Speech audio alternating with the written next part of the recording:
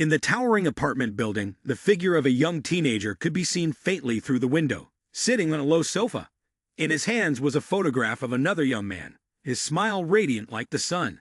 The teenager stared at the photo, his expression thoughtful, his brows slightly furrowed. He tiredly said, "The first message I got from him, after we reunited, was bad news.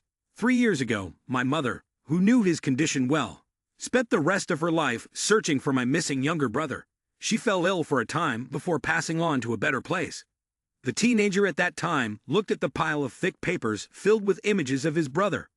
His hands touched the paper, and with a bit of force, the fragile sheet crumpled. He stepped out the door, turned back to look at the crumpled paper, then decisively shut the door and left. At that moment, the missing person poster lay on the ground. He had given up on the idea of searching for his younger brother, left Nation HQ, and voluntarily joined Nation CP, sitting in a plain seat in his military uniform, staring out the window with the thought that he would no longer have a reason to return to Nation HQ. He picked up the cardboard box, slowly opening it. Inside was a Roman clock and a photo of his younger brother in an Iron Soldier's uniform. When my brother was found, these were the things he kept. He lifted the photo, muttering. He was filming. The photo was put down, revealing an old watch. A watch, he wondered, staring at it. He picked it up to take a closer look. It was my gift. "I wish her good luck in the university entrance exam." He turned the watch over, and a small line of text slowly appeared along the edge. It was an inscription, etched very carefully, with many scratches beside it. "This is my gift. I wish her good luck in the university entrance exam." He drifted into a memory, where his younger brother was holding the watch, his face beaming with a bright smile.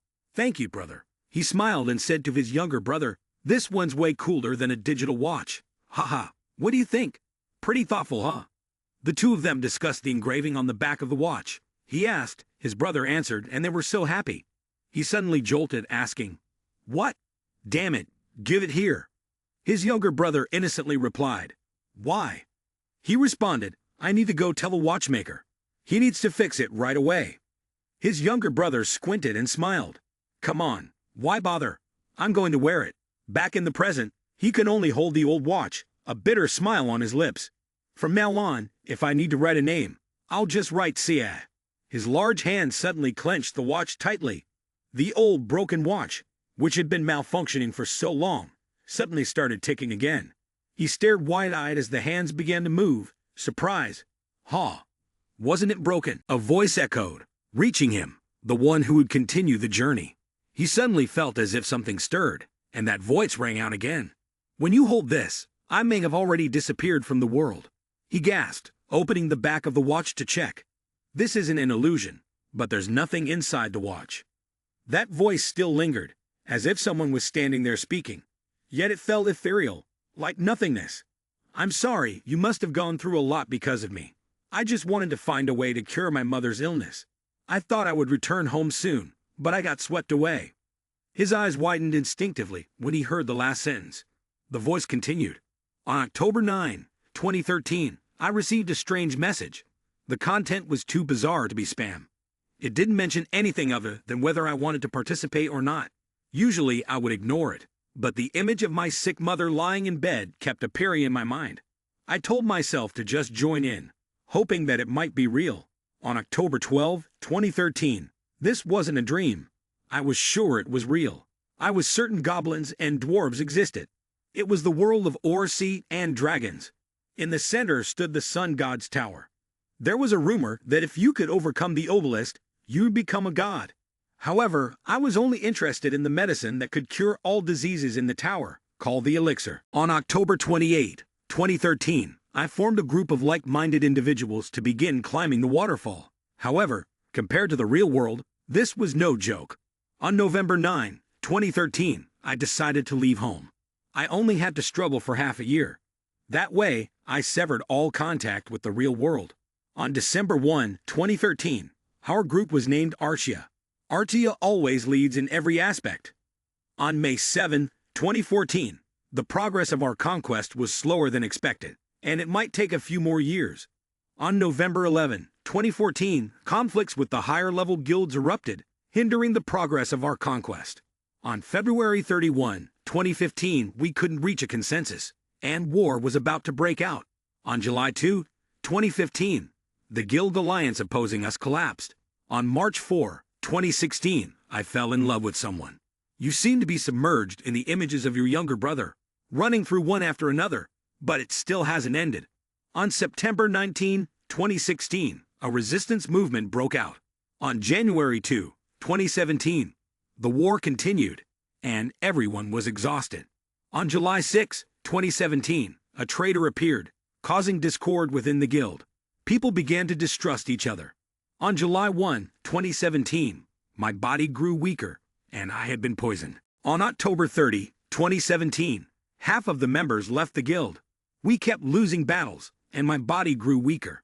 On November 1, 2017, the person I loved stabbed my heart, and then left. My body began to rot. On December 30, 2017, I missed you. On February 1, 2018, I was the only one left in Artia. How did everything turn out like this? On February 28, 2018, I had obtained the elixir, but I couldn't send it home because the enemies surrounded me. It was then that I realized there was only one person I could trust, but I couldn't show my weaknesses to them. That is why I left this message. I know that if you hear this, you will take the elixir and bring it back to Mother. But as the words finished, the hand that was holding the watch subconsciously tightened. What my younger brother said seemed like a fast-forwarded diary. I sat on the chair looking at the hundreds of clocks. Beside me was the portrait of my younger brother. I turned the knob at the top of the clock, and the hand started to move again. The voice continued, following the rhythm of the turning hands. To you, the one who will continue this journey. If my brother hopes that someday you will hear these words. I still sat there, drained, surrounded by the pitch-black night. Suddenly, I lifted my head. A mechanical voice, pre-programmed, echoed, confirming the inheritance of the power. In my heart, a small flicker of light glimmered, as if trying to break free. Both my arms and legs clearly showed the veins. I could not speak, only think about the energy. This is the power of my younger brother and those from other worlds who possess it. The blood vessels ran up his neck and then to his face. He grimaced, trying to suppress the pain coursing through him. The image of his younger brother with that broad smile, and his voice appeared once more. To my older brother, the one who will read this message. In an instant, the scene shifted. His brother was kneeling on the ground, covered in blood-stained armor, tears of utter despair streaming down his face. The delicate features and spring-like smile were gone, replaced by streams of blood covering his face. July 6, 2017. A traitor appeared, sowing discord within the gang. Suspicion began to grow among the members. May 1, 2017. His health had been gradually deteriorating. He had been poisoned. October 30, 2017. Half of the members left the gang. They kept losing battles, and his body weakened further. November 1, 2017. The one he loved stabbed him in the heart and left. His body began to rot. December 30, 2017. He missed his brother. On January 1, 2018, only he was left in Artia. How did everything end up like this? The mechanical voice rang out. Awakening complete. Inheritance process failed. Please complete the inheritance after your body is fully restored. Progress, 5%. Your current condition is incomplete. The mechanical voice sounded again. Awakening complete. Inheritance process failed. Please complete the inheritance after your body is fully restored. Progress, 5%. Your current condition is incomplete. A blue screen appeared next to him. It notified him that he had leveled up, his potential had been discovered, and skills had been automatically added. You can only register your account at Obelisk. He tightly gripped his younger brother's watch in his hand, silently understanding. Now, he finally understood exactly what had happened to his brother. Why had he disappeared for 5 years and left this message for him? If all of this was true, by entering that world, I will get revenge on all of you. His face was filled with rage, veins bulging on his face, and his eyes flickered with a hint of bloodshot. Xiaohuan Wu stared at the status window, deep in thought, and wondered, is this the status window? This looks pretty much like a game. After awakening, my body will be perfected, but I still feel like something is missing. The wisdom trait, the ability to always practice in any situation. You will be immune to mind control or brainwashing. An image of an intelligent brain appeared. Xiaohuan Wu thought to himself, Not bad at all. Dragon visual prowess has the ability to detect the truth. You can preview your enemy's actions. A dragon with its mouth wide open appeared. Jung Woo had said he encountered a dragon named Kalatus and made a contract with it on the 11th floor. These were its remnants. Enhanced senses. Your senses are greatly increased. Next came the arms, legs, eyes, nose, and mouth, which appeared one after another. I thought the senses had been upgraded, and they were working very well. He cast his eyes toward the status window, but the last one was the most notable, his ability to see through objects. Cha Hyun-woo held the pendulum clock in his hand. All of this is because of you, right? He was determined to grip the pendulum clock tightly. All right, let's begin the journey. The photo of Cha Jung-woo appeared in a very blurry state. He only wanted to find the elixir and disappear quickly, but he wasn't sure if he could manage that. A sharp voice came from the phone of Cha Hyun-woo. Surgeon Cha. What are you talking about? Don't you want to have dinner together? Cha Hyun-woo ignored the voice in the phone. What's the matter? Are you busy? It's Kane. What should we do if he comes back? He apologized and hung up abruptly. I'm sorry. His next action was to throw the phone into the trash can. For that reason, I had given up my current job. I sold my house, burned my military uniform. He had prepared very carefully for this journey. I had bought a backpack with clothes, some food, a few knives, and a personal first aid kit. Cha Hyun-woo pulled his cap down low to cover his face. I wanted to get a gun and some explosives. But if I bought more, the police would start asking questions, making everything more difficult. Cha Hyun-woo continued walking through the park. It seemed like a week had passed. The leaves rustled in the wind and fell to the ground. Players who started late would have an advantage. How late could they be in order to have a fair test round? If they could surpass other players, they could accumulate points and also gain hidden fragments that players could utilize. Cha Hyun-woo took out his pocket watch, adjusted the time a little. It should appear now. A powerful energy began to manifest in the sky. It grew stronger, swirling right in front of Cha Hyun-woo. A few seconds later, a door appeared there, and the black energy slowly dissipated. The door opened. I swear, I'll make you bastards know what revenge is when you dare touch my little brother. His face darkened. From now on, Cha Hyun-woo gradually faded behind the door. I will be Cha Jung-woo. The system notification appeared. You have entered the void where the test will take place. Blinded by the bright light, Cha Hyun-woo raised his hand to shield his face and slowly opened his eyes. I've really arrived. Cha Hyun-woo stood from afar, gazing at the dimly lit dungeon ahead. Much like the place he had seen in his memories. The tower is a test here. Players will have the chance to become a god. The image of countless players along with the tower appears. To climb the tower, players must prove that they have enough capability. This is where there will be a guide. He remembers the bloody image of his younger brother, Cha Jung-woo. But in this place, there are people who harm Jung-woo. Wait for me, I'll be there soon. Cha Hyun-woo's gaze grew dark. He placed his backpack on the ground and began rummaging through his belongings. I think I should aim for a high score and perform well in the test first, with a high enough score to take the top spot. Cha Hyun-woo pulled out a mask and put it on his face, and gather more hidden shards. I need to collect as many valuable things as possible to become stronger. Before the battle begins, I need more courage and strength. Suddenly, a voice from the ceiling light echoed above him. Oh ho, we have a guest. I thought I wouldn't meet you. Cha Hyun-woo startled and looked up, a foot touching the ground. Cha Hyun-woo quickly grasped the weapon in his hand. Ibolkura greeted him. It's no big deal to my heart, but if you do that, I'll get hurt. Can we put the knife down and talk instead, my brother? He chuckled. I'm very pleased to meet you. I am the ruler of the sky floor and also the guide Ibolkura. This is a fated meeting. You should clap to congratulate me. Ibolkura asked. Do you believe what I say? Cha Hyun-woo nodded. Advice from a guide can be ignored, but it's best to remember it. Ibolkura spoke very kindly to him. It seems like you know who I am, huh? I thought you were a shy person because you're wearing a mask. You must be quite similar to someone I met before, so we should be able to talk fairly easily. The ranking board appeared. The test was organized into different levels from A to G.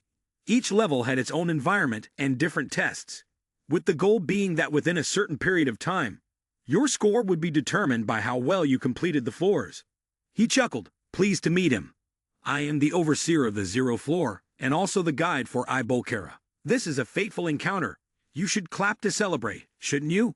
He continued asking, how much time do I have? Ibolkara answered, you will have 1 month, but it's entirely up to you. However, Ibolkara pointed with a handful of sharp claws to a certain spot. We started last week, so what will you do, and how will you begin in the next round? He thought to himself. The leading group has probably gone as far as possible, so far that no one can catch up with them. I look forward to this. Before Cha Huan-woo could respond, Ibolkara spoke again. If you want to complete the test, it's best to form a group of 3 to 5 people. His gaze flickered slightly. But if it were just you alone, you would score higher, wouldn't you? Ibolkara smiled, revealing his teeth. The tower is where the player's tasks are managed. If your contribution is high, your score will be higher, so you don't need to worry. He returned to his original polite demeanor. Normally, players will either do one of 2 things. They will be overly confident in their abilities and die due to carelessness. Cha Huan-woo bent down to close his backpack and replied, I understand. Ibolkara thought for a moment. Or they become useless within the group. He snapped his fingers lightly.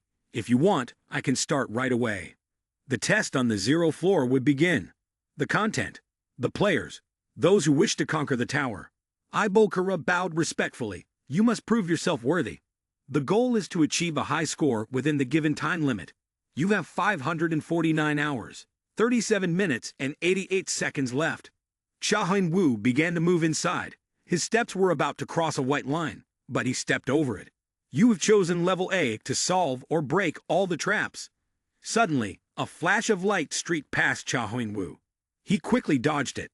The memory warned me about this kind of trap. The location and method of activating these traps weren't mentioned, so the warning wasn't much help. The arrows flew straight toward the backpack that Father Huan-woo held in front of him. He steadfastly gripped the straps of the backpack. The arrows pierced through and struck. Father Huan-woo fearfully cried out, I almost died.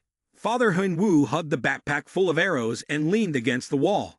Perhaps he should lean against the wall and minimize bodily contact as much as possible. But he hadn't expected another arrow to be shot and hit him in the leg. Father Huan-woo flinched, his eyes widening. Then more arrows were launched toward him.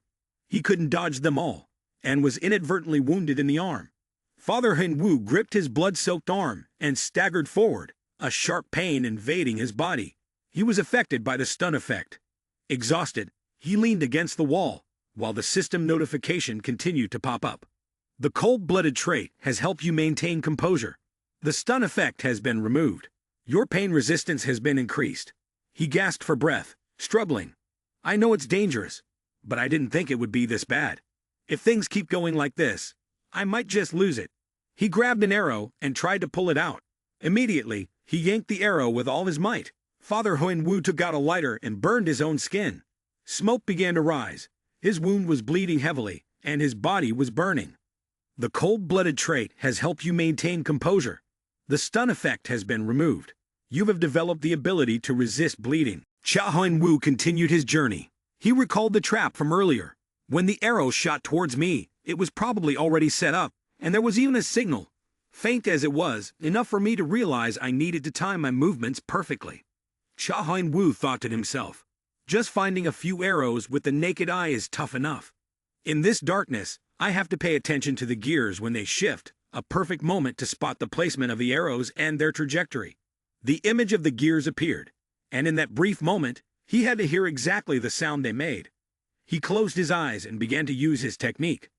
Heightened senses. A thin layer of green energy enveloped Cha Huan-woo's body. The heightened senses skill had been activated, enhancing his hearing. The heightened senses skill was increased by 0.8%. The gears turned faster and faster. Cha Huan-woo looked up. I found it. Then a sword fell from above, aimed directly at Cha Huan-woo. He quickly dodged, causing the sword to strike the wall.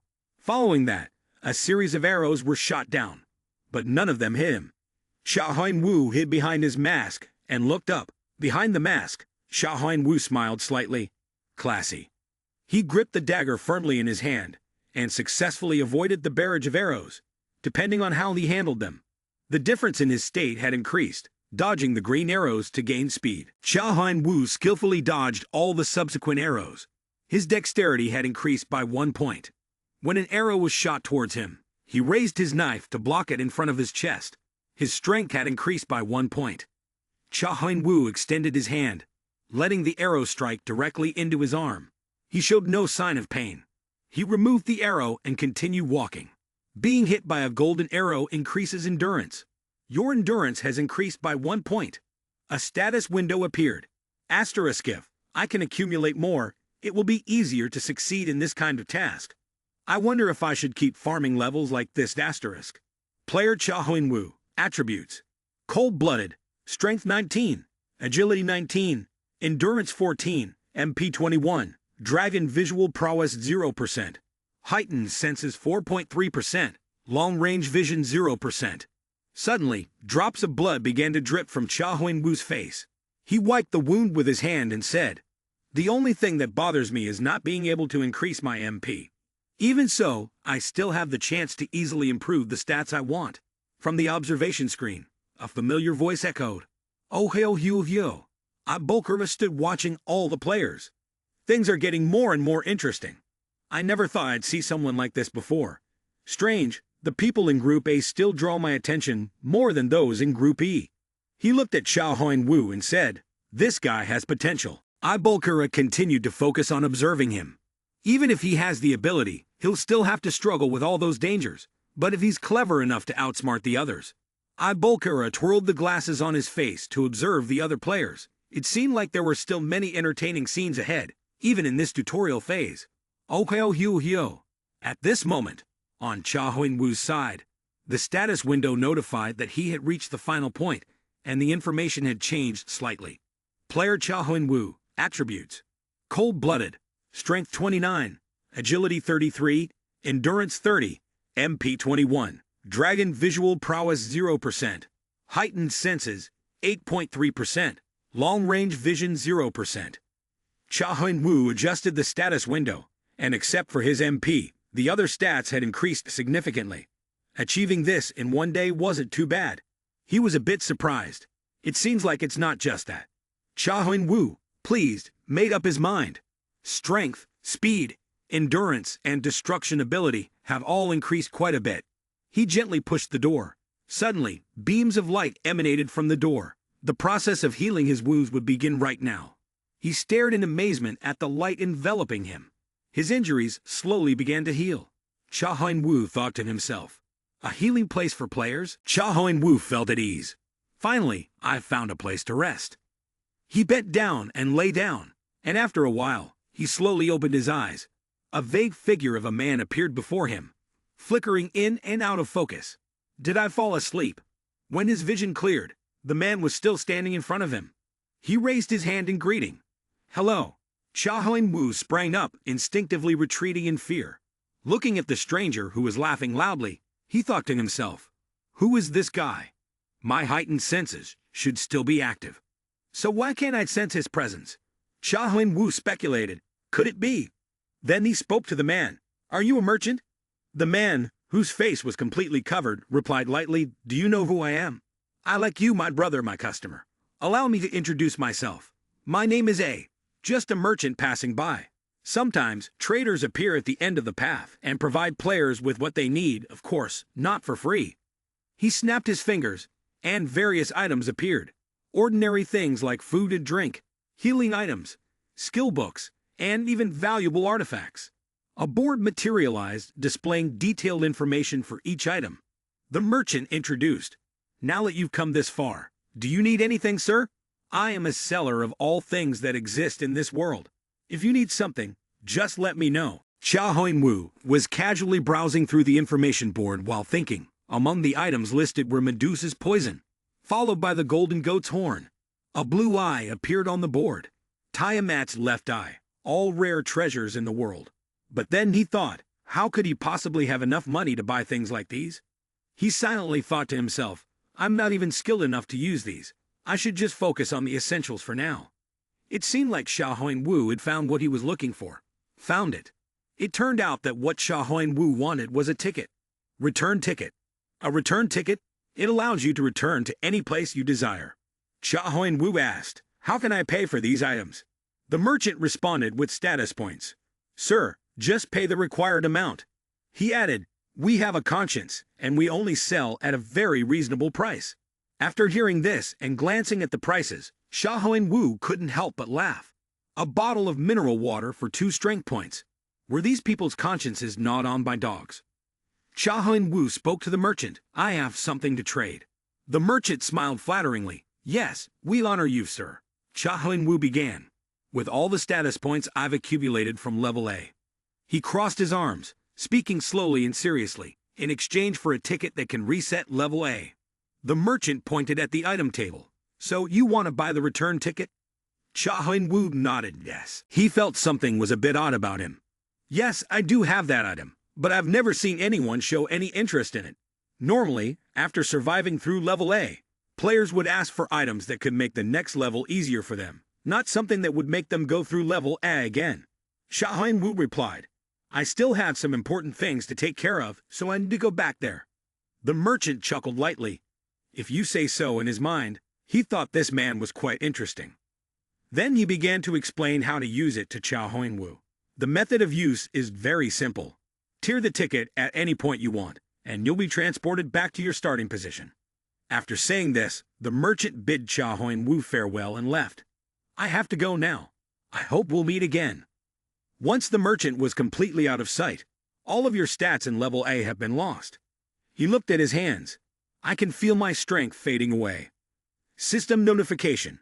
You have successfully purchased 10 return tickets. A ticket slowly fell into his hand.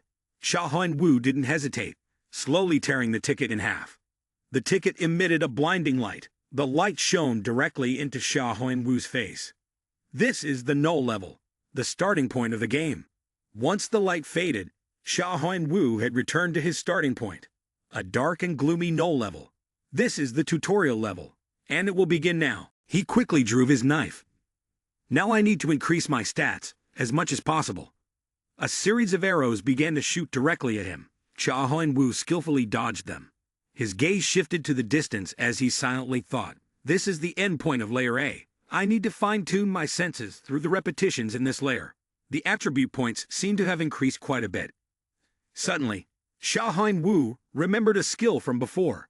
Dragon Visual Prowess. A skill that allows the player to borrow the eyes of the ancient dragon Kalatus. At a certain level, it helps see the truth. When I activated it for the first time, I was shocked by what I saw before me. Instead of the usual dull and gloomy colors, the view in Dragon Visual Prowess was entirely different. In the vision granted by Dragon Visual Prowess, everything lost its color. The world appeared as nothing but black lines on a white background. It looked like a sketch on a white canvas. The image of the human body appeared, and the eyes could see through the outer layers, revealing everything inside, even the person themselves. Is this the Gaia phenomenon my younger brother mentioned? The door behind Xiaohuan Wu closed. You have reached the endpoint. Xiaohuan Wu opened the status window. Has it really been 4 hours? This is an incredible progress, considering that I spent over 34 hours on my first attempt.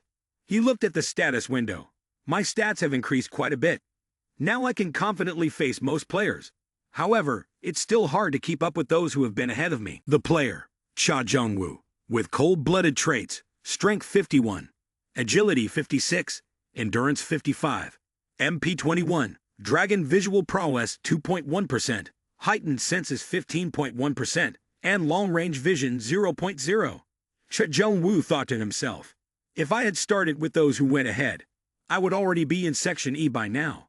If I stay here in Section A like this, I will never catch up with them. I need to speed up to secure a higher rank. He pushed the door open and entered a strange room. You have entered the boss's room.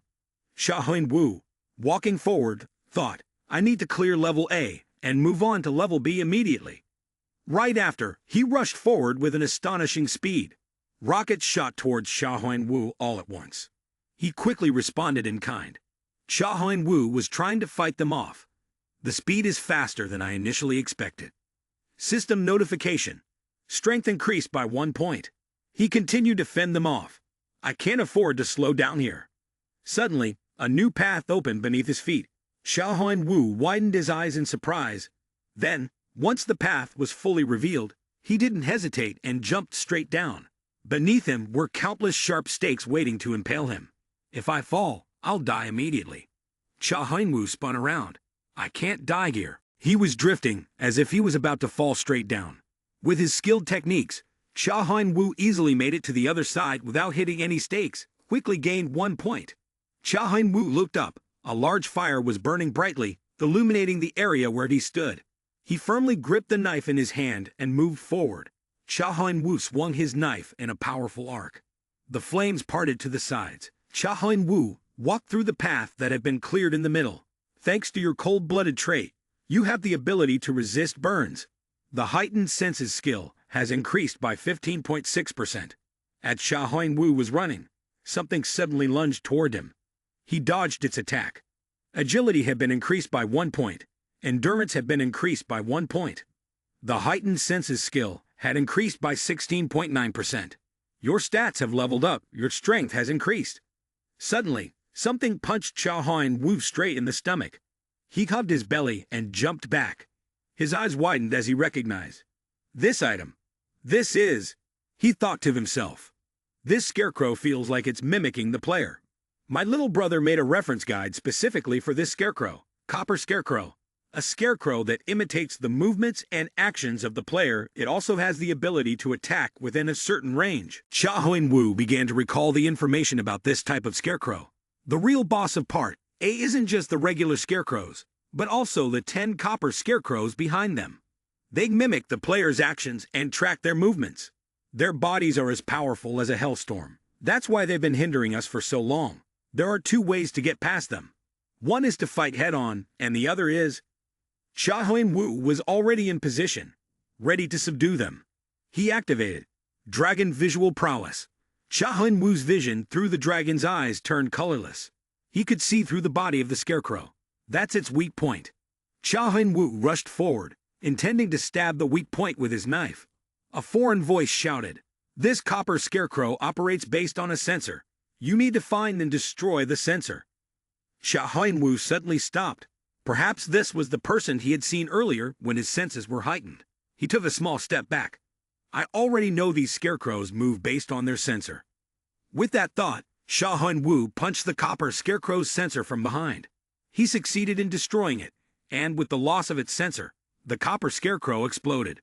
Yule, who had been hiding this whole time, asked in surprise. What was that? He silently looked at Cha Hung-woo, then muttered to himself. Did you just hack the game? Yule still stood behind, observing. Cha Hung-woo noticed someone was watching him, and he slowly turned his head. Upon seeing this, Yule immediately flinched and trembled. Cha Hung-woo walked toward him. I could tell that the copper scarecrow operates through its sensor if I use my enhanced senses. But this is a regular person. How could you possibly figure out how it works? Cha Hung-woo's towering figure blocked Yule's path. How do you know? Yule, trembling, asked. What are you going to do to me? In his mind, he thought. Such terrifying power. Cha Hung-woo spoke again. What am I going to do with you? Yule stammered in reply. You're coming toward me. Are you going to kill me? Cha Hung-woo reassured him. Don't worry, I'm not going to hurt you. How could you know that? Yule questioned. Know what? Cha Hung-woo explained clearly. The truth is, the copper scarecrow operates through a sensor. I'm asking how you know this. Yule nodded. What? It's because. After hesitating for a moment, he continued. I can read the mana flow inside the copper scarecrow when it's active. Cha Hung-woo thought to himself. Just as I suspected, the kid can see magic, which means he has a very strong connection to it, even to the mana levels of those who control magic. Cha Hung-woo continued asking. How can you see and control magic? Can you tell me? If I could learn it, it would be extremely useful for managing mana. Yule was surprised by Cha Hung-woo's question. What? He responded. Of course, I won't ask you to tell me for free. He looked at the distant road ahead. I can see you've been stuck here for quite some time. So, I'll help you get out. How about it? That doesn't sound so bad for you, does it? Yule opened his mouth in astonishment, his eyes wide as he stared at Cha Hung-woo in front of him. He turned to walk away. It seems like you don't want to. Yule hurriedly stopped him. Wait a minute. Yule was taken aback by one surprise after another. About what you said, is it true? You really don't know how to handle magic? No way are you saying you did that without magic. Cha Huan-woo replied honestly. What reason would I have to lie? Yul pointed to the shattered copper scarecrow that Cha Huan-woo had destroyed into pieces. This can't be. You clearly defeated all these scarecrows. Cha Huan-woo looked at the copper scarecrows. A monster that I struggled so hard to defeat with my teammates. Yet never budged an inch, even after hundreds of skills and attacks. That's the copper scarecrow, surviving through everything without a scratch. In Cha Huan-woo's mind, there were many questions. How could a few simple strikes have destroyed the copper scarecrow? And now you're saying you don't know how to handle magic. Yul agreed. All right, I'll teach you. He pointed to his chest and introduced himself. I'm Yul. You want me to help you learn how to handle magic, right? He turned his face away. All right, Yul, I'll go ahead and lead the way, so you should follow behind me. If you fall behind, I won't hesitate to leave you there. Yul fumbled along behind. Got it. Suddenly, Cha Huan-woo turned his head back. And one more thing. Yul froze. Huh. He used his dragon visual prowess, which was shining brightly, to speak to Yul. Use honorifics when speaking to me. I won't disappoint you, just because you're a child. With his dragon visual prowess, Cha Huan-woo could see the innermost parts of Yul. I can clearly see that you're probably only 10 years old, but you're likely not an ordinary person. Cha Huan-woo admonished him. You'd better listen to what I say, understand? Yul hesitated, then slowly answered, Yes, sir. Cha Huan-woo passed through a large ring of flames. Next, another copper scarecrow was destroyed. Cha Huan-woo held the knife and charged straight at it, stabbing into its weak core. Seeing him brushing off the dust from his hands, Yul ran after him, still puzzled. At this point, Cha Huan-woo spoke. We're almost at floor B. Can you show me the way now? Yul was startled when called. Ah, yes. Yul, walking behind Cha Huan-woo, spoke up. I don't know about you, but since I was born, I've been able to see mana. Cha Huan-woo, walking ahead, asked. What? Yul continued. Is this something related to my bloodline? Yul hesitated before answering. Something like that. Such cases are very rare on Earth, but are often found in other worlds. Some individuals possess unique talents or even supernatural powers tied to genetics. These people usually have an exceptional ancestor, and their abilities are passed down through generations. A lineage of spiritual energy flows down, and then the descendants awaken their abilities throughout their lives, standing out and continuing to pass on their powers for their descendants. My case is probably similar. Yul shared his story. The ability I've inherited is something along the lines of an affinity for mana, which allows me to see, feel, and taste mana. That's how I discovered that those doppelgangers have sensors attached to them. Upon hearing this, Cha Huan-woo thought, isn't this similar to his younger brother? Regarding Cha Jung-woo, his younger brother, Cha Huan-woo explained, my younger brother's trait is psychology. He can communicate with anything, which also means he can communicate with mana. The image of the young Cha Jung-woo appeared, his strange aura radiating. Unlike others from Earth who struggled with mana, his younger brother had no genetic ability to sense it. Instead, he could handle mana smoothly, as if he were reclaiming something he had lost. The ancient dragon Kalatus reappeared in its familiar form. The reason why the younger brother was chosen by the ancient dragon Kalatus was because of this particular trait of his. He could communicate with everything. He inherited the abilities of the dragon clan, abilities that ordinary humans could not grasp. Technically, both of them could be classified as geniuses, but I was not. Yul used the image of a river as an example. You can think of mana as a river, with magic being the water drawn from the river and stored in a reservoir. Cha Huan-woo pondered. A reservoir? Huh. System notification. You have successfully cleared level A as a solo player. You have achieved a feat that is not easily attained. Additional karma will be granted. You have earned 500 karma. Cha Huan-woo looked at the status window, which kept showing new notifications. You have gained 300 karma. Your physical condition and mana have been restored. You now have 800 karma. He felt a bit relieved. It's a good thing Yul and I aren't recognized as a team. In the tower, the concept of karma was very important. Karma was a point system based on the player's achievements. The tower and its guardians provided rewards based on karma, and it was also used as currency between players. allowing them to trade items with each other. He walked up to the door and tried to find a way to open it. Basically, this was something every player had to strive to gather as much as possible within the tower. But I, who had just cleared the A section of the tutorial floor, had already accumulated this much karma. Others would be shocked if they knew. The door slowly began to open, but it was still not enough. I need to accumulate more. The more, the better. You have reached level B. Cha Huin-woo stood high above. Looking down, all he could see was a sea of people. Among them, some young men were sitting, gazing at the stars and swords, while others, injured, lay scattered on the ground. As Cha Huin-woo stepped in, everyone became curious and began whispering among themselves. Who is that person? What's with his mask? He just passed level A, right? What? At a time like this? Seeing Yule standing in a corner, hesitating to enter, Cha Huin-woo asked, "What are you doing, kid? Aren't you coming in?" Yule's whole body trembled, and he finally managed to escape. He looked at his two hands. He had finally gotten out of it. Suddenly, he looked up, only to find everyone staring at him with astonished eyes. They were silent, unsure of what to say to him. Seeing this, Yule gritted his teeth in anger, his sharp gaze sweeping over the crowd. Cha Huin-woo noticed the tension in the air and asked, "Are those people your teammates?" Yule replied angrily, "Yes, they left me behind in the boss room." Ignoring the group, Yule walked straight toward Cha Huin-woo. "I'll tell you about it." Cha Huin-woo calmly responded, "Do you want to tell me about the mana flow, or something else?" The two of them sat on a step. Knowing the objective difference between the two things meant that Cha Huin-woo's crying was a sign of his potential to grow stronger. Thanks to Yule, Cha Huin-woo could understand the basics of magic and mana, but as things started to form in his mind, it allowed him to absorb, to some extent, what his younger brother had written in his diary. Yule began to speak. Before Yule could continue, Cha Huin-woo asked, "I can understand what mana is on a basic level now, but if I can't use it, then it's completely useless.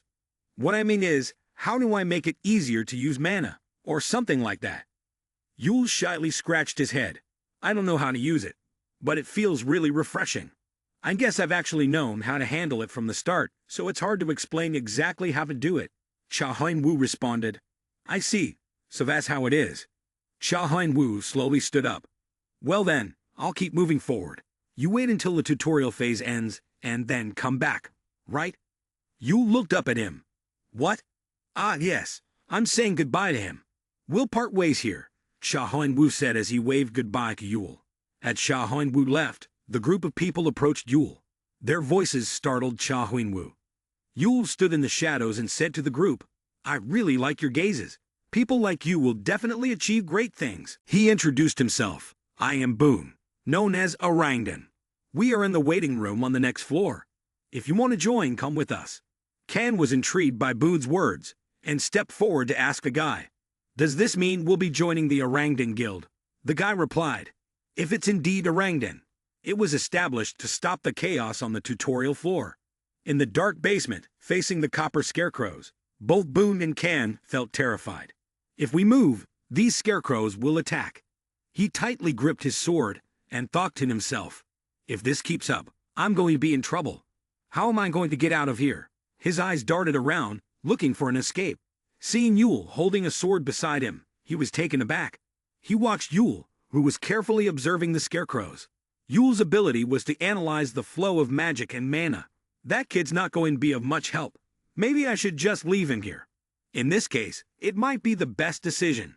Kan grabbed Yule by the collar and lifted him up. Yule suddenly spoke, "Huh? What are you doing?" Immediately after, Kan and the others threw Yule into the scarecrow horde to distract them, then hurriedly whispered to each other. Now, Yule, in fear, reached out his hand toward them. "All of you." He looked at the group running away, leaving him behind, with anguish. "Why are you doing this to me?" Thinking back to the situation, Yule angrily thought, "At first, I thought you were good people." He gritted his teeth. "What's going on? Do we still have something to talk about?" Kan and his friend looked at Yule with apologetic faces. "What now, kid?" Yule crossed his arms and spoke bluntly to them. "I don't need to tell you how I got out of there, do I?" He continued, "I don't know what you plan to say, but please, just leave. I don't even want to see you. Just looking at you makes me sick." So let's pretend we don't know each other until the orientation time is over. I don't have the strength to do anything to you, do I? The group, after being scolded by Yule like this, all looked so uncomfortable that their heads felt ready to explode. Yule then asked, "So how the hell are you all here waiting for me?" Suddenly, he bent down, sincerely apologizing to Yule. "In every possible way, we want to apologize for what happened before." Yule, startled, took a few steps back. What nonsense was he saying? These were empty words. He still didn't look up. What happened back then? Do you hope the kid will keep it a secret? Before Yule could respond, he went on with a long explanation. "We sincerely apologize. We can't tell you the details, but please don't talk about what happened between us to anyone else. We beg you, kid, we haven't finished. Please forgive us this time." The people behind also simultaneously bowed and apologized. "Yule, please, for the sake of our friendship, think about everything we've been through." Yule felt that these people were truly making a fool of themselves. "I don't know what you guys are talking about, but just get lost. I don't want to see your faces anymore." With that, Yule didn't care about them anymore and turned to leave. He frowned and thought to himself, "This can't go on like this. If I let everything play out like this, the opportunity could disappear into thin air." He gritted his teeth in anger. "If it were me, I'd hire little Yule here." Boone, after all, didn't know the kid's face. With that thought, he nodded to his friend beside him. Then, Kan and the others stare at Yule with dark expressions. "Sorry, kid, but I think you're going to die here." Watching Yule's retreating figure, Kan continued to plot in his mind. The area was currently sparsely populated, and no one was really paying attention to it. So if he killed him, no one would know. He gripped the sword at his waist tightly. "If I don't kill him, I won't be able to get in." Orangdan decided to cover it up by saying the kid died in the boss room. Khan prepared to unsheath his sword. Suddenly, the voice of Cha Huan-Wu rang out. It turned out he had been standing behind him for quite some time. People said there was a guild in the direct guidance floor belonging to a faction called Orangdan, and that this faction had a tendency to recruit newcomers from Orangdan. But they were very strict in their recruitment. They only wanted to recruit those without any criminal records. So if you want to kill the kid, right? Kan immediately turned around in fear, collapsing to the ground, his eyes reflecting clear pain. Yule, hearing the noise, turned around in surprise. Kan's friend stood in front of him. Kan cried out in pain, "My hand, my hand." Cha Huan-Wu silently thought to himself that if it were anyone else, he would have already reached the B level long ago. But he couldn't bring himself to overlook this boy. Cha Huan-Wu closed his eyes tightly, seemingly lost in thought. For a moment, he saw the image of his younger brother reflected in Yule. He imagined thousands of swords piercing Cha Jung-Wu's body, blood spilling everywhere. The boy had also been betrayed by his own teammates. Kan's comrades were now terrified of the masked man. When had he appeared there? He had clearly checked his surroundings. So how could this happen? Cha Huan-Wu drew his knife. "If you guys like hurting others so much, then you should be prepared for the consequences." The group stared at him. This man was very strong. Kan, kneeling on the ground, was nearly out of his mind. My hand, you bastard! How dare you do this? I'll kill you." With that, he grabbed his sword and stood up. "You piece of shit." But Kan was no match for Cha Huan-Wu. In just a few seconds, he dodged Kan's attack and firmly gripped his wrist, then gently twisted it back. "Is that so?" Cha Huan-Wu used his sharp eyes to glare at Kan. "If you want, I can make it so you can never use your hands again." Kan's teammate spoke up at this moment. "Why are you doing this? You don't have any personal grievance with him. Why are you attacking us?" He gently squeezed his shoulder to loosen it. "You guys have done something, and now you still won't ask me why." One of the boys hesitated before responding. This. Cha Huan-Wu threatened. "Put your weapons down." The others exchanged glances for a moment but remained in their positions. He was starting to lose his patience. His hand tightened around Kan's, making him tremble violently. He repeated, "I don't want to say it again." Kan, terrified, shouted, "Put them down. Do it. Throw them down, please." All of them simultaneously threw their swords onto the floor. The boy who had spoken earlier said, "We've done it. Let Kan go." Cha Huan-Wu smirked maliciously. "Idiots." As soon as he finished speaking, he turned and kicked Kan. The man collapsed to the ground, falling face down, his other hand still tightly gripped by Cha Huan-Wu and twisted. Kan cried out in helplessness. After a while, Sha Huan-woo stopped his actions. Kan's face had turned pale, and from the look of it, it was hard to tell if he was still alive. The other friend spoke up in protest on Kan's behalf. "That's different from what you promised." Before he could finish his sentence, a blow from Sha Huan-woo came down like lightning, landing on his face with such force that he collapsed to the ground. The punch had caused his mouth to spill a fountain of blood. The remaining teammates were terrified upon seeing this. They clenched their teeth in anger, glaring at Sha Huan-woo. He was slowly losing his patience. His hand, which was tightly gripping Kan's, made him tremble violently. He repeated, "I don't want to say it again." Kane screamed in fear. "Put them down. Do it. Throw them down, please." Sha Huan-woo wasn't about to back down, though. He gripped two sharp knives in his hands and charged forward. He carefully pressed the blade against his own throat. As the two men lunged at him, the knives pressed to Sha Huan-woo's throat caused them to get slashed in the legs. They cried out in pain and collapsed on the floor. "No, my leg." At this point, Sha Huan-woo turned around and landed another punch on the faces of the two men.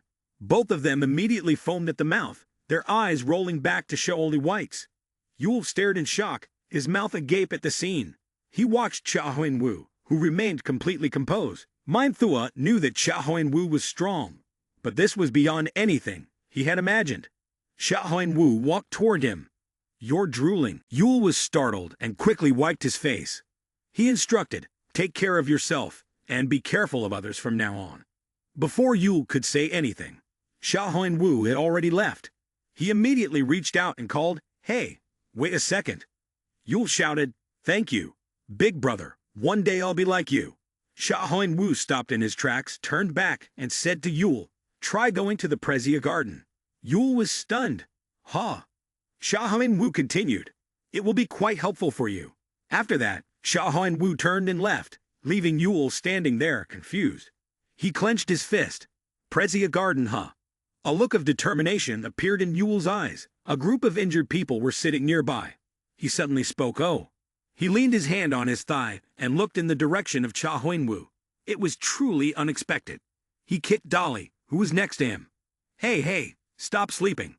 Dolly yawned and sat up. She rubbed her eyes. "You didn't even let me sleep. What's going on?" He sat down in front of Dolly with a serious look. "Did you see that?" Dolly didn't understand what he was talking about. "See what?" He replied, "Well, those who were bragging about getting into a rangden. They just got beaten up." Dolly raised her hand to the sky to clear her mind. They were all people who went around boasting that they had been helped by the Orangan group. What's up with them? His deep, hoarse voice echoed. They were defeated by a single person. Dolly was surprised and began to pay closer attention to the story. "Ha, all of that by just one person?" He nodded. "That's right. You think he went through level A alone. You think he also overcame level A on his own." Dolly became even more intrigued. "Ha, is all of that true? Is he really that strong?" The two continued their cheerful conversation about making him a member of our team. "Do you think he fit?" Of course, he thought Sha Huan-woo was a perfect match. Playing solo means he doesn't belong to any team. "I don't think there's anyone else like that."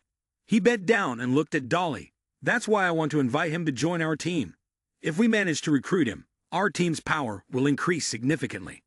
Dolly scratched his chin thoughtfully. "Yeah, you're right. If we don't manage to recruit him, we'll have to fight against him later." He stood up. "If that's the case, we just need to test him one more time. Should we follow him?" Dolly giggled. "Hey, that's a bad habit." He maintained his posture. "So you don't plan on following him?" Dolly was still a bit hesitant. "You really think we shouldn't think about it a little more?" He didn't answer Dolly's question, but instead asked, "Are you really not going?" Dolly stood up slowly. "Who said I can't go?" She smiled brightly. "Do you know that this is my favorite thing?" Haha. The challenge on level B was about to begin. Level B had a total of 4 doors, and one had to be chosen to erase the path. The image of the 4 doors appeared before Sha Huan-woo.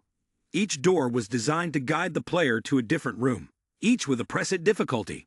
Heading to the right would make it even more difficult. My younger brother had chosen the second door, the easiest one, but after a long time, once he had settled somewhat in the tower and learned about the secrets of the tutorial level, he regretted the choice he had made on level B. The rewards varied depending on the color of the door chosen on level B. The power I would gain later depended on these door choices. Cha Huan-woo stood before the black door and thought, maybe I should choose the black door. The sharp dagger that Cha Huan-woo had always dreamed of might be in here. I need to get my hands on Batory's vampiric dagger, the cursed dragon dagger. With that thought, Cha Huan-woo slowly opened the black door. After some contemplation, he stepped onto the black path.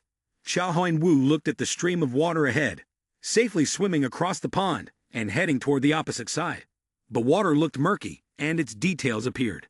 The pond was formed from the massive Mimaru water, which had been accidentally spilled during transportation, and no ordinary form of life could survive in this pond. Cha Huan-woo kicked a stone on the ground, and the stone quickly flew straight into the river, and soon after, it started to break apart into pieces.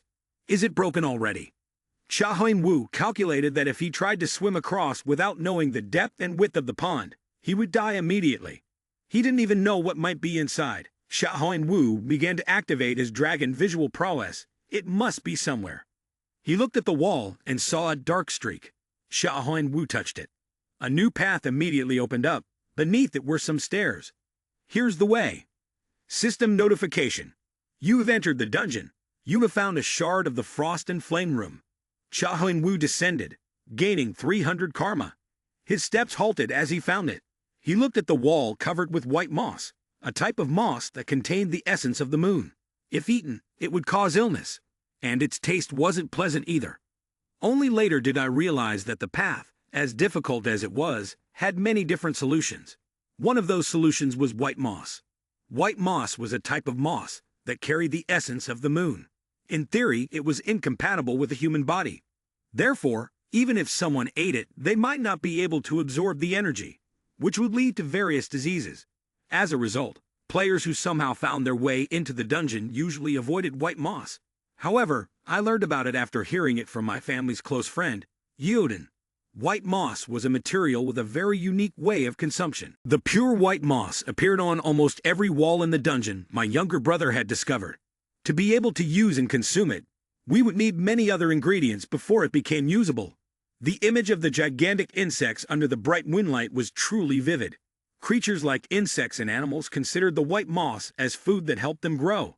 Insects and beasts that eat the white moss have evolved stomachs that generate artificial heat to absorb the essence of the moon, and the heat emanating from the heart, which contains the properties of fire. Father Huan-woo looked around. On the other hand, the properties of white moss were water. If you balance both the heart and the moss at the same time, the two attributes will merge and become a medicine. First, it will harden bones and muscles. He kept analyzing but was unaware that a huge insect had appeared behind him. It was quite dark as one ventured deeper. Both sides of the walls were mostly covered in white moss. At this moment, a centipede crawled across in front of him. Both sides of the walls here had been completely consumed. Surely there was some monster living around here. When he became aware of the presence of the centipede, Father Huan-woo quickly drew his knife. A giant centipede. He swung the knife powerfully in his hand. He stood before the massive centipede. He needed to kill this centipede to upgrade his basic stats. He began analyzing the centipede crawling on the white moss-covered wall. The red centipede. A centipede that relied on the white moss as its main food source. Although its eyes had obscured the truth that it lived in a cave under the sea, its other senses had developed more, and sometimes it preferred to eat meat rather than the usual moss. The fire monster has appeared. The hidden mission involves both ice and fire. The room of ice and fire is filled with monsters that consume white moss. If they escape from the dungeon, the external ecosystem could be disrupted, so hunt as many monsters as possible. The red centipede continues to follow the trail of white moss. Cha Huan-woo deliberately brushed past it, holding a knife in his hand. I originally wanted to stab it to test, but I discovered that it was too tough. Cha Huan-woo observed it. Deep in thought, normal attacks would have no effect on it. Its biological shell was too hard. The dagger I threw just now barely pierced its skin, but the wound was too shallow. That's not enough to weaken it. He continued his train of thought. There's a huge difference between setting traps and killing monsters. I just need to find the right strategy. After all, life is just life. And that's true for monsters as well. Maybe it has a weakness. Cha Huan-woo activated his skill. Dragon Visual Prowess. The red centipede straightened up, its large, beautiful eyes fixed on Cha Huan-woo. He carefully studied it for a moment and discovered its weakness. There it is. While the red centipede was still engrossed in eating the white moss, Wu slowly approached, trying not to make a sound. He stopped. I need the right moment to stab it. Then, taking advantage of the moment when the red centipede noticed him, Wu charged forward. He used its tough body as a springboard, then gradually made his way to the precise spot, its weak point. Wu raised the knife and thrust it forcefully into the body of Red, but even he couldn't have predicted that Red had an inner layer.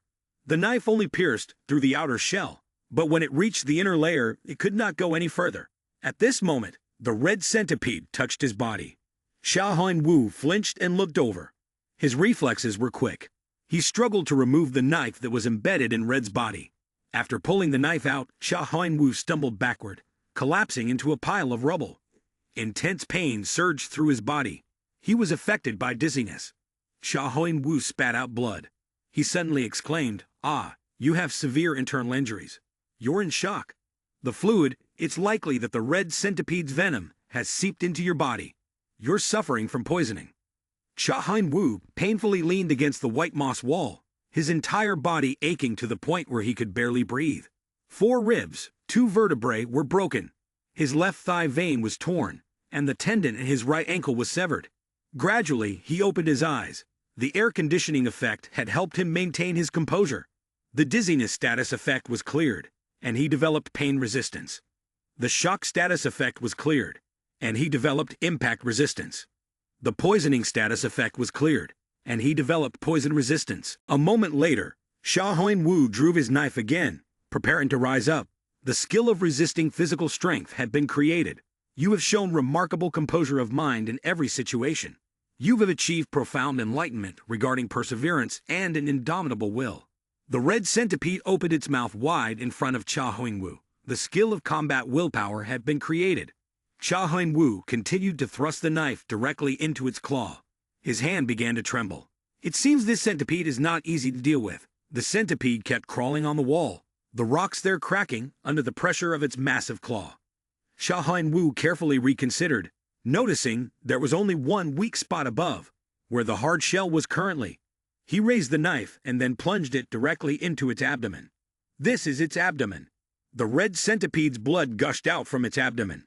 The greenish blood splattered onto Wu's mask and onto the knife lodged in its belly. The red centipede slowly slid down. It collapsed straight onto the ground covered with white moss. Next to it, Wu lay resting, exhausted. He panted, glancing at the knife in his hand, now stained with fresh blood. The red centipede trembled on the ground for a moment. After closing its eyes, it breathed its last and died from Wu's strike. You have successfully killed the red centipede. You have killed an enemy that would normally be impossible for you to defeat. Wu gently removed his mask. He looked at the ground covered in white moss, mixed with the blood of the red centipede. Wu reached out, grasping a small amount of white moss. He then put it into his mouth and tried eating it. The white moss slowly fell into his stomach. Wu wiped the corner of his mouth with his hand. He looked at the drops of blue blood on the ground. Wu grabbed a large lump. He opened his mouth. In another scene, Boone, upon seeing the beaten group of people, angrily asked, "What happened here?" Kan and his companion both had grim faces, remaining silent. Seeing their silence, Boone could only speculate. What exactly happened here? Did someone beat them like this? He felt incredibly irritated. Could that bastard be challenging us? This is frustrating. He must know they are under Orangdan's protection, but he doesn't care. That means he's looking down on us. Boone turned to ask his teammate, a guy wearing a white mask. His companion answered slowly, "Huh, yes, that's right." Boone fell into thought. A mask, huh? Then, without saying another word, he turned and walked away. As he walked, Boone thought to himself that he would find and hunt that person down right now. Its sharp gaze looked very angry. After Wu successfully killed the red centipede, a notification appeared on the system. You have successfully killed the red centipede. You have defeated an enemy that would normally be impossible for you. Karma points will be added shortly. Without hesitation, Wu tossed the loot into his mouth and chewed vigorously. Along with the digestive process, a notification appeared. The red centipede's heart has been consumed in combination with the white moss.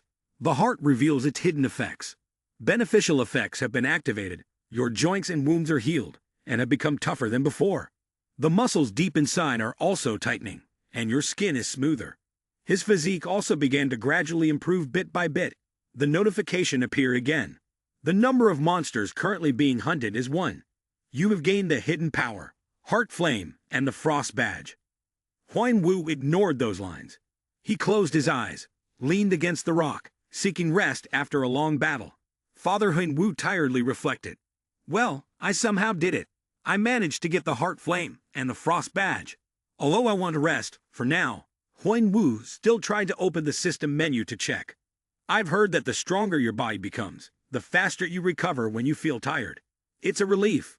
Reading the status before him, he thought to himself, I didn't expect to get more stat points from killing the red centipede than from defeating the dungeon boss. Currently, Father Huan Wu's stats have undergone a few changes.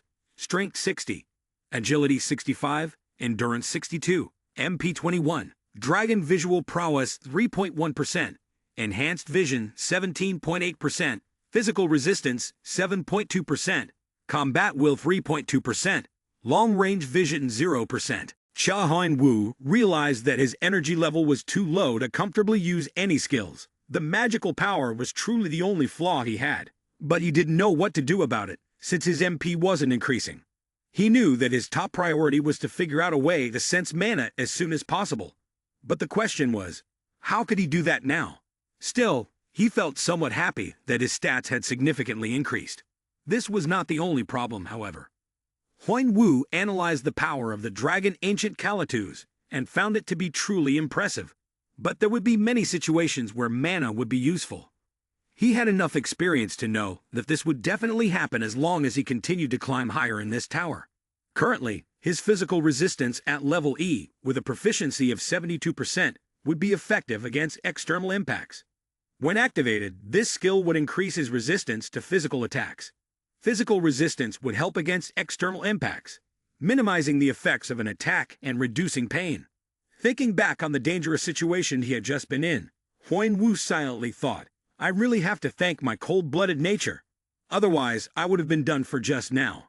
However, the pain still didn't seem to ease much. He felt that the pain was still intense, even though it had been somewhat reduced. This meant that the user had to possess an iron will. But in future battles, this skill would definitely help him a great deal at defeating his opponents. This is about physical resistance, as well as other adverse effects like poisoning, freezing, burning, and panic. Hallucinations and curses are the biggest obstacles in raids.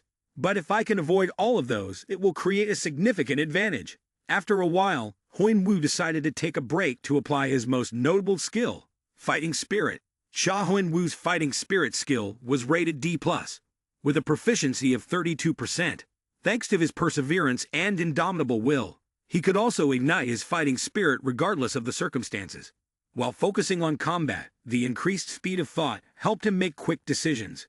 He considered this to be the most important skill he had ever encountered.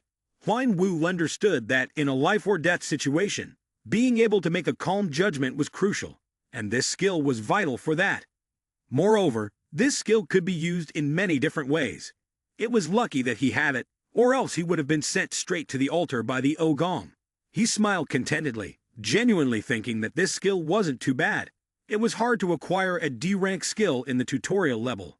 After a brief rest and some reflection, Huan Wu put his mask back on and continued to explore the dungeon. The further he went, the more monsters appeared.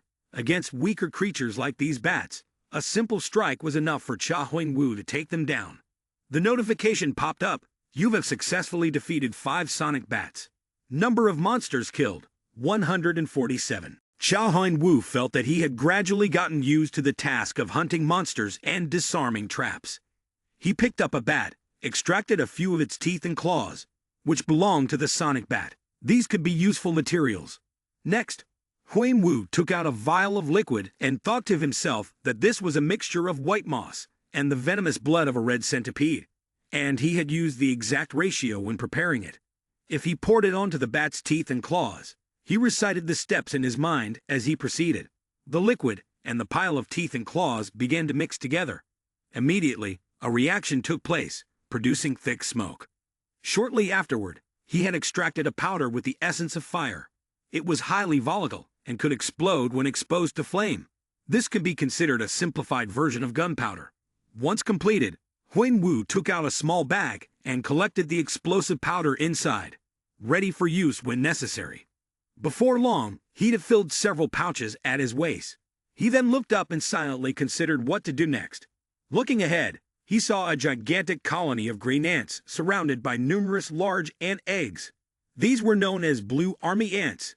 Each ant ranged in size from 30 centimeters to a full meter in length. Hundreds of ants formed a society around their queen.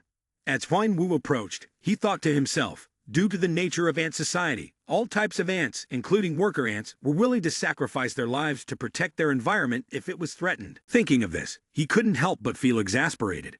Just get into the fight with all of them at once, please. Father Huyen Wu guessed that the room outside this tunnel was where Batory's vampiric dagger was kept. The vampiric monarch was one of the lords who had been destroyed long ago. According to ancient legends, the Countess was the one who brought death and destruction.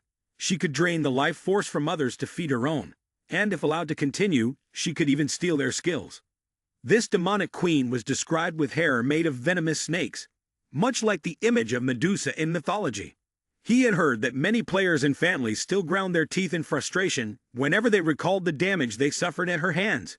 When it comes to artifacts, the fewer there are, the higher the quality.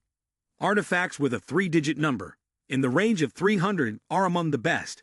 The item that Father Huyen Wu was targeting this time was Batory's vampiric dagger, artifact number 352. Moreover, this was an extremely unique piece, one of the rarest artifacts in the entire tower and the guide levels. Therefore, Huyen Wu couldn't afford to miss this. By all means, he had to get this dagger. He was determined not to let it slip away. Looking at the line of ants blocking his path ahead, he thought to himself, even a path that seemed blocked always has a way through. With that thought, Father Huyen Wu reached down to his side, readying himself. In an instant, he accelerated, charging swiftly towards the blue army ants. These ants were incredibly sensitive, shaking their antennae when they sensed someone approaching. He quickly reached to his side, pulling out 3 homemade grenades, and threw them towards the green ants. These creatures, not known for their high IQ, immediately moved towards the powder that had just fallen. But before the ants could react, Huyen Wu took a lighter from his pocket and directly threw it towards the explosive powder.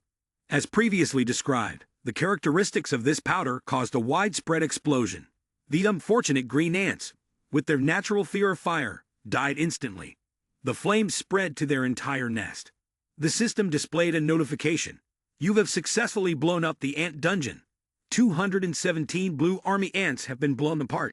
89 of them have been burned to death. Karma bonuses will be provided. Meanwhile, Huyen Wu was not idle. He stood blocking the exit, aiming to eliminate the ants trying to escape. Some remaining ants charged at him, but were easily dispatched with a single slash. One by one, the ants either died in the nest from the flames or rushed out only to be killed by Huyen Wu's blade. The situation was handled swiftly and efficiently. Huyen Wu scanned the surroundings. Most of the ants were dead, leaving only a few eggs that hadn't hatched yet. But there were still many worker ants alive. Some of the other ants began breaking open the eggs to emerge. Huyen Wu realized that it would not be good to wait until all the ants were exterminated. He decided that he would sweep through the ant nest after receiving the Blood Moon Sword Battalion. He focused his gaze in one direction, towards a path created between the ant nest, marked by the chaotic explosions. Huyen Wu assessed that right now, he needed to focus on getting the Sword Battalion first. Suddenly, everything around him began to shake erratically, the ground vibrating with a loud rumble as if something enormous was approaching. Before him appeared a gigantic ant of extraordinary size. Unlike the worker ants, this one had wings, scorched by the flames created by the chemicals used. Some of the creature's toes were mangled, yet it still managed to crawl out of its nest. This was no ordinary ant. Realizing its power, Huyen Wu immediately assumed a fighting stance. The monster glared at him, its eyes filled with hatred for the destruction of its base. This was the boss monster. The queen ant had appeared. In an instant, the enormous queen ant lunged forward, her massive claws aiming to strike at Huyen Wu. Right in front of him, a giant blue ant lunged at him. The system alerted. Boss monster. Queen Blue Army Ant. The monster roared as it gathered momentum, charging towards him. One of its claws slammed down right where he was standing. Huan Wu quickly jumped to avoid the strike. His eyes scanned the surroundings, stopping when they landed on the anthill. There must be some kind of entrance inside that anthill, he thought. The ant stood in front of a door, and countless fireballs surrounded it, waiting to strike. The moment Huan Wu saw it, he couldn't help but think to himself, "There it is." He pulled out 3 daggers, holding them between his fingers like darts. With a swift motion, he threw them, and all 3 daggers flew through the air at once, leaving only streaks of light behind. The daggers sped towards the queen ant, who couldn't dodge in time and was hit by one of them. It pierced her body. Huan Wu quickly withdrew the dagger and aimed it at the monster. He dashed forward and slashed at its leg. The blade cut through one of its legs. The queen ant lost balance and fell, unable to stand. The worker ants, seeing their leader defeated, rushed forward. Meanwhile, Huan Wu succeeded in passing through, approaching the door. He used all his strength to push it open. As the door creaked open, a stream of green light reflected onto his face. The system chimed again. "You have entered the shrine of the vampiric monarch." 2 torches flickered with green flames in front of the temple. But inside the shrine, the light glowed with an eerie red hue. In the center stood a statue, motionless. The statue of a woman with snakes for hair holds in her hand a small dagger with a glowing blue light. Batory's the vampiric monarch. It is the highest-rated weapon of the vampiric monarch. Alert system. Batory's vampiric dagger, vampire antique dagger 352. One-handed weapon classification. Unique evaluation. Huan Wu smirked. "The one I need, the final strike, has finally been obtained. It will help me align closing the gap between myself and the other players." He stepped onto the first step, always thinking about the dagger. A quick glance was enough to see the terrifying power of the dagger. As soon as the enemy is afflicted with the bleeding status, the dagger can increase the damage to a level higher than average. However, the power of this dagger is sealed. Its true value is still a big question for me. The statue was incredibly lifelike. Even the snakeheads seemed like living creatures. Huan Wu lowered his head in respect to the statue, then resolutely gripped the hilt of the dagger and pulled it up. As soon as he drew it, a stream of black energy surged toward him, wrapping around the arm holding the dagger. The black energy prevented him from taking the weapon away. He winced in pain. The dagger will choose its user. If the player is not chosen, their body will be destroyed. However, do the players who have just entered the tutorial level possess the ability to prevent this threat? That is why some players quickly find themselves facing the end. He seemed to understand something and immediately raised the dagger. He placed his hand down on the stone platform. If other players saw him doing this, they would think he had lost his mind. Huan Wu raised the dagger high. By instinct, the dagger stabbed into his hand. A stream of black energy followed the blade, seeping into the wound, causing his hand to darken in parts. The black energy kept flowing into his hand. Batory's vampiric dagger was originally a skill, but it posed a tremendous challenge. The vampiric monarch was so greedy that she didn't want to pass on her most valuable weapon to anyone, even after her death. Therefore, she sealed the true form and power of the blade and left it in the world. The black energy lingering on Huan Wu's hand gradually turned into black bubbles that floated upwards. Soon after, the system announced, "The seal has been removed." The dark aura enveloped his arm, forming into the maw of a wild beast, showing its fangs. The heart that had been soaring high for so long finally touched the ground, and the seal had finally been completely undone. At that moment, the system also announced, "True form of Batory's vampiric dagger, Antiques 66, proficiency 0%. The hand was enveloped by the wild beast, extending itself so the master could feel its power. A truly astonishing power. The system immediately displayed the skill of asterisk, sword blood mark asterisk. If the target is struck by a critical hit, the target will bleed. Targets under the bleeding effect will receive a damage over time effect. Next is the power of asterisk, the vampiric monarch asterisk, consuming energy and reducing a portion of the target's attribute points. If proficiency reaches its maximum level, the target's skills may be stolen. Huan Wu smirked with a sneer. With hands like those of a demon, he moved toward the next door, a mocking grin on his face. Asterisk game hack successful. You're all screwed now asterisk. He stepped through the next door, and immediately, A small ant was taken down. The rest of the ants, seeing their companion fall, rushed forward to swarm his legs, growing in number. The head of another ant was burned to a crisp. Its eyes flared with fury as it glared at World Asterisk. Huang Wu drew his dagger, his sharp gaze focused on them. In the next instant, he jumped onto the head of an ant, bringing one foot down. Upon landing, he sat firmly on the ant's back. Huang Wu raised the arm that had been pierced by the sword earlier, and the creature it contained emerged, enveloping his arm. One hand held it, while the other struck down onto the ant's body. He softly muttered 2 words. "Swallow it." The arm began to pull the essence from the ant's body, as the system voice echoed. You have absorbed life energy. Its body gradually withers and loses color. Beitori's vampiric dagger skill proficiency increased by 0.1%. The more its body withered, the more the system notifications appeared. You have absorbed life energy. Your strength has increased by 1 point. Your endurance has increased by 2 points. You are still continuing to hack the game.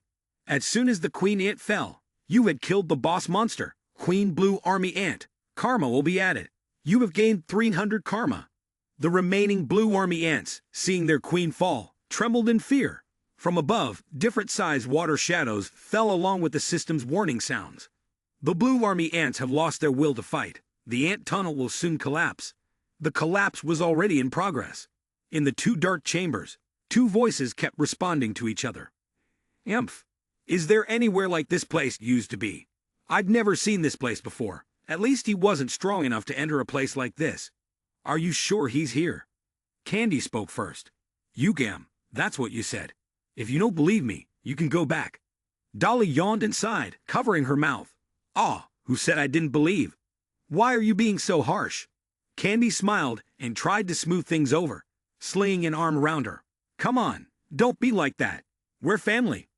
The eyes beneath her pink hair showed, and she straightened her face, making a judgment. "But maybe, it seems like someone has hunted down a lot of monsters." Both of their gazes shifted to the monsters lying scattered on the ground, defeated. Candy wiped a bead of cold sweat from her brow. "This is really impressive. Is he really this strong? The monsters here don't look weak at all." Dolly crossed her arms and stood watching, quickly adding, "Yeah, it's funny to say this, but just looking at the traces, the ones inside this dungeon can't be weak. Maybe he's just too strong." Dolly opened his eyes wide, as if suddenly realizing something. He quickly said, "Brother." The other person didn't wait for him to finish, quickly replying, "Yeah, I know this is no joke anymore. The ants that were wiped out earlier are scattered across the ground, no longer green, just dry and withered." The 2 of them carefully observed them. Candy said, "Where did he find this? When we were searching, there was no sign of this, nor of this dungeon." Candy felt uneasy inside, thinking, not only did he solo floor A, but he might also have some overpowering skill. A cold sweat broke out on Candy's forehead as he said, "This is incredible. Is he really this strong? The monsters here don't look weak at all." Dolly crossed his arms and stood watching, quickly adding, "Yeah, it's funny to say this, but just looking at the traces, the ones inside this dungeon can't be weak. Maybe he's just too strong." A noise came from behind, and both of them instinctively turned their heads in unison. At the entrance of the cave, a swarm of green ants was slowly advancing. The 2 of them understood each other, exchanged glances, and nodded. Elsewhere, Huang Wu was still sweeping through the tunnel. The system's notifications kept coming. "You have killed a brown-scaled salamander. Monster kill count 1,000, along with a series of achievements displayed." Right after the system's last message, his hands reacted. 2 streams of green energy wrapped around his arms. The effects of Heart of Fire and Crest of Frost were complete. Everything inside his body started to change. You gently called. Status window. The status window appeared with insignificant numbers. "Thanks to the energy of the monsters I drained using Beitori's vampiric dagger, my stats have undergone an unparalleled significant increase. My stats have been boosted quite considerably." The system window then displayed another set of stats. Enhanced physique, essentially meaning you have consumed the heart of a fire attribute and absorbed its essence. The combination of fire and ice attributes grants incredible immunity and resistance, making fatigue less likely to accumulate. You observed carefully, but your current stats made you reflect. with the physical enhancement making your body resistant to fatigue. Most notably, the self-regeneration ability gave you an advantage by reducing the chances of severe injury in critical situations. However, there was another reason why you needed this trait. Your gaze lingered on the system window. The system window displayed an improvement notification, confirming the enhancement of your body. You are strong enough now, and the awakening process has paused and will resume. In the end, the number stopped at 21.3%. Your face was hidden behind the mask, making it impossible to discern your expression, but there was definitely a feeling of joy within. I did it, but this is just the beginning. I need to keep refining my body further. The system offered an option. Your rank in the tutorial stage has been updated. Would you like to register your name on the leaderboard? Your finger moved to select no. The system screen displayed. Registration has been cancelled. Huan Wu looked at the text and gently thought to himself, it's better not to. I don't want to appear on the leaderboard and attract too much attention from the guilds. You opened the ranking table to check your position. I'm ranked 281st. You look down with a doubtful gaze. I was happy to be in the ranking, but why is the gap so large? Maybe the top 10 competitors are better than I expected. At this rate, everything will go down the drain. I need to accelerate significantly. It was as if you sensed something, suddenly turning around, your heart already realizing. Someone's there. Huan Wu moved closer to the cave entrance. There are two people behind me. When did they start following me? You instinctively grabbed the knife at your waist. Who are they? They might be from Orangdan, seeking revenge. A shadow appeared briefly after the movement. Your eyes shot a glance in that direction. Without hesitation, Huan Wu threw his knife. The person who arrived was Dolly, his face pale, and the knife passed less than half a meter from his face. He collapsed to the ground, shouting loudly, "Damn it!" Candy rushed out to shield him, knocking the flying knife aside. The dagger fell to the ground, while Huan Wu remained in a combat stance. Candy rolled her eyes, growling, "What the hell are you doing?" Huan Wu calmly asked, "Orangdan, right?" Candy shot back, "Orangdan what? What do you mean?" Huan Wu bluntly asked, "Then why are you two following me?" Candy lowered her voice, speaking ominously. "What the hell are you doing?" Huan Wu said, "If someone is following you, and you don't know their intentions, you would react the same way I did." The two of them lowered their heads, and Candy apologized. "You're right, we sincerely apologize." Huan Wu looked at them silently. After a while, he spoke up, "All right, explain your situation." Candy looked at Dolly and smiled. Excitedly, Candy pointed at him and said, "You should join our team." A big question mark appeared above Huan Wu's head. Candy kept his finger pointed at the other person. Dolly just covered his face, feeling too embarrassed to accept the team offer. Dolly bashfully pointed at Candy and said, "Stop it, don't you feel ashamed?" Candy asked cluelessly, "Ashamed of what?" Huan Wu, feeling like an outsider, glanced at them and said, "Are they putting on a circus performance?" Without thinking, he turned around to leave. Candy quickly called after him, "Hey, where are you going? We haven't finished talking." When he saw Huan Wu not responding, he hurriedly grabbed his arm. Huan Wu, growing impatient, said, "What? Do you still have something to say?" Candy quickly replied, "You haven't given me an answer. I want you to join my team." Huan Wu flatly responded, "No, is that clear enough?" Candy was stunned. "Huh, why?" Huan Wu turned back to look at them and said, "I don't know what you two are up to, and I don't see any benefit in working with either of you." Candy, feeling confused, asked, "Wait, you don't know me?" Huan Wu replied, "How could I know you?" Candy exclaimed, "What? Really?" Huan Wu shot back, "Who are you for me to know?" At this moment, Candy was somewhat confused. Actually, he slapped his chest. But how could he not really know me? I mean, it's me. How could he not recognize me? I'm like the brightest star in the guide tower. Huan Wu seemed more agitated by this name. Dolly quickly pushed her brother aside and intervened. "I'm really sorry. We didn't mean to offend you. I hope you understand. But you're not a bad person, so don't worry." Dolly shyly said, "Let us introduce ourselves. I'm Dolly, and this foolish person is my brother." The system board next to them immediately displayed their rankings, Dolly and Candy. In the guide tower rankings, they were ranked 11th and 3 stars, respectively. Dolly chuckled and said, "It's a bit embarrassing for him to say that. Actually, It's all thanks to my brother that we've come this far. Huan Wu understood and replied, perhaps it's true that the two of you followed me to invite me into your team. Dolly was delighted that he understood. I'm so glad you believe us. Huan Wu enhanced his gaze into dragon eyes. Recently, I've been using dragon eyes to assess my surroundings. Negative things appear black, quite different from the positive ones. Dolly and Candy's auras seem brighter. What they're saying might actually be true. He pondered. So why would players like you two, who should be busy completing your guide tower quests and collecting karma, be so concerned about coming back here to ask someone like me to join your team? Just then, Dolly's voice interrupted his train of thought. Before you answer that question, I want to confirm a few things with you. He replied. What? Dolly asked, are you part of any team or clan? He answered no. Dolly heard the answer she wanted and happily continued. I can add someone from Floor E at the time when players reach the later stages, and they usually join a different family team. Huan Wu countered, so you two want to invite me? Dolly said, yes, I want to invite you and your team so that we can enter Floor E. Huan Wu still pondered deeply. It was hard to assess a player's skills in Section A. Perhaps they had noticed him during the search in Section B. He lowered his eyelids. Perhaps they saw me while we were fighting. After a moment, he looked up and responded to Dolly.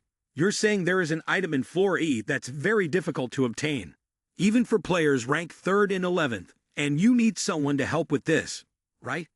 Dolly, caught in her thoughts, awkwardly smiled and replied, yes, I can't tell you the details, though. He thought, it seems they need the Hargen crown beneath the spot where 3 trees are tangled on Floor E. There's a cave where the lizardmen leader, Hargen, resides. It's a hidden fragment that my brother and his team, Arthea, struggled to obtain. But what matters most is the item inside Hargen's lair. The Hargen crown is a very insignificant item to me, but it was because of this so-called crown that my brother was betrayed by those he trusted most. The law of the jungle has prevailed in the tower. If someone turns their back on an enemy, they can be devoured.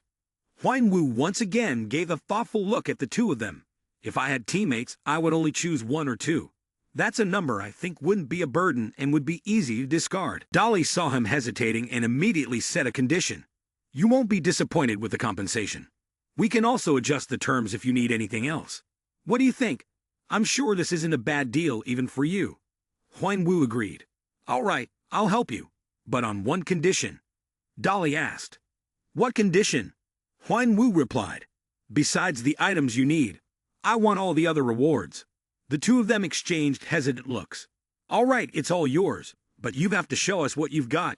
Candy, not particularly concerned, extended her hand for a handshake. Ha, anyway, it's nice to meet you. So tell me your name, brother. The two shook hands quickly in peace. He seems friendly, but I can't reveal my real name. Instead, I should give them my code name, my second identity when I enter the nation's CP battlefield. He gently replied, Kane. My name is Kane. The defeated Green Goblin mumbled. Humans are too strong. I need to. Candy noticed Huan Wu wiping blood off his dagger and suddenly wondered. What am I looking at? Is he the same person from Floor B earlier? How could he have developed so quickly? Then, Huan Wu reached out and opened the door, with light seeping in. You completed Floor D as a solo player. All status effects will be cleared. You've entered Floor E, Candy grumbled. Hemph, it's really quite stuffy inside the dungeon, particularly in Section C. Dolly, on the other hand, rubbed her eyes and said, I'm a bit sad about leaving. It's the perfect place for a short nap. The tutorial floor can be divided into 2 areas, the inner area and the outer area. The inner area refers to the first areas from Floor A to Floor B, which are designed to help new players assess their skill level and train on what they lack. The outer area refers to the later areas from Floor E to Floor G, which test the skills players have learned in the inner area and validate their expertise. System notification. The challenge for Floor E will begin shortly. Huan Wu looked up in surprise at his hand, as the system notification read, You have been granted a token. Many tokens are hidden throughout Floor E. They may also be traded or exchanged between players here. Earn 99 tokens to determine your skill level. Candy glanced at Huan Wu's token and immediately remarked, It annoys me every time I see that. Huan Wu then thought that this likely meant it was possible to threaten or even kill others to take their tokens. To earn tokens, you can either complete assigned tasks or steal from other players. Finding the hidden tokens throughout the entire floor is quite a difficult task. Instead, hiding and ambushing other players, then killing them to steal their tokens, would be much easier. My younger brother had a tough time dealing with such problems. But what set Arthea apart from other teams was that, despite all the temptations, they managed to clear Floor E just by collecting the hidden tokens without any betrayal within the team. Xiao Huan-Wu turned to look at the other two, thinking to himself, Candy and Dolly are just staring at their tokens and showing no interest in taking mine. It seems like they've already collected quite a few tokens before returning to Floor B, or they might have already gathered all 99 tokens. Huan-Wu then spoke up, I've finished reading the message, so let's move right away. You said you're looking for a hidden fragment on Floor E, right? Let's complete that now, and then I still need to find my token. Candy replied, yeah, but it's quite a distance from here to there. It'll take a while before we get there. Floor E boasted a much larger area, far greater than the combined area of the 4 previous floors. As a result, each region had its own unique geography within a different environment, creating a distinct ecosystem. Black stone mountains lined up after a barren desert stretching along the east, with a river flowing through a vast grassland to the west. Small hills stretched southward. A large forest covered the northern area, and at the edge of the forest, there was a patch of swampy mud. Each region also had a large number of monsters. Smaller monsters like goblins and kobolds formed villages around the forest. They shared food there, creating a community. But there were also larger monsters like trolls and ogres that had lived deep in the forest for a long time. Lizardmen, sandworms, and orc settlements had been spotted in the northern swamps, eastern deserts, and western grasslands. The challenge was finding tokens while dealing with monsters and protecting one's tokens from other players. Even more dangerous than these monsters. Both are important. And now we are heading towards the northern swamp. The 3 of them have entered that vast forest. At the same time, in another place, in a room filled with various types of weapons, a voice said yes. The commander of the Orangutan squad exclaimed, Are you saying he is with Candy and Dolly? Why are they with him, especially in level E? He replied, Sorry, sir, but we have not confirmed the situation exactly. I've only received reports that they are heading north of the forest. Then why am I just hearing about this now? The reports came from a previous section, so we thought it wasn't important. I'm afraid our assumption was. Hearing this, the commander slammed his hand down on the table in anger. What does that mean? Have they already teamed up? He suddenly realized there must be someone behind this. Candy and Dolly were filthy. They must have recruited the masked man, even though they knew he had caused trouble for Orangutan. This was clearly an act of war against Orangutan, or even Chihuahua, with contemptuous attitudes. Thinking this, he ordered his troops, Go to where he is. Gather all members. They are all waiting outside. We will move towards him as soon as possible. The scene shifts to a crackling fire. Father Huan-Wu sits quietly, deep in thought. Since joining this strange game, he probably hasn't had a moment to rest, let alone take a break. He's gone through so much hardship just to get to this level, and time has passed so quickly. Suddenly, Huan-Wu feels something, glancing sideways. What an interesting pair. What's their relationship, I wonder? I'm sure they're not siblings. Day after day, the 2 of them face countless dangers. Yet without a doubt, they treat each other like blood siblings. It's truly admirable. Dolly has intelligence, while Candy is strong in combat. Occasionally, Candy reveals a fleeting glimpse of her exceptional swordsmanship. It's powerful, sharp, and fierce. It seems to strike a balance between grandeur and practicality. Dolly is the same. The boy always has a dull, sleepy look in his eyes, but at times, he shows a sharp gaze, and at those moments, he demonstrates his keen and flexible judgment. The teamwork the duo exhibits is like 2 gears meshing perfectly together. Nothing remarkable at first glance. They seem to have studied or practiced beforehand, but they've developed a certain connection and instinctively know what the next move will be. The 2 of them trust each other completely. This bond could never exist without mutual trust. Perhaps that's what it is. A relationship that others can't help but admire. I really don't understand why they decided to join this game. He thought, surely they will always be together. It's good that they can still be by each other's side to support one another. Looking at them, I think of my younger sibling. I've tried not to think about it, but seeing them makes me feel that I must take revenge for my sibling and I must do it quickly. While he was lost in thought, the noise around him startled him. Why are you awake? You still have a little time before it's your turn. Candy immediately replied, How could I sleep with all this noise around here? He said, Why are you awake? You still have a little time before it's your turn. Candy immediately replied, How could I sleep with all this noise around here? Dolly also exclaimed, Yawn. How long are you planning to leave them like this? Hyunwoo replied, I plan to get rid of them once they get closer. I'm sorry for letting them wake you up. Dolly said, It's fine. I wanted to move my body a bit anyway. I haven't participated in a fight for a while. My brother, do you think they know we're here? Candy asked again, Is there a problem? Then he drew his sword and looked at it. More importantly, they are enemies, and they are aiming at us. After that, Candy swung a sword into the bushes. One of them fell dead, and they exclaimed, Damn it, how did they notice we were here? Another one said, They know we're here, and another added, Split up, it's more dangerous if we stay clustered together. Candy's gaze became sharper. He charged into the crowd, and swiftly took down each person, one by one. In the blink of an eye, the entire group was logged out of Earth. Cha Hyun-woo stood still as he saw the insects flying by, and then more bugs appeared. He looked toward Dolly. Is that the Tamer class insect skill? Quite a powerful ability, kid. The insects flew toward the group of people, swarming all over them. They screamed, Damn it! These damn bugs! Get away from me! Go away! Another noise echoed. Dolly turned and was surprised. Two people were lurking behind their Hyunwoo. Dolly realized that these idiots, out of all the choices, had picked the worst one. So dumb. These fools were going to mess with Cha Hyunwoo. That was the end of them. Brothers, 1 minute of silence. It's about to begin, Dolly thought. Other groups were likely carrying out their looting on this E-tier floor. They truly enjoyed this dirty work. Under the pretext of collecting tokens, they robbed players of their wealth, items, and other goods. Afterward, the items were distributed among the group members to significantly boost their combat strength. If they were lucky enough, they might even get a few skill books. Tokens could be sold to top-ranked players at very high prices.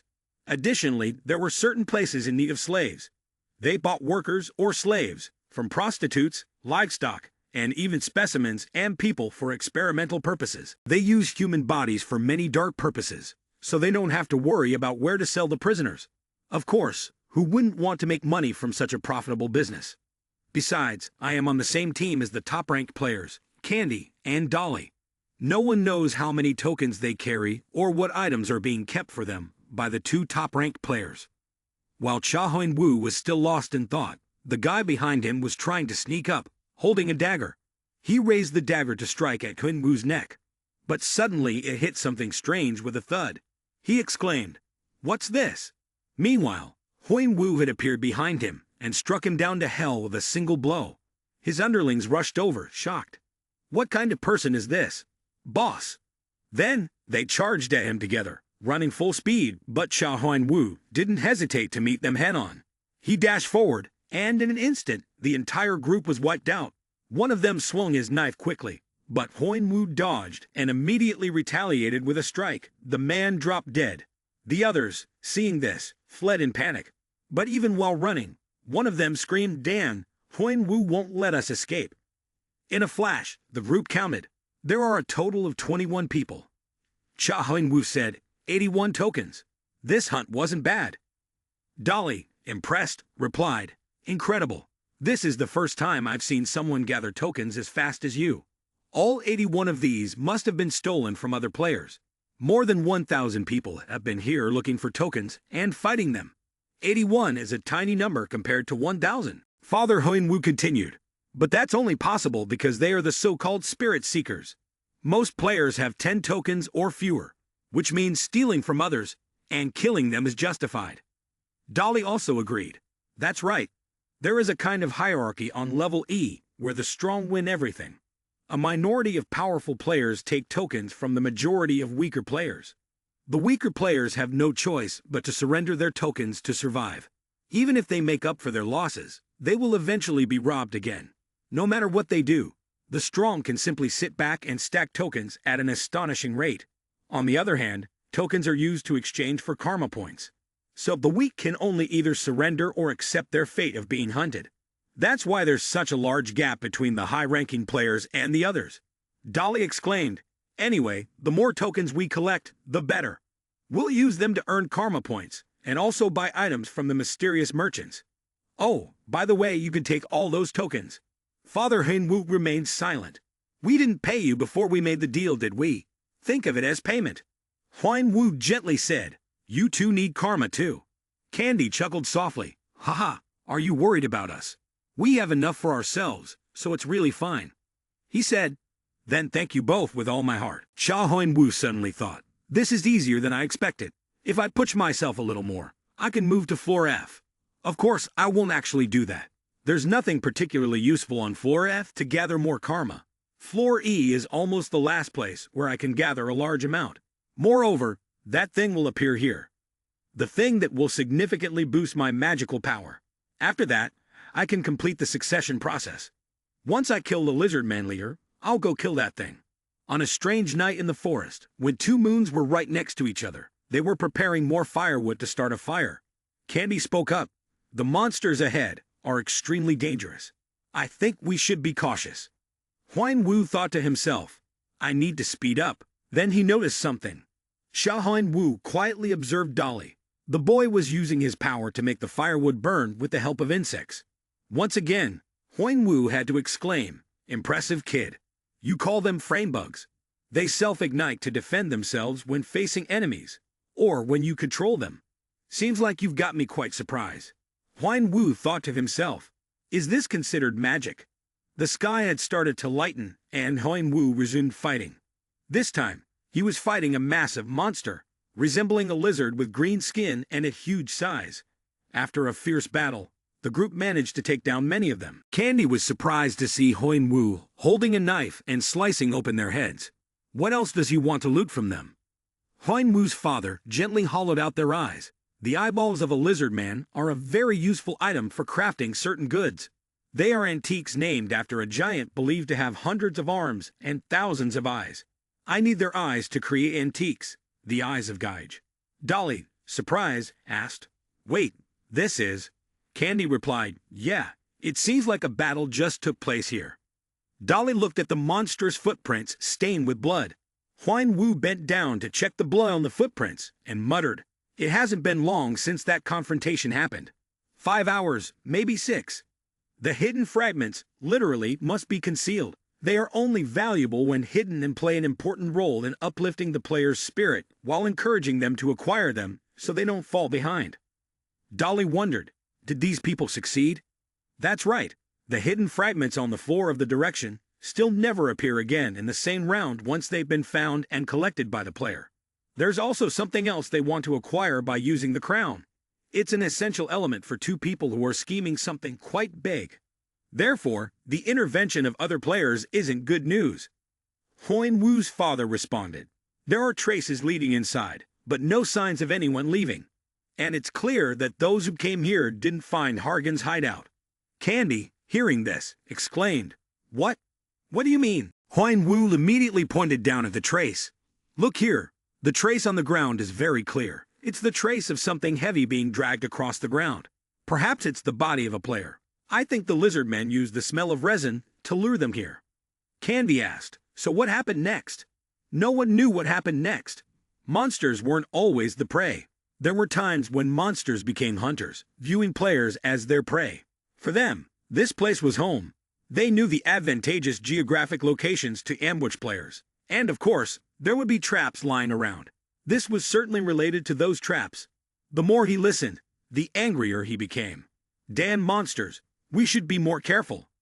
Huan Wu's father suddenly thought that he was quite naive, yet he was able to remain calm in necessary situations like this. He turned to Dolly, who seemed very angry, deep in thought. Huan Wu looked over at Dolly, who was frowning. Dolly noticed that Huan Wu was looking at him, feeling a bit shy, and he raised his head to smile awkwardly. He raised his head to look at him, then gave an awkward smile, when suddenly Can's voice broke the uncomfortable atmosphere.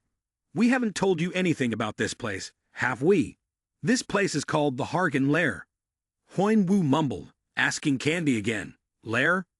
But in truth, Huan Wu already knew exactly what it was. Up until now, I've been pretending not to know, so now I'll have to keep pretending. Besides, I want to know how much they know about the Hargan lair and what plans they have in mind. Hearing Huan Wu's question, Ken immediately explained. Yes, do you remember the lizard man we dealt with on the way here? Hargan is one of its leaders, the head, a king. Well, Hargan is like that, and this is where Hargan resides. Huan Wu sighed. It seemed like Hargan was very powerful. Candy continued. Yeah, definitely, the two of us probably couldn't kill it. Huan Wu interjected. Even I, the game hacker. Candy hummed a few times, then said with a doubtful look, eyeing Huan Wu. I'm not sure about that, but it would still be very difficult. Besides, there's a female in this lair, and she's even stronger than the male. One thing's for sure, no matter how hard we try, the three of us can't kill both bosses. We'll die in vain. Ignoring Candy's words, Huan Wu quickly asked, So what's our plan? Candy furrowed her brow and looked straight at Kane, speaking with determination. Steal. Then, Candy clarified the plan further. The male is outside the cave, while the female is inside. While I deal with the male, you'll distract the female. After that, Dolly will take the crown off its head. Huan Wu quickly asked, What will they do after that? Candy said, We'll run away from here. As I said, the female is ridiculously strong. You can't kill it on your own. Huan Wu responded, showing that he understood what Candy was saying. In his heart, Huan Wu remembered his days on the battlefield in Nation CP.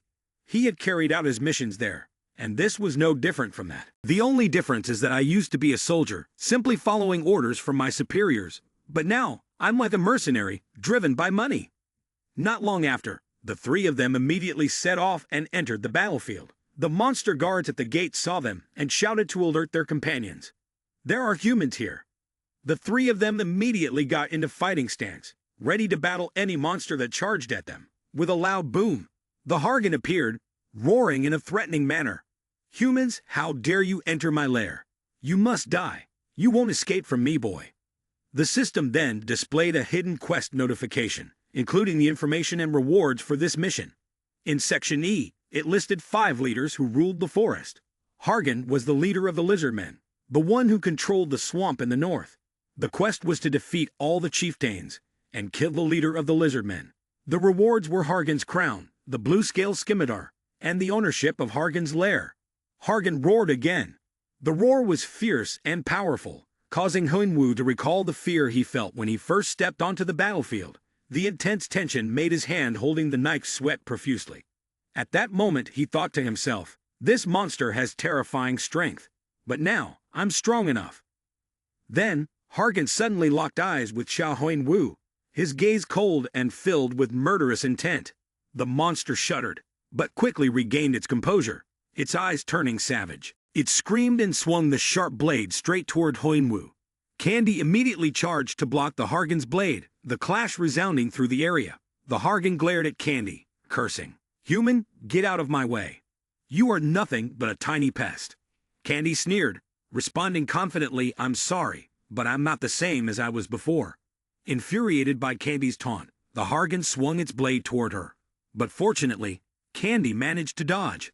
This only enraged the Hargan further, and it swung wildly, causing 2 lizardmen to fall. It screamed, Don't dodge. Face me. The lizardman behind, sweating with fear, cautiously spoke to the enraged male Hargan. Please, calm down, sir. Thanks to Candy drawing the Hargan's attention, Huan Wu and Dolly were able to smoothly advance deeper into the cave. Now their opponent was the female Hargan, a monster that Candy believed to be far stronger than the male. Inside the cave, there were many lizardmen on guard, but Huan Wu could swiftly take them down. After dispatching 2 guards, a voice suddenly rang out. There, that's a human. Looking to the side, Huan Wu saw human bones scattered across the ground. The Hargan's furious roar reminded Huan Wu of the fear he felt the first time he stepped onto the battlefield, the boiling tension causing his hand holding the blade to sweat profusely. Both of them suddenly looked around to see where the voice was coming from, and then they suddenly noticed a small prison inside Hargan's cave, where many people were being held. The people in the cells were overjoyed as if they had found treasure, rushing and shouting loudly to beg Dolly and Huan Wu for help. Save me, please. Please save me. Seeing the desperate people trying to cling to a fragile thread, Wu scanned the area and silently assessed the situation. The arms and legs were severed from the body, and the faces bore expressions that reflected the excruciating pain they had endured. Flesh and blood stains were scattered everywhere.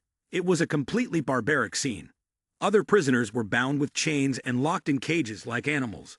Indeed, whether on Earth or here, everything was the same. Was there really any difference between how humans treated pigs, cows, and how they treated other humans? Many of the people in the iron cages were starting to lose their patience. They didn't hesitate to shout rude words at the two of them, which made Dolly even more confused. Wu turned to Dolly and reminded her, "Lizard men could show up at any time. I'll go look for it, so you should hide somewhere." Dolly lowered her head and spoke. "Hey, do you feel angry?" Seeing Dolly's face twisted in a way that looked like she was about to cry, Wu skeptically asked, "Angry?" Dolly immediately replied, "Yes, angry. How can you stay so calm when you see this?" Wu sighed in exasperation as he looked at Dolly, muttering to himself, "Right, this kid is just a tough little brat. Damn, let him handle it himself." Seeing that Wu said nothing, Dolly kept speaking. "You're a human too, a human who can't act like one. If they're not angry about this, then why are you so calm?" Wu interrupted Dolly. "But if we save them, Candy will be in danger." Upon hearing this, Dolly stopped, hesitating for a long time. Wu continued to explain.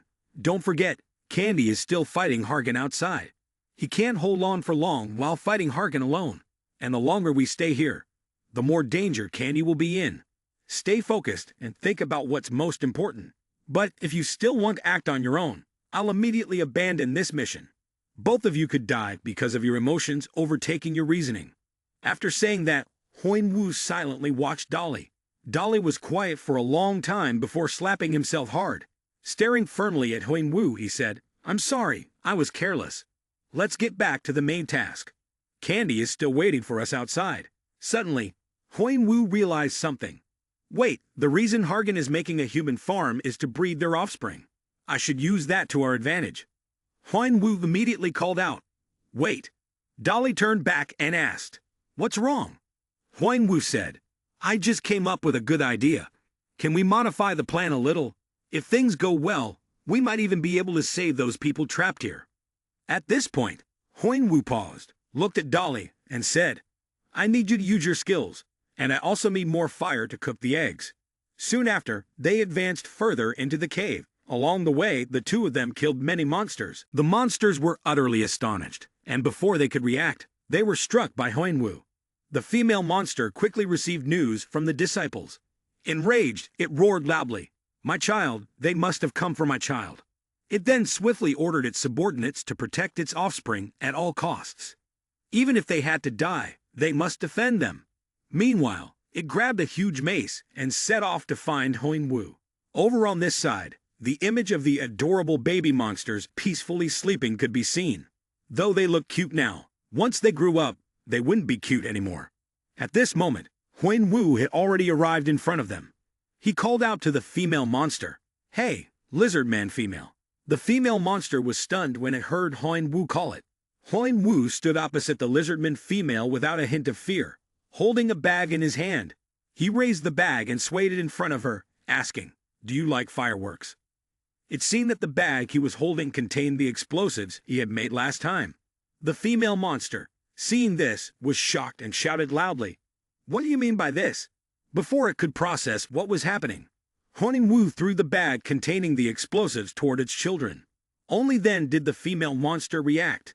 In a panic, it screamed and rushed toward its offspring. "What are you doing?" It immediately dashed forward and crushed the bag of explosives. Suddenly, a sense of dread washed over it, as if it had just realized something was wrong. Wu silently thought to himself, that was the powder made from the monsters he had hunted down in the room of ice and fire. Immediately after, Wu called Dolly to signal him to use flame bugs on the monster. Dolly promptly used his flame bug's skill, spraying fire toward the creature, transforming it into a glowing lizard man.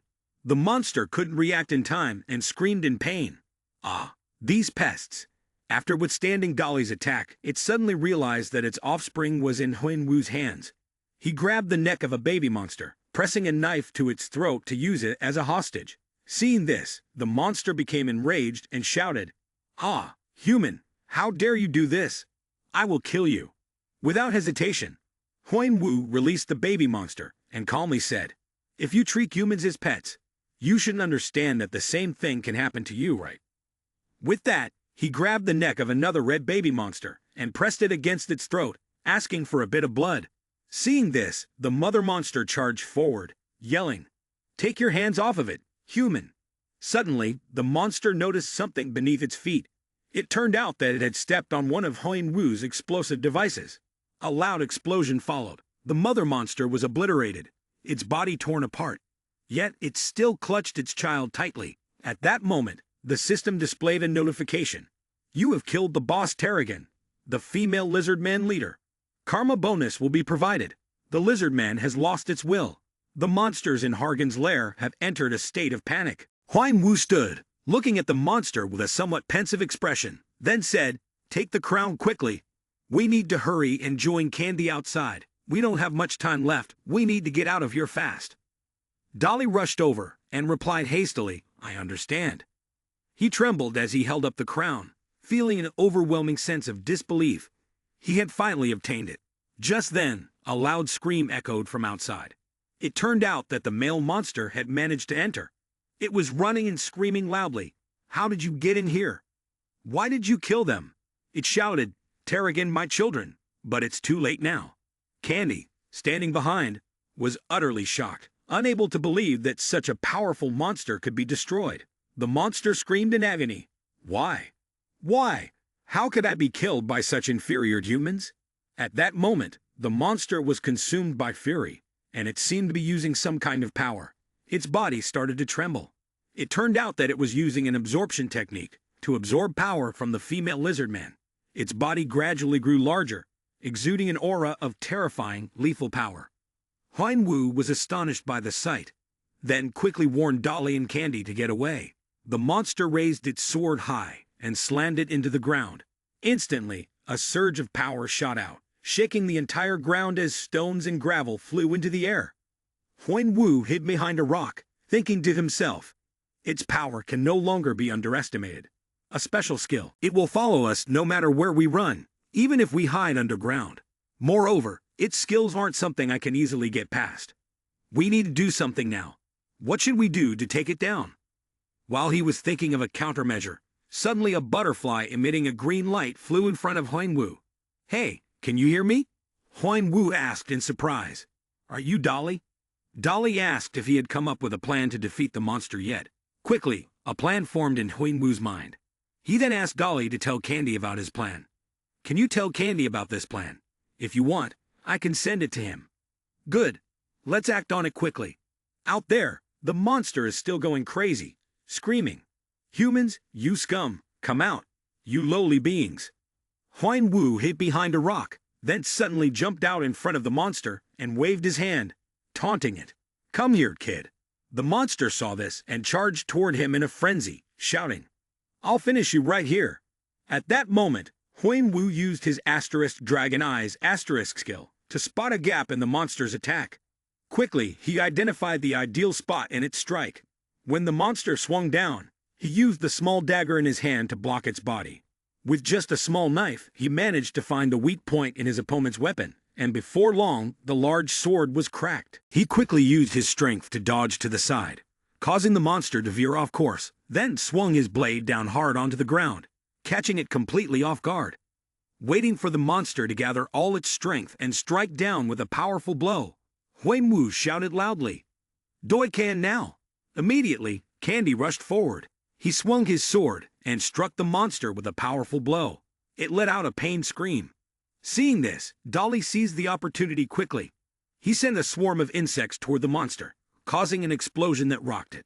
It screamed, "You bastards!" Huan Wu thought to himself. Thanks to the coordination of the three of them, the monster had been significantly weakened. Enraged, the monster roared, "How dare you do this to me? It won't be long before I send you all to hell." Seeing it lose control, Huan Wu thought, "If I make one wrong move now, it could be dangerous." The monster was becoming more frenzied, raising both hands with its massive blade, preparing to drive it down. Seeing this, Huinwu grabbed a dagger and charged forward. He struck hard, and the dagger clashed against the monster's blade with a loud, screeching sound. The monster screamed, "Lowly humans, you will die." At that moment, Candy seized the opportunity, rushing forward to slash at the monster's leg. It screamed again, "You bastards!" Dolly also commanded the insects to explode once more, causing the monster to panic. It let out a growl. Huh. Then it opened its mouth, gasping for air, revealing its sharp teeth. Panting, it said with exhaustion, "I will avenge Terrigan and my children." Huan Wu silently thought to himself. This was the moment. He gripped the dagger tightly in his hand and quickly slashed it across the monster's groin, simultaneously stabbing it deeply. It let out a pained roar, before collapsing to its knees and falling to the ground. Seizing the opportunity, Huan Wu circled behind, leaped onto its back, and placed his hand on its head. The monster, startled by the sudden movement, recoiled in shock. Huan Wu immediately activated his skill. "Devour it, my hacking skill." The system displayed. Batori's vampiric dagger increased by 5.4%. Hargan's life force and energy are being drained. A fiery aura surrounded the monster. It screamed in agony, "I'll kill you. I'll kill all of you." Huan Wu intensified his attacks, causing the flames to flare up even more. His mask, too, cracked under the pressure. Candy and Dolly stood outside, astonished. What's happening?" The monster continued to scream, "Nice try, but you won't survive for long. Terrigan, my children, I'm so sorry. I'm so useless." The system announced, "You have successfully defeated the boss monster Hargan. Additional karma has been granted. The Battery Bloodsucker Guild has successfully stolen power and gained certain skills from the target. You have learned the Living Heat skill." At that moment, the monster lay burnt to a crisp on the ground. Huan Wu silently thought, "Is this an innate skill? And is it a power-enhancing skill? How should I test it?" Suddenly, he felt dizzy, staggered, and couldn't stand still. Can and Dolly saw this and immediately shouted out, "Hey, Hung, are you all right, buddy?" Candy spoke while supporting him. "Did I also ran over? Hung, you should sit down for a moment. You don't look so good." Huan Wu replied, "Don't worry too much, I'm fine. I'm just really tired, but it'll get better. Go ahead and rest, brother." That's right. Candy and Dolly each took one of Huan Wu's hands, babbling to him, making him feel helpless. "Seriously, you two. You don't need to worry so much, I'm really fine. But there are still people over there. Go save them quickly. They might be in danger from the fire." Hearing this, they immediately went to rescue the others. They thanked him profusely. "Thank you so much." Sob, "Really, thank you all so much. I want to thank everyone once again. Thank you, brother. Without you, we might have been dead by now. We've avenged our fallen comrades. As long as everyone is safe, that's what matters. By the way, you look a lot like someone I admire, Candy. Could you be?" "Oh, haha, I try to keep it a secret." Candy patted his head while laughing awkwardly. Dolly turned to look at her older brother with a sigh of exasperation. "Brother, don't you have any chain left?" "But unfortunately, I wasn't the one who took down Hargan, I only helped." Then, Candy pointed at Huan Wu. "He's the one who defeated Hargan." When the two of them realized that Huan Wu was the one who defeated Hargan, their expressions changed. They seemed quite angry, since earlier they had heard that Huan Wu had no intention of saving them. When thinking back to the image of them being locked in the prison, Candy recalled the scene where he was standing, talking to Dolly, confirming exactly who the person wearing the mask was. When we were locked up in there, he was the one who abandoned us and left. Candy wondered, why? He's really despicable. We didn't want to get near him. "Shut up, you idiots." Candy seemed very angry as she stepped closer to the man. What's the matter?" the man asked, terrified. "Don't let me hear that again. He's the one who figured out how to save you all, and he's the one who killed Hargan. Right now, he's badly injured. Otherwise, you'd still be locked up in that cage.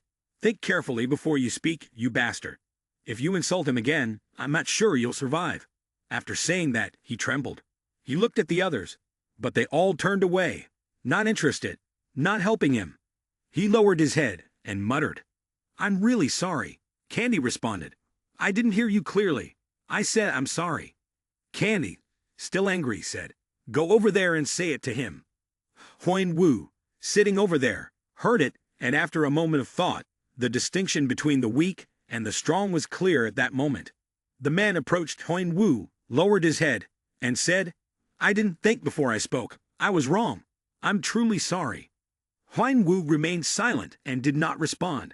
The man, frustrated, cursed under his breath. This bastard. He ground his teeth in frustration. He had fallen into a trap set by the lizardman. Otherwise, how could this have happened? Why hadn't anyone spoken up at the time? Suddenly, someone ran up and said, "My lord." He snapped angrily. "What?" The man lowered his head. "I'm sorry I couldn't help you, but we're still alive. Isn't that something to celebrate?" He growled, "I don't care. You'd better stay as far away from me as possible." The man quickly said, "Please, don't be like that, my lord. Hear me out.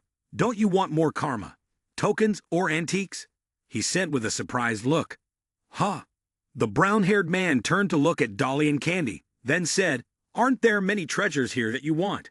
Candy and Dolly were still talking, unaware that they had fallen under the watchful eyes of the evil men. He turned back and asked, "What do you mean?"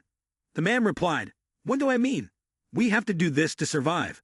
To survive, you want to kill the people who saved us?" He looked at the man, his voice harsh. "We won't kill anyone. How can we fight them? Fighting them is like self-destruction. Then those monsters took all our stuff, and now we don't have anything left on us. I mean, if we go out there now, we'll just die, won't we?" The man lowered his voice. "So let's steal enough to survive on our own, then we'll escape." The others anxiously asked, "What if we get caught? They'll kill us, won't they? We may die whether we steal antiques or not, but if we follow my way, the chances of survival will be higher." He then laughed maliciously. "Haha, one of my friends has a quick hand. He could take what we want. What do you think, my boss?" He immediately agreed. "Humph, let's do it. Move to the other side. Dolly and I will take Hargan's crown as promised. I think this is the time we need it. What do you think, Kane?" Huan Wu agreed. "All right, you can take it." Upon hearing this, Candy stepped closer and nudged him. "Thanks, bro. I knew you were a good guy. Stop kidding. You're such a shy guy." Then Candy said, "Dolly, go ahead and take it." Huan Wu cradled his sore arm where Candy had nudged him, thinking, "These fools. But really, they're all good people." He then turned to the side, looked at Candy, and spoke loudly. "Everything in here belongs to you, just like we promised." Blue Sword of Scales, classified as a two-handed weapon, a weapon favored by Hargan, also known as the Lizard King. The weapon is filled with fire elements, highly durable, and destroys everything it touches.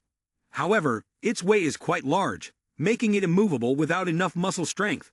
Huan Wu thought to himself, "This weapon really isn't suitable for me at all." Blue Sword of Scales, classified as a two-handed weapon, has an evaluation for additional points, and is described as the favorite weapon of Hargan, also known as the Lizard King. The weapon is filled with fire elements, has high durability, and destroys anything it touches. However, the weapon's weight is quite heavy, so it cannot be moved without sufficient muscle strength. Huan Wu thought to himself, "This weapon really doesn't suit me at all.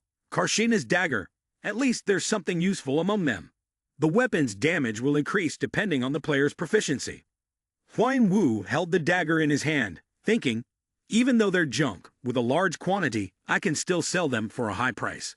Blue Sword of Scales, classified as a two-handed weapon, has an evaluation for additional points, and is described as the favorite weapon of Hargan, also known as the Lizard King.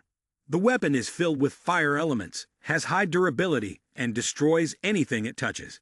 However, the weapon's weight is quite heavy, so it cannot be moved without sufficient muscle strength. Huan Wu thought to himself, "This weapon really doesn't suit me at all." Suddenly, a voice sounded, "You'll get a sore neck if you keep staring at me like that." Both of them looked up at the glowing vortex on the cave ceiling. From the vortex came a voice. "Oh, you saw me? I was about to surprise you, my friend. What a strange player you are." A cloaked figure poked their head out. "Hello, I've come to visit." Dolly asked, "Do you know that mysterious merchant?" Huan Wu replied, "A little." The merchant complained, "Hey, brother, you're disappointing me. We're close, and yet you've forgotten so quickly. Oh, and it's also great to see you two again. Candy and Dolly. The last time we met was probably when we bought tickets through another floor, right? Candy mumbled. Uh-huh. Candy thought to herself, remembering the ticket purchased through floors with points, feeling really irritated. Making friends with the mysterious merchant was simple. You just had to be in the top 10 strongest players, or get his acknowledgement. It seemed like he was one of those who had been recognized. The merchant spoke up. By the way, would you mind sharing how you managed to spot me? I was pretty confident in my hiding skills. Huan Wu replied, it would be stupid of me not to notice you while you're staring at me like that. I get it now, you won't say a word. Huan Wu then said, for ownership of this hideout, I'll pay 150 tokens. Oh my, you're bargaining with me too. You know, even the top players don't get anything from that mysterious merchant. After that, Huan Wu said 160 tokens. The merchant responded, impossible. Huan Wu said 180. The merchant replied, too expensive. Huan Wu, undeterred, raised the price again. 200. The merchant said, you think you can sell it to us for that price? 300. If you don't buy, I'll blow up the hideout, and I bet there are plenty of magic stones here, huh? Huan Wu continued, these magic stones seem like something a merchant like you really needs. Huh? The mysterious merchant responded, magic stones seem pretty easy to find here, and I don't think you can get stones purer than 70. I guess I'll have to blow everything up. The mysterious merchant could only remain silent in response to Huan Wu's words. Huan Wu knew well that the magic stones were a basic means of storing and supplying mana. They acted like conductors of electricity on Earth. Stones with higher purity were sold for a higher price. That was why the mysterious merchants were all interested in the lair of Hargen. Of course, I could mine them myself, but the higher the purity, the more complicated the mining process became. The harder something is to obtain, the more valuable it becomes. This is the law of the world. My younger brother also found this pointless after learning the secret. The mysterious merchant spoke up. Hemph. However, 300 tokens is too expensive for Huan Wu to rise again. Price. 400. He thought to himself that if he liked, he could choose not to sell, but in reality, he needed time to gather more tokens. The mysterious merchant, flustered, said, all right, fine, stop, I'll pay. Don't raise the price anymore. I don't want to see my trust shattered further. Huan Wu replied, good, I'll sell it for 405 tokens. 5 tokens for the time I've wasted. The mysterious merchant lowered his head in dismay, saying, this is the first time I've been robbed like this. The system then announced, you have sold the blue sword of scales and the ownership of Hargen's lair. You have received 405 tokens, totaling 698 tokens. The merchant could only sulk in a corner. Nothing left. I'd been deceived. Both Candy and Dolly were left speechless upon witnessing this scene. Suddenly, Huan Wu turned to speak to the merchant. Oh, and one more thing. The merchant was terrified. What more do you want from me? It seems I may have bullied you a bit too much. Anyway, I do have something to buy. I had forgotten about this.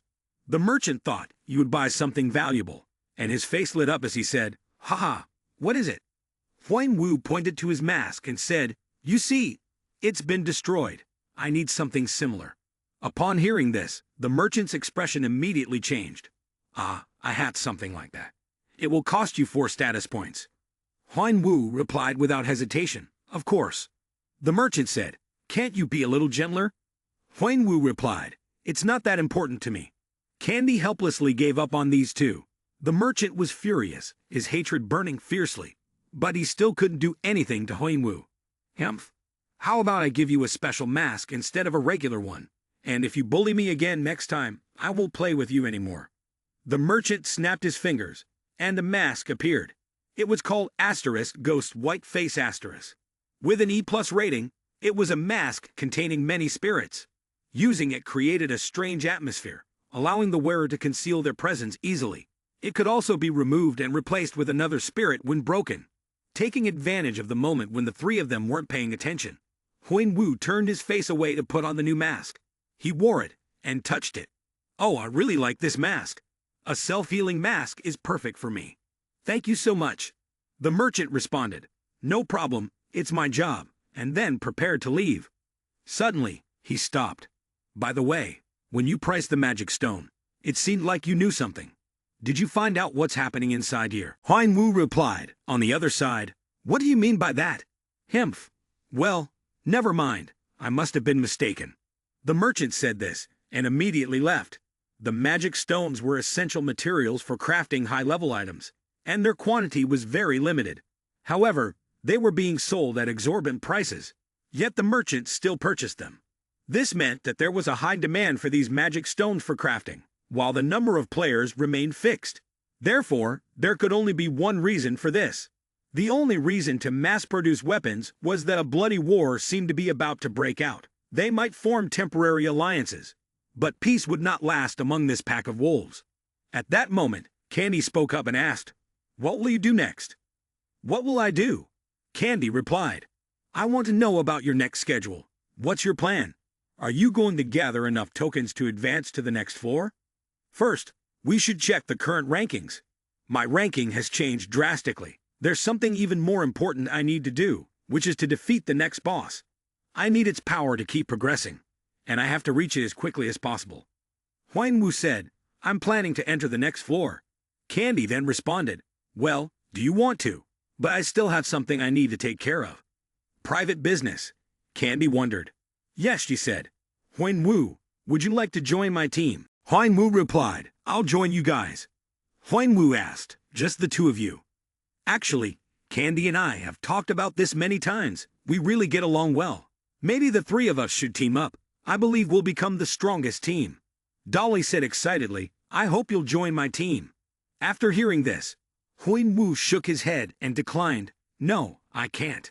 Dolly was confused upon hearing this, wanting to know why Huan Wu didn't want to join her team. Huan Wu explained, "As I mentioned before, I still have things to do, but I can join you after I'm done. The reason I don't like forming a team is because I don't feel comfortable with being tied down." Upon hearing this, Dolly responded dejectedly, "I see. I understand now." Candy, who had been standing behind, gently patted Dolly on the shoulder. "We can't force him, kid. Everyone has their own preferences, and this sort of thing will happen often when we enter the tower, so cheer up, all right?"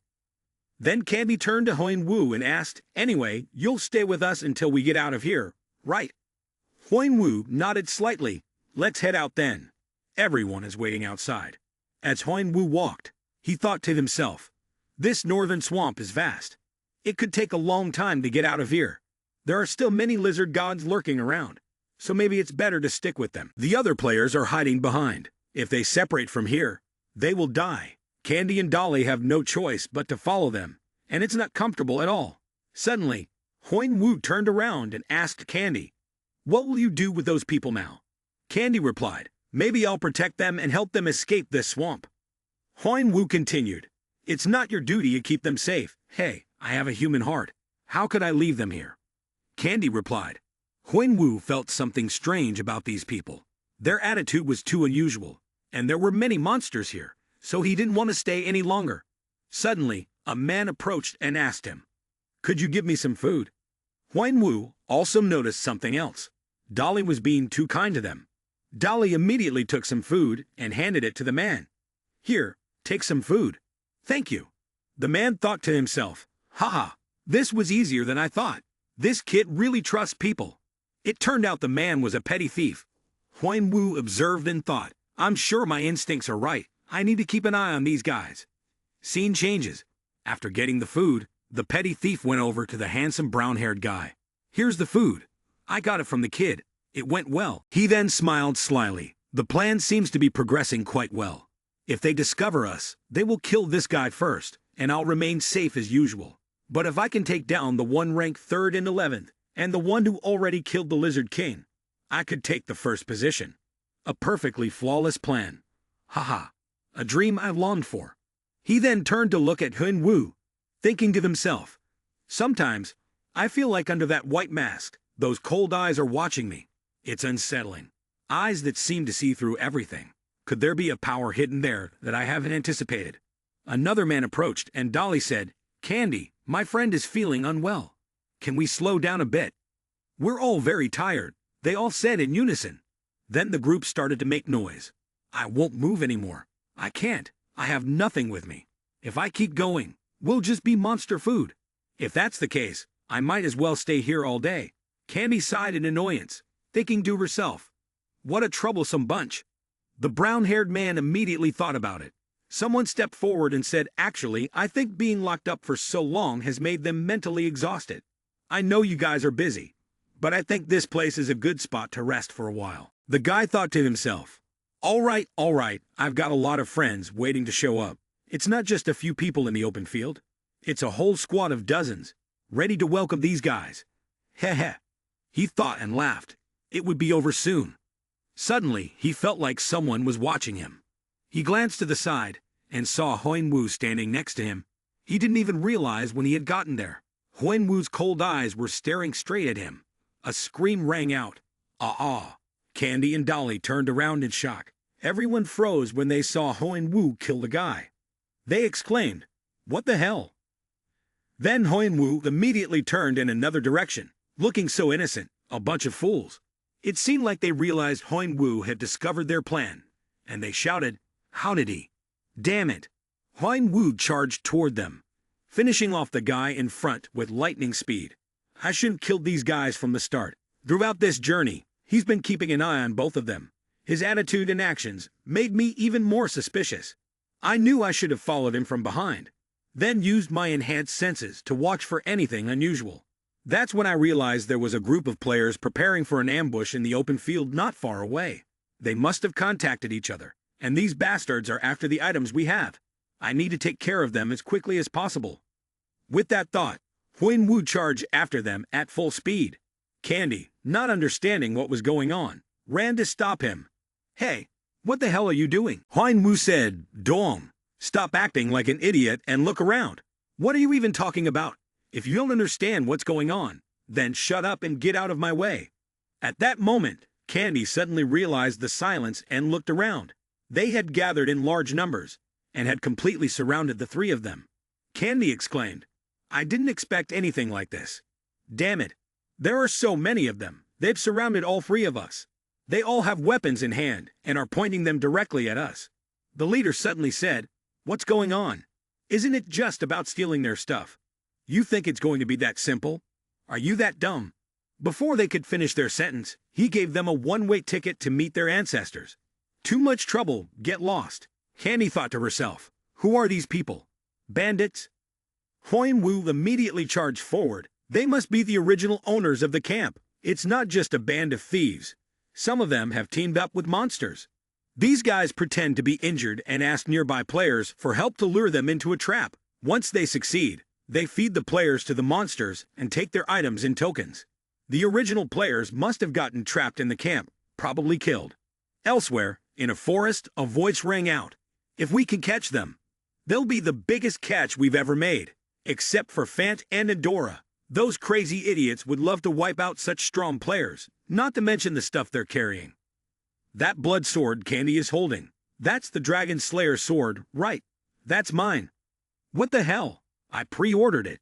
You idiot. The person who just replied is Zip Zen. He is talking to his teammates through the J pendant.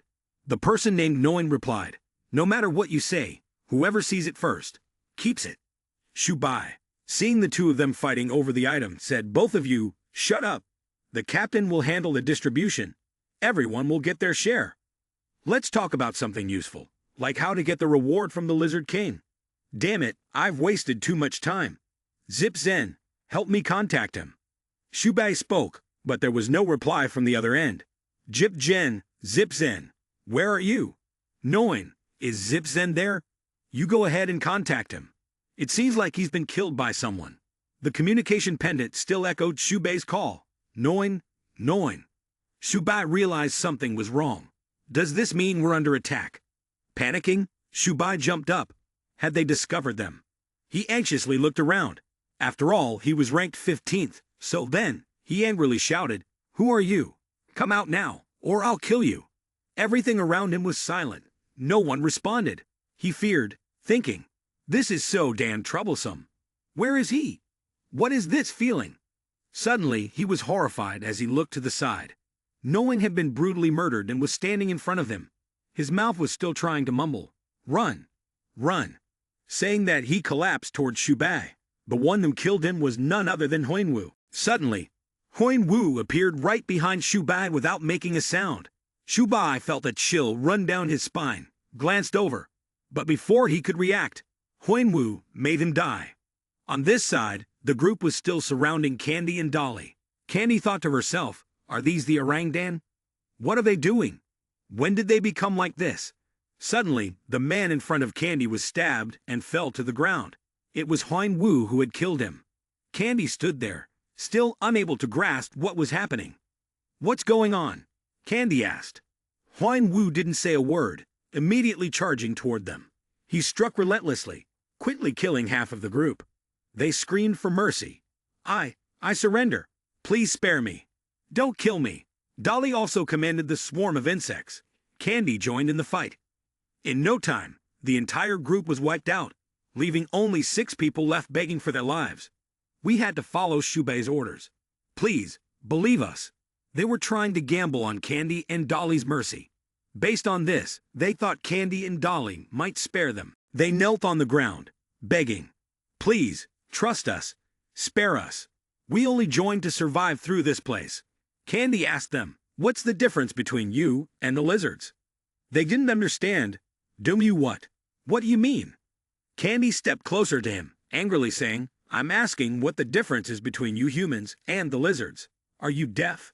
The man was terrified. Please, spare me. Hargan at least cried when he saw his wife and children die. What about you? You sold ordinary people to the monsters, and even killed the players who got stuck. Candy spoke as he thrust his sword through the man's body. He was genuinely angry about this. In times like these, with everyone's emotions stirred up, no comfort could reach them. The best thing to do was to let them get through it themselves. Huang Wu stood silently, wiping his knife and watching Candy and Dolly. Both of them were feeling awful. They thought they had saved people trapped by the king of lizards, but it turned out to be the surviving thieves.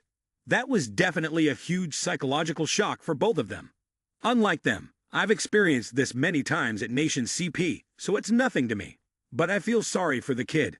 They need to grow stronger to survive in this filthy world, because you can't trust outsiders here. Then, everyone falls into one of 2 situations. They either go insane, or they become more mature. After a while of deep thought, Candy suddenly raised his head and asked Huang Wu, how can you stay so calm after all of this? Huang Wu replied, I'm used to it. Candy asked again, I have no idea about the world you've been through. What about the people in your world? Are they like this? Huang Wu answered, if they were like this, maybe the whole world would go mad. Candy lowered his head and covered his face, saying, can I be honest? Those damn crazy bastards, they pretend to be victims, and it really shocks us. Honestly, we're all a little scared of you. Really. Huang Wu, hearing this, remained silent and said nothing. Candy continued, I don't understand how you can stay calm in every situation like this. I can't help, but I think you must have suspected them from the start. Candy thought to himself, you didn't trust anyone from the beginning, not even us, did you? Huang Wu stayed silent, looking at them. I haven't trusted anyone since I came into this world, not even these 2. Although I wanted to build a relationship based on trust, this relationship has become strained, especially between me and these 2. People who want to open their minds will be hurt if they realize I only see them as partners. Maybe this is the right time for me to leave. Candy and Dolly were warm. Both of them had a great appeal to me. However, they each had their own opinions, and I had my own. So it was best for us to part ways from here. Then Huang Wu spoke up. Well, then I'll be on my way. He didn't answer my question. Candy thought to herself. Dolly saw Huang Wu leave and wanted to stop him, but Candy held her back. Dolly shouted loudly, what are you doing, huh? Candy calmly replied, sit down. Dolly was very agitated. Tell me why you're doing this. Even if he doesn't trust us, he's still been good to us. Candy remained calm and answered, that's the best thing for us, and for him. Dolly didn't understand. What do you mean? Don't you see it? Dolly just stood there silently, confused. Candy glanced over, signaling Dolly to look in that direction. Dolly was taken aback when she followed Candy's gaze. Wait, that's the mark of orangutan. In fact, he thought it was a bit strange. Why did orangutan always say to maintain order in the guidance floor, yet they were doing the opposite of what they had said? They used the excuse that they needed a large number of new players. But those of us who know the truth understand that the people behind Orangutan are part of one of the biggest guilds in the tower. Their guild values the spirit of knighthood, worships swordsmanship, and courage. Of course, they always have many ways to attract newcomers, and they can recruit anyone they need.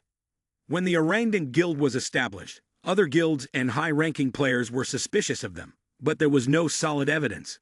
So they couldn't do anything other than leave them be. What if this was just a cover for the bandits at the farm to freely wreak havoc? The tutorial runs through a series of complex systems within the tower, making it impossible to know exactly what they are pursuing. But if they are using it for the purpose of plunder, then, Dolly said, so they have our information here and know we're with Kane, so they want to kill us. Candy replied, exactly, we're not safe anymore. Candy thought to herself, that's why I didn't want to get him involved. Kane has his own business to take care of. Dolly responded, I understand now. So you don't want him to join this fight. Candy then added, exactly, that's why we need to deal with that bastard first. Then we can go after the next hidden fragment. Vikrier is another hidden fragment that requires Candy and Dolly to obtain Hargan's crown beforehand. That is the ultimate goal they hope to achieve in the guidance floor. It is one of the only ways Candy and Dolly can catch up to Adora and the Fant siblings, who have been accumulating karma at an incredible rate. Dolly said, you're not the only one who wants to see those bastards, you know. I think if they see us there, they'd be pretty surprised. Then they both set off. You know, you think you're the dumbest person. But maybe I'm no better than you, little brother. Just look at who's talking. Meanwhile, over on Hinwoo's side, he was walking when he suddenly stopped.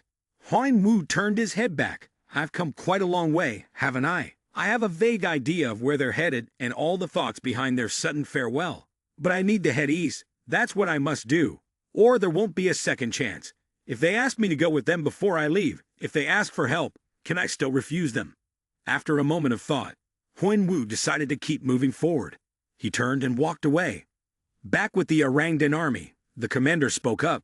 The second squad has been wiped out. A soldier lowered his head and replied, I'm afraid that's true, sir. The commander was furious, certain it was them again. You said they were capable of this mission, so I gave you the chance, but you've disappointed me. This is as if we gave them a free opportunity to take the Hargan crown. The soldier apologized, I'm sorry, sir. The commander then ordered, put Team 1 on standby. The soldier, stunned, looked up and asked, you mean Team 1? Team 1, known as the leaders of Orangutan, had never failed a mission. Some of them were top-ranked players in the tutorial floor. The other soldier thought they were only dealing with the 3 of them. The commander responded, they are the ones who wiped out Team 2 with just 3 people. Their power is more frightening than I thought. It's not so bad. This will be a good combat experience for Team 1. The commander added, and I will move with them. The soldier was shocked upon hearing this. The commander frowned, silently thinking, no matter how skilled the players in the tutorial floor were, there was still a significant gap between them and those who had already entered the tower. Team 2's strength was also quite formidable, surely only slightly weaker than Team 1, so the strength of these people was unpredictable. There was no reason to overlook potential risks. It was better to be thoroughly prepared. After the fall of Artaya, the peace within the tower was gradually being destroyed. It was like a ticking time bomb. The commander thought, no one knows when it will explode, but it's best to concentrate as much power as possible before it goes off. We cannot let things like this continue happening. Suddenly, the entire room shook violently, followed by a loud scream. We've been attacked. There were 2 of them. The commander immediately exclaimed, what the hell is this? Another soldier ran in to report. They are here. The commander asked, they who? The soldier replied, Dolly and Candy, they're preparing to come in. A huge explosion rang out right in front of the commander, startling him. Candy and Dolly entered the room. Both of them exuded an intense killing intent. After enduring numerous battles, they were now far stronger than before. Candy stared intently at the commander. In anger, she yelled, creating a massive surge of power that sent several soldiers flying. The commander laughed and said, I've been getting bored being stuck here. Let's enjoy this moment. Then he swung his sword and charged toward Candy, shouting, I don't know where you got the courage to come in here, Candy. Candy didn't say a word. She immediately drew her sword and rushed toward him without hesitation. The two of them clashed with their swords, the air charged with a deadly aura. Turning eastward, the vast and barren desert stretched out. This was the territory of the Ore Sea. As a few monsters stood on guard, something suddenly shot toward them. It turned out that it was Hoinwu. He rushed forward as fast as lightning, and within seconds, he chopped off the heads of two monsters. The remaining one, aggressive, holding a stick and charging at him, was quickly subdued by Hoinwu, who pressed a knife to his throat, pinning him against the wall. Trembling, he said, "Damn, powerful human, spare me. Let me ask you one question. Have you seen any house nearby? It's somewhere on a rocky mountain or up in a tree." The monster panicked, answered, Yes, there is one. I've never seen it, but my friends scouted it, and they saw a strange house. But it was too high, so they turned back. Honestly, that's all I know. Please spare me, sir." Huan Wu thought to himself, "It must be that one. That's where Akesha's snake resides. It's a rare monster, only appearing at specific times under certain conditions. Without my brother's journal, I wouldn't have been able to find it." Huan Wu asked again, "Where is it?" Recalling the moment when the snake lunged at his brother, Huan Wu silently thought, "They say Akasha's snake sometimes rises from the ground to breathe. It will also fill its empty stomach as it emerges. My brother and the Artaya group tried to kill the monster without knowing anything about it. No wonder they were losing, but fortunately, they met him. The one who saved both Artaya's heart and my brother in the battle with the snake. His first teacher, Galliard." At this moment, he had arrived at the simple old house perched on the high cliff. Looking at the house, he wondered if this was the place. Now that he had come this far, there was nothing left to lose. Huan Wu approached the wooden door, raised his hand, and knocked a few times, asking, "Excuse me, is this the house of Galliard?" Unexpectedly, no one was home. Just then, the man returned from hunting, saw Huan Wu knocking on the door, and asked, "Who are you?" Before Huan Wu stood a man carrying a boar he had just slain. He was tall, about 1.9 meters, with a strong and sleek physique, brown skin, and a handsome face, especially his long pointed ears. Galliard was not human, but an elf, one of the prominent members of his kind. He was a Dard elf, and was regarded as a born warrior. Huan Wu turned to face Galliard and spoke, "I am Cain." Galliard furrowed his brows and said, "I don't care about your name. I'm asking what you're doing in front of my house." Huan Wu replied, "I was advised to come here, because there is something I need. You must be Galliard. I'm here to ask for the Undane Cup." Upon hearing that he was looking for such an item, Galliard's previously stern expression turned to one of surprise. "Who told you that?" he asked, and received the name Brahm. Huan Wu thought to himself, Brahm is the name of an old friend of Galliard. He had once tried to climb the tower with Galliard and was also one of my brother's teachers. Luckily, I had information about them from my brother. At that moment, he raised one hand to cover his reluctant and frustrated face. "This damn guy, I told him not to reveal this. Anyway, it wasn't good to stand and talk outside, so he took the initiative to open the door and said to Huan Wu, 'Please come in.' Inside his house were countless weapons in crates piled haphazardly, and a deer's head hung on the wall. He placed the prey he had just hunted on the floor and asked, 'All right, let's talk business.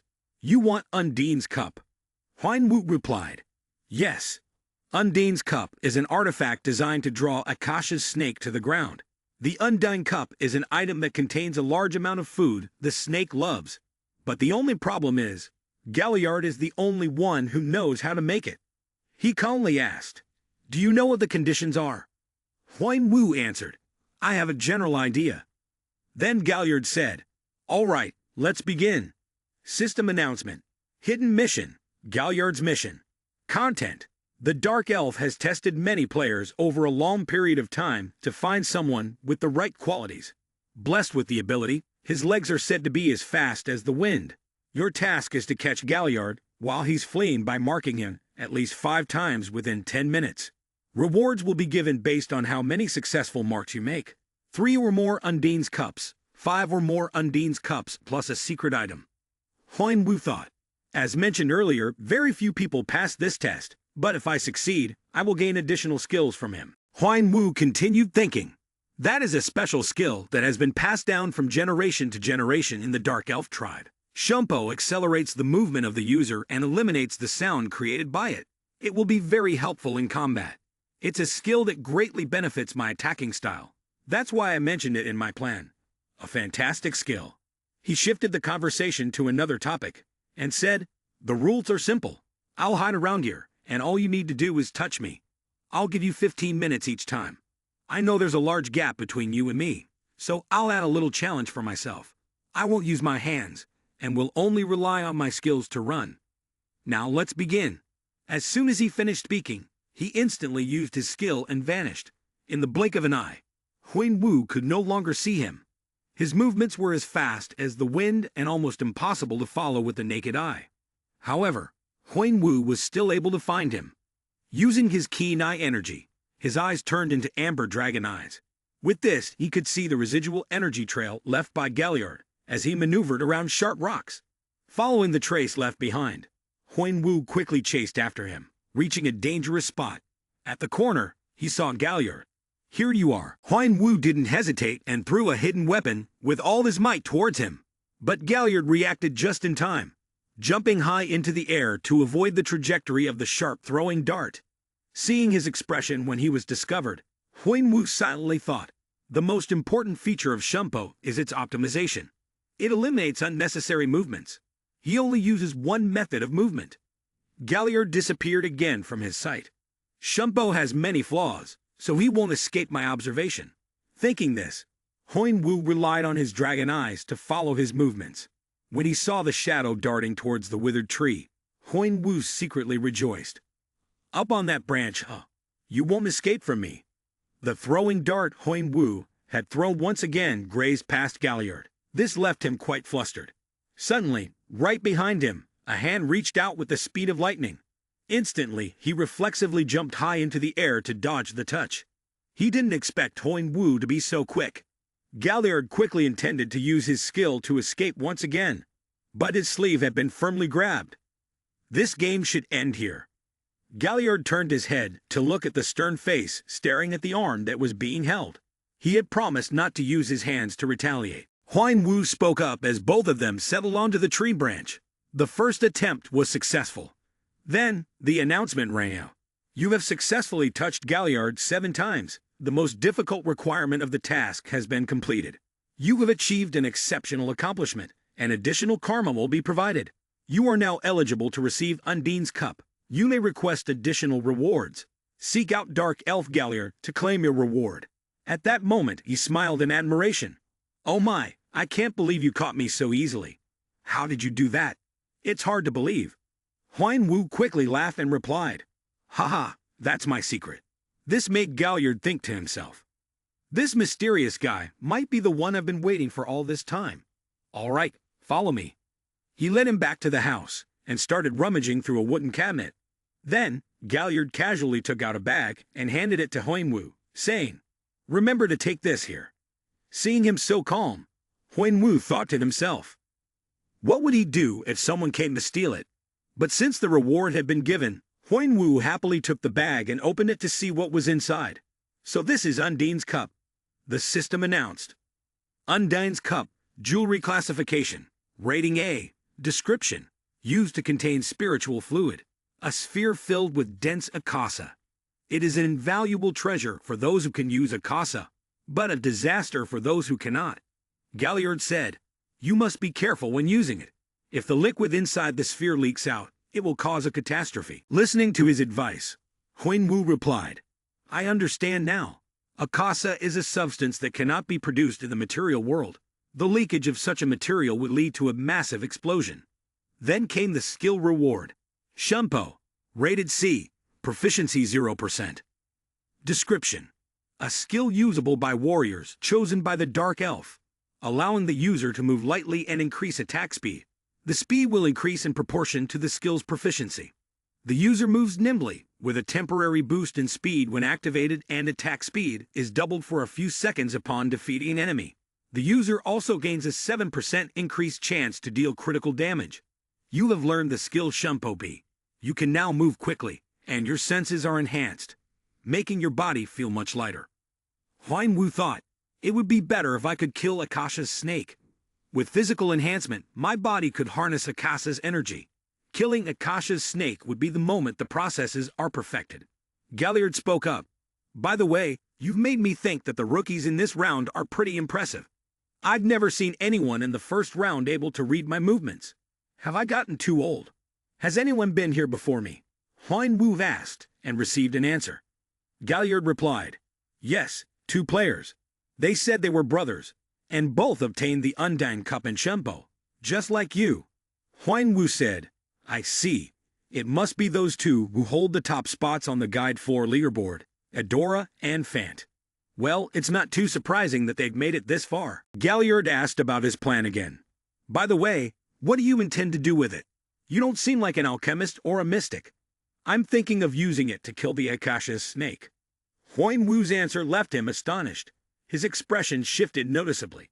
You're chasing after the Akasha's snake. Noticing something was off, Huan Wu asked, is something wrong? Galliard spoke with a regretful look. I'm sorry, but the snake has already been killed by those 2 top players, and this news really shocked Huan Wu. But he still headed toward the place where the snake was supposed to appear. All that remained was a chaotic mess and a large blood stain on the ground. He carefully looked around, confirming that the snake was indeed dead. How the hell did they find this place? I thought no one knew about it except for me and Artia. Damn it, they ruined my preparations. But then, as Huan Wu stepped into the area to investigate, he saw something strange, something black. His face filled with horror, and his body seemed to freeze at this discovery. Huan Wu stood in shock, staring at the dead Akasha's snake on the ground, silently thinking. They took all the important parts of the Akasha's snake, like the essence and venom glands. He knelt down on the ground, carefully examining the snake in front of him, wondering, how the hell could they have taken it down so quickly, just the 2 of them? Looking at the wound on its body, was deep in thought. How could they summon Akasha's snake so quickly? Could they have obtained the same information as he did? Staring at the snake's corpse in front of him, he blankly wondered, what should I do now? Huan Wu sighed, took off his mask, and sat dazed on the ground, closing his eyes as he thought. What's the best thing to do right now? The hidden fragment I've been aiming for all this time is this snake, but now it's dissolved into thin air. If I had it, I could catch up with them. There's a 20,000 point gap between me and Adora, but it's slowly closing. Thinking about this, he sighed in frustration, rubbing his tired eyes. What if I collect as many tokens as possible in Layer E, then wipe out all the remaining hidden fragments in Layer F and do a reset in Layer G? The best I can do is probably top 11. Maybe even top 8 if I'm lucky. His gaze drifted to the snake's corpse. It's like I'm seeing something. Huan Wu immediately sprang to his feet, his eyes narrowing for a closer look. Wait a minute, what's that? Only then did he seriously examine the corpse. No, this wound was inflicted after it died, and it's recent. There are even footprints here, which means it wasn't Fant and Adora, but someone else. Huan Wu walked closer to the corpse, crouching down to examine the footprints and the bloodstains, seriously thinking. They're orcs, and they're doing something to the brain of this snake. At that moment, a notification sounded.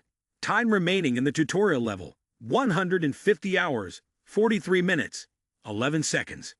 On the other side, the 6th ranked player in the tutorial level looked at the person in front of him and asked, an assassination mission for me. Upon hearing this, the person immediately bowed their head. Yes, Boone has ordered the members of Team 1 to gather. After hearing the notification, the player waved his hand in irritation. Tell someone else. I'm busy maintaining my rank. Tell Boone, I'm sure he'll understand. After saying this, he thought about the problems he was already dealing with, yet now he had to take on an assassination mission, and the target wasn't even in the top 10. Hearing his refusal, the other person said, This is a special order. Those who don't participate will be immediately expelled from the guild. Upon hearing this notification, he froze, staring at the person in front of him in confusion. Special. The other person immediately answered his question. Yes. Therefore, you must move together as a team. Boom will reward anyone who brings back his head.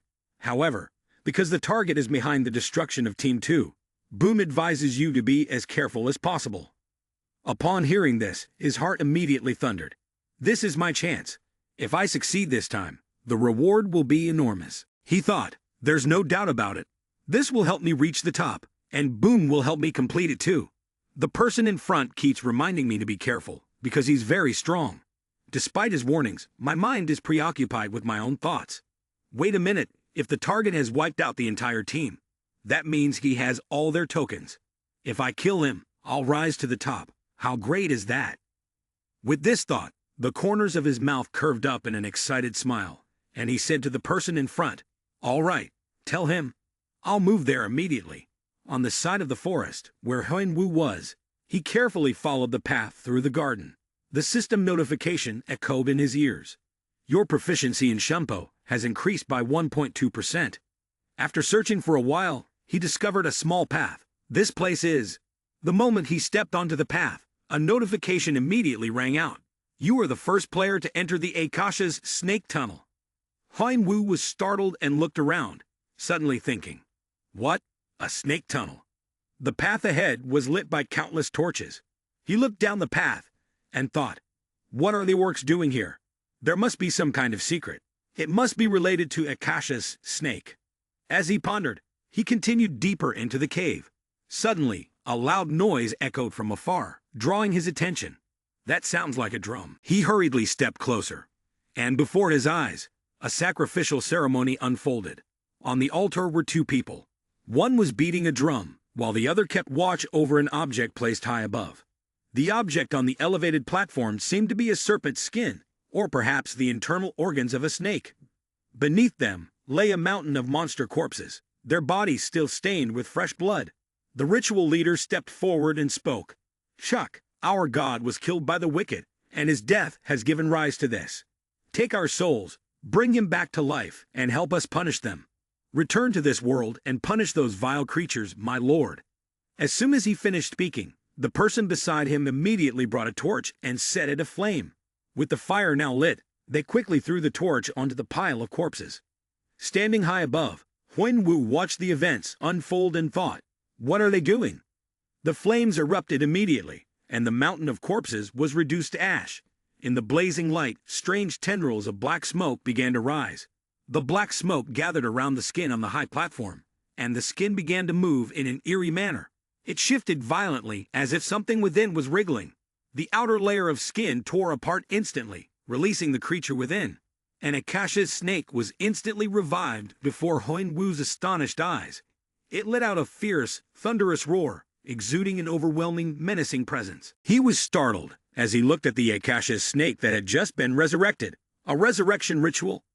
At that moment, an announcement echoed again. Hidden mission. Resurrection ritual. Content. The body of Akasha's snake consists of half matter and half spirit, providing enough energy for Akasha. Akasha's snake can be resurrected at any time. The orc species is trying to bring Akasha's snake back to life using their ancient ritual. Stop the resurrection and kill the snake before it grows. Upon hearing the hidden mission notification, Huan-Wu immediately crouched behind a rock, leaning against the wall, thinking, if I can raise Akasha's snake and kill it, absorb it, as long as the ritual continues, I can make Akasha's snake grow bigger. It won't be too late to kill it when it reaches its limit. The key factor in the resurrection of Akasha's snake is spiritual energy. It's like Batory's vampiric dagger. If that's the case, I need to bring a lot of food to fatten it up. He stepped out, staring intently at the ferocious snake, thinking, when it resurrects, it will be hungry. I need to figure out a way to provide food for it continuously. He pondered deeply. Undine's cup, no, it's not enough, and I don't have much. So the best way is... It seemed as though he had just come up with an idea, a cunning smile spreading behind his mask. Not far away, in a nearby tribe, a deep voice could be heard instructing the person beside him. Our king is dead. Don't let it leak out. The person who just spoke was none other than the leader of Tribe 21. He looked at the person in front of him and carefully reminded, especially the Orc. If the rumors spread, they'll come after us and try to kill us. Be cautious. The person facing him listened attentively and respectfully replied, yes, sir. After the soldier left, the leader of Tribe 21 sat down in his chair, sighed and placed his hand on his forehead. This is exhausting. Before he could rest for long, a sharp pain from the back of his neck sent a tremor through his body, and he let out a painful scream. Just before losing consciousness completely, he shakily spoke. Intruder. No sooner had he finished the words than he collapsed forward. Behind him stood the man. He calmly took hold of another body, placing it on top of the leader of Tribe 21's corpse. As he did so, he thought, when the lizards see this, they'll think the Orc did it. The more damage, the better. With that thought, he raised his hand to pass on the fire. The flames quickly spread. He looked at the scene in front of him with satisfaction. It was small, due to his still developing skill, but it was enough. Having completed his plan, he quietly left the tent. The fire spread further and further, and soon the members of the tribe took notice, rushing over to shout loudly, "Fire! Fire, Chief!" As he walked away, he glanced back at the chaotic scene behind him and quickly turned to leave. I should head toward the western forest. Perhaps this is the moment I become stronger. The fire in the western forest started with just a small spark. However, the flames spread and grew as they devoured the village of Koba, continuing to spread until it engulfed the entire forest. The whole forest was nearly completely consumed by it. After losing their homes, goblins and kobolds began to migrate out of the area. Countless disagreements occurred among the monsters living in the region. They were fighting for space to live for themselves. Panic spread throughout the forest, with everyone suspecting each other, including both humans and monsters. In one tribe, a monster from the outside happily ran into the tent, excitedly saying, "Chieftain, Chieftain, we are..." "Ha!" The Goblin King, upon seeing the newcomer, spoke in a low, solemn voice, "I am no longer the chieftain. Now I am the king of you all." Upon hearing this, the monster immediately bowed his head, and with some concern, said, "Yes, my king." The Goblin King paid him no mind and turned to the person beside him, asking sternly, "Are you sure it's the Orc?" The person beside him immediately confirmed, "Yes, the number of villages destroyed exceeds the fingers on my hand, and the bodies of the orcs have been found in every village." Upon hearing this, the Goblin King's eyes gleamed with a dangerous intensity, and he smirked, saying, "Orcs, I don't know what you plan to do, but we are goblins, and we will never forget what you have done." From outside, a figure hurriedly rushed in, bowing respectfully, and spoke in a rushed voice. "My lord, kobolds and gnolls have sent emissaries. They are requesting an alliance to take revenge on the ORCs." Upon hearing this, the Goblin King immediately stood up and said, "Lead the way. Quickly, lead me to them. We will meet with them. We, the ORCs, will kill them all." On the other side of the forest, the tribes gathered together. One of them spoke to the Goblin King. "We are like you. The ORCs attacked us." Another person beside him spoke up. "Our worst enemies. The ORCs killed our king. We need to avenge him together. Many other races are in the same situation. Trolls and ogres have suffered the same fate. They are also requesting an alliance." Upon hearing these words, the Goblin King immediately raised his weapon high, his voice filled with murderous intent. "This is our chance for revenge. There is no more time to waste. Everyone here, raise your weapons, follow me, and let's destroy the ORCs." The others, upon hearing this, immediately raised their hands in agreement. "Follow the Goblin King for revenge. We will kill the ORCs." System notification. You have created tension among the monsters, causing them to start a war. Karma will be awarded. Just as the system notification sounded, he now crouched behind a tree, observing the situation below. At that moment, another notification rang out. Unexpected quest, monsters in a hurry. The content involves the unwritten rules between monsters in this layer. It seems they will not allow intrusion into each other's territories. System notification. But the rules have been broken. A battle between monsters is about to begin. Survive and eliminate the source of the war.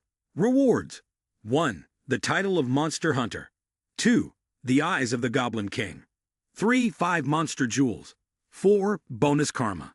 Upon hearing this notification, Huangwu was extremely pleased. "Good, it's progressing just the way I want." He sat in the tree, contemplating his next move. Akasha's snake would resurrect faster in proportion to the number of monsters it consumed. And currently, the wave was approaching the Orc. The Orc wouldn't be able to stop this army.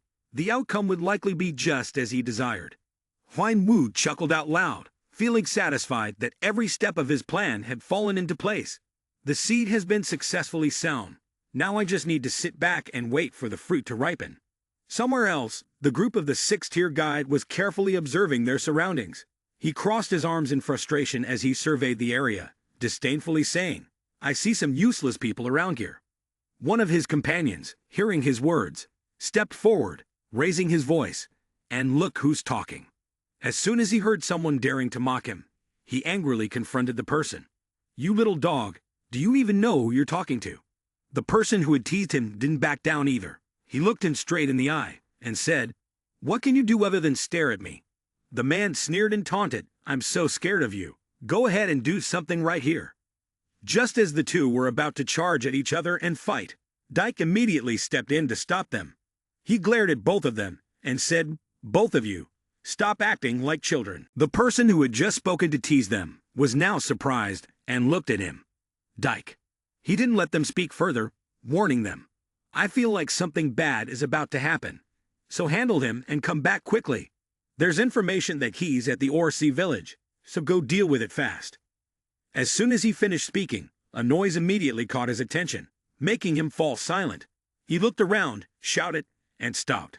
Seeing him slightly worried, Dyke was surprised and asked, "What's wrong?" A stone was thrown straight to the ground in front of them. As soon as they saw the stone, both of them froze. He spoke to Dyke, "Don't you feel anything?" The noise under their feet grew louder. He looked at the ground in shock. "Huh? Is the ground shaking?" Dyke, standing beside him, was also stunned. The ground. The man who had been terrified earlier looked at them, pointing ahead, unable to speak. They both raised their heads and looked in the direction of his arm. In the distance, a group of monsters was charging toward them. Their faces were filled with cold killing intent, and deep inside their eyes, a fury was surging as they rushed like a storm. As soon as the group saw this scene, they immediately froze. Dyke trembled, unable to believe his eyes, stammering, This is so confusing." He immediately snapped back to his senses, shouting loudly, "Retreat!" The group immediately turned and fled, but it was already too late. The group of monsters had nearly caught up with them. They immediately screamed, "Get out of our way! Human, if you block our path, you will die. Die, human!" The monsters charged forward like a tsunami, attacking the group with brutal force. The group of people screamed in fear. "Help!" The sixth-ranked man gritted his teeth, trying to counterattack the monster's assaults. He angrily grumbled, "Damn it, not now, not like this. I will be the sword of Chionwado. I will survive and leave this place." The monster spoke, "Die." The voice startled him, making him glance behind. Behind him, a frenzied monster tightly gripped its weapon. Without warning, the monster threw its weapon toward him. He froze, his body stiffened, unable to move, staring in fear at the axe speeding toward him. "Too fast! Kill them all! Kill all of them!" The monster's merciless voices mixed with the agonized screams of humans echoed through the air. A bloody battle seemed to unfold. Meanwhile, inside a hut, the soldiers' voices could be heard reporting to the Orc King. "The lizards have begun their attack. They've breached the northern wall." Upon hearing this, the Orc King asked in surprise, "Why did they suddenly start a war?" The soldier respectfully bowed and replied with difficulty, "I don't know. They said we killed their king." As soon as he heard these words, the Orc King immediately grew furious and shouted, "What? Are they crazy? If they want it, I'll give it to them." Suddenly, the Orc King froze. Wait a minute, if their king dies, that would actually be better. Thinking this, he smirked slyly and turned to the soldier, saying, "Quick, build a wall. Use bricks, stones, anything. We must stop them." The soldier immediately accepted the order. "Yes, my lord." Outside the sea, the group of monsters had already charged forward.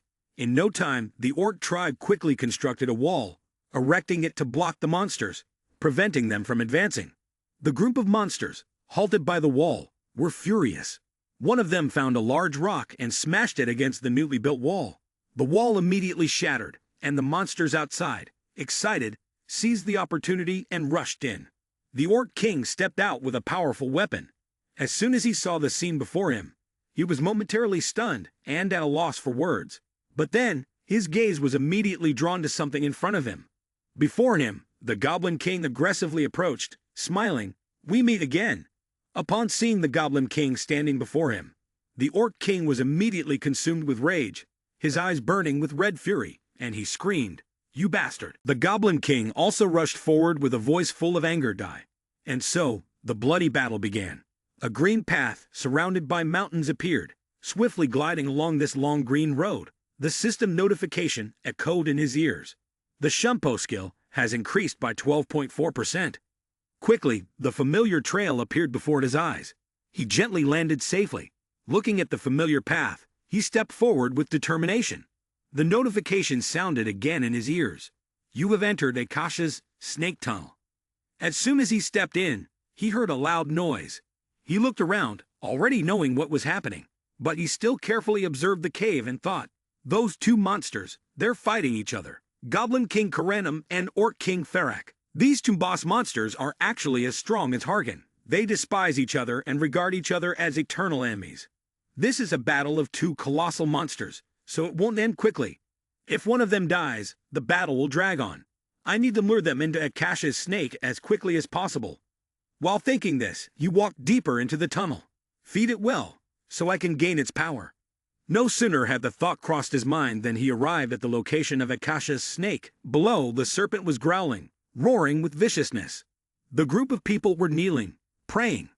Oh God, please, God is punishing us. The Akasha's snake was going wild, glaring at the group of people kneeling on the ground.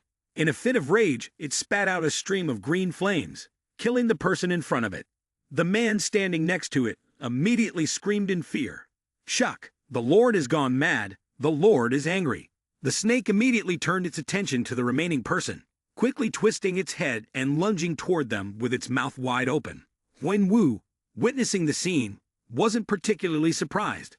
On the contrary, he watched the snake's rampage below with a satisfied expression. I knew it, it's bloodthirsty. There's no way to keep it calm.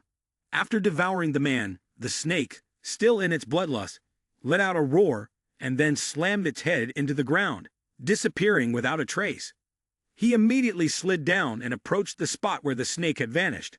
Reaching down, he touched the ground, sensing its direction.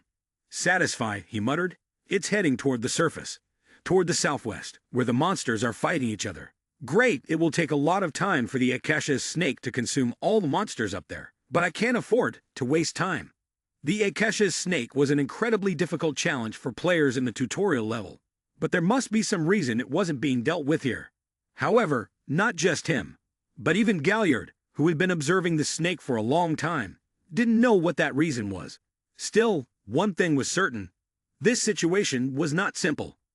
Huan Wu thought, considering a snake's behavior, there must be some place where it can hide from external threats.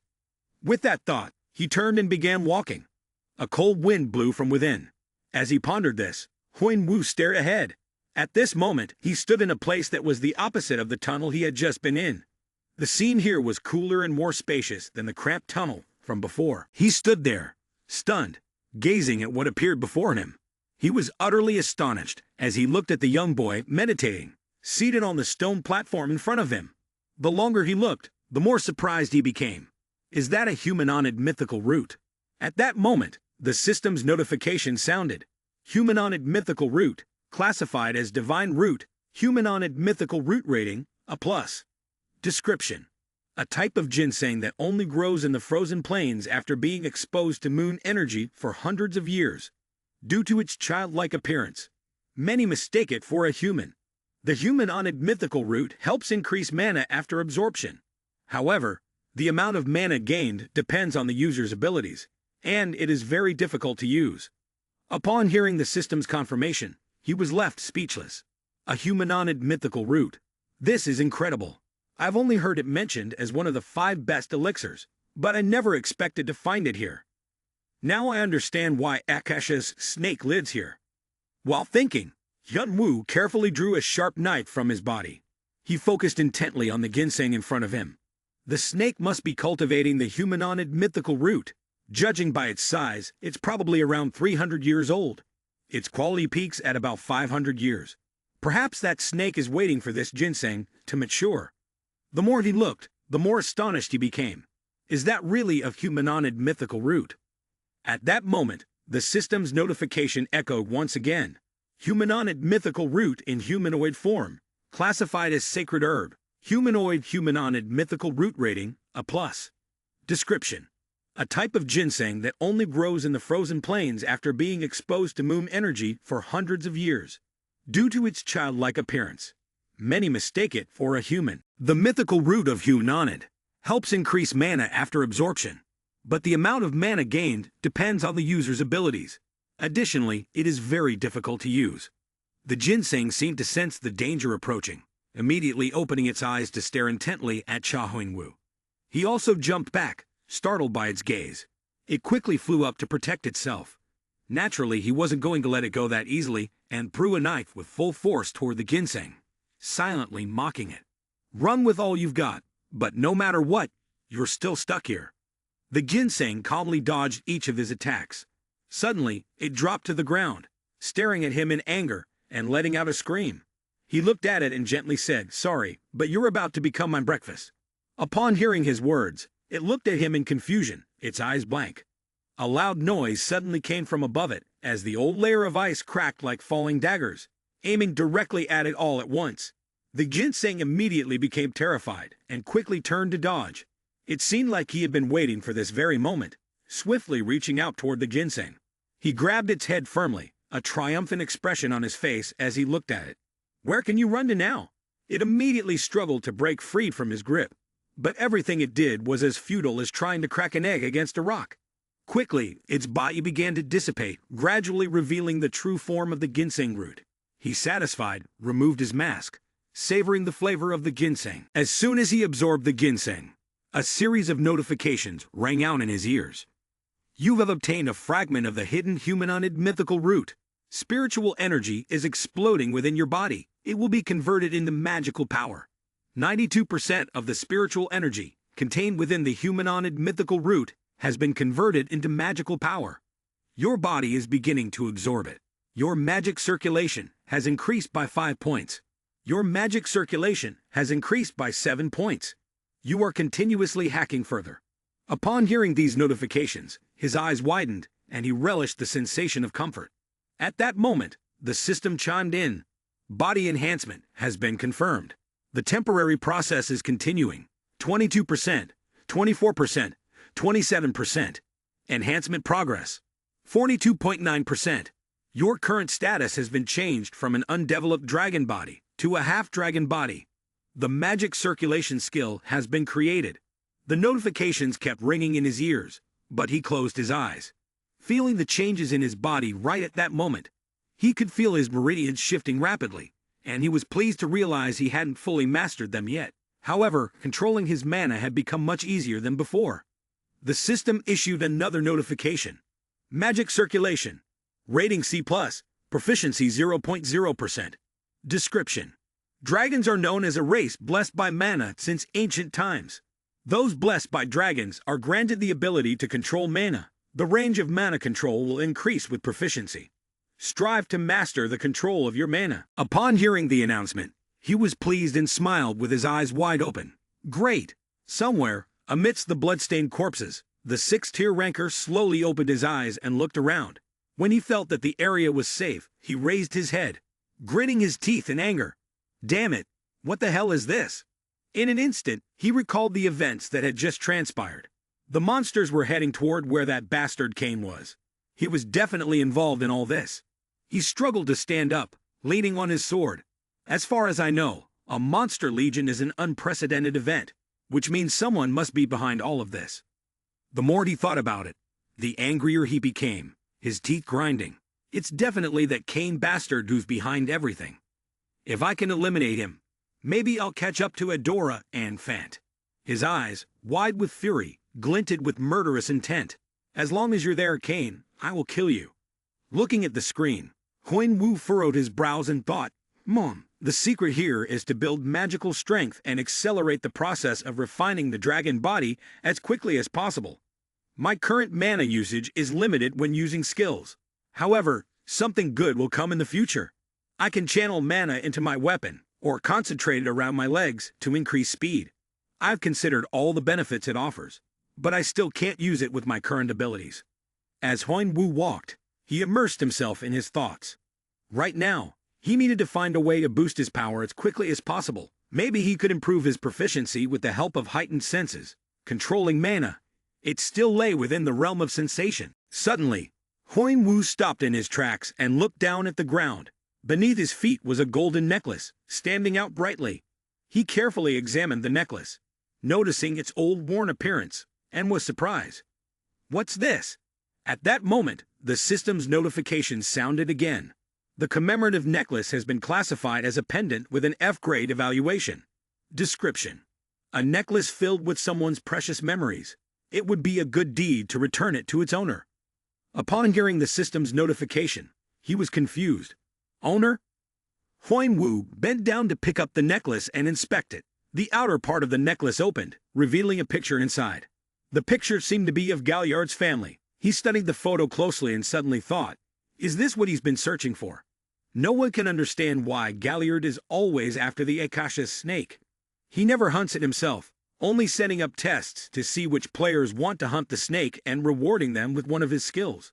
But if he's trying to recover his precious memories, then it makes sense. This isn't in the journal. With that thought, he carefully put the necklace into his pocket and put on his mask. Huang Wu turned and walked away. It's time to hunt. On the battlefield, the fight between the monsters was still at its peak, showing no signs of slowing down.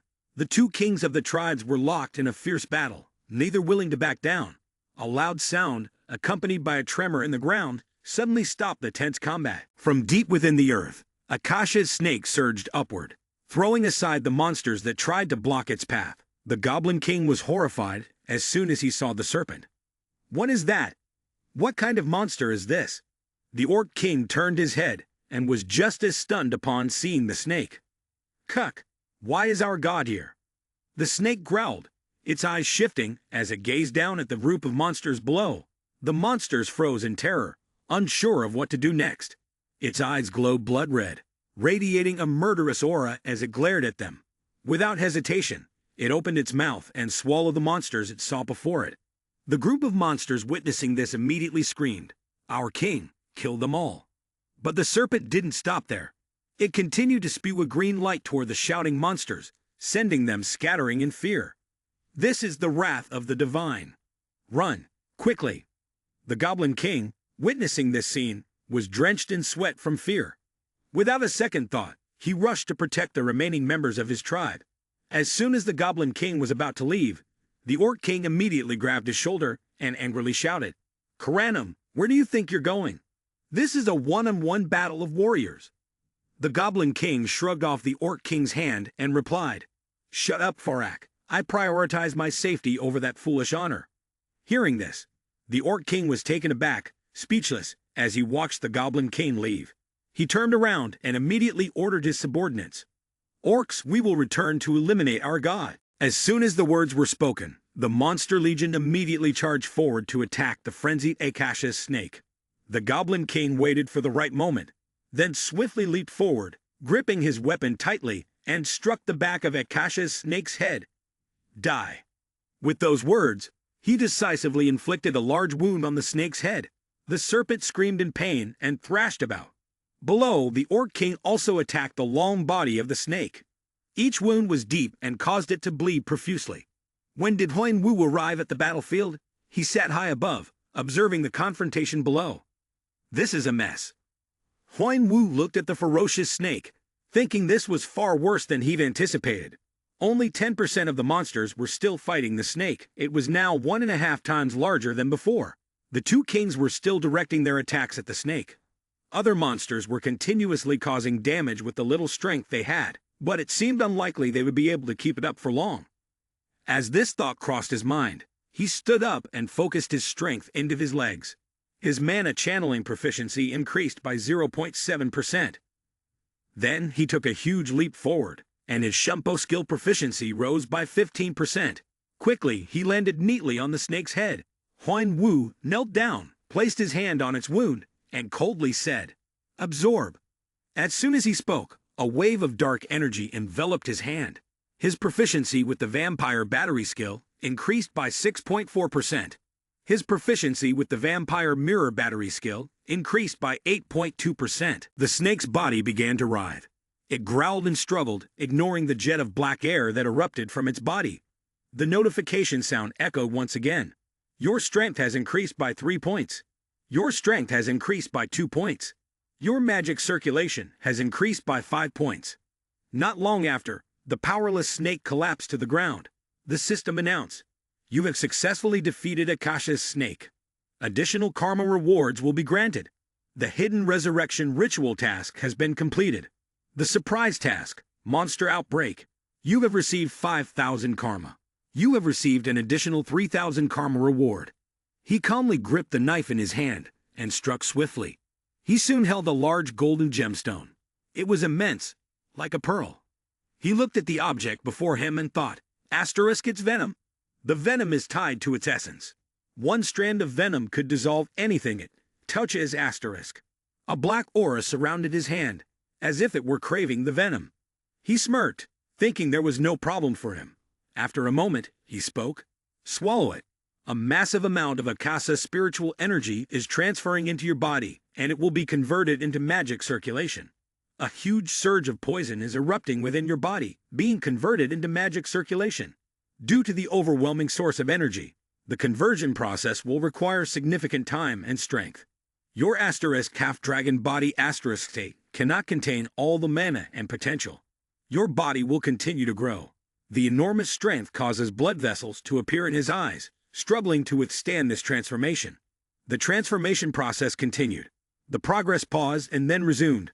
44%, 46%, 48%. Notification system. You should stay in a safe place during the transition process, as external factors may slow down or distort the transformation. Estimated time, 15 hours. As the notification ended, he glanced around. This place is not safe at all. The two kings of the tribes were severely injured. The moment they saw him looking at them, they both flinched and exchanged nervous glances, afraid to meet his eyes. A thought crossed his mind, and his body tensed up, his eyes shining brightly. "You're going to die soon." The Orc King stared at him, thinking, perhaps this human is the cause of all this." As this thought crossed his mind, the Orc King angrily charged at him, his voice full of hatred. "I will kill you." He calmly gripped the knife in his hand. Both kings of the monsters were boss-like figures, and if it was true, they would bring him plenty of karma and tokens. With that thought, he quickly sliced off the Orc King's head. Notification system. You have defeated the boss monster Farak, the Orc King. Karma rewards will be provided. As the head of the Orc King flew off, the Goblin King stepped forward. He looked at Wu, then at the severed head of his former opponent.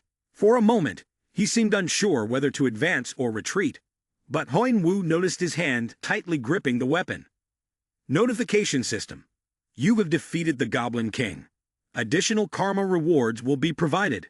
He gazed at the rotting heads of the two kings, thinking, after the death of the two kings, the remaining monsters only have two choices. 1. Run away. 2. Resist to the very end. Thinking of this, he glanced at the group of monsters scrambling to flee, but perhaps there was no need to chase after them. All of them were weak and useless, just the same. However, he soon sensed a wave of murderous intent from behind, as one brave monster charged forward, wielding a weapon, to attack him. The fools who chose to fight. He calmly turned around and counterattacked, swiftly killing them in one strike. "I will absorb them, and they will die without even knowing who they were opposing. I'll do whatever it takes to become stronger, and nothing else matters at this moment." The monster screamed in pain as he absorbed its entire power. Its eyes lost their pupils, leaving only white and bloodshot sclera. Its skin quickly dried up, and no more sounds escaped from it. After dealing with the remaining monsters, he felt exhausted, somewhat bored, but absorbing all of them had drained his energy. Now, he needed a quiet place to recover. He cast a glance to the side, sensing there was still one more thing bothering him. He spoke coldly. "Come out." The person hiding behind the rock flinched, sneered, and then spoke. "How did you know?" The person stepping out was none other than the 6th-ranked guide. He smirked at Wu. "Impressive, kid." Wu looked at him coldly and said, "You think you can hide with such a strong killing intent?" Hearing this, the guide laughed and replied, "You really are a monster." Then he thought back on the events that had just occurred. He had been following Wu ever since the Akasha's snake had gone on a rampage. "I had hoped that when the snake grew large, it would kill him, and I would destroy the snake. Everything would belong to me." He pointed the tip of his sword at me, arrogantly saying, "The power you possess, I believe it will be mine. It won't be long. I coldly replied, "Is that so? How?" He laughed coldly and said, "Don't pretend you don't understand. I know that right now you don't have enough strength to withstand an attack." Huan Wu said coldly, "Didn't I already tell you? How can you kill me when I'm not alone?" Hearing this, he was taken aback. What? His gaze immediately turned fearful as he looked behind. But it was too late. An arrow had already swiftly ended his life. I looked up, seeing a rough hand holding a bow, and a tall figure appeared before me. Galliard frowned, his cold gaze fixed on me. He immediately jumped in front of me and asked, "What caused all this chaos? Is this your doing?" I looked at Galliard, thinking to myself that I was so tired I could barely lift a finger while the transformation was still taking place. It's a good thing he showed up here. Galliard looked at me confused. "Mom, why are you laughing?" I stayed silent, thinking, I wonder if this is coincidence or fate. Never mind, the important thing is I'm about to get some rest. Then I called out to Gez. He responded with a puzzled tone. "What's going on?" I took the necklace and held it out in front of Galliard. "I brought you a gift." He was taken aback when he saw the gift, his voice trembling slightly. "What? Wait, you." Before he could finish his sentence, Yun Wu collapsed into his arms. Galliard looked at him with concern. "Are you okay?" He glanced at the unconscious person on his shoulder and thought, I have no idea what to do with this mysterious guy, but I'm definitely going to help him right now. System notification. Attribute conversion successful. Your attribute, Enhanced Physique, has been converted into Diamond Physique. 92% of energy has been converted into magic circulation and absorbed into the body. Physical improvement results have been achieved. The body refinement process, which was paused, has resumed. Current progress is at 2.5%. Your body status will change from half-dragon body to incomplete dragon's body. He was awoken from his daze by the system notification, groggily sitting up. A series of notifications flashed before his eyes. Eventually, he regained his senses, looked at his own body, and thought, I've absorbed such an enormous amount of power, and it's still incomplete. That's strange. I wonder how it will be when it's fully completed. He looked at his personal status window. It's been a while since I checked my stats. Magic circulation, my latest skill, has increased significantly. He immediately tried to feel the magic flowing through his body. Quickly, a stream of magic surrounded his arm. Seeing the light, he felt satisfied. He hurriedly waved his hand to make it disappear. A feeling that was both strange yet familiar. Mana also made his arm feel stronger. He looked at his hand, thinking that mana was said to have many uses, depending on the user. Now he could control it at will. But what was this? His senses had heightened in a terrifying way. The blinding light, the overwhelming scent, the pain throughout his body. It was a feeling similar to when he used heightened senses, like it was the same as that eating vessel. Just as he thought this, from outside, Galliard entered with a basket of fruit in his hands. Seeing him awake, he smiled and said, "You're awake now." Upon hearing Galliard's voice, he looked up. "Oh, it's you." As he was about to get off the bed, Galliard immediately stopped him. "You need to rest a bit longer. It'll take some time for your senses to return to normal." As he heard Galliard's reminder, he was startled and confused. Senses. Noticing his confusion, Galliard reminded him, "You haven't noticed it, have you?" He asked in surprise, "What do you mean?" Galliard looked at him and said, "Let me guess. You did something to make your body stronger, right? And you need me to protect you while the power is transferring into your body, right?" He calmly replied, "Yes, you're right." Upon hearing this, Galliard said, "But you've done it wrong." Hearing those words, he suddenly froze and stared at him.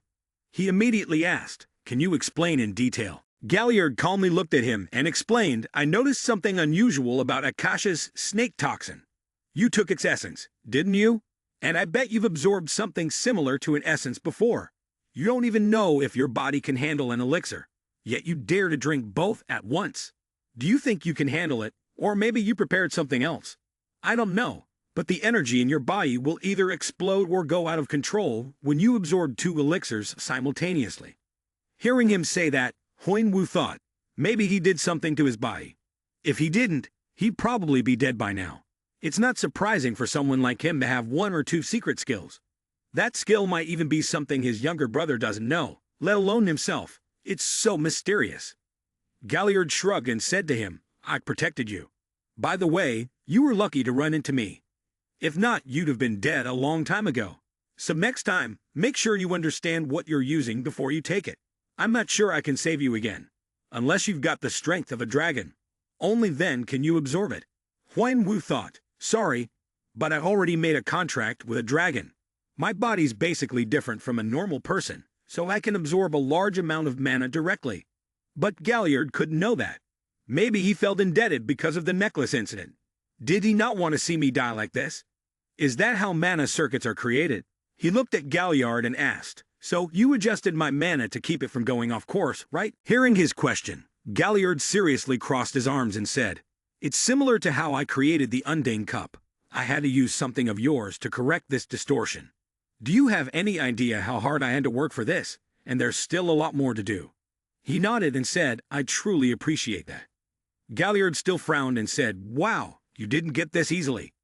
Huan Wu, upon hearing that, responded, I'll repay you when I have the chance. Galliard turned and walked away, saying, just like the hell you created. But I guess you're fine now. At that, he remained calm and continued to look at Galliard, and then he spoke again. Oh, and? The call made Galliard turn back to look at him. He turned around, smiling with gratitude, and said, thank you, truly thank you. It was then that he noticed the necklace hanging around his neck. Galliard had mentioned that his secret skill was Undine Divine Water, and he said he had applied this skill to his body in the same way he had created the Undane Cup. But just like the cup was used to hold a casa, he had substituted the human body for the cup. As a result, not only was it easier for him to absorb mana while sleeping, but his body and senses had been enhanced. Truly fortunate. Galliard anxiously stepped outside, reminding him when he saw that he had left the bed. I told you to rest for at least 3 days to fully recover, unless you have an extraordinary recovery ability. Before he could finish his sentence, the man stretched out and used his mana to fly around in a few loops. Upon seeing this, Galliard helplessly let out a bitter laugh and thought, how can someone who just recovered from a severe injury move so quickly? Moreover, his shumpo is incredible. It's as if he's had it from the very beginning.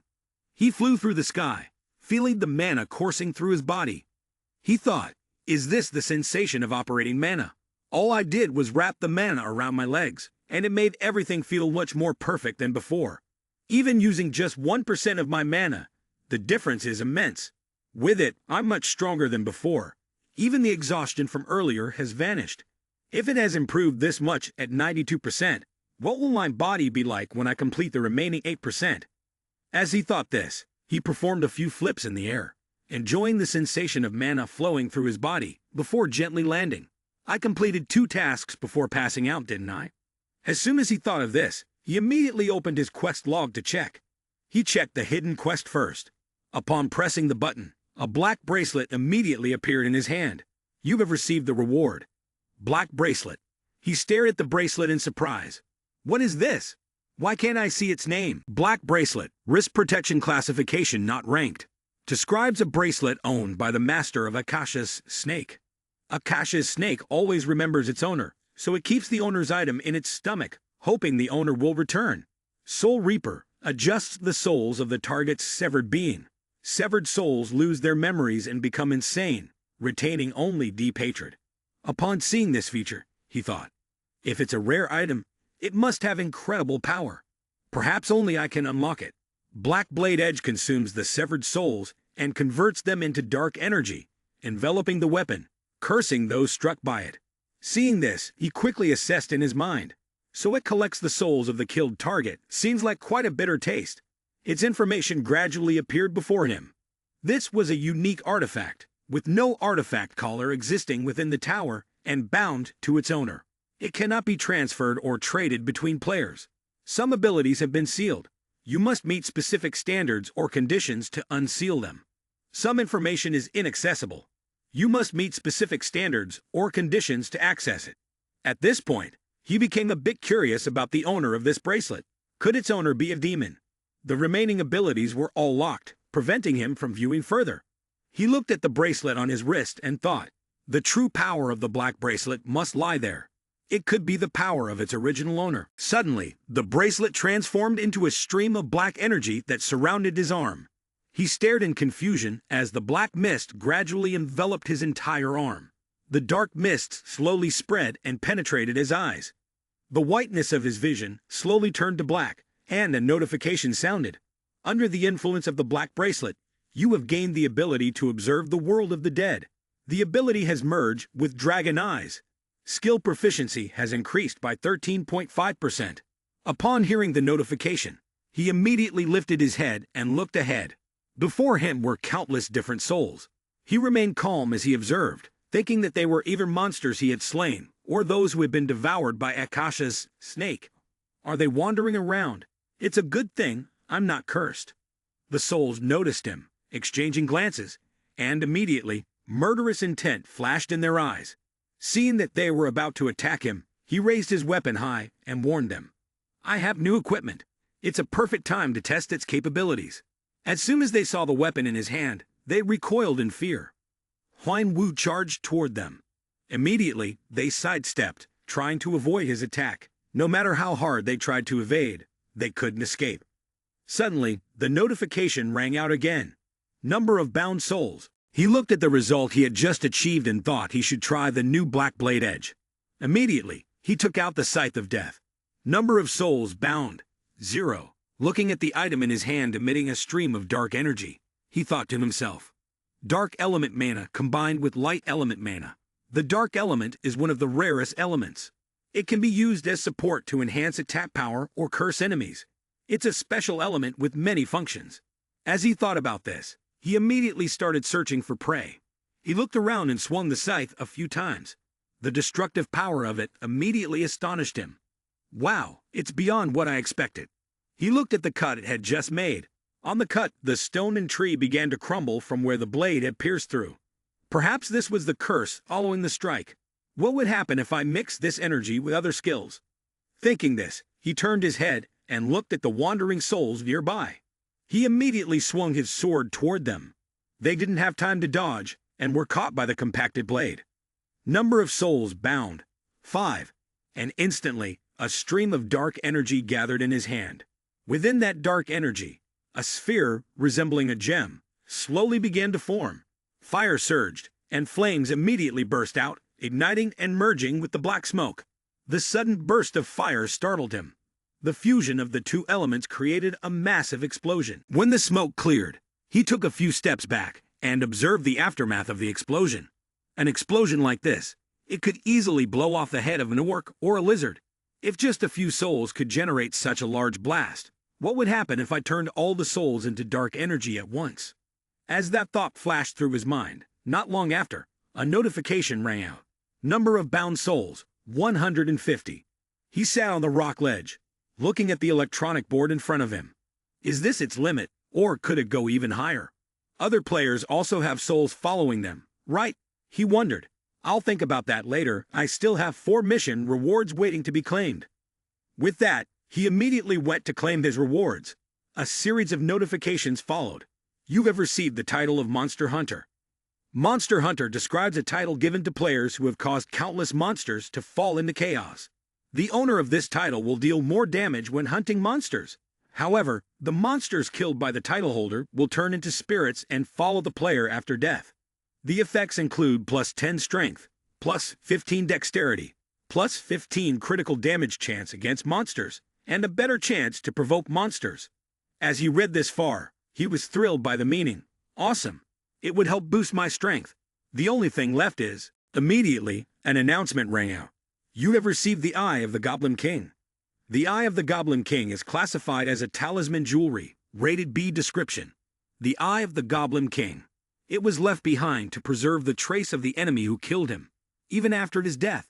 By wearing it, players can gain assistance through various abilities of harem. If handled properly, it could become a powerful artifact. The enemy of the Goblin King, the Eye of harem, will always focus on the enemy who killed him. It will continuously produce effects to prevent its owner from being killed by others. When damaged by the artifact, its owner will emit a dense source of energy and increase damage by 10%. This artifact also follows the invisibility attack, like curses and poisons, providing a 15% chance to block effects like those. He stared at the eye, thinking that this artifact could protect its owner from curses and poisons. It pairs perfectly with the black bracelet. Negative emotions or dark magic like curses will be extremely useful. It enhances the power of the dark element, meaning I can boost my attack strength with them. The same applies to this Monster 5-colored gem artifact. It's incredible. The Monster 5-colored gem is classified as jewelry, rated C+. Description: jewelry created from the grudges of monster races, goblins, kobolds, gnolls, lizards, and orcs.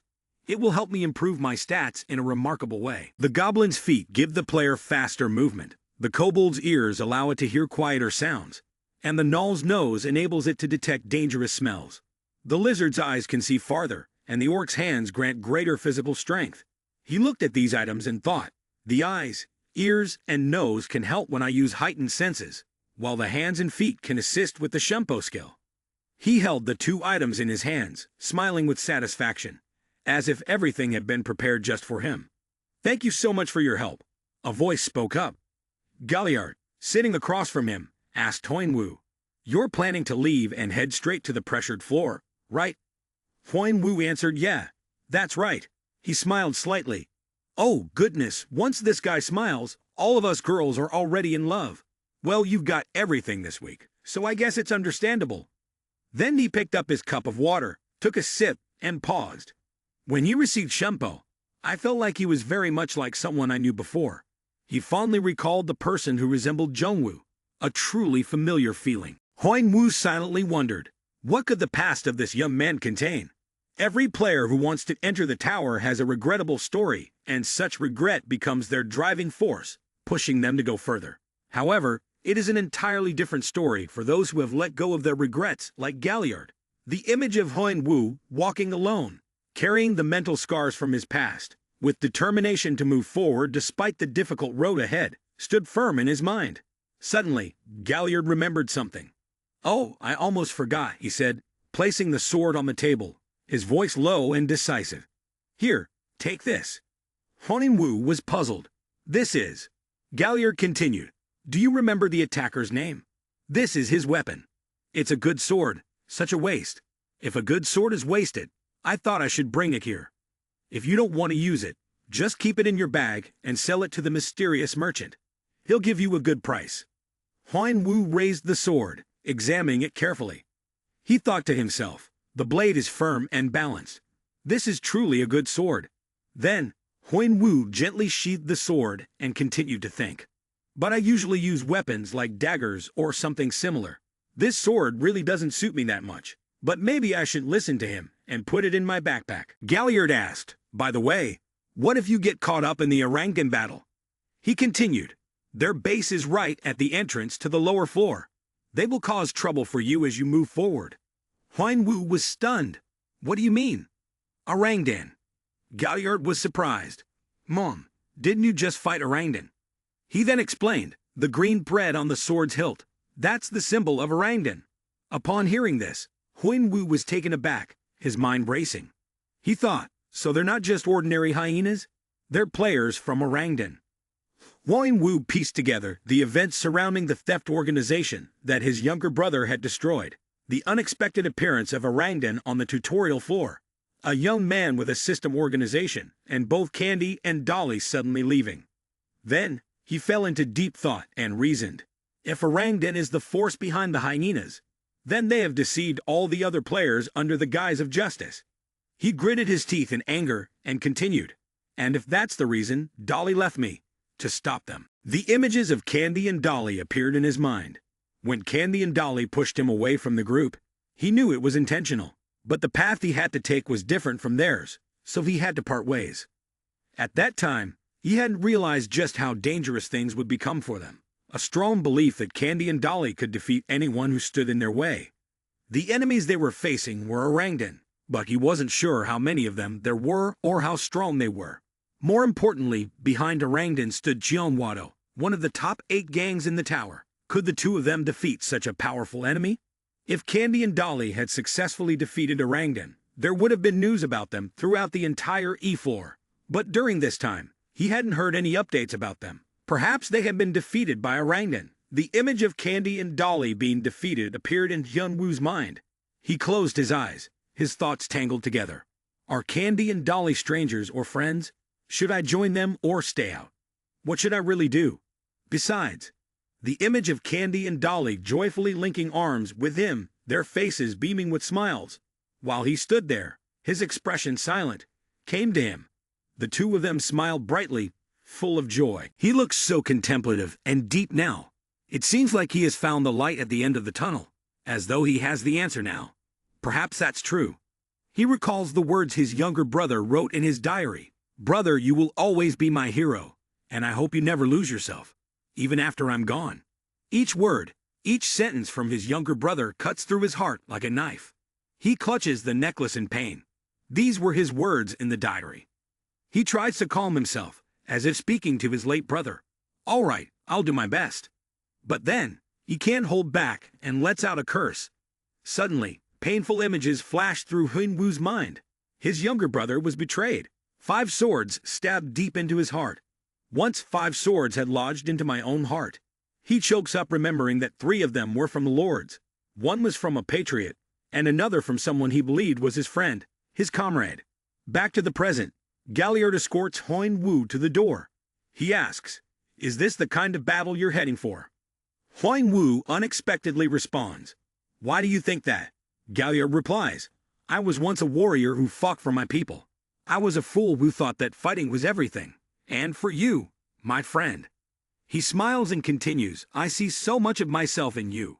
Your appearance, your actions, even the atmosphere you create. It all comes from someone about to join a battle. You've been like this ever since you visited me here." Huinwu listened attentively as the young man confided in him.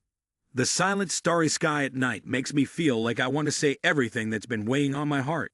It seems like I'm just like you, a warrior in a battle against the whole world. If I didn't see that, I'd probably be blind. That's why you need my help," Galliard said confidently to Huinwu. Huinwu silently thought, if Galliard helps me, everything would really become easier. He's considered to have skills nearly on par with the highest-ranked people in this tower. He could even take down Orangdan himself. But Galliard stood waiting for an answer from him, but Huinwu still refused. "No, it's fine," Galliard asked unexpectedly. "Why?" Huinwu replied, "This is my battle." He silently resolved, "I'm fighting to achieve my own goal. Saving Candy and Dolly is the only goal I'm striving for in this fight.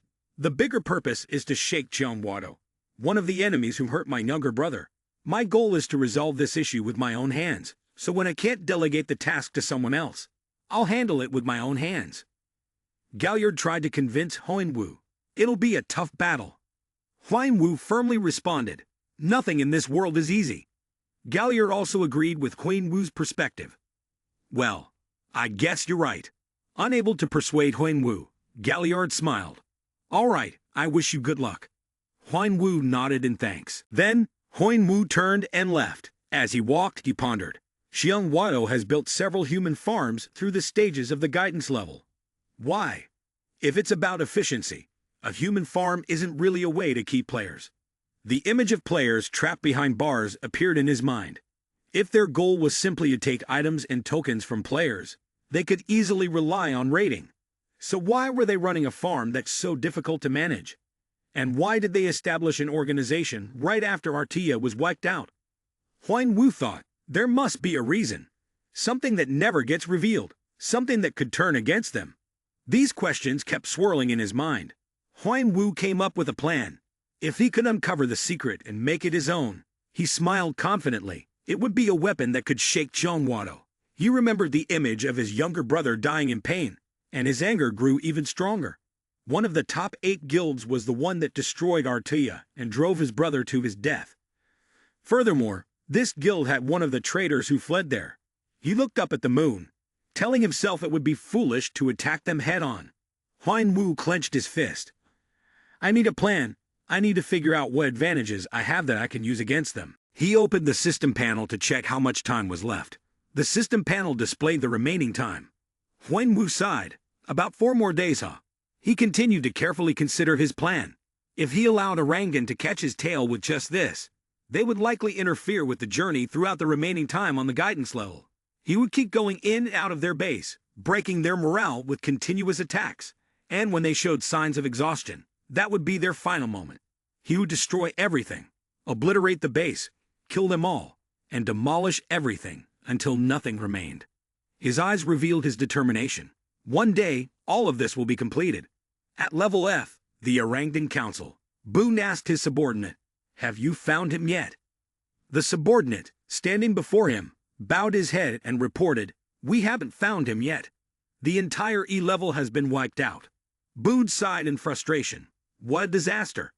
He clasped his hands on the table, furrowing his brows, lost in thought. After the Monster Corps unexpectedly swept through the Legion, about 70% of Orangutan's warriors were wiped out. He had lost contact with Team 1, the ones he had trained to be the top force in Chilmwado and Hyena Group. He had to reorganize with great effort after the defeat, but now everything had collapsed completely. And it wasn't just that. Every other member of Orangutan had been swept away, causing the entire Orangutan network in the guidance level to vanish as well. Except for a few bases in level F, and within the Orangutan zone, everything else had been destroyed. What he had built over the past few years had been blown away in just a few days. This was truly a sentence of doom for him. His expression grew even more fearful, worried that he would be in danger, so he began to plot and scheme. By any means possible, I must rebuild Orangutan before Isle finds out about this. He closed his eyes and continued to immerse himself in thought. There were only about 3 days left until the end of the tutorial stage. That meant it would be nearly impossible to rebuild Orangutan. Once the tutorial ended, Isle would eventually figure it out, and I could not avoid the responsibility for my poor management. He carefully considered all his options to find an escape route, but there was one way I could get out of this. A dark purple oval-shaped stone at the center was surrounded by swirling black and gray specks, giving it an air of mystery and enigma. The black streaks extended as if the stone was pulling them in. It had to be completed. To do that, I would have to involve all the top-ranked players in it. So far I hadn't been able to rely on that approach, because most of them had large guilds backing them. He kept his eyes shut, contemplating, realizing that the reason I couldn't finish it wasn't just due to the poor quality of the materials from the players and monsters, but because most players and monsters were weak, lacking much power.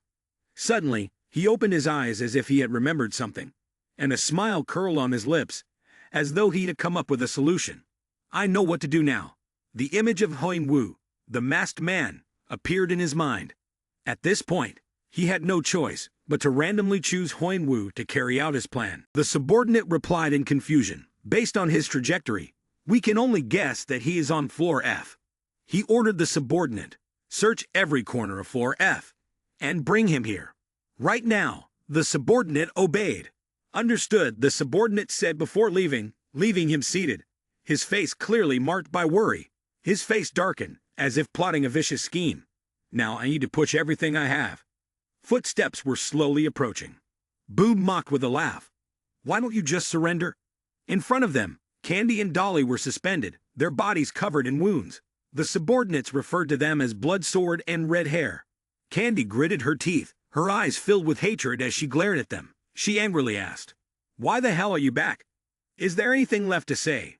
Do you two need something else to extort from my father?" Boone denied, "No, I'm here to tell you this." Boone, with a sly grin, informed Candy that she would soon become the material for the stone. Candy froze, her pupils dilating as she exclaimed, "The stone?" Boone explained, "It's something made from the materials of players captured by orangutan and hyenas like you. It's the product and the result of a horrific experiment. An experiment that should never have been conducted." The oval-shaped purple stone lay in a pool of dark red blood. Boone continued, "Initially, we planned to gradually drain your energy. But unfortunately, we are in a hurry now. I said it's good news for you, because it will end your pain immediately." Candy listened, and then looked up with a hateful glare. That bastard Boone. He turned to the subordinate next to him, signaling for them to leave. Boone turned and walked away, followed silently by his subordinates, leaving Candy and Dolly behind. Candy gritted his teeth, his eyes full of resentment. He didn't care if he died. That would be the consequence of his own impulsiveness. But Candy anxiously glanced at his unconscious younger brother, thinking to himself, "He'll really suffer if he dies with me. He truly is a good child, only following because he trusted me. But I've led him into this awful outcome. Honestly, if I could, I would free Dolly and exchange my life for his." Candy pushed aside that crazy thought, but he realized he couldn't do anything now. He closed his eyes and cried out for help. Someone, save us. Suddenly, a loud noise came from the cell above, causing Candy to panic and look up. Boone also looked up, his face filled with suspicion, not understanding what was happening. What's that? This building was designed to withstand earthquakes. What's going on up there? A panicked subordinate rushed over to report quickly. Boone, we're facing a big problem.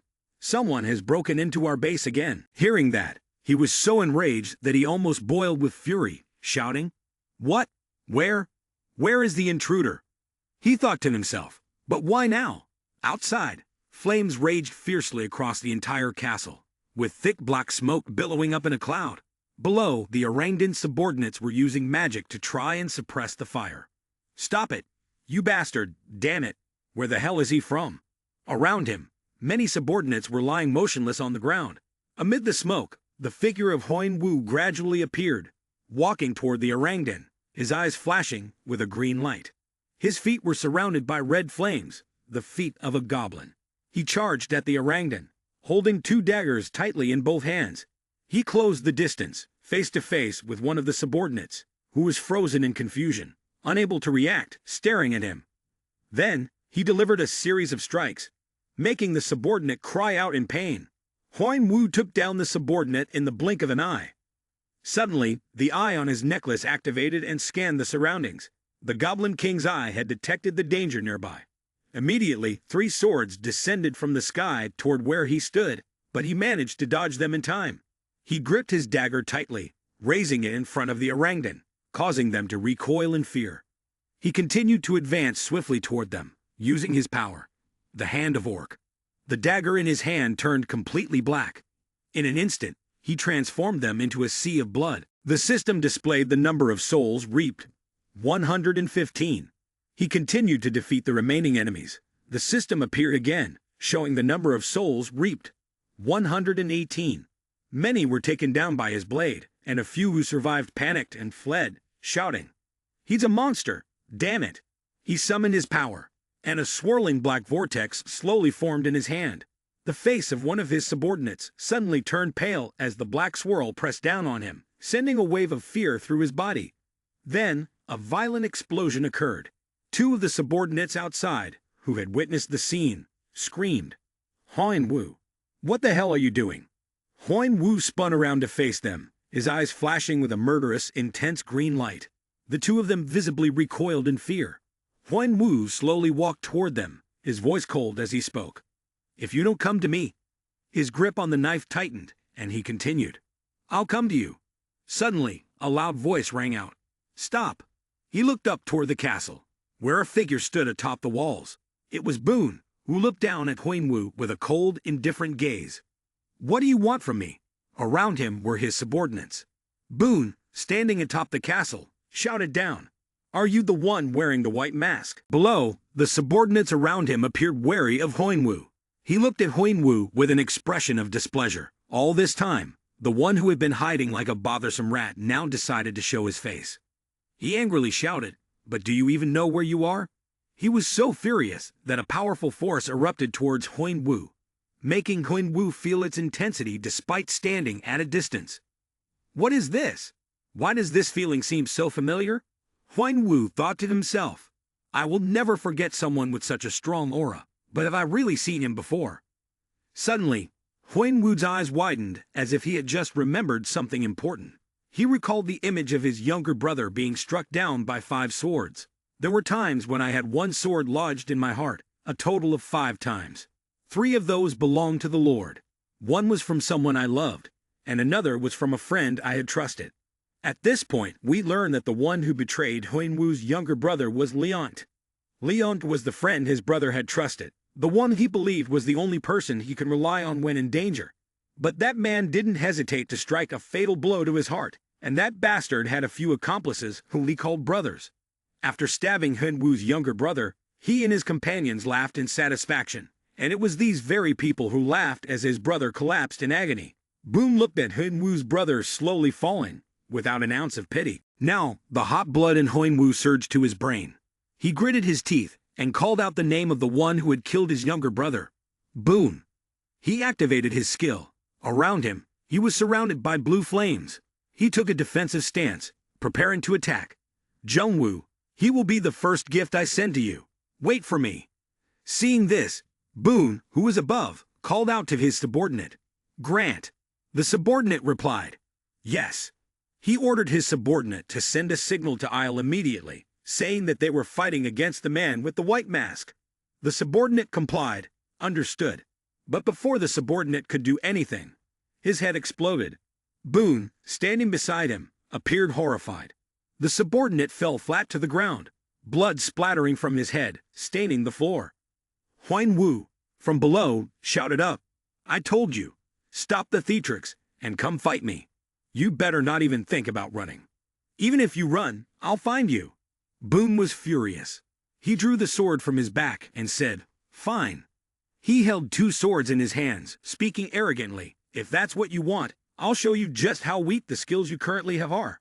He put all his strength into his legs, charging with such force that the ground beneath him cracked. Then, he leaped, swinging his swords straight at Huanwu.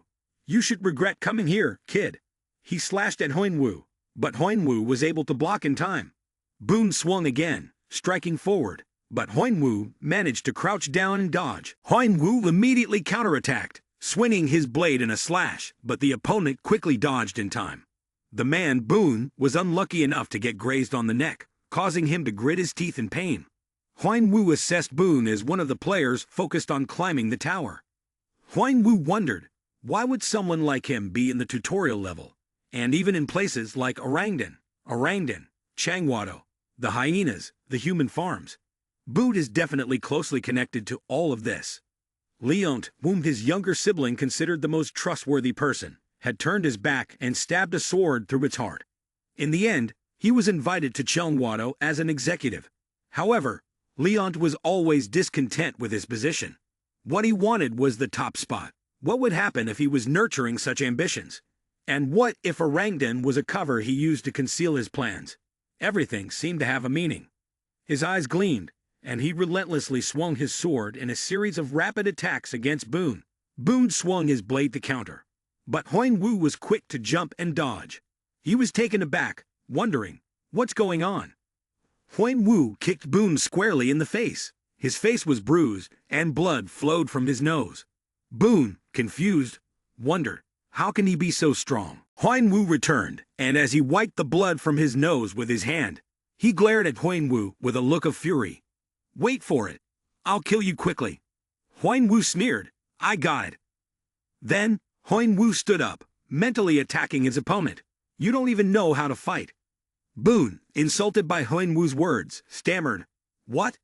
Huanwu's expression turned serious as he continued with his psychological attack. Although you seem to have been a good warrior in the past, I guess you become weak after spending so much time with new players. Huh? Boon froze at these words. Could he have known me before? He looked at Huanwu, who was now radiating killing intent.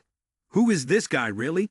The look in Huanwu's eyes seemed like he was preparing to send him to meet his ancestors, activating magic at full power. In Huanwu's gaze, all that was left was Boon's fear. A loud noise suddenly rang out around them. Boon coughed up a mouthful of blood, surrounded by smoke and dust. He clutched his severed arm, agony flooding his entire body.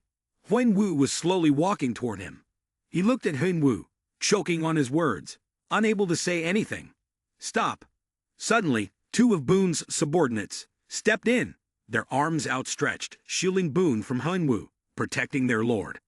Huanwu activated his ability, and the knife in his hand was surrounded by a dark aura. Huanwu swung a strike towards the 2 subordinates, cleaving them in half. Black blade edge finally collapsed before Huanwu.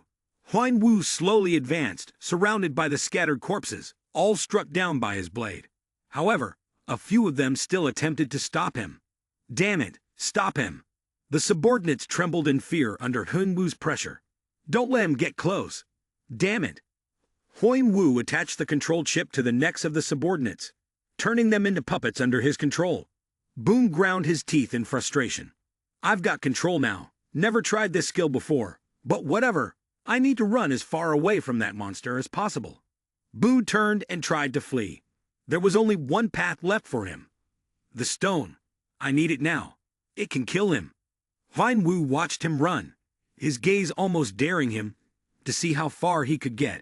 Huan Wu brought down each subordinate, and now, surrounded by countless bodies piled on the ground, he looked like a predator ready to tear his prey apart. Only you left. Inside the cell, through the small iron door, Boom could see smoke and dust filling the air, with the sky glowing red. Seeing this, Candy suddenly asked, "Damn it, what's going on up there? I thought we'd done something amazing. But now we're locked in here, watching the building collapse as if it's waiting to bury us alive. Are we just that unlucky?" Suddenly, Candy heard Dolly's voice beside him. "Brother, is that really all you can think to say?" Dolly looked reproachful.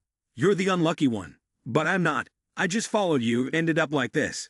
Candy looked irritated. "So what? Is your luck just getting stuck here with me?" Dolly wasn't backing down either and replied, "If that's the case, then it's just a piece of luck." Candy scolded his younger brother. "You're acting a bit spoiled today. Do you realize that?" Dolly had the expression of someone who had been doing this for a while. "Well, there's something I intended to do. If I die, then I die." After the conversation with his brother, Candy felt helpless with this kid. "You talk as if you've always been a good little brother." Candy closed his eyes, seeming to not want to argue any further. "All right, let's stop teasing each other. Anyway, we can't get out of here. By the way, what do you think Kane is doing right now?" Dolly fell into deep thought about what his brother had just said. After a moment, Dolly answered, "Well, he probably isn't thinking about us. I think he's on the G floor." Candy responded, "Yeah, maybe." Candy cheerfully said, "Haha, if he knew we'd end up like this, he should have told Kane about that hidden piece. At least it wouldn't have gone to waste." Suddenly, a voice rang out, surprising Candy. "You can talk to me now." The prison door opened, and a figure appeared, causing both Candy and Dolly to be taken aback. The light shining through made the two of them widen their eyes in disbelief. It was Huan Wu. The two of them exclaimed in unison, "You Kane." Huan Wu removed the shackles from their wrists and sighed, "You two look like you're suffering." Dolly clasped her hands in front of her, showing gratitude, and asked, "How did you get here?" Huan Wu replied, "That's a secret, kid." Dolly looked at him with admiration, her eyes sparkling with appreciation as she gazed at Huan Wu like a hero. Candy, standing behind her, rubbed her neck and sighed. Feeling like a weight had been lifted, she silently thanked Huan Wu for coming, thinking to herself how unbelievable it was that she was seeing him again. Huan Wu smiled at Candy's thanks. "If you really want to thank me, give me the address of the hidden fragment you mentioned earlier." Hearing this, Candy became furious. "Damn it, do you really have to make it a deal?" Then Candy smiled contentedly, feeling trust in her teammate now that Huan Wu had come to rescue them. She placed her hand on her shoulder, massaging it, anxiously thinking that her body felt like it was about to explode. Could she really escape in this condition? Dolly looked at Candy and signaled with her eyes, "After we get out of this prison, we'll just be a burden to Kane." Candy understood the hint and nodded in response. Dolly continued with a solution. "So we should ask him to let us stay here, and then we'll figure out how to escape on our own." After the cousins reached an agreement, Candy reluctantly said to Huan Wu, "Thank you so much." We thought Huan Wu seemed to understand what Candy was trying to say and interrupted, "And you don't need to worry. I've already destroyed Orangdan." Candy was taken aback. "Huh? Orangdan has been destroyed already?" As if unable to believe her own ears, Candy asked again, "What do you mean?" In contrast to her brother's surprise, Dolly calmly stood by, squinting her eyes with a smile. "So, those noises upstairs were from you?" Huan Wu replied calmly, "Something like that." Candy, annoyed, pointed at Huan Wu and said, "Hey, you answered his question. Why aren't you answering mine?" Huan Wu turned his head to avoid the question. Dolly, standing next to them, could only laugh. Candy looks like she's about to lose it with this guy. "Yeah, so frustrated," Candy responded. Then, Huan Wu revealed some information, however. "Boom is still alive." Candy, surprised, asked again, "Wait, Boone is still alive?" Candy pointed down at the ground, asking, "Wait a second, you haven't gone downstairs, have you?" Upon hearing that, Huan Wu thought to himself, as expected, Boone seems to be hiding something down there. He asked Candy, "What did you find when you went down there?" Candy rested her hand on her chin, deep in thought as she recalled, "I'm not sure exactly what it was, but those bastards, They created something out of the life force of other players. The three of them then stepped into the prison corridor, where bloodstains were scattered everywhere, even splashed across the walls. The hallway ahead was engulfed in darkness. Seeing the scene before him, Wu silently thought, "Is this really a human's farm? I thought it would be big, but its actual size exceeds my expectations." Meanwhile, Candy and Dolly were observing their surroundings. Wu walked on, still lost in thought. "I can't even guess how many people have been locked up in this underground prison. But what's important is that I've seen signs of habitation inside some of the cells. Looking at the blood stains on the walls and doors, I guess there must have been an event here not long ago." The image of someone lying in the middle of a glowing red circle, as if being sacrificed, flashed in his mind. The flesh and soul of a player were said to be valuable materials in the tower. However, such actions were forbidden in the tower, not only because it was inhumane, but also because it was too dangerous. But whatever they were trying to create, the cost to make it had already reached the lives of tens of thousands. He continued to get lost in his thoughts. From the beginning until now, all they had done was cause trouble. But right now, Boone was nothing more than a rat trapped in a cage. He tightly gripped the knife hanging from his side, the one he had used to successfully save Candy and Dolly. The remaining task was to go down and kill Boone, and he was also curious about what they had created so far. Suddenly, a noise caught his attention. He glanced behind him. After looking back, Wu saw many spirits standing there, making sounds as if they wanted to say something to him. He realized that these must be the souls of those Boone had killed. Wu asked the ghosts, "You want me to help you, right?" Suddenly, one of the ghosts bowed before him, showing agreement. He then said, "If that's the case, you can help me under one condition." His expression turned sinister, as if plotting something. "Would you like to hear it?" Meanwhile, Boone had stumbled into his drug concoction room. He dragged each step, panting heavily. Now his strength was nearly depleted, and he reached out as though trying to grab something. Finally, he arrived at the spot where the oval-shaped stone was, surrounded by swirling black fumes. He panted, gazing at the stone in front of him. It took so many years to create this stone. He reached for the stone. He picked it up, gritting his teeth as he looked at the stone in his hand, silently thinking. During all that time, his old teammates had developed and grown much stronger, climbing higher and higher. But he had ignored it. His wish had always been to pass on this power to his master and help him become the ruler of the world. But now, the only thing he wanted was to survive. With that thought, he placed the stone in his mouth. The stone was absorbed into his body. It contained a dense concentration of essence, and had gone through many refinements and compressions.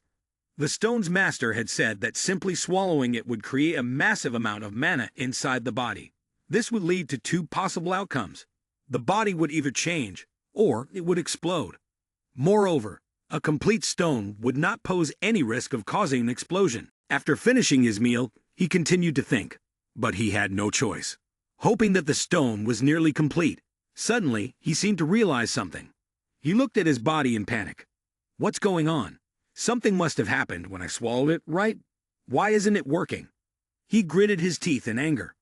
Why? Why isn't anything happening? Did I miss something? At this point, he was almost losing his mind. Why? Just then, a voice interrupted his emotions. "Is this the place you chose to run away from me?" Unfortunately for him, Wu had found him and was standing behind him. Seeing this, he turned around to face Wu. Wu's gaze was probing. "Is that the stone you're trying to create? It's not working." He clenched his chest, blaming himself. "Damn it, why isn't it working? Why is Wu attacking me? Have too many people died because of this failure?" He gritted his teeth, tears welling in his eyes, his anger surging violently. In his overwhelming rage, he lost control and spoke out. "Why? Why? Why are you pushing us this far? We haven't even done anything to you, and you're trying to destroy everything we've worked for." He turned to shift the blame, accusing Wu. "If it weren't for you, I would have had success and power, everything. Why couldn't you just stay on your own path and stay out of our business?" Wu coldly asked, "You're asking why?" He slowly removed his mask, and it fell to the ground. Wu continued, his voice tinged with irritation. "Do I have some grudge against you?" "Yes, I've been looking forward to this day of yours." Boone watched as Wu took off his mask, and his face immediately changed. He was at a loss for words. his eyes wide with shock. He stared at the person before him. Huang Wu, the one who resembled the teammate he had once killed. In panic, he took a step back, muttering, "No." His face turned pale, disbelief in his eyes, and he shouted, "It can't be." Huang Wu slowly walked toward him. "What's wrong?" Surprise? Huang Wu smirked, the corners of his lips curling up. "You don't know how much I've missed you." In his eyes, he mistook Huang Wu for the teammate he had murdered. In a frantic voice, he asked, "Jung Wu, why is he still alive?" He remembered that day when he was sure the man had been killed. There were so many people there, and one who should have been lying dead in the tower was now back in the land of the living. Something like that sent waves of horror through Boone. The footprints scattered across the ground told a story. The tower had gone through a major transformation. A shift in power had occurred. The old members of Artia had each found their own way to survive in different places. Each of them had gotten what they wanted, and they continued their lives as normal, after all they had done to Huang Wu. Back in the present, Huang Wu fell into deep thought. He had once believed that one of them might feel regret for what they had done, but there was no one like that. Huang Wu sat on Boone's body, continuing to ponder. Perhaps he didn't need to worry about those bastards anymore. At this moment, Boone lay on the floor, his mouth smeared with blood, his teeth broken by Huang Wu's blows. He gasped, begging weakly, "Please, kill me, please." Huang Wu, upon hearing this, asked with satisfaction, "Oh, what should I do? Have you heard the story of the green frog? A frog always does the opposite of what others ask of it. I'm starting to understand why it does that." Boone continued to gasp, begging Huang Wu. It was as if Huang Wu was saying, "If you like it, I'll indulge you. By the way, I have many friends who were desperate after seeing someone's face." Huang Wu snapped his fingers, and many vengeful demons, carrying spiritual ki, appeared behind him. The souls of the demons, through the black bracelet, could transmit dark energy into the material world. He picked up the mask, thinking to himself, "Those who met a tragic end when they became the raw material for the stone, seeking revenge on the one who killed them for that purpose, were willing to become my servants. And now, here, they could finally appear before Boone." Huang Wu turned and walked away, leaving those spirits to handle Boone. Boone, seeing this, was terrified and unable to move. One demon pressed its face close to his. In his overwhelming fear, he uttered meaningless words. "Oh." Then he regretted his previous decision and screamed desperately at Huang Wu. "Don't do this to me, please. Save me." But Huang Wu kept walking, indifferent to his pitiful screams. "Please, don't kill me." At this moment, he could only cry out in hopelessness, his fear so overwhelming that tears streamed down his face. Behind him, the demons were preparing to execute him. Huang Wu stood, staring at the debris in front of him. The demons, after taking their revenge, had disappeared. As Huang Wu watched the demons gradually fade away, he silently thought, "Everything here is probably over now. Is there anything I missed from the last time I was here?" Suddenly, he noticed something. It was the charred body of Boone, crushed beneath the rubble. He sat down, looking at Boone's burnt corpse. "Boone, the last time I met you, you begged me to end your life. But in the end, you still tried to escape to survive, didn't you?" Boone's body gradually dissolved, and mixed within the remains was the stone Boone had swallowed earlier. In the end, only the stone remained, lying alone on the ground. The system notification appeared. "Purple stone cannot be confirmed." Seeing this, he thought to himself, "I can't find any information, which means I can't use it." Normally, items like this would be classified and forced into a specific category, but this one was created from the lives of many players. He reached out to the stone. "No matter what, I can't leave the stone here. I should pick it up and deal with it after I find a way." As he touched the purple stone, it began to glow. He was surprised as he held the glowing stone in his hand. The stone in his hand began to sprout numerous roots, sinking deep into his flesh. Bit by bit, the roots spread to his chest. He was stunned and thought, "What is this?" Finally, it reached his heart, emitting a brilliant light right at that spot. He was confused, unable to understand what was happening. "I tried to control the mana to push the stone away, but the mana only circled around it to protect it from being pushed. It worked so naturally, as if it were part of the mana flow itself. But perhaps due to absorption, I've accessed more information than before." System notification. Stone of, undefined, Classification undefined. Rank undefined. Description undefined. Possibility of being locked seal. He guessed that this might be all he could find. The system continued to notify him that no similar artifacts existed in the tower. However, everything about the artifact was being concealed. This artifact was still incomplete. Complete the artifact to gain access to the locked information. He pointed to the screen displaying the notification. Once completed, information about the artifact will be shown, and the seal will be lifted. He thought to himself, most of the information about it was unavailable. Crossing his arms, he stared at the system panel. Deep in thought, the stone isn't flawed, but it's really not complete. It needs more materials to be finished. But should I complete it? Huang Wu looked again at the stone in his heart. It's next to my heart, with no power or effect before completion. He turned around, looking around but seeing nothing. He sighed, is that all? The night sky was silent. He shouted towards the cliff. You can come out now. Candy and Dolly stepped out from the cave, both walking toward Huang Wu. I've always felt this way, but everything you do is just at a different level. Huang Wu didn't understand and asked again. What do you mean? Candy smiled and explained. It means you created a chaotic hell. Boy, I'm starting to wonder, what did they do to you to make you stir up a whole gang like this? Huang Wu replied, no one did anything. It's just how it is. Candy looked at him in frustration. Great, you're going to keep being mysterious again. Suddenly, Dolly asked, oh, what about Boone then? He answered calmly, he's dead. Dolly was somewhat surprised by the news, but it seemed like she had already expected this outcome, so she folded her arms and smiled. Dolly squinted and said, it's good to hear that. Then, Dolly's expression turned serious, a bit disappointed. She thought to herself, I will channel my revenge from this to Chiomwado. I want to kill Ben with my own hands. Dolly recalled the argument with Huang Wu. Courage without strength is no different from this heat. That's the lesson from this incident. If I want to bring justice, I need to be stronger. Dolly lowered her head and silently told herself, strong enough that no one would even think of touching me. Candy, noticing Dolly's expression, suddenly squatted down and said to Huang Wu, well, all the bastards are gone, and everything ends here. But damn it, my body won't function normally. I've only walked a little and already feel dizzy. He called out Dolly. Dolly, not understanding, replied, yes. Candy smiled and looked up at Dolly, saying, I guess we finished everything here. What do you think? Dolly paused for a moment, but then understood and smiled back, replying, yeah, I think you're right. Candy turned to Huang Wu, smiling as she said, it's frustrating to admit this after everything we've been through.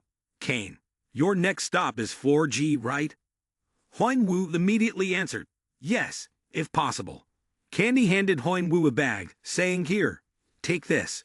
Huang Wu was surprised when he saw what was inside the bag. It contained green gems and a crown.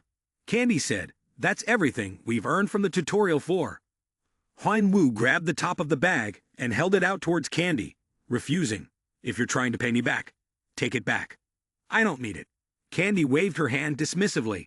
I think you've misunderstood us. She smiled at Huang Wu and added, we were planning to abandon the tutorial floor. Huang Wu was surprised. Huh? Candy explained. While you were fighting over there, Dolly and I had a serious conversation. We can't go to floor G like this. We'd be captured by those watching closely, waiting for a chance to attack us. Dolly continued, so we decided to give up this time and aim for the next one. And there's no way for us to take the top 1 and 2 spots this time either. So in the end, we'll just give up on the tutorial floor. Huang Wu also subconsciously understood, thinking to himself that the top-ranked players on the Guide Tower leaderboard would be rewarded with a large amount of prizes, but reaching the top now was incredibly difficult. After thinking for a long time, Huang Wu turned to ask Dolly, but can we try the Guide Tower again? Dolly was taken aback and asked, huh? You didn't know that? Dolly explained, quite a few people try to repeat the journey until they qualify for the tower. It hit him like a thunderbolt, and only then did he understand the rules of the Guide Tower. So that's it. All this time I thought players only had one chance to pass the Guide Tower. He grumbled quietly, my team never mentioned anything about this rule. Huang Wu learned that there was no specific time when the Guide Tower opened. The leaders said that the Guide Tower could open at any time the tower wanted. Therefore, no one knew how long they would have to wait if they gave up this time. He thought to himself that he had met some good-hearted guys and had also defeated Boone. Behind the mask, he smiled contentedly for having met such great teammates. He looked at Candy and Dolly and quietly marveled. They were both kind-hearted people. Then he asked Candy, "So you want me to take this?" Candy shrugged and replied, "It's good to give it to someone who needs it. Otherwise, we'd have to throw it away, right?" Candy grinned maliciously and said to Huingwu, "Besides that, I think you could have Fant and Adora fight, haha." Dolly, overhearing this, scowled and criticized Candy. "Do you know, Candy, you're really disgusting." Candy, feeling embarrassed, quickly retorted to Dolly, "Shut up, idiot."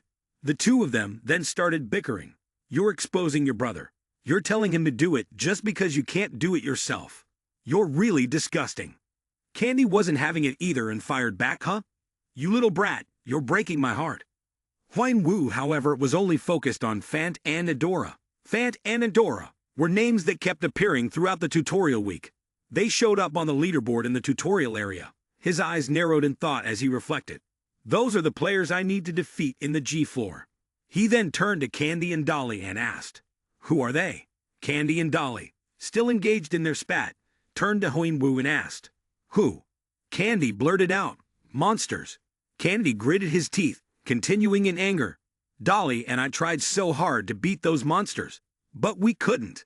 Candy changed his tone, winked, and cheerfully patted Huan Wu's shoulder, saying, "So, let's take everything and aim for first place. Then at least we can say we helped you get the top spot, right? That would be great." Huan Wu, standing next to them, appeared exasperated, completely speechless at the situation. On the outside, he seemed that way, but inside, he was smiling joyfully. He closed his eyes and said, "All right, I'll do my best on behalf of both of you." "Exactly," Candy, who was next to him, said with a smile. "This is what I've been hoping for. The brotherhood between men arising in the midst of battle, friendship, and a spirit of competition. This is the vision I've been expecting. Take it all, my brother." Dolly, seeing this, sighed helplessly at her older brother. "Are you joking with me?" Candy took the crown and gently placed it on Huan Wu's head. Now, Huan Wu looked no different from a prince. Both Candy and Dolly laughed as if they were on top of the world. "Haha, look at how silly you look." Dolly, laughing while wiping away tears, said, "Stop laughing, Candy." The system announced, 28 hours, 43 minutes, and 11 seconds remaining. Huan Wu silently thought, the final level is within the next 2 days. The end is near. I need to move quickly because the clock is ticking down. The system continued to display, 20 hours, 2 minutes, and 33 seconds remaining. Huan Wu pressed on with his tower climbing journey. If it hadn't been for the crown of Hapgan, I might have been buried in the lair or eaten by a monster. I went down into the lair that Candy and Dolly had mentioned. It was tough, but I managed to defeat it after a long battle. At this moment, Huan Wu was facing the giant hedgehog monster. Huan Wu assessed that it was very strong, almost as powerful as the Akasha serpent. But in the end, he managed to defeat it. However, I need to destroy it as quickly as possible. This will help me accelerate my progress. Huan Wu was sweating. Suddenly, from afar, he saw a glowing sword. The sword was planted into the ground, and the sunlight filtered through the earth, shining on the blade, making it even more dazzling. He grasped the hilt and said, "Vigrid." Then, he pulled the sword out of the ground with force. This was the hidden piece that Candy and Dolly had considered using to get past Fant and Adora. After drawing it from the earth, he carefully examined the sword in his hand. Someone was watching Huan Wu. "Oh, hio. He seems to be a greedy Akasha snake. That's Ibolkara, the guide and overseer of the sky floor," he said smugly, rubbing his chin as he watched Huan Wu through a screen, marveling. "Even Orangdan, and now he's touching Vigrid. How interesting. A player who has hoarded nearly all the hidden pieces, as if he knows everything about them. And then he even blows Orangdan away. How can a player like him even exist?" He smirked maliciously. What will he do when there are only 12 hours left? He tapped something on the screen and muttered to himself, "This performance is definitely going to get even more interesting when I'm the only one who knows about it." He continued, "Even among the protectors, only those with the highest ranks can access information with such a high level of security." The screen displayed a green level security notification. Level 1. Then, the screen turned red, displaying a lock. Recently, some of the Guardians had abandoned their task of maintaining neutrality and had entered into private agreements with the players. Therefore, all player information had to be tightly sealed to prevent any issues. He smiled smugly. Now, let's see what you can do. On Huinwu's side, the system notification read, "You have reached floor G, the final part of the guide." Huinwu stood, looking at the stairs leading up to a small island suspended in midair. He thought to himself, "Finally, I've made it here. Is this really floor G? If it's just an option in part G or F, then it's almost a given in floor G. This is where the top players come to battle each other in PvP." The system continued. "The challenge on floor G will begin. You have successfully cleared 6 floors and completed your tasks to meet the conditions to enter the tower. However, the tower still requires you to achieve higher accomplishments and commit even more." He analyzed that because of this, the competition among players became so intense that situations where lower-ranked players teamed up to take down higher-ranked players were common. He recalled what his younger brother had said. Huinwu had described floor G with one word. "It's a battlefield of honor and a free-for-all, right?" He stepped forward to the base of the stairs. He took each step slowly, thinking to himself, a place where only the highest-ranked players can comfortably join the battle. Rankings changed so frequently that players could aim for the final round.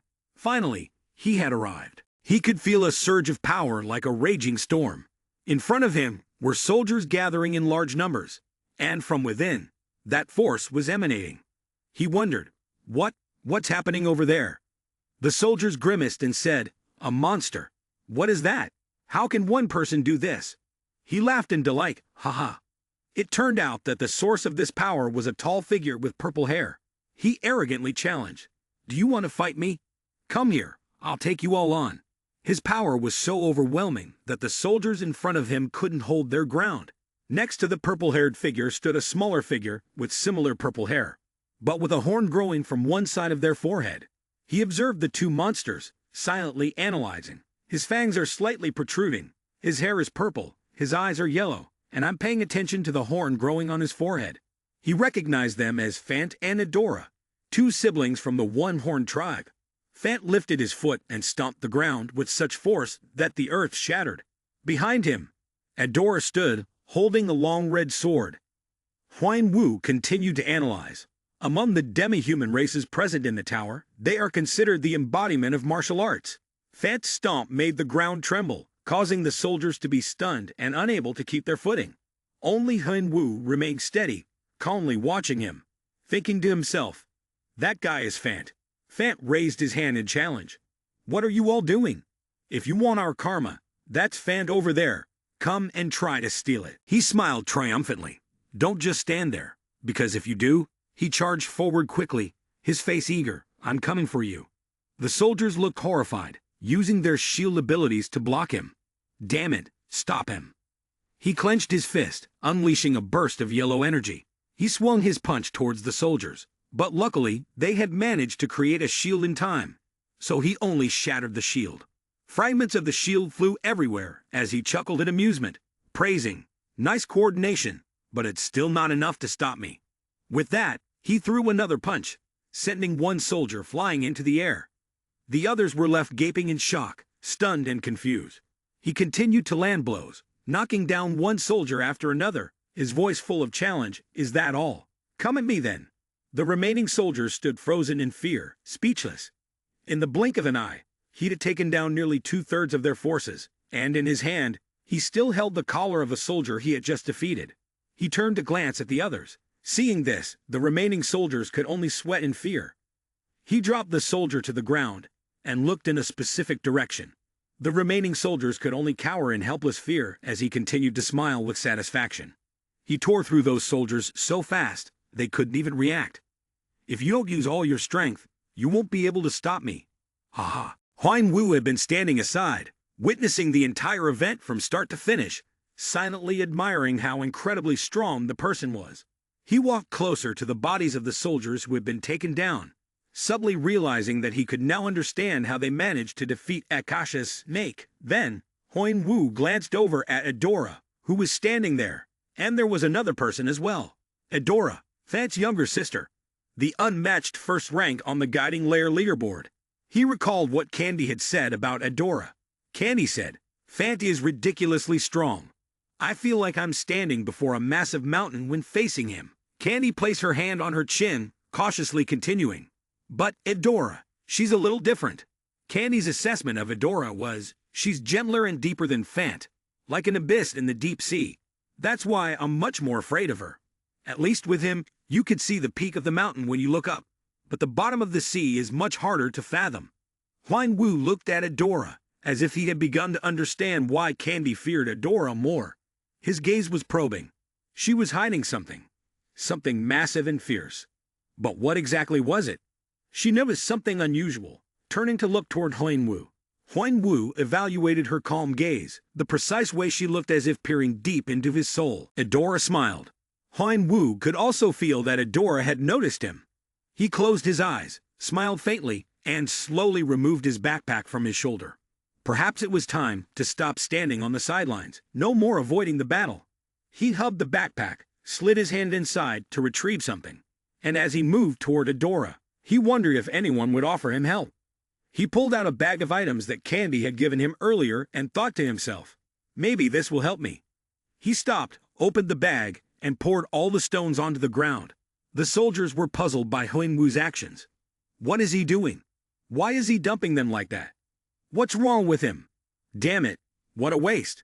Adora was also taken aback by Huan Wu's actions. The soldiers still couldn't help but express their regret. "You could have given them to us. What is this?" Fant also witnessed the scene. The soldiers were still in shock. How many tokens did he even have? Was that 12,000?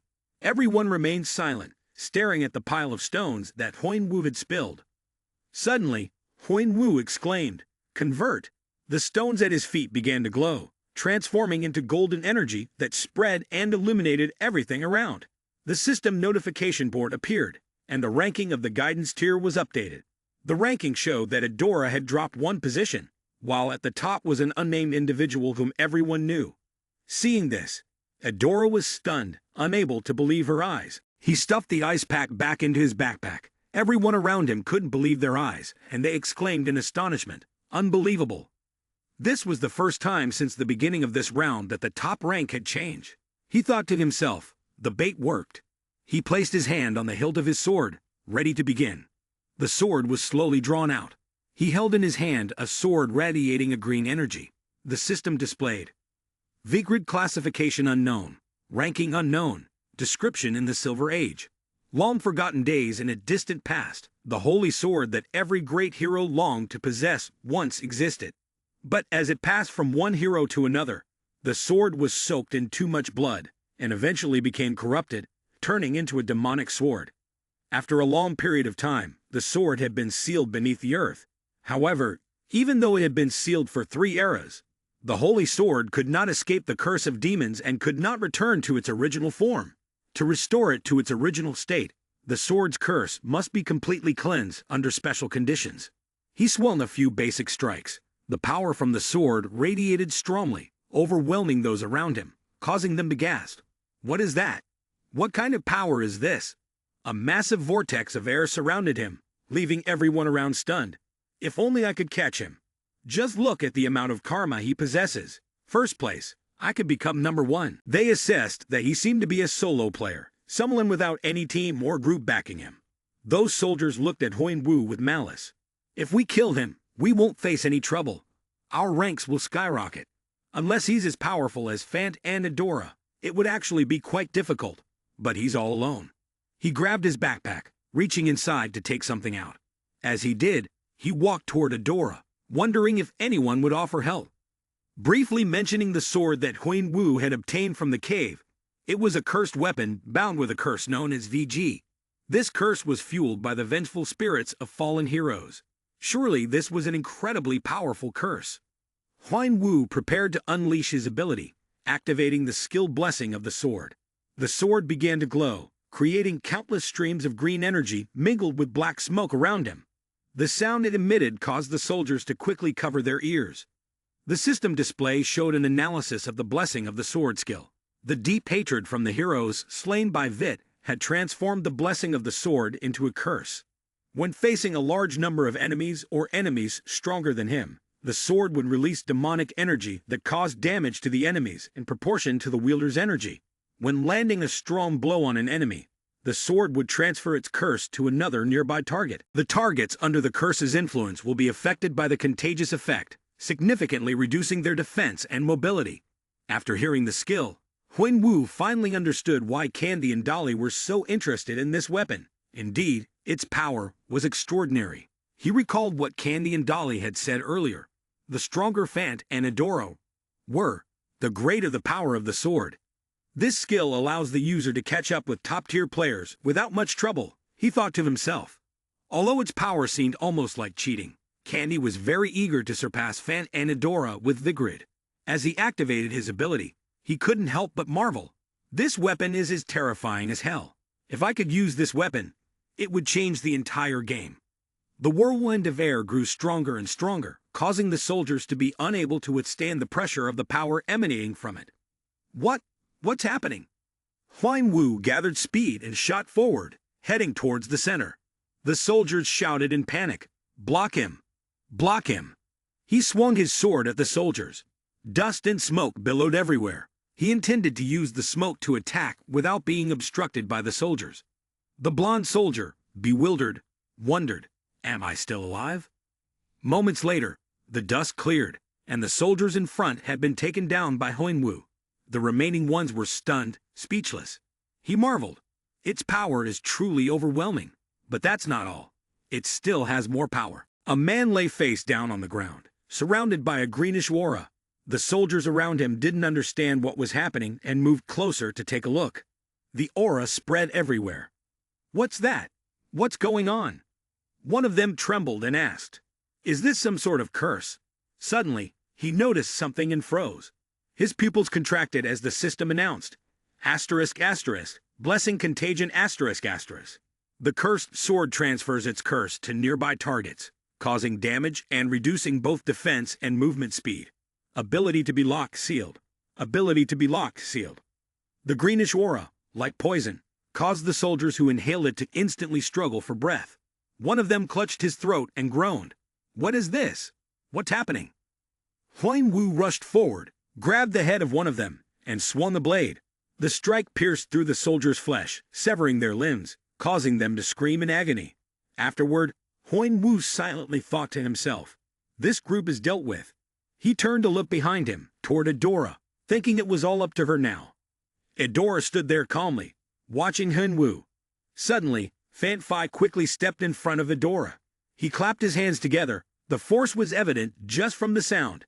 His eyes burned with intensity, a fierce smile spreading across his face. "Ha, here it is." His eyes blazed with fire, the bloodlust rising within him. "This is what I've been waiting for all this time. No more playing around with these trash. This is the real battle." Then he turned to ask his sister for permission. "Can I go?" Adora, with no expression on her face, asked him, "Since when do you need to ask for my permission?" He awkwardly scratched his neck. "I know, but you understand what I mean." Adora reluctantly closed her eyes, nodded and smiled. "Fine, hurry up. We don't have much time."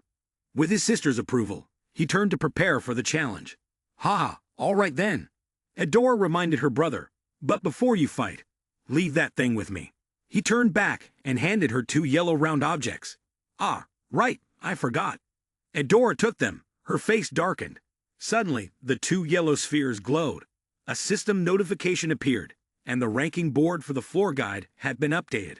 Adora had reclaimed the number 1 spot, pushing the well-known person down to number 2.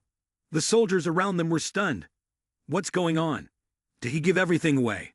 So he has no points left on him. Karma is something players fight to take from each other, but he just handed it over so easily to his sister. Fant grinned triumphantly and turned to glance at the soldiers, saying, "Don't think we're like those stupid beasts. We are completely different from them." He closed his eyes, smiling smugly. "As long as we write that name, everything will be fine." At that moment, Huan-Wu was standing amidst the corpses of the soldiers. He was in a defensive stance, silently thinking to himself that this was a skill he had never demonstrated to anyone in the training tier. He glared, so take pleasure in the fact that you're about to witness it. He concentrated his power, generating lightning fishbolts around him.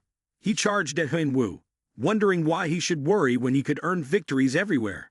He closed in on Huinwu and asked, "Right, you fool." Huinwu also infused his power into his sword. The two powers clashed fiercely, creating a massive vortex, splitting into two Tai Chi forces, with smoke and dust swirling everywhere. The ground beneath them began to crack. Van Te complimented his opponent. "You're quite strong." He smiled smugly, but to think such petty power would challenge me. He put on a self-satisfied expression and challenged Huinwu. "Try to make me enjoy this." Haha. On the other side, Huinwu thought, "This guy is too strong." Then, he drove his sword into the ground, creating cracks beneath his opponent's feet. He hadn't expected Huinwu to do such a thing. "What is this?" Immediately, the pressure from the cracks generated a wave of force that brushed past his hand and face, forcing him to shield his face, his hand now covered in blood.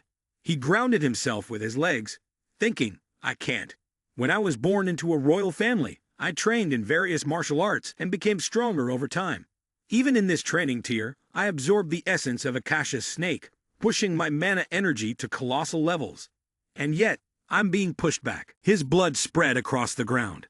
He wiped the blood off his mouth, his gaze determined as he looked at Huinwu. He smirked and said, "Not bad. I'll show you who the real king is here." Huinwu couldn't believe that, despite bleeding this much, he still had the strength to laugh. As he spoke, he focused his energy. "My father taught me to never back down. The mastery of domination is a skill he passed down to me." Now his energy surged even more violently, probably something like Super Saiyan. He declared in a powerful voice, "I will prove that I am worthy of inheriting it." He was incredibly excited, thinking to himself, "This is interesting. Am I actually feeling excited?" Then, Fat suddenly disappeared mid-motion. He launched his fist toward Sha Huinwu. He hadn't expected someone this strong to be here. Ha ha ha, marvelous. But that punch was quickly blocked by Huinwu. Every punch Fat threw was blocked by the sword Huinwu held in his hand. Adora watched the two of them fight in deep contemplation. She seemed to be observing something, her eyes lighting up. There was something hidden behind her gaze. At that moment, Sha Huinwu suddenly leaped into the air as Fat threw his punch.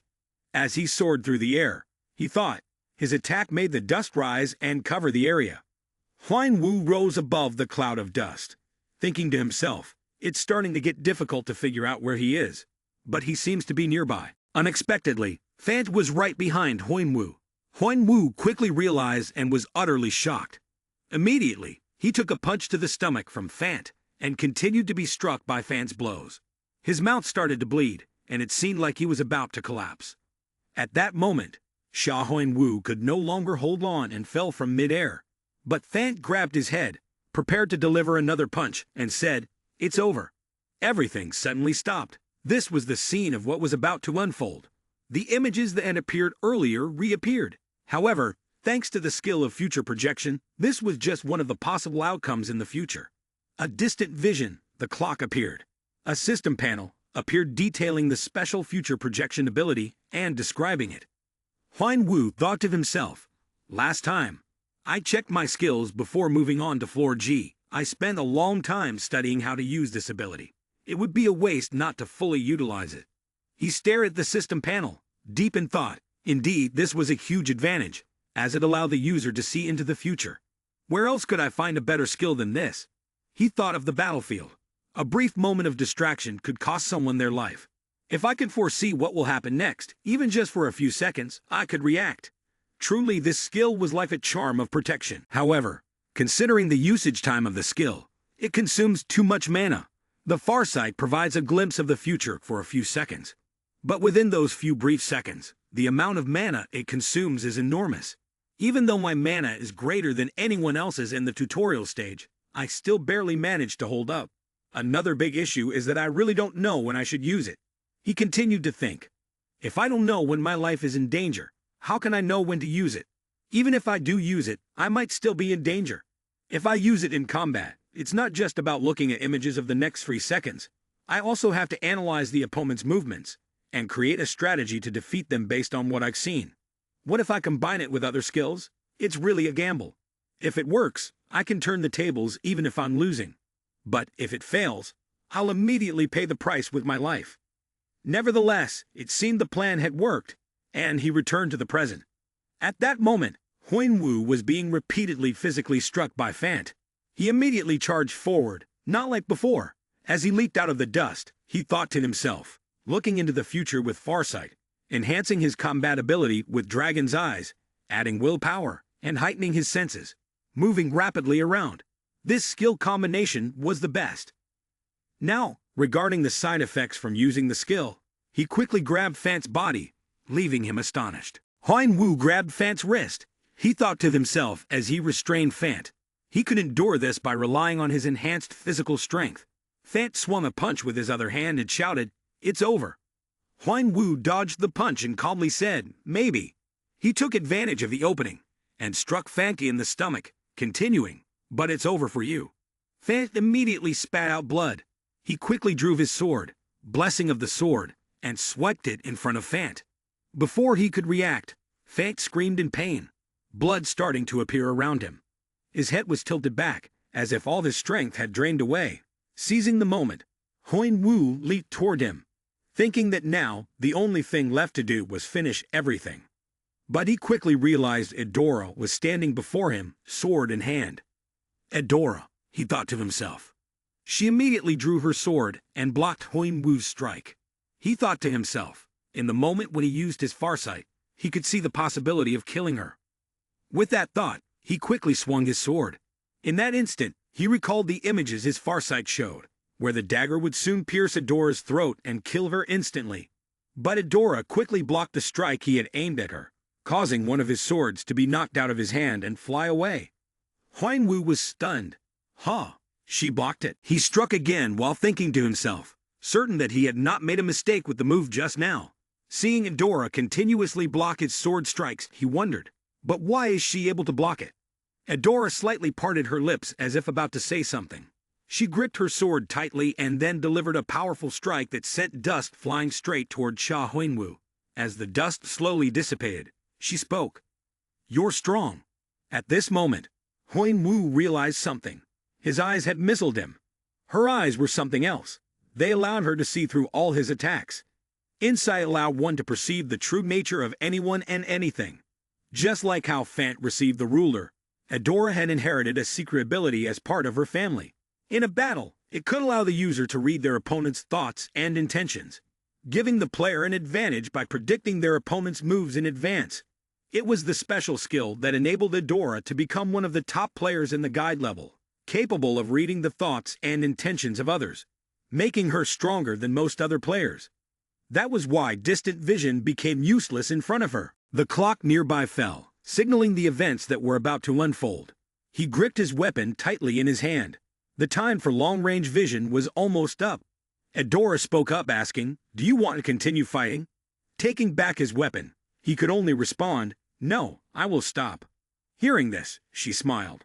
"That's the right choice. You fought against many players at once, including my brother. Truly impressive. I've never seen a player like you. I would give up my first-place rank to you if I could, but we also have our reasons for fighting to keep our rank." Wu asked in return, "How strange. What makes you think I gave up?" This question made Edora in front of him freeze for a moment. Because at that moment he was holding strange, golden spheres in his hand. But the girl in front of him naturally recognized them. Her eyes widened in shock. Looking down at her own waist, she felt a sudden panic. "Is it my token?" Her waist was now empty. Her voice trembled as she asked, How did this happen?" As she spoke, she nervously glanced at the man in front of her. Wu explained, "Your eyes, they can only predict something within their range, can't they?" She couldn't believe it when he immediately knew everything just by looking at her, because he knew she was solely focused on her own actions. She hadn't paid attention to such a random factor in the plan. But she had only lost half of her tokens, which, after all, was still a significant loss. Edora didn't respond, her mind in turmoil. Damn it, I never expected he would be able to spot that about me. Wu spoke up again. "Thank you for your karma points. I'll make sure to take good care of them." The system announced that the weekly guide ranking had been updated. At this point, the name of the other girl was pushed down, and he successfully climbed to the top position. The others watching were astonished, their eyes wide in disbelief. What is this? Has anyone ever gathered so many karma points in the weekly guide before? He's a predator. In the eyes of other players, he's nothing but a carnivorous beast. The Shumpo skill had also been used. Adora was slightly shocked and called out, "Wait, just when I was about to say something, the man in front of me vanished. How rude." She gritted her teeth in frustration. This was the first time she had suffered a defeat since joining the weekly guide, and it was a complete defeat. His hands clenched into fists and pressed against his chest, trembling with anger. Yet something felt off. Adora, of all people, was blushing, embarrassed. He really was too cool. The time slowly counted down, and finally, the tutorial session came to an end. He sat on the rock, deep in thought. All the remaining players would be transported to the waiting area. Be cautious of the effects of teleportation. Huan Wu let out a soft sigh of relief. Finally, it's over. At that moment, he had returned to blend in with the noisy crowd in front of him. They were all still in disbelief. What? Is the tutorial really over? They also noticed him. The one wearing the black cloak. Is that him? Yeah, the number one on the leaderboard, the guy known for hoarding resources. They continued to discuss among themselves. I heard he single-handedly defeated the One-Horned tribe. That's really over the top. I wonder who he really is. Huan Wu walked ahead, somewhat confused. The Hoarder? Is that the nickname they gave me from the rumors back on level G? Well, whatever. What's more important is Zeus's key. This is the only way I can get it. I will visit 2 places after entering the tower. One is the house of the Artaia clan, and the other is the treasury of Olympus, where the gods of the past guard their relics. Zeus' key is one of the 12 keys to open the door to the vault. Turning his head and looking around, he wondered whether Candy and Dolly had really left. They had said they would give up each of the instructions. It felt strange not seeing them. Something was missing. At that moment, someone behind suddenly noticed him. The person called out, "Hey!" Huan Wu was also surprised and turned to look behind him. "Kid," Dolly said, "it's really you." Yule appeared with a cheerful smile on his face. I heard a rookie appeared during the guidance week, and when they mentioned he was wearing a mask, I immediately thought of you. It's really you. Huan Wu felt a bit surprised. The darkness you used to carry has completely changed. Then he spoke again. "Looks like you found the Frisia garden." He happily replied upon hearing that. "Yes, I found it hidden inside the waiting room, near the edge. I was lucky to spot it. The Frisia garden game can form a contract with the spirits. Yule has a wonderful quality, a wizard. So if he can learn elemental magic based on his own talents, he could achieve significant advancement." His eyes, hidden behind the mask, gradually began to shine. Dragon eyes, beneath the intricate intertwined fences. There was only a small gap underneath. He didn't hesitate to offer a compliment. "It seems you've made quite an achievement. Did you happen to find another hidden piece?" Hearing that, Yule joyfully replied, "Something like that. I met a wonderful teacher." "A teacher? Oh, you don't need to worry about me. He's taught me many things." As he spoke, a cheerful smile appeared on his face. Huan Wu, upon hearing this, felt that things were slightly unexpected. "So you came here to thank me before I leave. You've guided me, and I owe you a lot. Anyway, thank you very much. Because of you, I found something that belongs to me, and even met a wonderful teacher. One day, I will come looking for you in the tower." At this point, a confident smile appeared on the boy's lips. Huan Wu nodded slightly upon hearing that, and then the figure in front of him quickly vanished. It seemed that the boy had truly found something wonderful for his life. Huan Wu thought to himself, feeling a bit moved. At that moment, the image in front of him suddenly transformed into a bright white hole. A voice emerged from it. "It touched me deeply to see all of you return after a whole month." Ibulkara appeared from within, stepping out to the outside, then bowing politely. "Hello everyone, I am the Guardian of the Guidance 4, and I welcome all of you with all the love in my heart. Thank you for working so hard. Unlike the other floors of each guide, many of you have demonstrated incredible intelligence and skill to overcome the trials throughout all 7 sections. I hope you will continue in the following sections. But for now," as it spoke, it displayed a notice. It was the ranking board for them on the floor. When they saw the name at the top, everyone was astonished. "Wait a minute, is that 500,000 points? I heard that the top-ranked people in the tower only have 50 to 100,000 points. What's going on? How could this happen? What happened on this floor? At that moment, he suddenly sensed something. It turned out that the two Horn siblings were staring at him with a look full of sharpness. To be more precise, there was only one person. Adora looked at him with a gentle gaze and a proud smile, which appeared quite strange. She even mouthed her congratulations to him. Of course, Father Huinwu saw everything, and was somewhat puzzled as to why this was happening.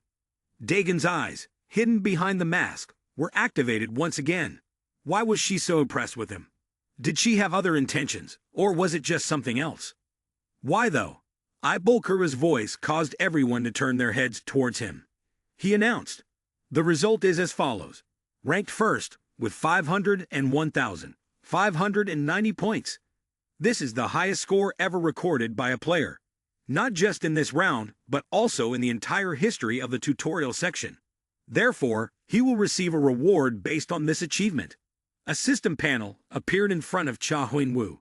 It displayed, "Do you agree to register your name in the Hall of Fame?" Below were options for yes or no. He thought about the Hall of Fame, a list meant to honor those who had scored the highest on each floor of the tower. If someone was given the opportunity to register their name, it meant they had performed exceptionally. However, it would also reveal the player's identity. After giving it some thought, Huinwu pressed the no button on the screen. The system screen displayed a message. "You have declined to register your name. Your record has been engraved in the tower. You may register your name later if you wish." Ibulkura, seeing his refusal, clicked his tongue and said, "Ha! Singing, singing, singing. Definitely a very unique personality. But there have always been players like you throughout the history of the tower. Those with incredible skills, but who never wished to step into the spotlight." He simply thought he didn't want to reveal his real name. Ibulkura snapped his fingers and said, "Now is the time to reward you." A strange box appeared in his hand. He saw Ibulkura's egg and the Lion King's helmet, admiring each item in his mind. Among them was an item once used by God. Huinwu smirked. "Here it is." He looked at the key of Zeus that appeared with a label, "Undetermined classification, rating C+." The description read, "A key used to open the treasure of Zeus, the god of the sky, with no recorded instructions on how to use it." Huinwu held it thoughtfully in his hand. Though it was a divine item, its rating was only C+, so it wouldn't be strange if it were classified as a trivial item and rated F. If it was just a fragment, it would be useless. If an outsider saw it, they might complain that such an item was given to top-ranked players. In fact, many players had received this key and ended up discarding it. He gazed at it pensively. However, when they climbed higher and discovered how to use the key, they regretted throwing it away. But even if they knew the secret of the key, it was still not easy to use. The system interface appeared. To complete the key, the player must collect 11 other pieces. He clenched his fists with a resolute thought. The remaining key pieces were all hidden fragments, and they were difficult to obtain, just like the Zeus key. "I must unlock the Olympus treasure, no matter what it takes. Now I have these in my hands. The problem is, everything will only get more difficult from here." Ibulkura clapped his hands to announce, "This is the final part of the guide. Once again, thank you all for working hard. Players who are deemed eligible to participate in the tower will soon receive an announcement. Even if you don't receive the announcement, please try again in the next round. Now I must say goodbye to all of you." He bowed. "I hope to meet you all again very soon." The system interface appeared in front of Cha Huinwu. "You have proven yourself worthy to embark on the tower ascent journey. The tower will continue to pray that you have the strong will to become a god. Do you agree to enter the tower?" A beam of light appeared at Cha Huinwu's feet. Fant called out to him, "Hey, you with the white mask." He turned around and looked at Fant. Huinwu asked him what he wanted. Fant then said, "I want to challenge you. Everything that happened on the 6th floor was due to your artifact." He spoke with full confidence, continuing, "Stop doing ridiculous things like that and fight like a warrior. You shouldn't refuse if you still want to call yourself a warrior." Faced with Fant's fiery spirit, Cha Huinwu could only feel helpless. He raised both hands and said, "I surrender." This made Fant exclaim, "Do we what?" Huinwu repeated, I surrender. Just say you've defeated me. Is that what you want? Don't tell me you want to fight against someone who's surrendered. You're a warrior after all." After saying that, he casually turned away. "Fine then. Immediately, Fant raised his hand. Hey, I haven't finished talking yet. But all Fant saw in front of him was a strange flash of light, and he was forced to sit down in frustration. Fant grumbled, "Damn it, what is he doing?" Adora smiled. A new talent had just joined the tower. As soon as the tutorial floor ended, rumors quickly spread throughout the communities in the tower. A new superstar had taken the top ranks with the highest score in history. A player who earned over 500 karma points in their first participation. A player who swept through the entire G floor, defeating the royal bloodline of the One-Horned tribe and annihilating everything on that floor. As a result, the nickname everyone gave him was the Accumulator. At the same time, many guilds began planning to recruit this guy. Throughout the long history of the tower, more and more players have completed the tutorial floor and entered the tower. But at some point, it became much harder to identify standout players. In such circumstances, the appearance of a new talent sparked excitement in everyone. Countless people tried to find information about him. No matter how much effort they put in, there was only one thing they could discover.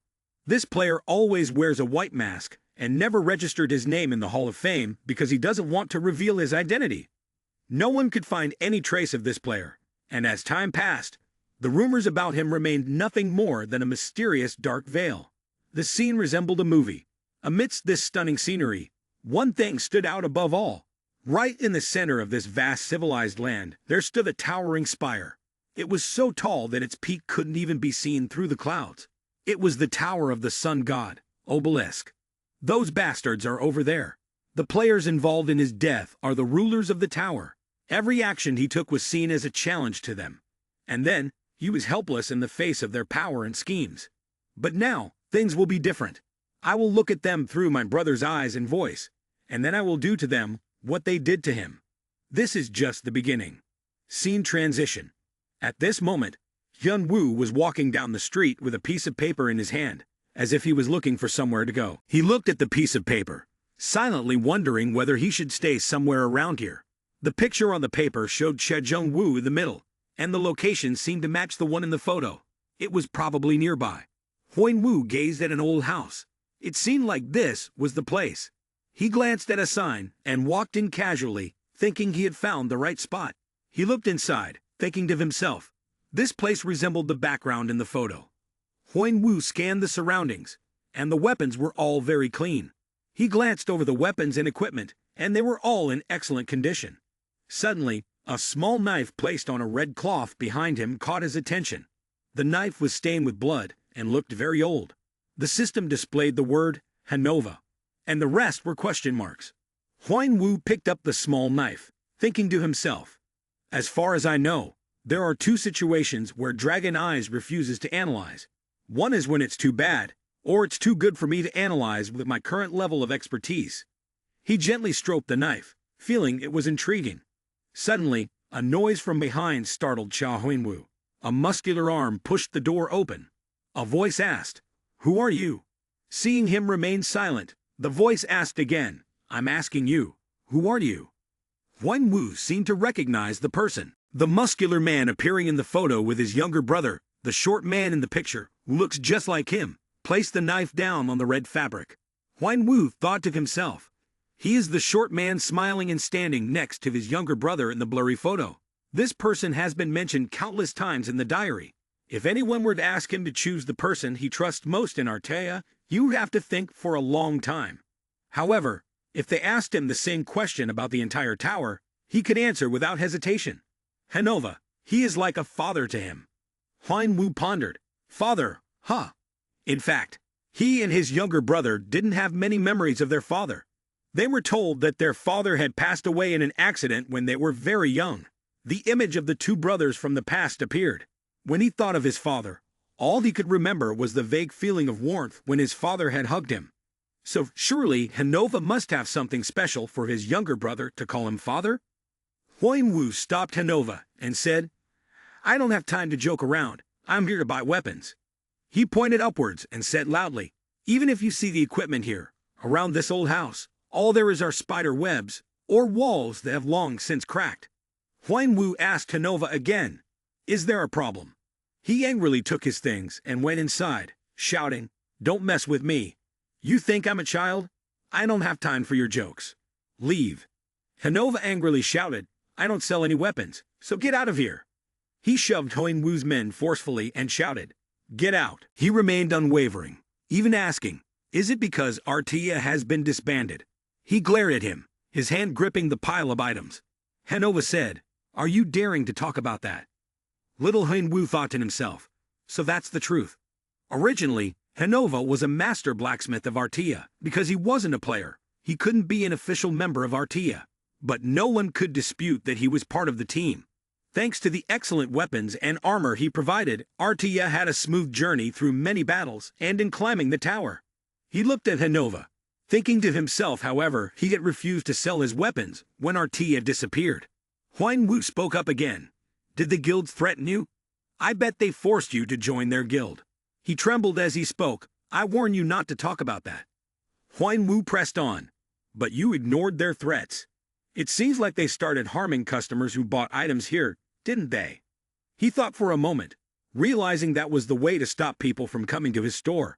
Even when customers did come, he had to turn them away to protect them. It was easy to guess what had happened to him. Hanova said, You. But Huan Wu continued, however, he didn't need to worry about that. Just sell me the items, and that's enough. He stepped forward, put the items down, and said, All right. Hanova said, If you want to buy these weapons, then buy them. What do you mean? Huan Wu picked up the knife and said, I want this. He widened his eyes in surprise, then closed them again. Hanova asked, By the way, do you have any money?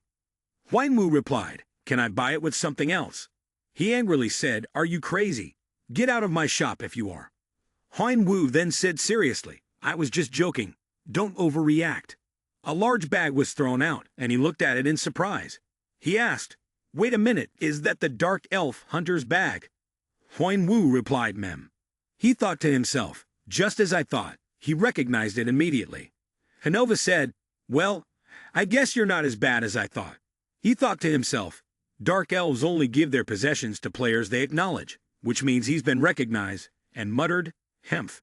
Dark elves have a sharp eye for judging players.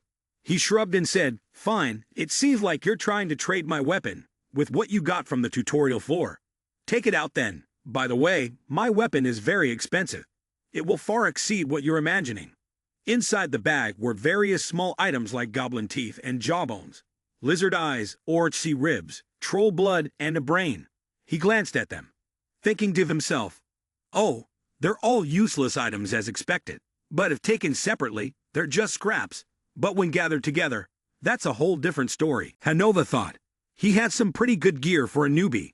Hanova suddenly jolted. Now that I think about it, it seems like he's carrying a sword that's not very large, but it possesses powerful and mysterious energy, with a combination of holy and demonic elements. The black bracelet could be a crucial part in controlling or enhancing the sword's power. Are you creating a story or describing an item from a work of fiction?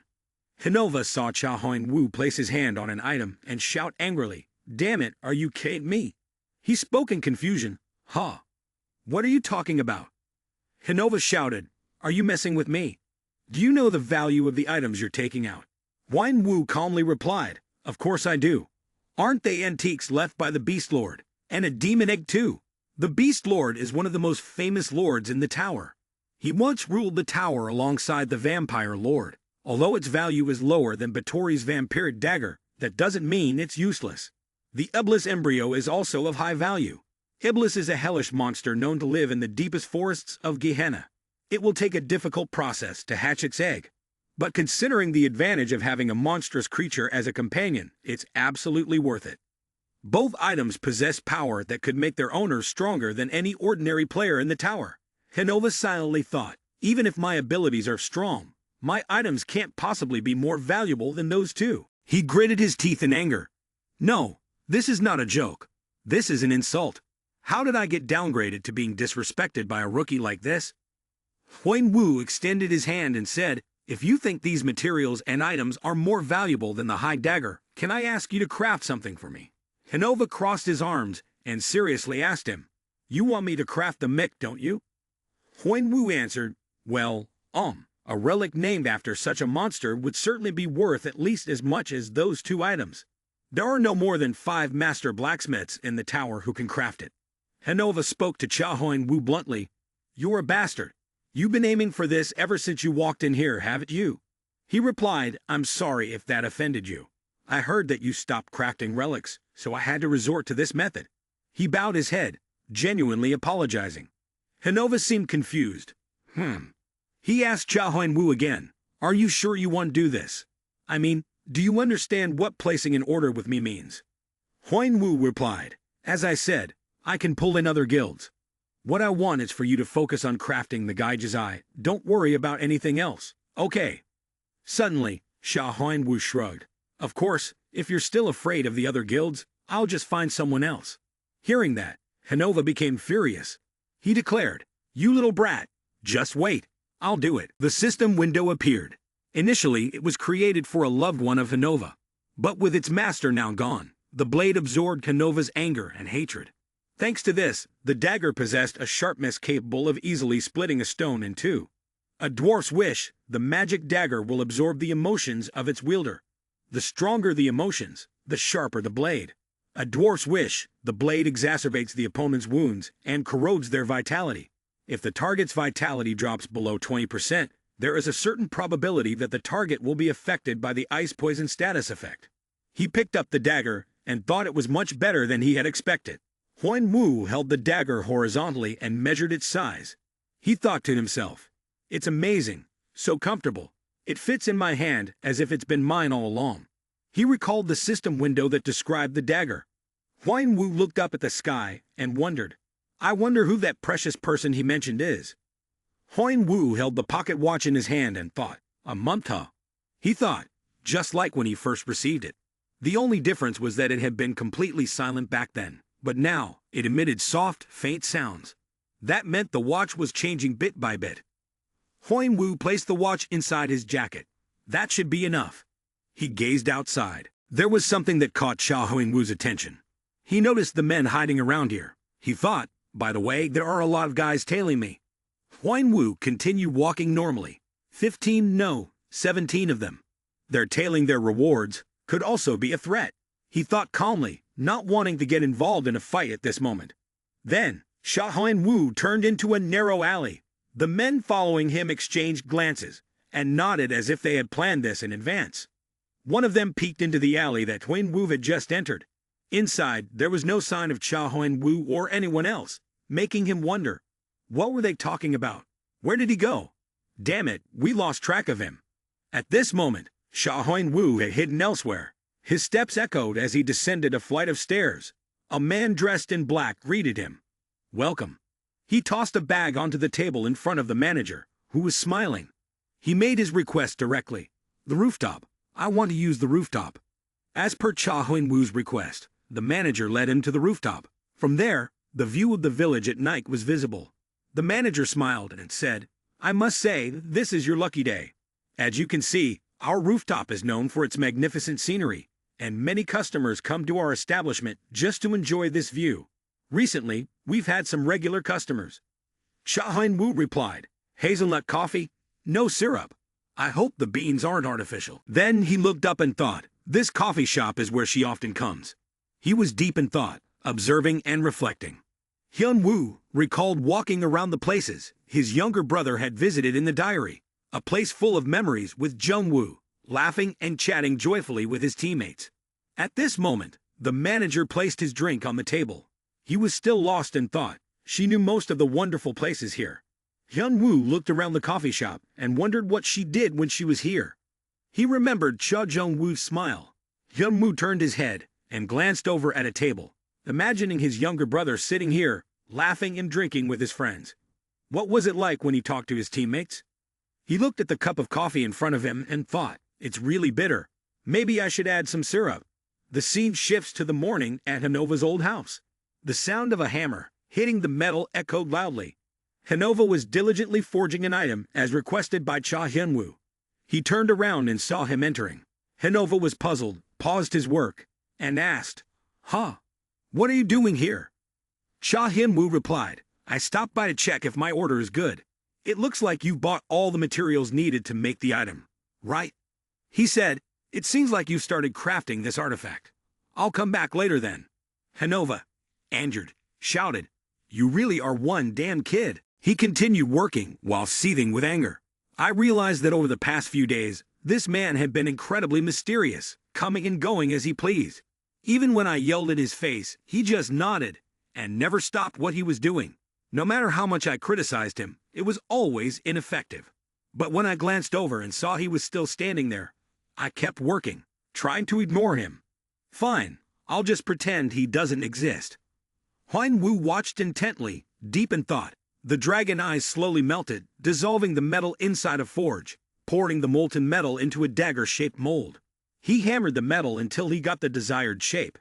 And then, the refining process. The entire procedure unfolded in front of his eyes after using the dragon eyes. A craftsman. That was the term to describe such things. The wings of heaven. That was my brother's nickname. Were all thanks to the items Hanova forged. His skills were truly extraordinary. Suddenly, Hanova pressed his face, filled with fury, close to Cha Huan-Wu's. "Have you finished napping, you bastard?" He yelled angrily.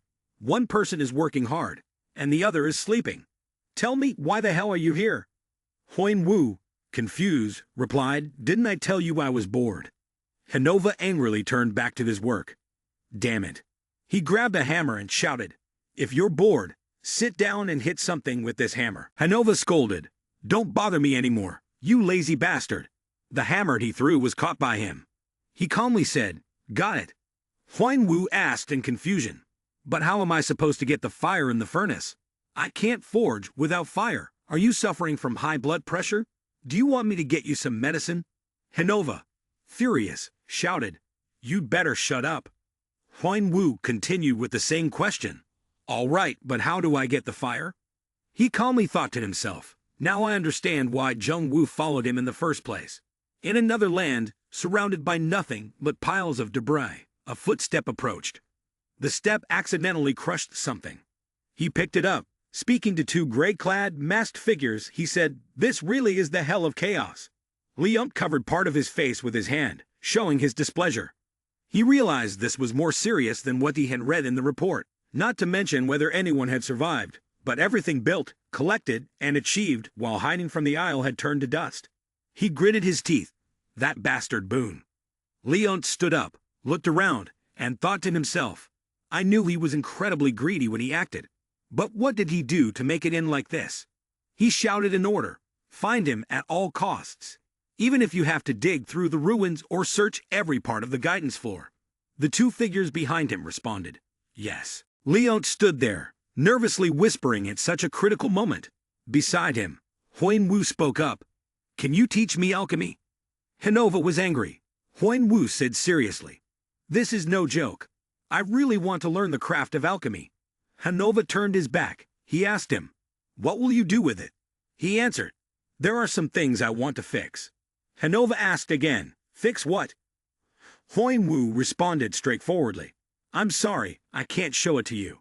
It's an item that holds precious memories of my sibling. I want to restore it into a magical artifact. It contains several magical devices that I dare not touch. Hanova could certainly repair it. However, I still don't trust him. And if he sees it, he will immediately recognize it." Hanova lit a cigarette. After taking a drag, he replied, "Fine." Huan Wu was surprised. "I thought you would get angry with me again." Hanova answered, "Don't talk about it. If you don't want to, I don't care. Every player leaves the world and enters the tower. Everyone has their own story." He placed the cigarette on the table and said, "Just ask anyone who passes by and requests to talk about their life. You might just be able to write a book. I bet you're no exception, especially when wearing that mask. You've made it clear you have many secrets to hide." He said seriously, "I don't have time to give you a proper lesson because of your Danid order. I'll just teach you the basics. The rest you'll have to figure out and learn on your own."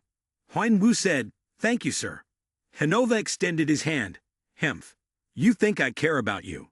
he said, his ears turning bright red. "I'm just bored." Behind his mask, Huan Wu smiled as he noticed Hanova's ears turning bright red.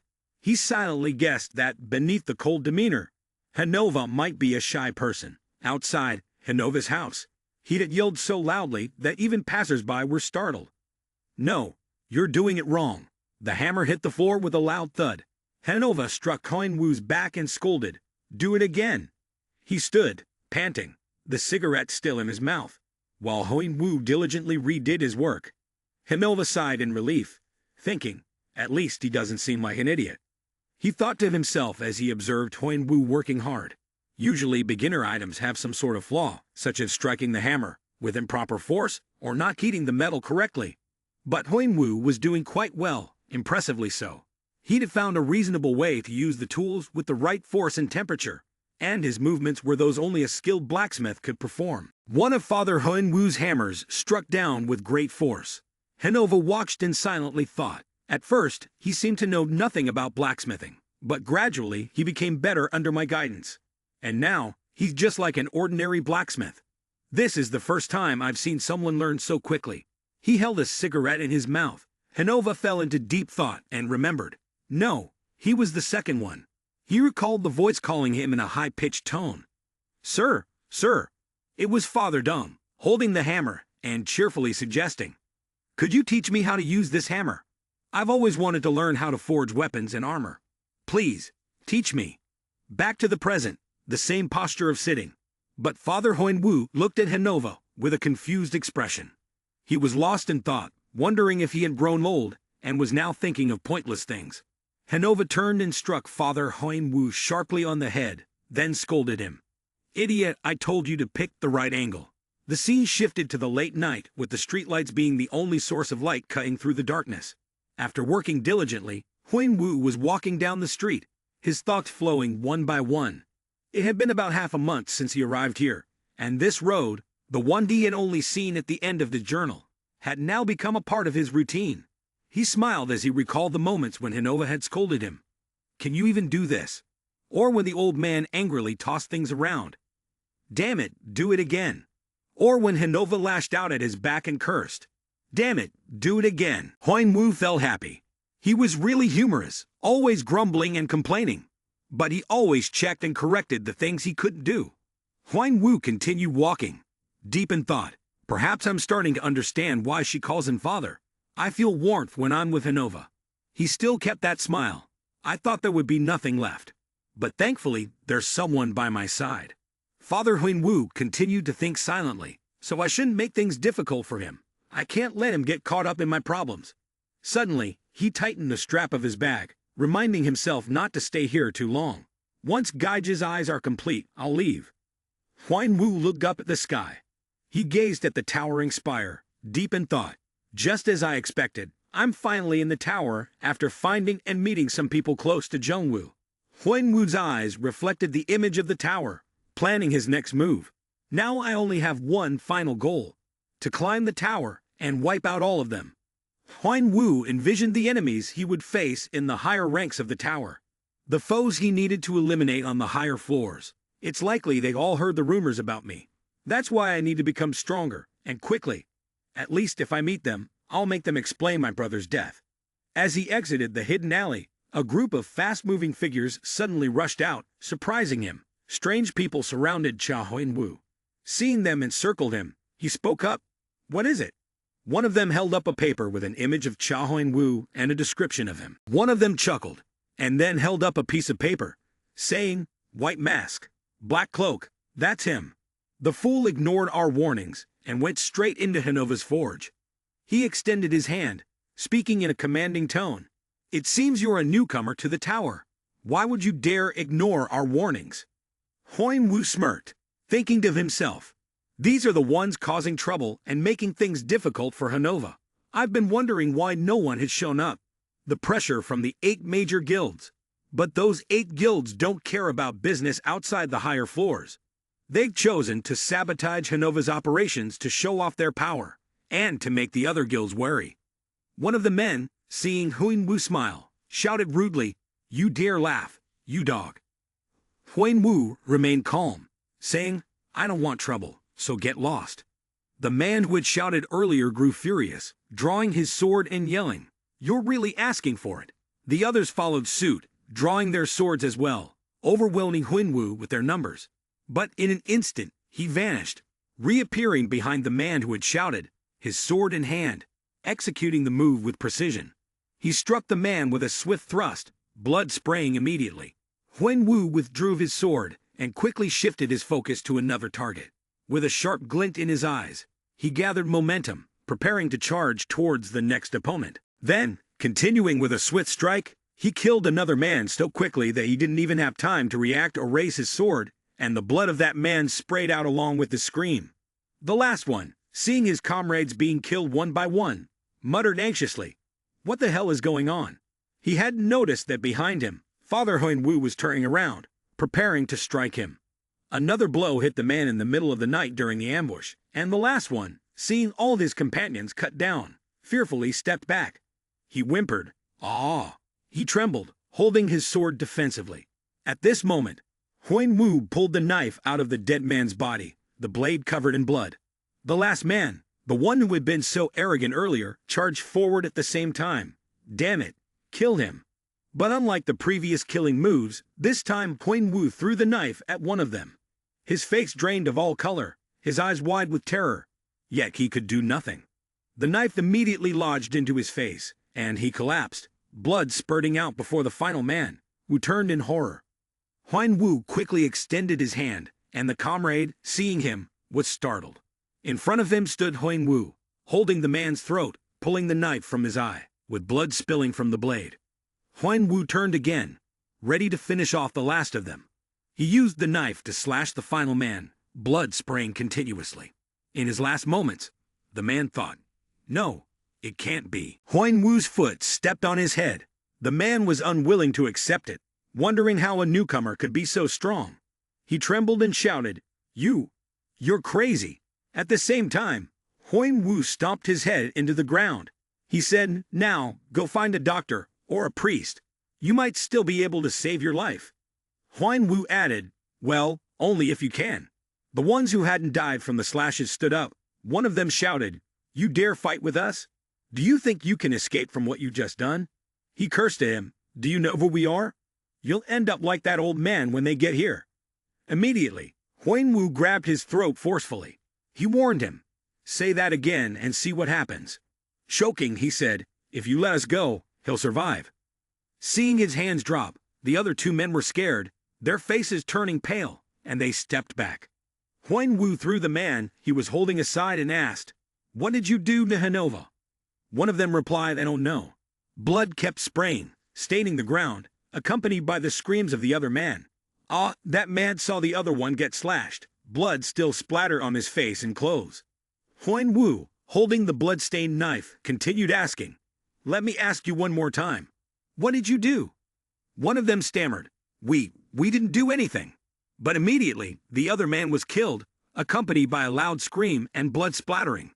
The one standing had to cover his face with his hand to shield himself from the blood. Huan Wu looked at the man with a cold stare, just like a killer. He stepped in and saw the man sitting slumped amidst the pile of broken things. He grabbed both of Hanova's shoulders and called his name. Hanova. At that moment, Hanova, battered and bruised, responded, "Kid." Hanova hesitated before speaking. "I'm sorry. Everything you left behind, and the tasks you asked for. They've taken everything. Truly sorry. I'll try to fix it." Huan Wu didn't care about that. He asked, "Forget about that. Aren't you all right?" He observed Hanova, and then slowly stood up, offering comfort. "At least you're not seriously injured. All right, leave everything to me. You just rest and take care of yourself."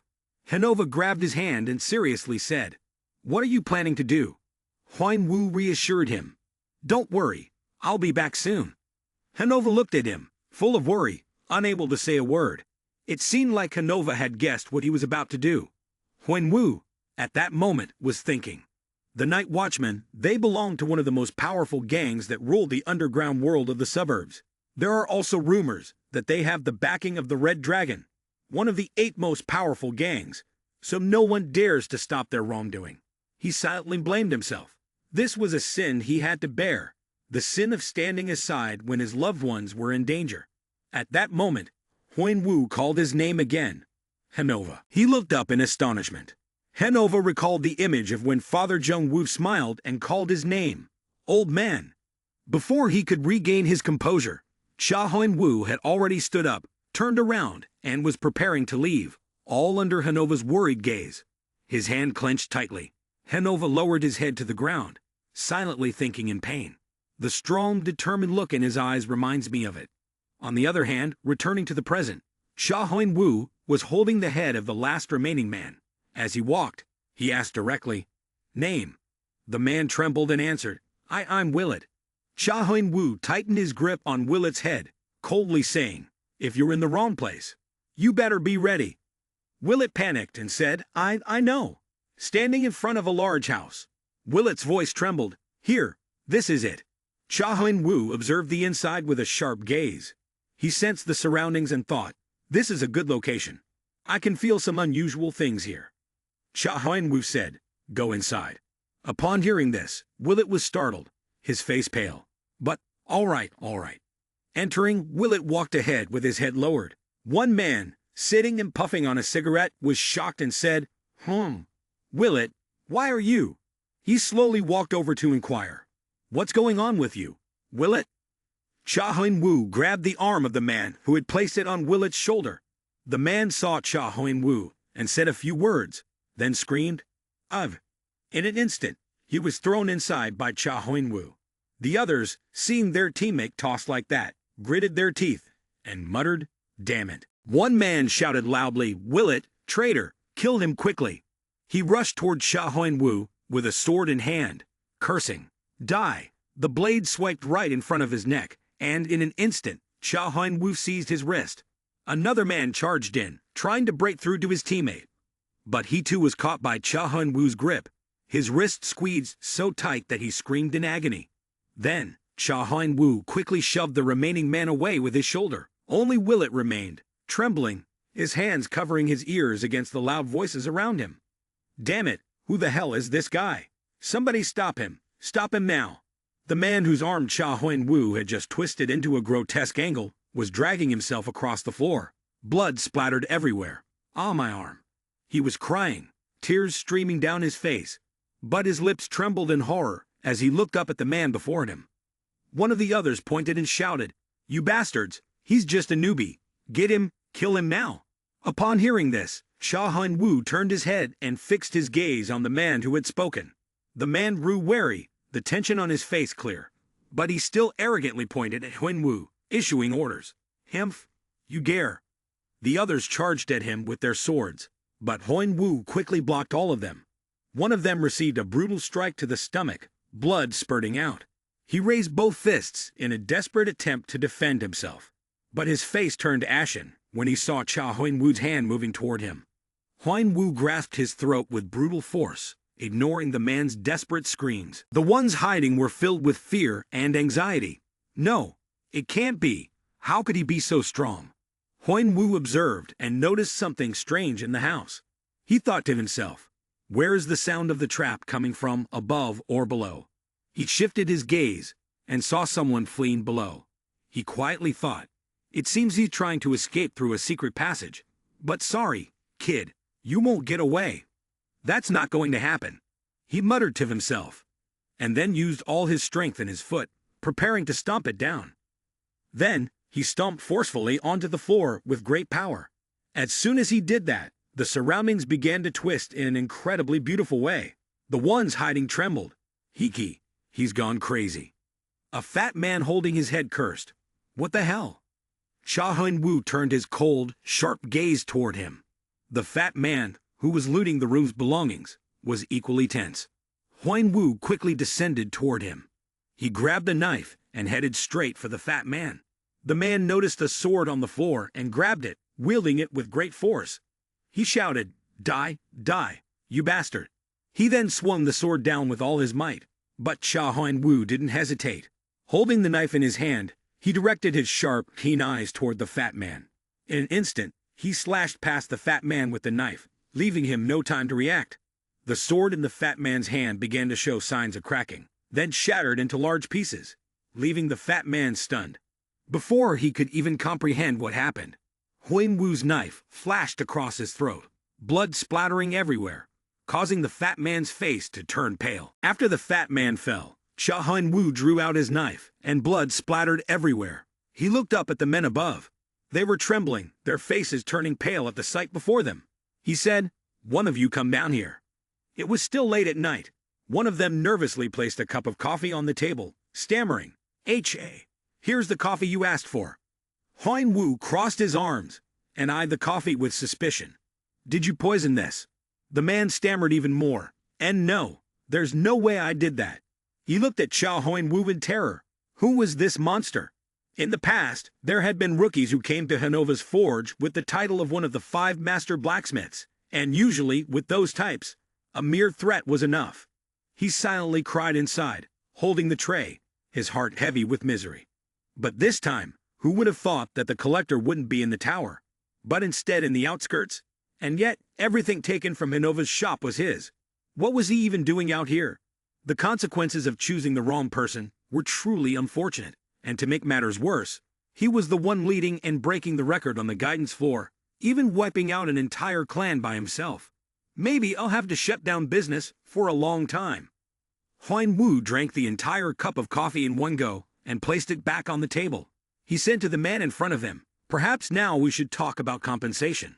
The man trembled. "See compensation?" Huang Wu explained. "The items you took from Hanova's place, and the things you destroyed. The economic losses Hanova suffered from having to close his shop when you obstructed his business. Furthermore, I need your gang to keep an eye on Hanova's forge, so that no other factions can bother him again."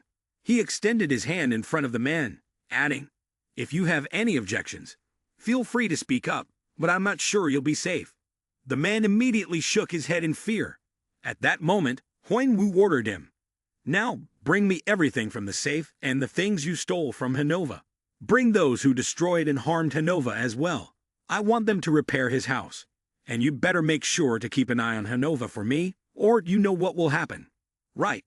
He tapped the table and added, "You can inform your backers if you like."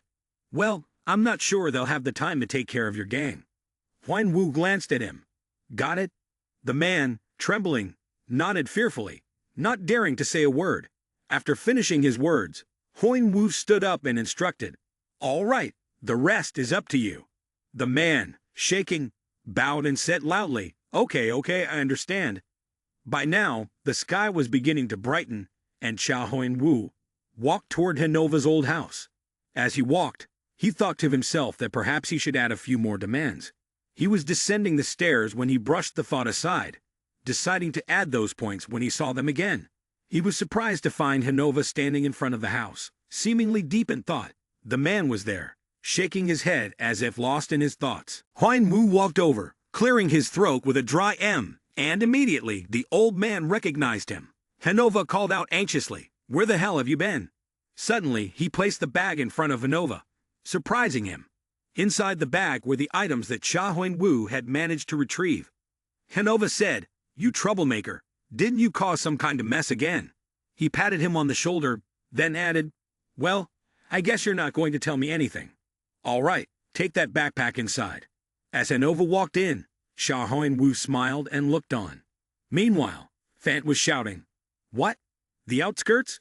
Why the hell is he showing up there?" A guy from the tavern told him. "He's the collector everyone's been talking about, the one who's been hiding his identity all this time. And it looks like he's at the master blacksmith Hanova's place. Hanova has been relentlessly targeted by other gangs, and the collector, wiped them all out." Fant thought for a moment. "The outskirts, you say?" Edora, sitting across from him, was also deep in thought. "Hanova. I think I've heard that name before."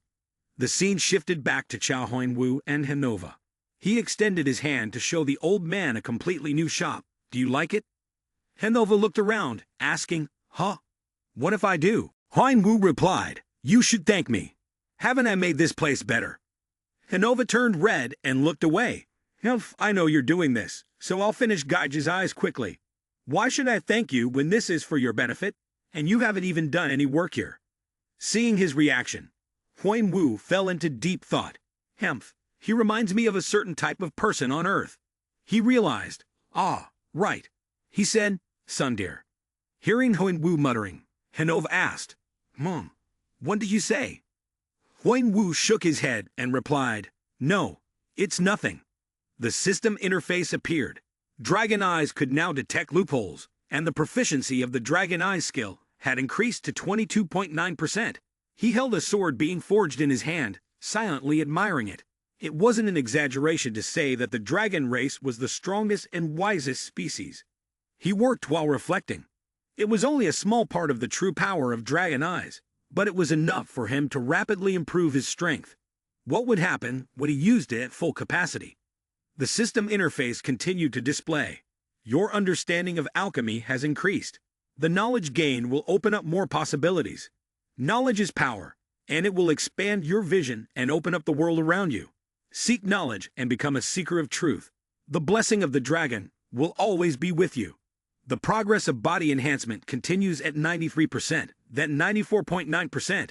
Huan Wu massaged his shoulder, thinking to himself, is balance the key to my power's progression?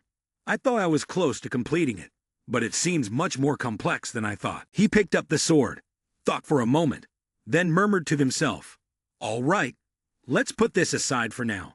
The system screen appeared, describing the sword he had just forged. Unfinished metal fragment, expected classification. Two-handed weapon, expected evaluation. Crush. Estimated durability. Up to 10. The screen read. He looked at the description of the unfinished metal fragment and the forging process. It's not bad for a first attempt at forging, he thought to himself. Huan Wu muttered, seems fine for a first try. He glanced over at Hanova, and the system screen appeared again. Short-statured Hanova. Government rating. Questionable, shy, and introverted personality. Huan Wu immediately turned around, looking at Hanova. Surprised, I can see other people's information too. Hanova blushed, scolding him. What are you looking at? Get back to work. Huan Wu quickly turned away, apologizing sorry. He thought to himself, it seems like I can see information about everyone. I didn't know the system's abilities included accessing information about others. He paused. Being able to see the details of other players might give me an advantage in combat. Huan Wu shivered, chuckling, but then wondered, shy and introverted. What does that even mean? The stocks in the information window flickered, and Hanova saw his reaction, muttering, what's wrong with this guy? Suddenly, he spoke up, asking, Hanova, I want to ask about the standards for determining the direction when welding metal. What should I do if the temperature exceeds the recommended level? What are the standards for determining the direction when welding metal? Huan Wu asked rapidly. The blow-in force of the forge seemed a bit weak. Why are you doing that for that part? Hearing this, Hanova turned pale. He shouted, figure it out yourself. You idiot. Huan Wu wiped his sword and said, I asked this to do it properly. Hanova angrily pointed at him and said, I already told you. It's best if you learn on your own. Huan Wu said, teach me once, and I will do it myself. He slammed the table in anger. Ah, how many times a day are you going to ask me, you idiot? Hanova set his own matters aside. Let me do my job first. Damn it, your order. If I can't finish it on time, it's your loss, not mine. He handed the sword over and said, all right, you should try using this. Hanova replied, huh. He raised the sword high, and a system window appeared. A new blacksmith's sword. Single sword type. Rating E description. A sword made much better than initially expected. The blade is slightly dull, but has quite good durability. Hanova was stunned as he held the sword. What is this? Did you make this? No way. He thought to himself, this is something that couldn't be made by a blacksmith with only 10 days of experience. I know he's smart and his skills develop quickly, but this is beyond imagination. He handed the sword back to Father Huan Wu and praised him. Mom, if this is your first attempt, it's not bad, but it's hard to call this a sword. To me, it's still just trash. Huan Wu said, hey, can't you praise me a little? Hanova flushed and shouted, huh? That depends on my judgment. Anyway, you need to practice a lot more. This is still far from a finished product. Huan Wu replied, all right, to achieve that, I'll have to ask you a lot more then. Hanova immediately scolded him, get lost. You better not bother me anymore. He retorted, no, I need to improve. Hanova cursed the damn bastard. Suddenly, Father Huan Wu noticed something unusual. He grabbed Hanova, just as a loud explosion echoed. Someone kicked the door open with immense power. Fant walked into the house. He was huge. That bastard, so you're here. Because of you, I had to search every corner of this tower. If you're so tough, come out here. Huan Wu stood up, pulling down his sleeves. A sharp aura surrounded him, showing he was extremely angry, and even Hanova could sense it. A shrill scream echoed from the house, which had just been repaired, as another door was blown off. On a clear morning, Hanova, eyes tightly shut, tried to hold back something. But he couldn't. His head began to heat up from anger. He gritted his teeth and trembled. Hanova pointed at Fant and shouted at Huan Wu, "Are you just going to leave that guy like this?" Huan Wu turned around, glanced silently, saying nothing. Fant, who had a bruise on one side of his eye, was rolling a stone to reduce the swelling. He angrily yelled, "Hey!" Huan Wu continued to work diligently, while Hanova stood there, a frightening aura surrounding him. Fant pointed at Huan Wu and shouted, "That was just because I was caught off guard. Do you think you can defeat me?" He confidently declared, "Fight me again, I'll crush you. Let's go out and fight like men, like two warriors. Let's battle." Huan Wu picked up the sword he was forging, inspected it, and ignored Fant, leaving him standing there helpless. Fant screamed out, "Damn it, I'm talking to you." Hanova took note of the teacup placed down, ignoring the noise as Fant kept ranting.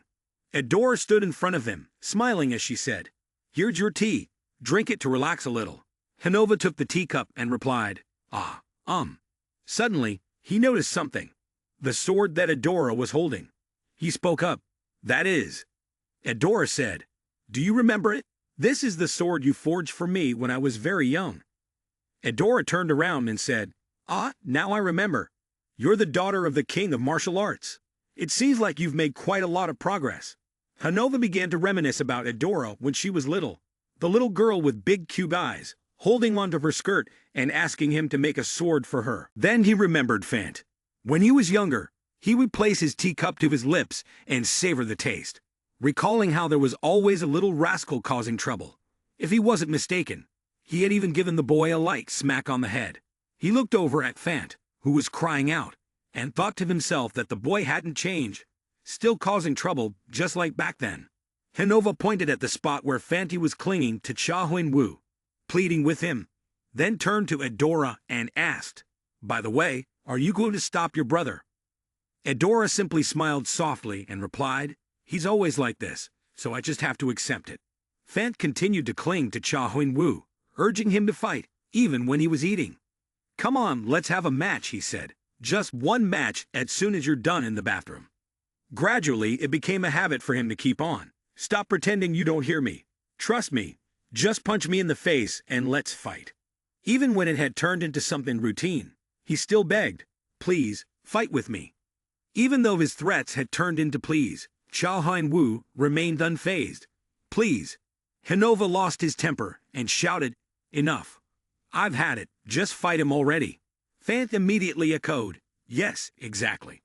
He turned and yelled at Fant, "And you, kid, shut up already." Fant saw Huan Wu put down his hammer, and he panicked. Huan Wu turned around and asked Fant, "Why should I fight you?" Fant spoke dramatically, "Let's fight and see who's the stronger one, who truly deserves to be called a warrior." Huan Wu, uninterested, sighed, "Is that really why?" "I don't care. You've already won.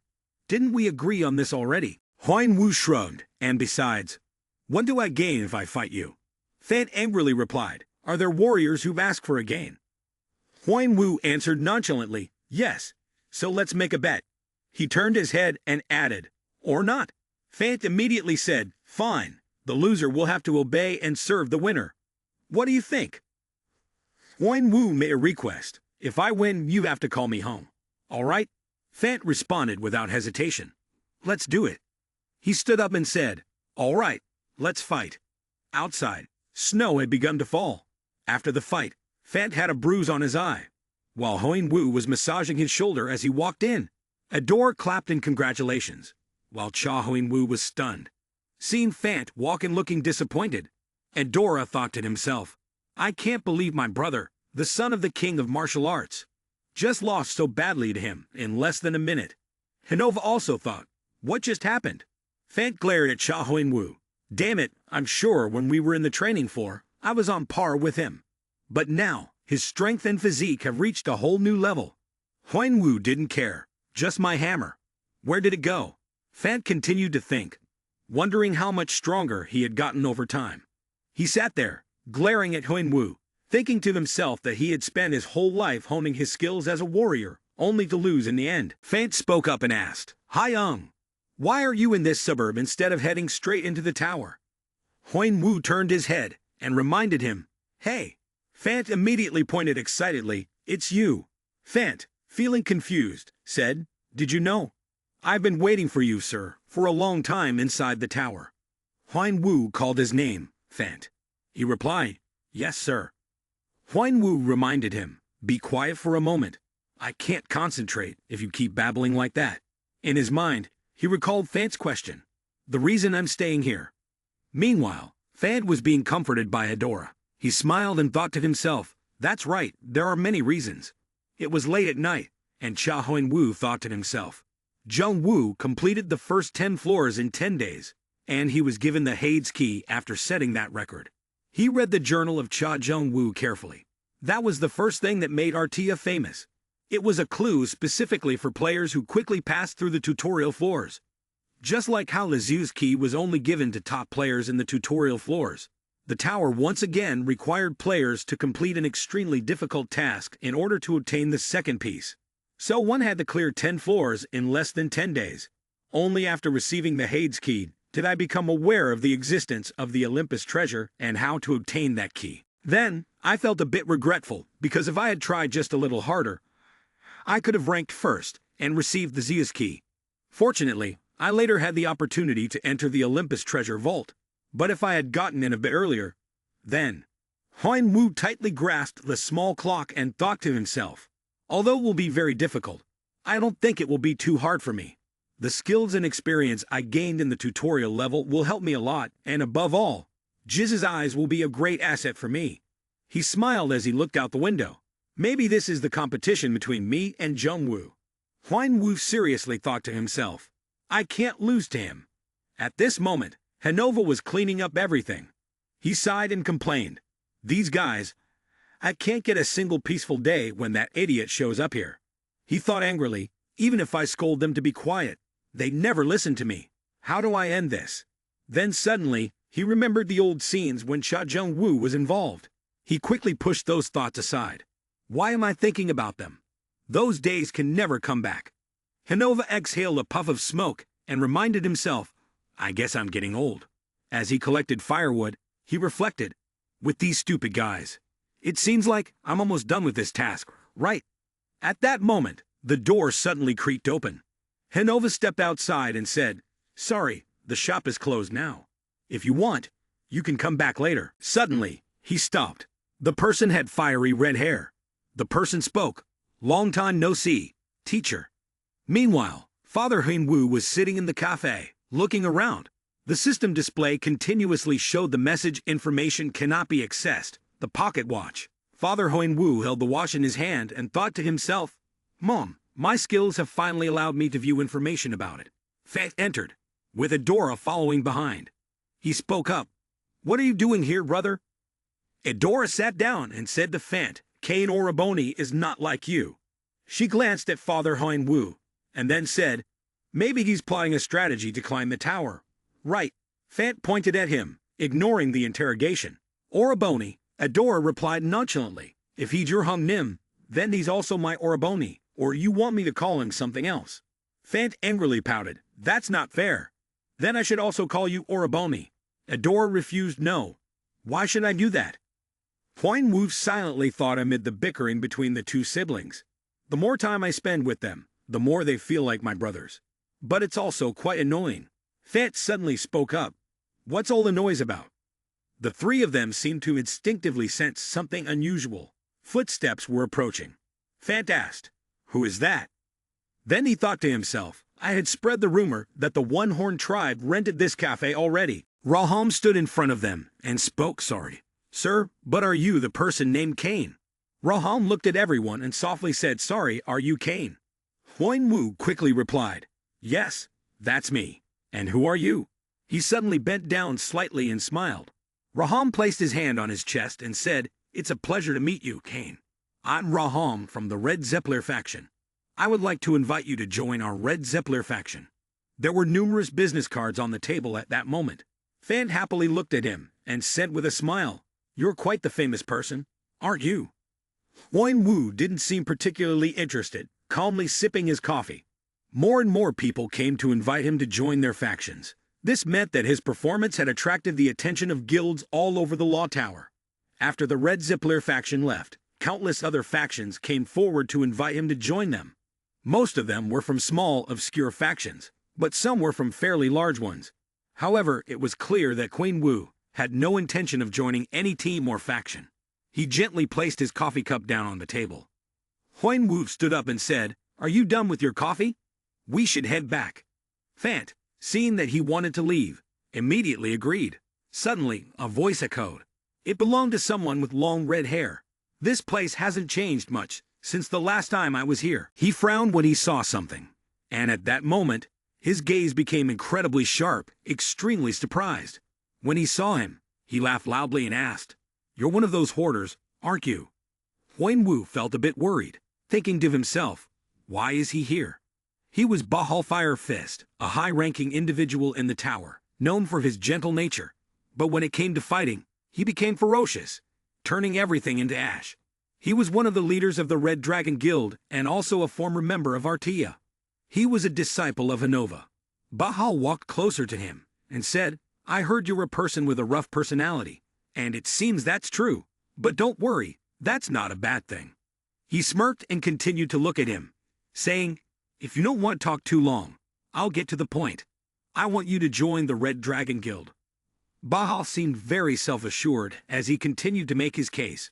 "I don't know if you're aware of this, but this is the first time we're making a recruitment offer to a newcomer, and you're exactly the person we've been looking for.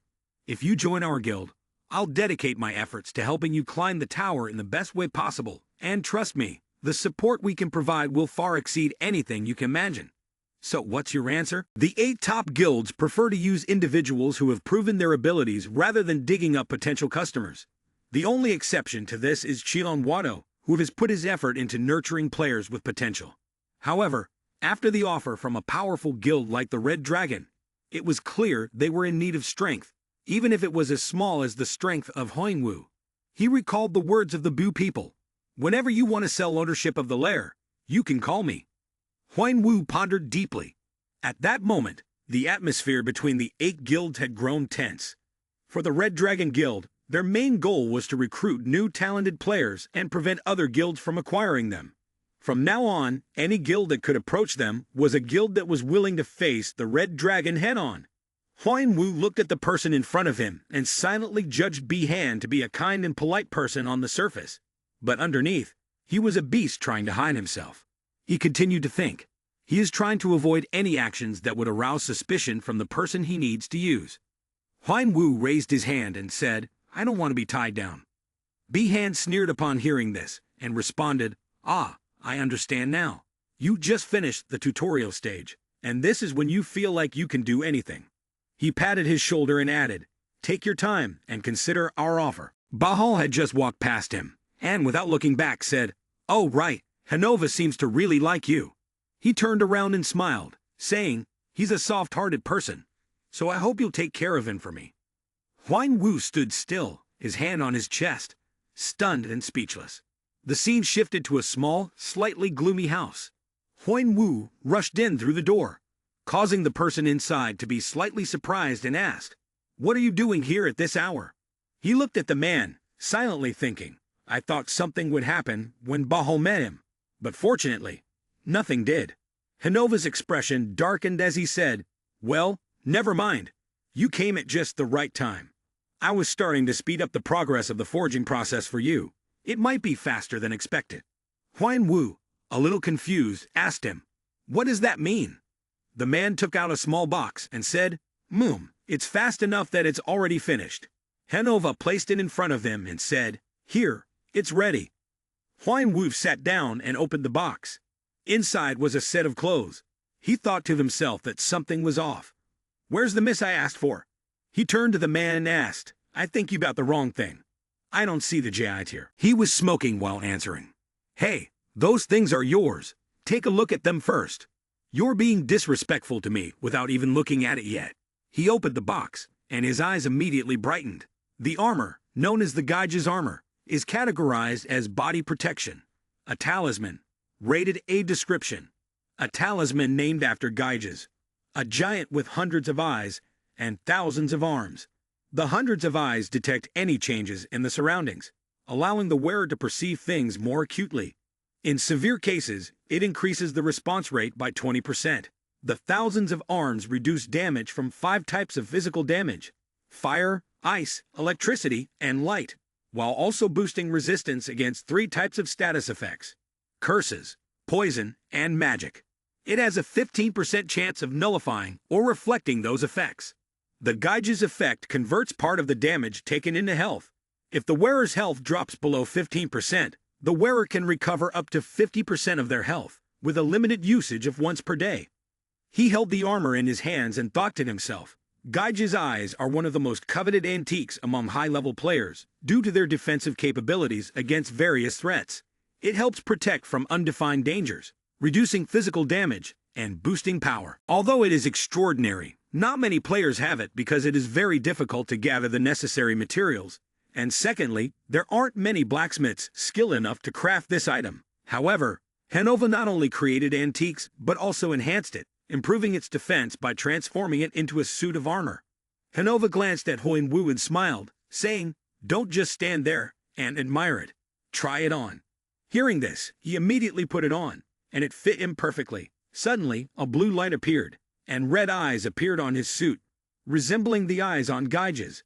Manhwa saw them, and immediately felt uncomfortable, stepping back and saying, "They look disgusting, no matter how many times I see them." A system notification appeared. Your senses can now scan objects in an area 150% wider and analyze details more precisely. The eyes of Gaiges have started to merge with your senses, and they are now considered a part of your body. Sensory assimilation has been unlocked. You are now surrounded by eyes that look somewhat terrifying. Behind his mask, Huan-Wu silently thought, there must be something specially embedded in this armor. The Gaige's eyes were crafted inside it. It's better than the original in every aspect. Maybe there's some hidden effect. It seems to help accelerate the circulation of the wearer. Huan-Wu gradually felt the power, raising both hands, thinking to himself, even the process of body refinement is increasing. The system notification confirmed the progress of the body refinement. The pause process will continue. 98%, 99%. The current progress is 99.1%. He heard the system notification and was slightly surprised, thinking, "What's this?" Manhwa spoke up, "I feel better seeing you wear it. You may not have noticed, but that armor also helps reduce mana flow resistance and increases mana regeneration by 10%. The foundation of its stats and abilities all come from mana options." He approached, looked at the box, and said, "There's one more thing. Check out the mask." The mask appeared, the demon mask. Manhwa classified it as an iron helmet. Evaluation A, described as a mask, Manhwa infused with his own blood during its creation. Due to the magical engraving, the magic circle carved into the mask hinders the opponent's ability to perceive. It also helps the mask stay in place, not falling off unless permitted by its wearer, and it can self-repair when damaged. It enhances attack power, increasing the attack strength by up to 30%, corresponding to the number of monsters killed within 30 seconds. Each time an attack is made, it increases by 1%. It also reduces the duration of crowd control skills on the user by 10%. The territory of the king borrows the strength of the beast lord. Inflict damage on nearby enemies with a fierce status effect for 15 to 20 seconds, while weakening the enemy's defense by 20%. The system continued. This is a growth artifact, an artifact that can develop along with its owner, and its growth rate depends on the owner's familiarity and proficiency with this item. This is a unique speed artifact, with no other antiques existing in the tower, and it will be bound to its owner. It cannot be transferred or traded between players. This is an item equipped with the magical dagger, Manhwa. When equipped together, they provide the wearer with stacking effects. 2-piece stacking effect, plus 8% attack speed. Huan-Wu, feeling slightly anxious, took the mask and thought, stacking effects. Smoke from Manhwa's cigarette drifted into the air.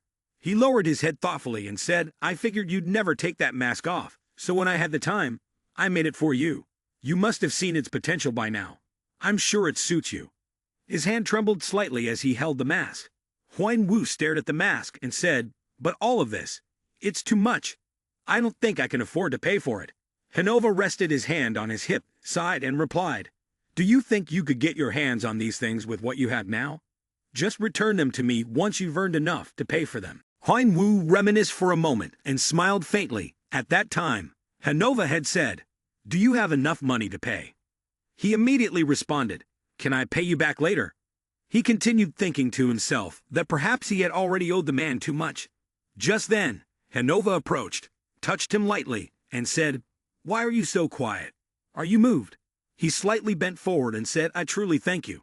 I will use it well. Hanova added, oh, by the way. Hanova raised a hand to his head, not looking at him, but awkwardly glancing to the side, saying, I don't think I've ever asked your name. What is your name again? He was a bit surprised and widened his eyes. Huan Wu lowered his gaze for a moment, but did not respond. Seeing his expression, Hanova quickly said, if you don't want to tell me, that's fine. I don't really care. After a brief pause, he hesitated before speaking. Kane. Huan Wu secretly smiled behind his mask, holding lump to the thing in his hand, and replied, my name is Kane. At that moment, in another place, Bahal slowly descended the stairs and immediately saw someone standing in his way. He cast a glance at those around him, then immediately sighed and began to complain. Why are you blocking the way? I told you not to do anything stupid again. The closest person hurriedly explained. But as you know, there are many players following you in the tower. We're just here to protect you. It's always better to be cautious. However, sir, why isn't the one known as the collector with you? Bahal replied calmly. He said he would reconsider our offer later. This person furrowed his brow and said, huh? He seems quite bold to reconsider your invitation, doesn't he? Bahal appeared somewhat indifferent. Don't make too much of it. After all, he's just a new player full of pride. Didn't we both feel the same way when we cleared the tutorial floor? Our goal is to keep other guilds from reaching him early on. I mean, we've already met him directly. Which idiot would approach him now? And now, he only has us to rely on. By the way, his words caused the person to flinch slightly. How's the investigation going? Have you found anything? Bahal turned his head, speaking in a terrifying tone with a deadly gaze, and slowly continued.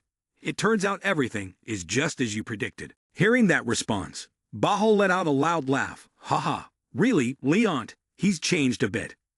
Not long ago, a strange piece of information surfaced within the Red Dragon Guild's network.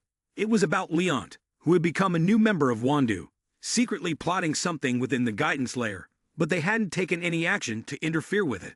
When it comes to magical items, nothing is as all-powerful as the magic stone. There is an ancient legend passed down among alchemists that speaks of something capable of holding a dense amount of mana. They called it the stone or the heart. Each player within the tower has mana within their body. The vessel that contains this mana is known as the mana organ. However, since the mana organ is a part of the body, there is a certain limit to the amount of mana the mana channel can hold. Therefore, many players have sought ways to provide mana from external sources. The first items known were healing potions. In addition, there were magical tools along with various other options and magical items designed to store excess mana. Countless other items were created afterward. Players are still eager to find ways to gain more mana. Therefore, they have tried to create things that can provide them with an infinite amount of mana, and the soul of a player is known to be the purest source of mana. The easiest way is simply to drain the soul from their physical body. As soon as he finished speaking, he raised his hand to cover one side of his face, his mouth curling into a wicked smile. He continued, that guy is trying to create a magical organ from hundreds, possibly thousands, of players. I had heard about it a long time ago, but I didn't think he would actually try to make that. He asked, have you found Leont's current location? He replied, we've located him in the tutorial level, and are heading there now. The other person responded, all right, let's go find him. As I've said, our goal is Leont and his item. However, if you can't get both, you can kill Leonti. But the item must be obtained at all costs. The cunning, scheming look was clearly evident on Bahal's face. The closest person, upon hearing this, immediately complied. Understood. Back with Kane, he quickly slid the sword into its sheath at his waist, and the other one he firmly placed into the sword belt at his back. Then he put on his new mask. His posture was incredibly strong and resolute, enough to make Hanova stand there, his nostrils flaring. He turned to the old man and said, "Hanova, I don't know how long it will take for me to return here." He calmly turned his head and replied, "I know you're a player trying to climb the tower, so you don't need to tell me." His lips slightly moved as if about to say something, perhaps to tell him it was nothing. But in his heart, he silently thought that Hanova must have already realized that this might be the final farewell. The old man was still looking at Cain with a gentle expression, and behind that mask, his face carried a trace of sorrow, his gaze lingering with a touch of reluctance. Cain said his goodbyes, thanking the man for everything. His firm footsteps accidentally stepped into puddles that hadn't dried yet, and in the blink of an eye, he stood before the floor's door. His hand slowly reached out to push the door open, when suddenly, a loud shout rang out, "Stop!" A strong hand appeared, tightly grabbing his own to stop him. It's Fant, still panting after chasing him. He angrily shouted, "Hey, you didn't even care when I begged you to climb the tower, and now you're climbing it alone. Why didn't you tell us you were going to leave? At least say something." Cain casually turned his head and nonchalantly asked, "Why should I?" Fant was left speechless with frustration, only able to curse at the damned guy. "I don't know what you think of me, but I don't have time for the two of you. Playtime's over. I have things to do." Cain's words were truly indifferent, leaving Fant confused. He hesitated. I meant to say that before I could finish my sentence, from afar, I could already see Adora rushing toward us. Breathing heavily, hair tucked behind her ear, she gave a gentle smile and said, "You can go ahead, Oraboni." Fant immediately reacted to this, his mouth agape, a loud "ha!" escaping him. On the other hand, Adora simply curved the corners of her lips, her face glowing with enthusiasm. "But we will follow you. We will go wherever we want, so you can't stop us, right, Oraboni?" Cain glanced at them briefly, looking somewhat thoughtful, before turning away with an indifferent expression, and saying, "It's up to you two. But if you fall behind, I won't help." They exchanged a look, and smiled with joy. Fant stepped forward, puffing his chest out confidently, and said, "Don't worry, I'll smash anything that gets in our way since we've reached the first floor. If you have any questions, feel free to ask me." Adora, behind him, scoffed with a mocking look. "Really? I wonder who made such a mess without knowing the rules," Fant retorted, immediately losing his temper, shouting, "Quiet, you'll do fine this time. Just wait and see what you can do." Adora responded leisurely, while Cain, with both hands firmly gripping the door handle, pushed it open forcefully. The door creaked wide open, while the two behind him continued bickering. The system announcement rang out. "You have entered the Obelisk God's Tower. This is the waiting area of the first floor. The challenge of the first floor will begin once enough players have gathered. The scenery will immediately change accordingly. This is the waiting area. The tasks only begin once there are enough players. Therefore, each floor has a waiting area. This is an important place because it is where players can rest or even find teammates to form their own team." He quietly observed his surroundings and thought to himself, "About 50 people are here." Suddenly, there was a murmur of conversation. "It's them again, are they back?" Hearing those words, he turned around, and they still couldn't stop throwing him uncomfortable looks. What's going on? He thought, confused. His two companions, however, remained completely relaxed and enthusiastic. The murmurs continued. "Is that him?" "Yeah, he's the hoarder, damn. Why does he look so grim?" Cain chose to ignore it. Perhaps it was for the best. "I don't intend to make friends with them." His goal was to complete the first 10 floors within 9 to 10 days. That was the only way to get the Hades key and find the hidden keys on each floor. One key was obtained from the tutorial floor, another from topping the tutorial floor, and there were 10 keys hidden in the first 10 floors of the tower, some gained by completing hidden quests, while a few were concealed in unexpected places. His thoughts were interrupted by the sound of footsteps. Not long ago, strange information had appeared in the Dragon's Red Guild network about Leont, who had become a new member of Chionwado, secretly plotting something on the tutorial floor, but they hadn't taken any action to interfere with it. I know that some of you here are already familiar with the rules of this level, but I will still explain the rules of Level B in detail, because there are new players here. Everyone focused intently on him, and I will only say this once, so I ask everyone to pay attention. As soon as he finished speaking, Aaron clapped his hands loudly, The sound echoing, and instantly the space shifted. This is the double rock area of the first level. The challenge of the first level is about to begin. The mission board also appeared in front of the players. There were two large cliffs facing each other. On each cliff was a team of 100 players. Both teams had 5 crystal stones. The task was to protect their team's provinces and destroy or steal the provinces of the opposing team. The team that steals or destroys the most provinces within a set time limit would be the winner. Aaron summoned sparkling green crystals and continued, as written in the notification window. The cliff across from us also has a team of 100 players, just like here, and they were given 5 red crystals. For simplicity, I will refer to your team as the green team and the other team as the red team. You can use any items to protect your team's provinces. You may hide them somewhere or give them to another strong player to hold. You should also consider what the other team might do and come up with the best strategy. After the rules were clearly explained, everyone seemed anxious. At the same time, Kane's face became serious. He carefully thought to himself, a difficult mission on the first level. How could he possibly cooperate with other players when they didn't even know each other? And the hidden key of this level is Hera.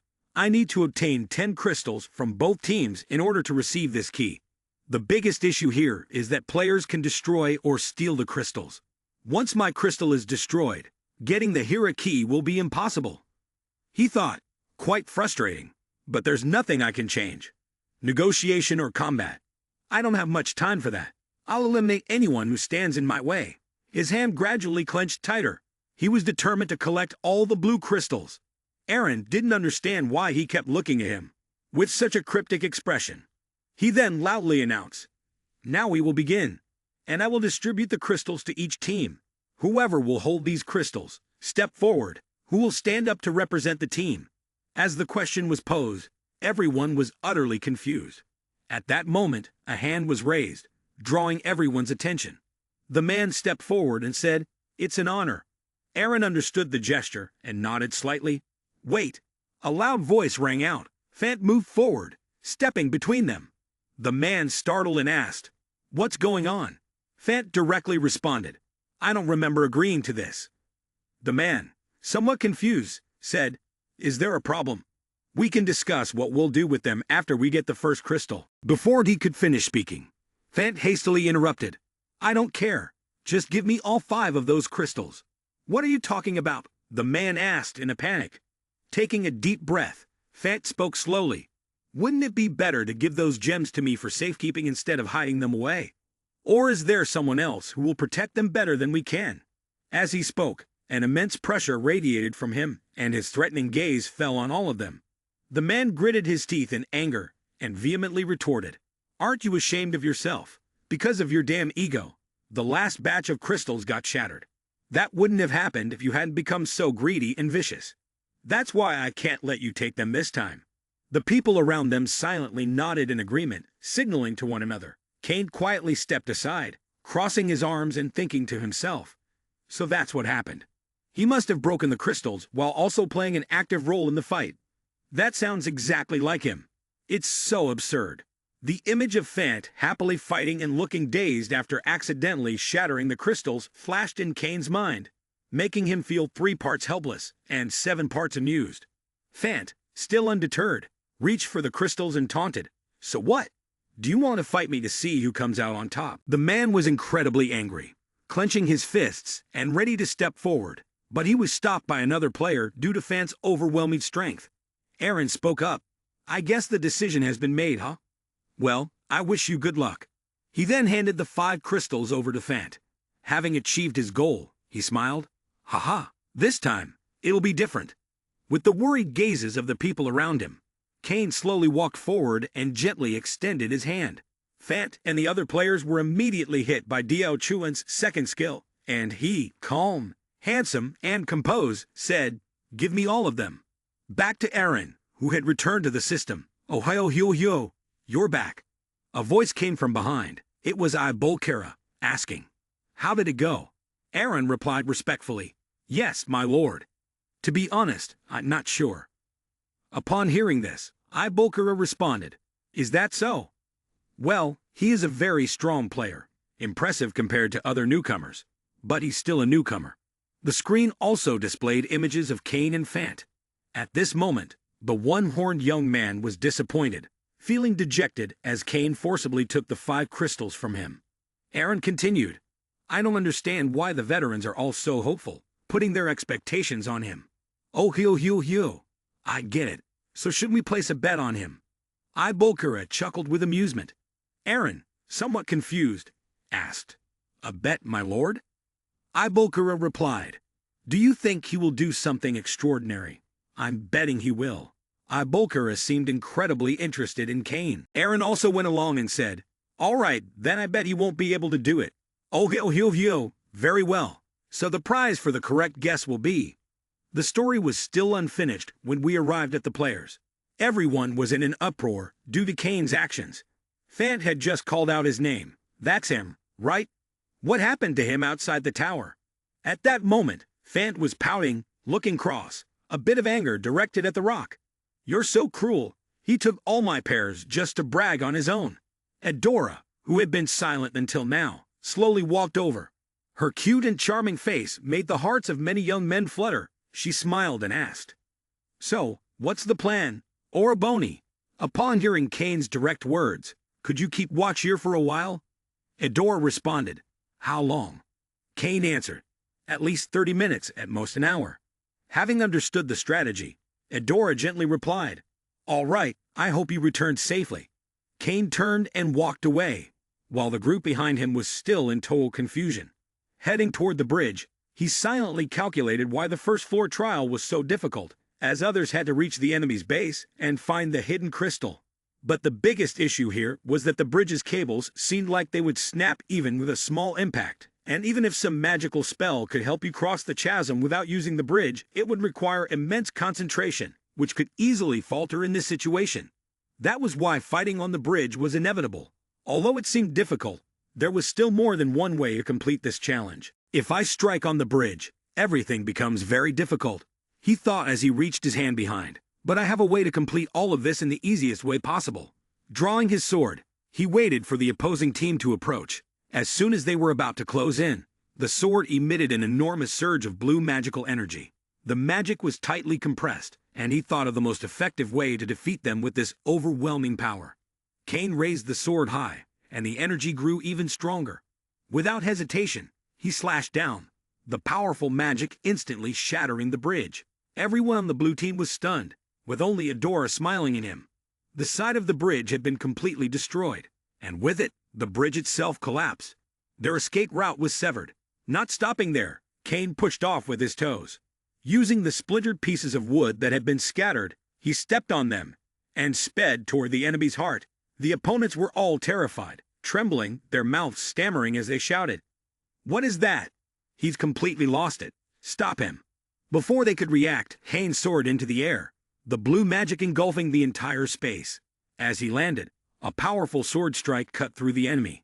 Gaining momentum, Cain leaped into the air once more, gripping his sword tightly, focusing all of his magical energy into the blade. With a single slash, he cleaved through the sky, the blow descending from above, lighting up the entire area. The immense power split both the earth and the vast forest behind it. The magic dissipated, revealing a desolate scene. Enormous trees were felled, stripped of their leaves. Blood was splattered everywhere, and corpses lay scattered, some bodies even completely missing. Eyes slowly appeared all over Cain's body. Black magic surrounded him. And then a great fire erupted, incinerating the remaining survivors. Screams echoed, desperate and mournful. After a struggle, he had gathered all 10 crystal shards, both green and red, tightly clutching them in his hand, the light emanating through the gaps between his fingers. The system notification rang out. "You have received a hidden item. Hera's Key." Hera's Key is a rare C-tier item, described as a key used to unlock the treasure of Hera, the goddess of merit. There is no known information about its usage. The key was intricately carved, its metallic sheen slowly shimmering into view. He immediately grabbed it, holding it tightly in his hand, thinking to himself that he had acquired the second key. At the same time, the quest board appeared. Challenge completed. Only 30 minutes have passed since the duel began. This is also the shortest match in the history of the tower. The aftermath now consists of scattered bodies and bloodstains. A long burn Mark left by the sword's magic. You have achieved an accomplishment, not easily attained. Additional karma will be provided. You have earned 50,000 karma. An additional 30,000 karma will be granted. All players will be summoned to the waiting hall immediately. Be cautious of changes. As soon as the battle ended, Aaron appeared. The notification board then appeared. Do you want to sign your name in the Hall of Fame? Without a moment's hesitation, Kane pressed the no option. Aaron, slightly confused, said, "That's amazing. This is the first time we've seen a player complete the challenge so quickly, even though it's just the first floor. You truly are a hoarder. You've set a new record." In his heart, however, he felt a bit wary. It hasn't been long since I made the bet with Ibolkara, but to think this would end so quickly. Losing the bet is a bit unpleasant, but there's one thing I'm sure of. As he looked at Kane's group casually chatting, the image of Kane receiving Hira's key flashed in his mind. Aaron continued to ponder. The player's ranking and achievements were not just pure luck. Furthermore, he was aware of the existence of hidden shards, and even knew how to obtain the 12 keys of Olympus. Aaron thought to himself, it seems like I'll need to bet on Ibolkara's side from now on. Temporarily setting aside his thoughts, Aaron politely bowed and said, "Now, I will give you your reward." Before he could finish, Kane raised his hand and interrupted. "Wait, I want to claim all the rewards once I clear the entire area of new players." Hearing this, Aaron was stunned. The longer you hold on to your reward, the better it becomes. And that was exactly what this man was doing. If he ended up setting a record for each floor, Aaron wondered what that amazing reward might be. What kind of crazy plan was this player making? Regaining his composure, Aaron replaced his surprise with his usual professionalism. "If that's your decision," he said as he released his grip. The announcement board appeared once more. "The challenge has ended. Do you wish to proceed to the second floor?" The other players were filled with confusion and concern. "Are you planning to go to the second floor? We didn't score anything this round. I give up." "Me too. I'll wait for the next round to start." In an instant, everyone had given up, leaving only the three of them. At this point, Aaron spoke up, seemingly addressing only the remaining three. "Are you ready to set off?" Kane simply nodded. The two behind him were eager. Fant confidently said, "Humph. Maybe." Aaron said, "Then I'll escort you to the next floor." The teleportation gate appeared. In the blink of an eye, they had arrived. The system announced that they had entered the mountain pass and fields of the second floor. Kane turned to Fant and said, "I've said this before, but if you don't like the fact that I'll be taking all the points from these challenges, you'd better turn back." Fant replied cheerfully, "Hey, come on, is that really necessary? To be honest, I'm just curious how far you'll get, so let me follow along." Seeing this, Kane said, "I request a solo challenge for this floor." The system gate appeared, and the guardian appeared, gently touching the ground. The refined werewolf introduced himself. "I am Johans, the guardian of the second floor." He extended his hand and asked, "Do you want to proceed with the challenge immediately?" Kane nodded. In the sharp eyes of the white wolf, his reflection appeared, and Johans warned that it would be very dangerous. Kane, however, was unconcerned and said, "But the higher the risk, the greater the reward, right? You seem to know the system of the tower quite well." The white wolf politely replied, "Then I will impose a few restrictions on you. Sir Fant and Miss Adora, Sir Kane." After the exchange, the system appeared. The challenge of the second floor begins. You are currently in the beautiful forest, blessed by the goddess of harvest, where the forest always provides plenty of food for all the animals living within it. However, some monsters have appeared and are attempting to take over the forest, monopolizing its resources. You must protect the forest from the monsters and restore peace. The roar echoed throughout the area. The main objective of the second floor challenge is to become the king of the forest by defeating numerous monsters, such as goblins, hyenas, and boars. Many little cute monsters. Despite the little monsters running towards them, wielding hammers, axes, and all sorts of weapons, the three of them stood still. Kane carefully thought to himself, it wasn't much different from the mass monster attacks in the tutorial. This is the challenge I'm most confident about. Gripping the small knife tightly in his hand, he immediately charged forward to meet them, thinking that he would wipe out the entire group in one go. You have obtained the key to Demir. The golden key gleamed in Kane's palm. The surroundings were filled with the corpses of monsters. Blood splattered everywhere. It was so vast that the author skipped over the fighting scenes for the sake of speed. You set a record for this challenge. Do you want to enter your name into the Hall of Fame? Bet you can't guess whether Kane will choose to or not. Of course not. Without giving himself a moment's rest, he resolutely continued. Behind the blood-stained mask was a gaze full of determination. Immediately, the scene changed. The surroundings turned a blinding shade of orange and yellow. While people fought chaotically, Kane stood still, calm and composed. The system popped up once more. This was the sword and spear trial of the third floor. A swipe of the hand dismissed the notification. His mind started calculating. Artaya had spent 10 days clearing the newbie area. Taking advantage of his brief lapse in focus, someone behind him swung a sword in an attempt to strike him from behind. But little did they know, his reflexes were sharp, and 2 knives quickly blocked the attack. His eyes were cold, his heart resolute. With a deadly strike, he severed the enemy's sword arm, setting his goal to clear the entire newbie area in just 5 days. In the instructor's waiting area, footage of Kane calmly dealing with each opponent one by one was being replayed, and there were endless murmurs of admiration. What time did he finish the 7th floor? How long did it take him? 12 hours and 28 minutes. This is insane, maybe even impossible. At least Artia was part of a team, but this guy is soloing. This is just unreasonable. The instructors looked stunned, mouths agape, unable to believe what they were seeing. Another person frantically announced, 8th floor, 7-5, he has surpassed the Athena record and obtained the key.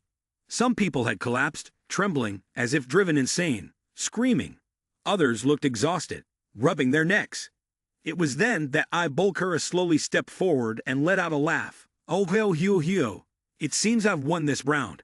A guide clicked his tongue, handing him a pouch of money, saying, here you go. Aaron and Johannes behind them seemed to have lost all faith in life. He laughed with glee. I'm going to be rich. Thank you, Kane. I wish every day could be like today. Oh ho. The system screen now displayed a scene of blazing hot lava. This was the fire and lava trial of the 9th floor. As the announcement appeared, a sharp claw and a deafening roar echoed. A gigantic monster stood before them.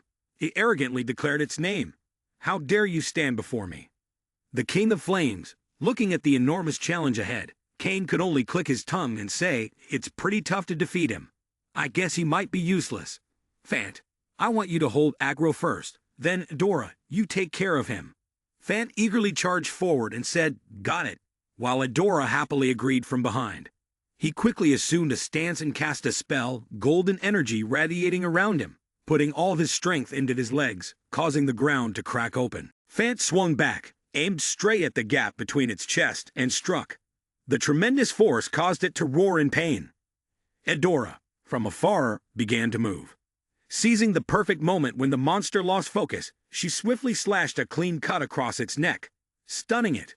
Without giving it a chance to react, Kit quickly used magic to enhance her legs, propelling herself into the air, holding 2 small daggers surrounded by green magic.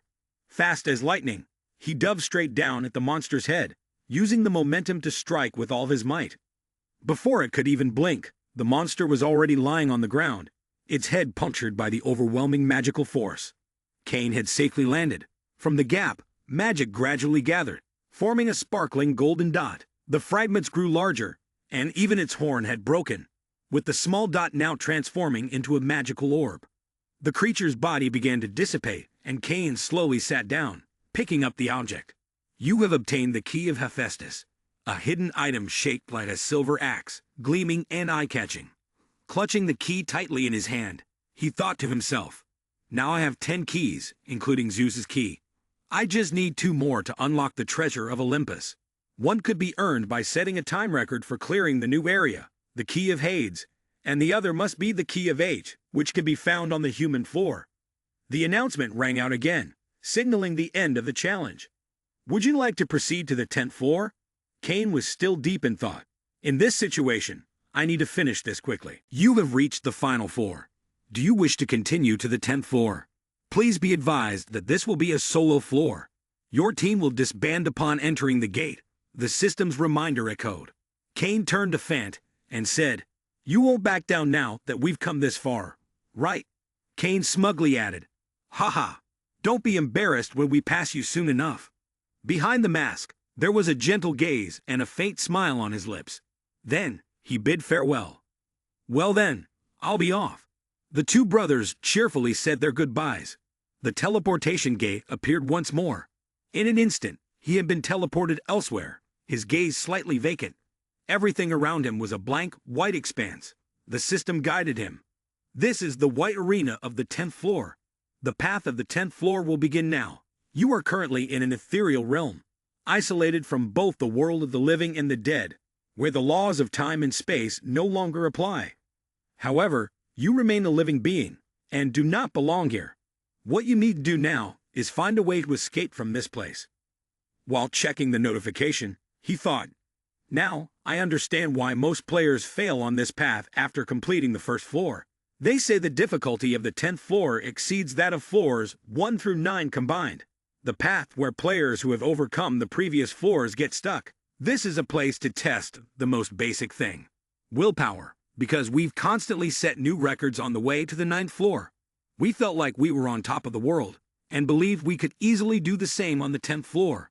But this damned tower really knows how to crush people's hopes." The image of his younger brother, Jung-woo, filled with confusion, appeared in his mind. The 10th floor had taken everything from him. No friends, no family, no companions. He was left alone in a void and had to find a way out with no clue how to do so. It doesn't matter how talented you are. A psychological battle is completely different from a physical one, he thought.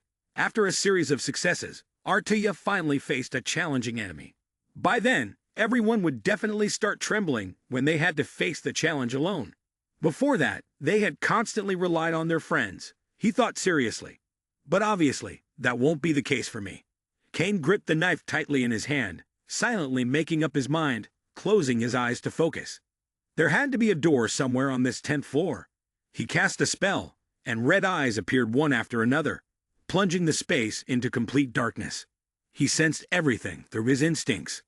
A red door appeared, starkly different from the remaining white doors. With a swift motion, he slashed through the space with his knife. The red door quickly manifested. The golden key finally appeared. The system immediately announced, "The final path has come to an end. You have completed all the challenges in the beginner zone from floor 1 to floor 10. The time you took to complete all the challenges is 151 hours, 35 minutes, and 1 second. You have broken the previous record held by Cha Jung-woo, with a time of 83 hours, 2 minutes, and 9 seconds. You've set an incredible record. Would you like to engrave your name in the Hall of Fame?" Looking at the notice, he was a little surprised. He reached out and lightly touched that familiar name, his heart sinking slightly. It had been a long time since he had seen that name again. His lips pressed tight, and a trace of sadness flashed in his eyes. No, a fragment of his remaining rationality stopped him. Just like the times before, he had refused to register his friend's name.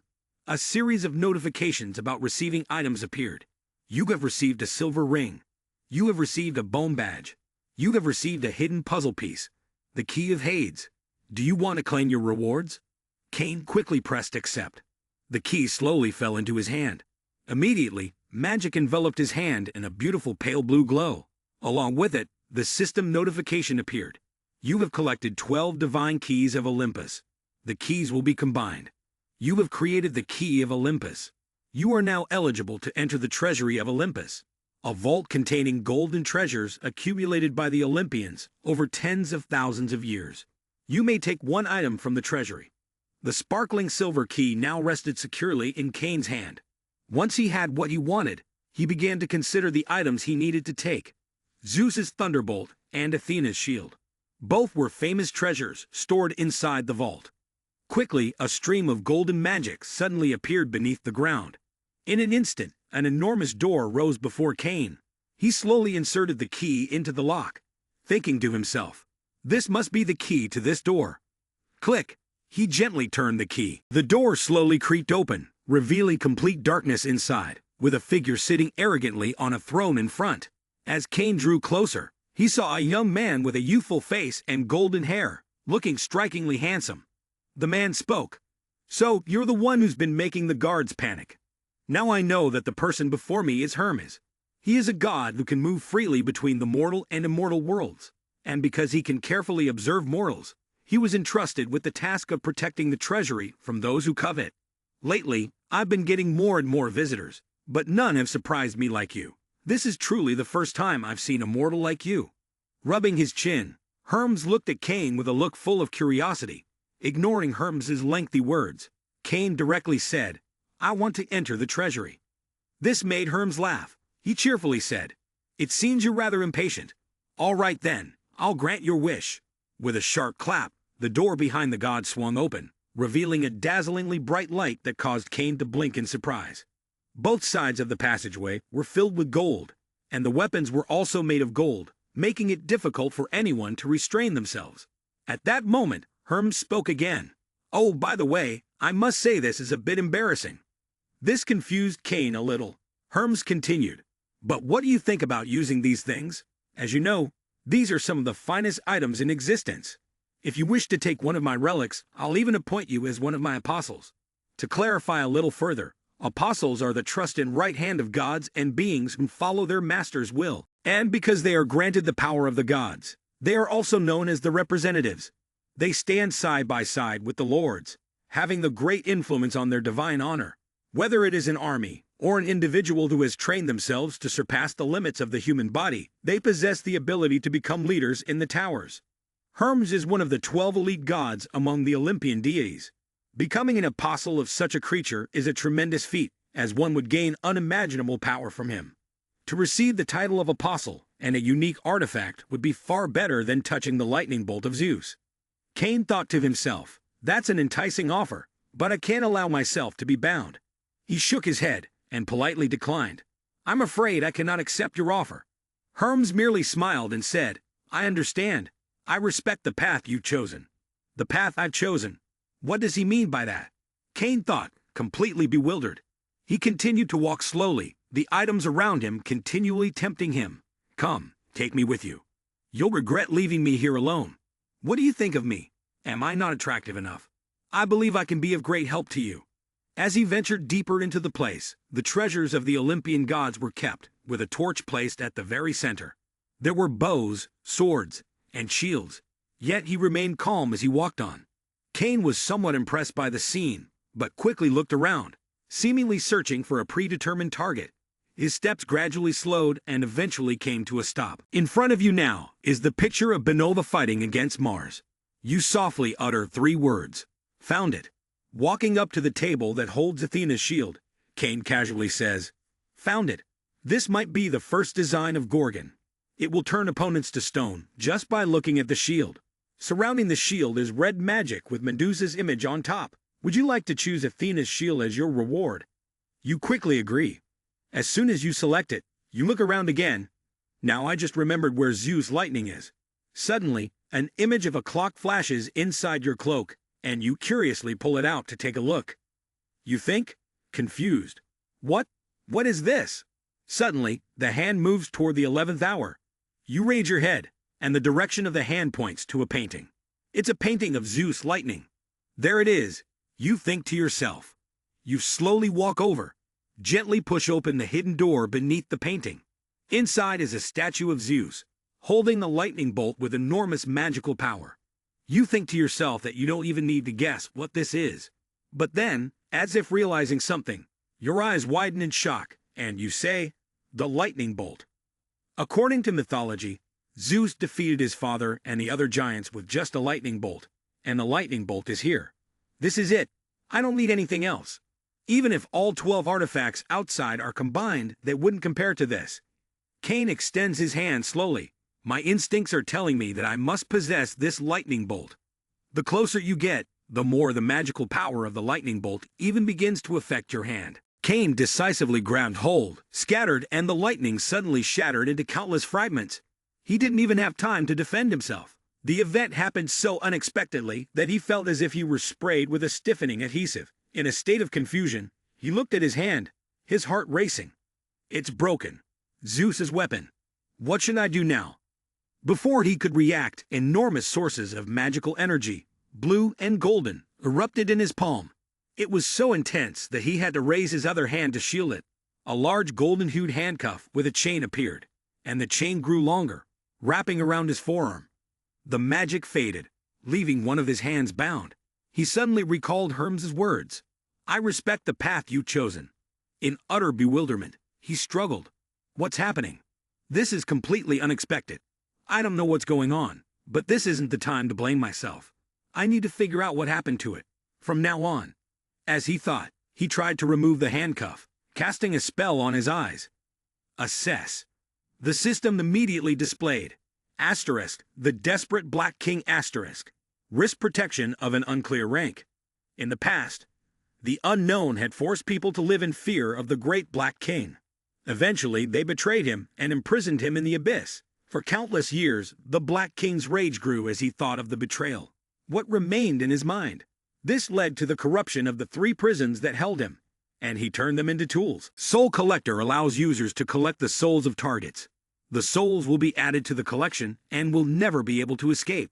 They will become a loyal servant to the owner, ready to carry out commands.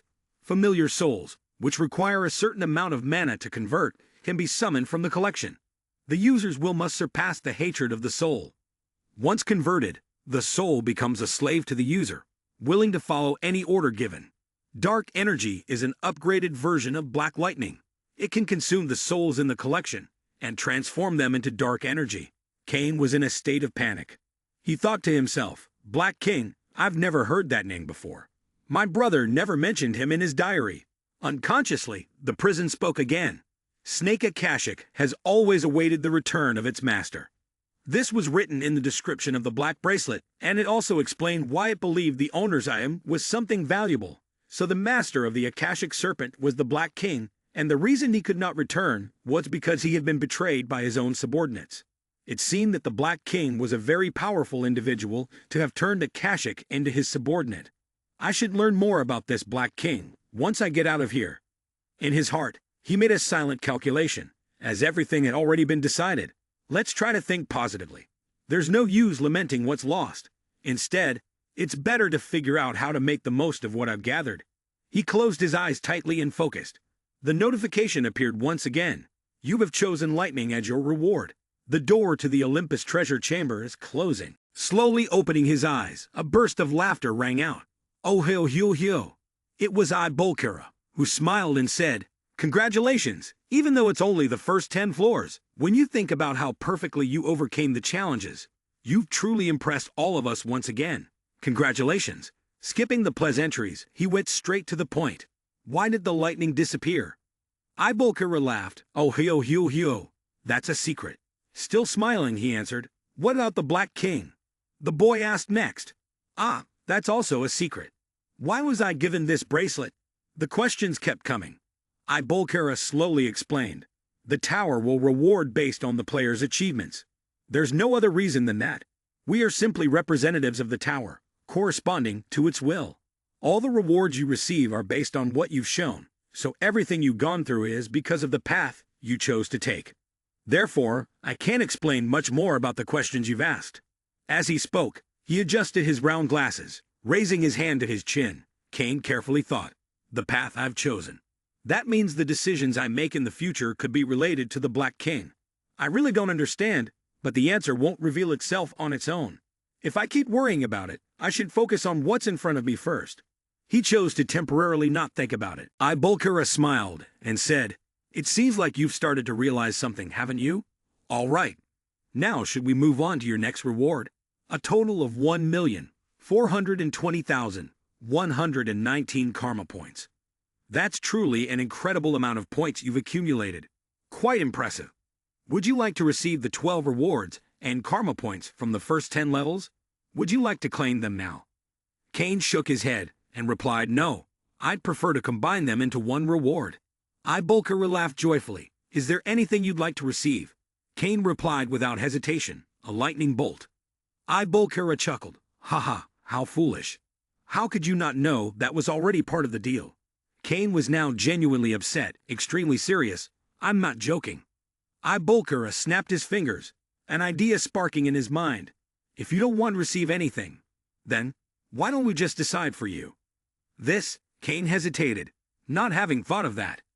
Your reward is something that no one has ever achieved before. Bolkara carefully handed him Athena's shield. He continued, therefore, giving you this artifact as a reward should be enough. Would you like to accept this as your reward? He happily raised it in front of Cain. Cain carefully took the shield. He had thought it would be heavy since it was forged with 9 layers, but it felt as light as a feather. After the task was completed, Ibulkara bid farewell. All of your rewards have been presented. I'm leaving now. The system announced, the battle has ended. Will you proceed to level 11? Cain then left through the teleportation portal. Ibulkara covered his mouth and smiled. Not only did he awaken Black King's despair, but he even received the shield as a reward. He's truly an interesting player. Suddenly, his face turned serious. The next guard seems to be Laplace. I'm really curious to see how he'll react when he sees his performance. He gets quite annoyed when he has to deal with anything interesting. Elsewhere, a voice asked, "The collector?" It was Bahal, and his close associate explained, "Yes, that's right. It's clear that he's broken every record on each level, from level 1 to level 10. Bahal let out a sound of nonchalance, as if unsurprised. The rankings appeared. The top spot, with 9345 points, was held by an unknown account. In second place were Cha Huinwu and Adora, both with 6556 points, and in fourth place was Fant, with 2210 points. Bahal, clearly intrigued, said, "He's better than I thought." The person behind him asked, "Is it worth regretting?" With a sly smile, he replied, "Hemph. What are you talking about? I'm talking about the records. Isn't it a record you participated in achieving?" Bahal answered with a bit of arrogance, "Are you asking me?" The person immediately denied it. "Just my own curiosity." He laughed heartily. "You're asking me a personal question. Huh. The most loyal servant of our queen wants to know something personal about me. Believe it or not, it's up to you. I think it'd be easier for you to believe that a dog would meow like a cat. Well, it would be a bit dishonest if I said I wasn't envious, because those records are also a trace of when I was part of him." The image of him standing side by side with Cain's younger brother also appeared. "But that's just the past. It should be left behind, and I no longer care about it," he replied nonchalantly. "There is only one thing that matters to me now." Bahal stared thoughtfully at the rankings, and then said maliciously, "That is how this newcomer will belong to us." Under the tree, his voice echoed particularly loudly, "I believe that one day he will join us." Bahal shrugged and said, "But that doesn't mean we should wait for him indefinitely. And if by chance he decides not to join, we will have to eliminate him, just like we did with the others." A gust of wind blew through Bahal's hair. In his eyes, there was the image of someone. The image of Cha Jungwoo from the past appeared, just like what we did with Artia. Many families recruited, and many families hated Artia. They were unusual people who didn't belong to any guild, despite all the enticing offers they received. Moreover, they could even conquer the tower's floors on their own. The 8 great families could not let this continue, and they all made the decision to claim them. The shadow of Jungwoo appeared once more, either to eliminate them completely. Bahal leaned toward his teammate and asked, "Is that enough of an answer for you to understand?" The man frowned and replied, "It seems you've mentioned something you're not supposed to. I suggest you be careful next time." Bahal heard that and scratched his head, forcing a smile to show his embarrassment. "Haha, I hope you won't take it to heart," he said, his foot stepping forward as he continued. "It seems the queen still doubts me." Bahal looked down into the deep abyss with regret and said, "In any case," he smirked and asked, "Right here, isn't it?" According to the coordinates, this should be the spot. At that moment, a group of people was moving under the canopy, and a beam of bright blue light caught special attention. Bahal eagerly assessed it. A portal connecting to Orang. What exactly are they trying to hide, to the point of creating a portal out here in the outskirts like this? Bahal thought. It seems we don't have much time, so let's proceed. Immediately, Bahal gave an order to his team. A figure stepped out from the portal. Liot couldn't help but frown. Seeing this, Bahal grew intrigued, and without hesitation, he summoned his power and attacked. Arrows shot downwards. Liot and his subordinates were moving, and his pupils widened as he saw the arrows descending. An explosion shook the ground, and dust rose from the impact. Liot couldn't avoid being injured, with wounds on his body and face. His brows furrowed tightly, and his eyes widened, trying to identify the attacker. He could see Bahal's robed figure above. In anger, Liot shouted, "Bahal! Bahal's hair fluttered slightly as he successfully landed after jumping down. Bahal smiled brightly and greeted him. Leont, it's been a long time, hasn't it? Leont's feet stepped forward with great force, and in his anger, he charged at Bahal. The surge of power between Leont and Bahal clashed, creating a massive shockwave. The ground beneath them cracked and shattered. Leont, furious, questioned Bahal. How dare you? How dare you attack me? Do you even know what you're doing? Bahal laughed and replied, Of course I do. He smirked derisively. Isn't that why we're going to battle? Bahal then took a step back, maintaining distance from Leont. Facing Leont, whose eyes burned with rage, Bahal calmly asked, Wouldn't the head of one of the 5 warrior gods of the clan be a fitting way to begin this event? Bahal quickly began channeling power into the palm of his hand. He continued, We were once friends, and it's truly shameful for anyone to know about this. The powerful surge of energy shot directly toward Leonti. Gritting his teeth in fury, Leont responded, I will end everything here. Upon hearing this, Bahal excitedly asked, Then, why don't you leave behind your mana core? If you do, I promise you a painless death. At this point, Leont also began channeling the mana within his body. Bahal, growing increasingly exhilarated, commented, Your beauty, your pride. It seems you don't like things to go easy, do you? A patch of ground in the forest suddenly ignited in flames. Amidst an endless bed of flowers, this is the dream world of the 11th floor. Huan Wu thought to himself, Has Fant and Adora not made it here yet? He sat down on the grass, thinking, I guess I'll have to wait for them a little longer. At that moment, a rabbit ear appeared. Laplace appeared unexpectedly, surprising Cha Huan-Wu. The protector of Laplace, the rabbit of the 12 zodiac signs, politely greeted him. He introduced himself. It's a pleasure to meet you. My name is Laplace, and as you can see, I am the guardian of the 11th floor. Huan Wu thought to himself, a top-notch rookie after Artia, finally meeting someone who makes the other guardians uneasy. Laplace closed his eyes, recalling how he should approach the conversation. He thought, actually, the guardian of the 11th floor is someone else.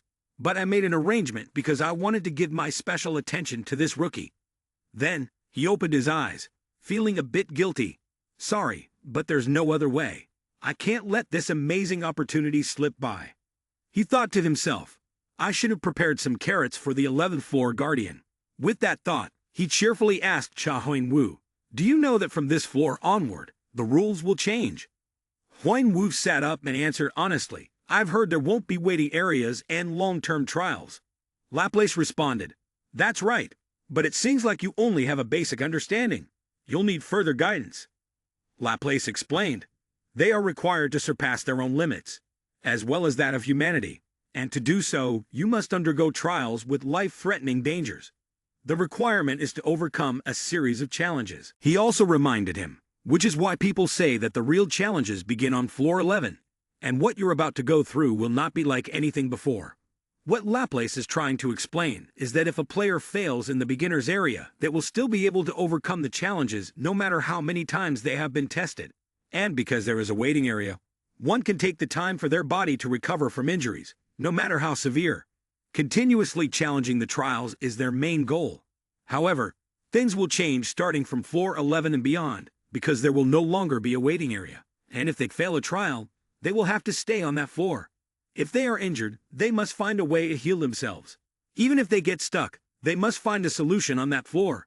In general, players will be stuck there until they complete the trials. Laplace reminded him again, So be careful. There's no such thing as a respawn point from here on out. Do you have any more questions? Laplace clapped his hands and said, If not, let's begin right now. The system then announced, The challenge of floor 11 will begin. This is the world of dreams, a mythical realm where dreams from all around the world and different dimensions converge. The creatures living in this world are called divine beasts, and they sustain the dreams that drift into this world. Your task is to hatch your own divine beast. Laplace further advised Cha Huan-Wu, The egg in your hand is from a divine beast. However, no one will know what kind of creature will hatch from your egg because it will change according to your dreams and your dedication. Laplace also specifically reminded him to be careful. But one thing you need to keep in mind is that although the egg develops on its own, it is still an egg. It will never hatch if the owner does not give it enough love and attention. So make sure to nurture it properly with the right food, behavior, and care. With that, he bid farewell to him. I will leave now if you have no more questions. See you at the end of the challenge. Laplace's figure then disappeared. Huan Wu gazed at the glowing egg, silently thinking. The egg of a divine beast. He couldn't help but sigh. This is really troublesome. His father, Huan Wu, sighed deeply and glanced around at the surroundings. Huan Wu thought to himself. She said that the challenge on the 11th floor was very interesting, because it is the only challenge that can be enjoyed, compared to the previous boring challenges. And most importantly, Jung Woo's specialty is psychology. She spends a lot of time taking care of and talking to the egg every day, nurturing it with so much love and beautiful dreams. Thanks to her efforts, she managed to hatch one of the best creatures that come from these eggs, the mythical dragon. And with her dedication, she was able to meet the ancient dragon. Huan Wu smiled. Thus, she had established a contract that allowed her to use skills like Dragon's Eye. In a way, the 11th floor was a crucial turning point for Jung Woo. He silently thought to himself. On the other hand, I'm not very good with things like this.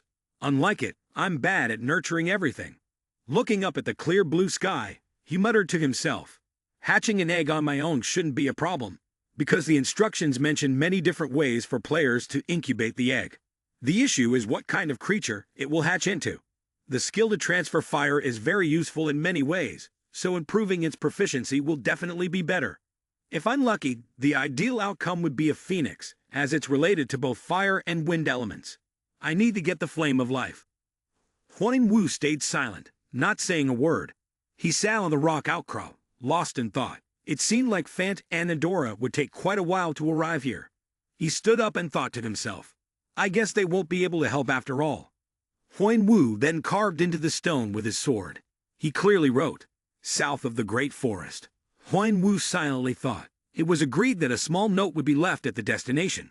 If anyone gets separated, they'll be able to find me with this information. The leaves gently fell. Huan Wu's father thought to himself. It's time to go. At that moment, the system displayed a notification. You have entered the territory of the Phoenix. The defense abilities of the fire and wind elements will be significantly reduced in this territory. The system also reminded, your overall stats will be reduced under the influence of the Phoenix. The next line of notification immediately caught his attention. Phoenix had started observing him from afar. The leaves of the trees began to rustle, creating a faint sound. Huan Wu looked around, wondering if Phoenix always had such a vigilant trait. It seemed like they had a rather clear intention to kill. He immediately noticed something. A nest was hanging on the edge of a rock, and Huan Wu instantly recognized it as Phoenix's nest. He slowly stepped forward. A strange sound rang in his ears, startling him. He stopped. He thought to himself, Phoenix, that voice, it's echoing again. Take one more step, and you will die. Huan Wu then stated that the purpose of his visit was to obtain Phoenix's flame of life, hoping that he could be given the task. A voice came from inside the lair. Phoenix despises, showing no intention to share anything with filthy humans. Huan Wu was confused upon hearing this. He looked up, thinking that something strange was going on here. For some reason, it made him think of a hedgehog curling up. Huan Wu raised his eyes. He thought, don't tell me that some stones are about to fall now. Huan Wu entered the cave. Please excuse my intrusion. Phoenix, now angry, growled, how dare you come in here? Huan Wu furrowed his brows, realizing that what he had sensed was true. He spoke directly, I see you're guarding those eggs. Phoenix was immediately stunned. Then anger flared up as she questioned him. Is there something wrong with that? I don't have time to play games with you. Huan Wu asked her if she had lost an egg. Phoenix fell silent, offering no response, which was an unspoken admission. Huan Wu seemed to have guessed correctly, and Phoenix's anger flared. So what? What does it have to do with you? Leave me alone. Huan Wu furrowed his brows and looked down, then continued, If you want, I can bring the egg back for you. Phoenix was taken aback. What? A feather drifted down, and she coldly replied, Do as you please. The system notification on the screen suddenly caught Huan Wu's attention. The system reminded him that the ruler of the southern forest had had one of her eggs stolen while she was out searching for food for her young. His mission was to retrieve the lost egg. Phoenix would never forget his kind act. Huan Wu paused to reflect. Phoenix, silent in her cave, watched his retreating figure. Leaves drifted to the ground. Huan Wu walked on, his mind quietly wondering where the trail might lead from here. Where could it go? A strange laugh echoed in his ears. Zheng Wu cautiously assessed the situation. In another corner, two men were holding Phoenix's egg, laughing loudly. Wonderful. I can't believe how lucky we were to find this, while Phoenix wasn't around. One of them chuckled with satisfaction. We should raise the price for this. His face revealed greed, a desire for something not easily attainable. He wanted others to pay any price to get this egg. Suddenly, blood appeared on his face. He thought to himself that he should find a chance to kill those bastards and take it. At that moment, he looked down at his palm, which was covered in blood, and froze. He never expected this. Then, a large hand landed on his shoulder and reminded him. The water I gave you earlier, you must be really tired. Huh. You didn't even notice that I put too much mandragora sap in it. The bald man mockingly teased him. Don't blame me. If it wasn't you, it would have been me. The other man was so furious that he couldn't speak. He spat out one last word. Bastard. The egg now lay firmly in the hands of the other man. He felt the thing he had always desired. He never imagined this day would come. He would be the one to own a legendary beast. Suddenly, the bald man froze as a sword pierced through his body, catching him off guard. He was stabbed in the back, and the other person cursed at him. Fool! At that moment, Huan Wu decisively swung his hand, and the phoenix egg now rested firmly in his grasp. He thought to himself that he wanted to ambush them from behind, but was afraid that he might drop the egg during the fight. There was no choice but to wait for the right moment. He mused. Luckily, everything went smoothly, partly because they killed each other. Huan Wu immediately used his spiritual power to create a fireball in his hand, directly setting the scene ablaze. He silently observed everything, unable to help but sigh. It would be great if every mission were as easy as this. Phoenix cradled the egg in her arms with deep gratitude, having thought she would never see her child again. Huan Wu said nothing, secretly feeling relieved that they had been reunited. The memories of the past resurfaced, and Father Huan Wu felt a deep empathy. It was then that Phoenix spoke to thank him. Father Huan Wu politely replied, "It's nothing." Phoenix then said seriously, "Because you saved my child, I will keep my word and offer you a mission." She also asked what he wanted. Huan Wu directly requested the flame of life that Phoenix possessed. Upon hearing this, Phoenix was taken aback. "Do you know what you're asking for?" Father Huan Wu answered, "I know. I've heard it is the power that sustains your existence." Phoenix, being the creature that dies by self-immolation, and is then reborn with that very flame, saw the fire as a symbol of resurrection and also known as the Holy Flame. Phoenix curiously asked, "Do you intend to use it for your egg?" Zheng Wu admitted, "Yes." Phoenix then understood. "I will give you a mission, and I will grant you the flame of life that no one else can possess. Because I owe you a debt of gratitude, I believe you will succeed in the task I assign you." At this moment, a notification appears, informing you that you have received Phoenix's favor. It also reminds you that your intimacy level with Phoenix has increased by 2 points. Phoenix will be less cautious with you. You receive the Flame of Life as a reward for completing the task, earning Phoenix's recognition and finishing the hidden quest. Phoenix then reminds the male protagonist, to obtain her flame, you will need a proper vessel. Therefore, go and create one, then return. Hidden quest notification. The Flame of Life is an endless source of power from Phoenix, requiring a special vessel to contain it. Collect materials from the nearby disarmed monsters on level 11 and complete the vessel to carry the Flame of Life. Materials include seagull eggs, a snake's apple, and a small dragon heart. No deadline. Reward. Phoenix's favor. The Flame of Life. Huan Wu furrowed his brow, thinking to himself, creating the vessel is even more troublesome than obtaining the flame. Phoenix's fire reminded him, "The deal is done. You may leave and return when you are ready." Huan Wu readily agreed. A flame was kindled and blazed brightly. Although it was just a creature within an egg, it was still a child. It was sensitive and influenced by external factors. Therefore, the first thing he needed to do was create a calm, low-stress environment. Huan Wu looked up at the sky, thinking to himself, although it's a bit late, I should quickly make a nest. Suddenly, his attention was drawn to one direction. The glowing egg lay still in the water basin. Huang Wu thought to himself, I guess it's in a good mood. He carefully read the instructions before use, thinking, this is how everyone creates it. I followed the instructions.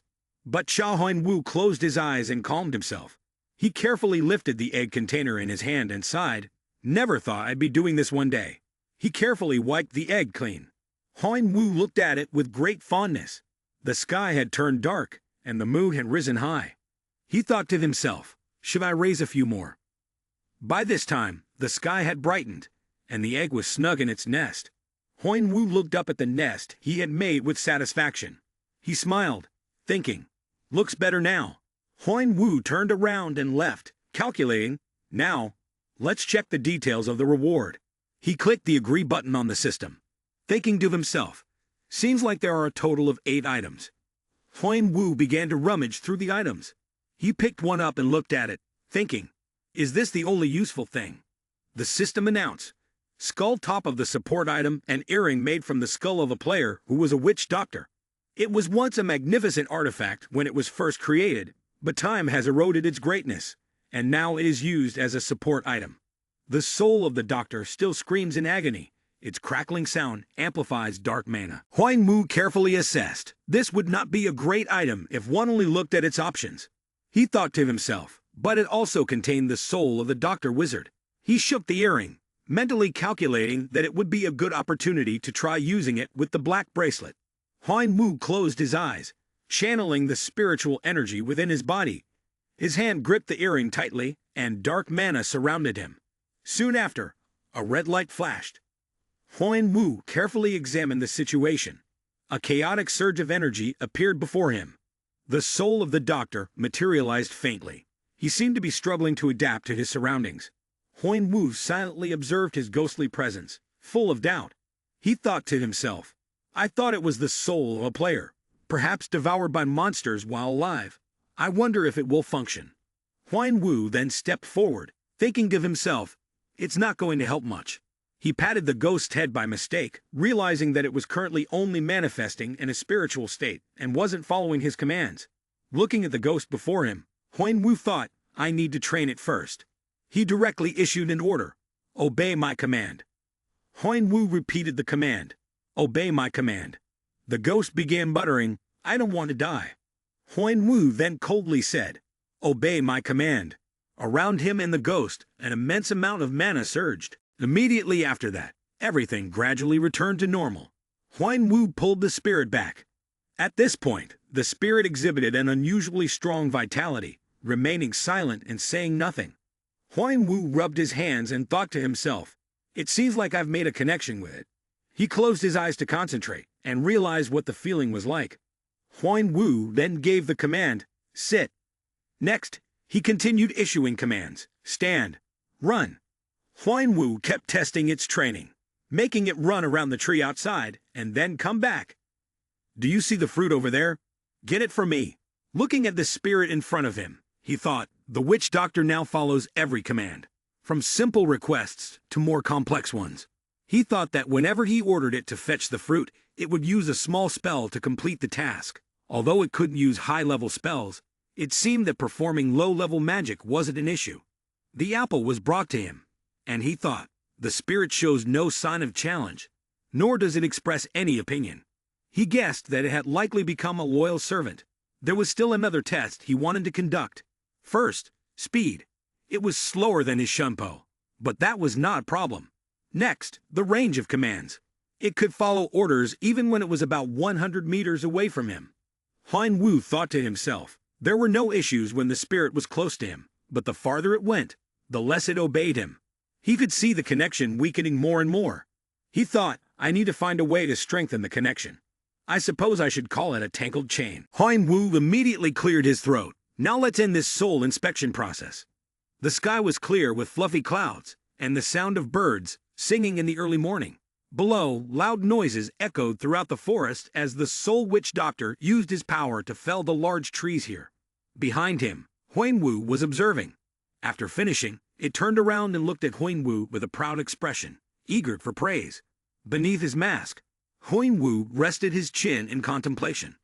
It seemed that the modification only upgraded the soul's initial abilities to a certain extent, but because it had the power to cause physical damage, a large number of nearby souls would be quite useful. There was a probability they could evolve into higher beings, and they would continue to develop. Therefore, this familiarity might even evolve into something like a lich later on.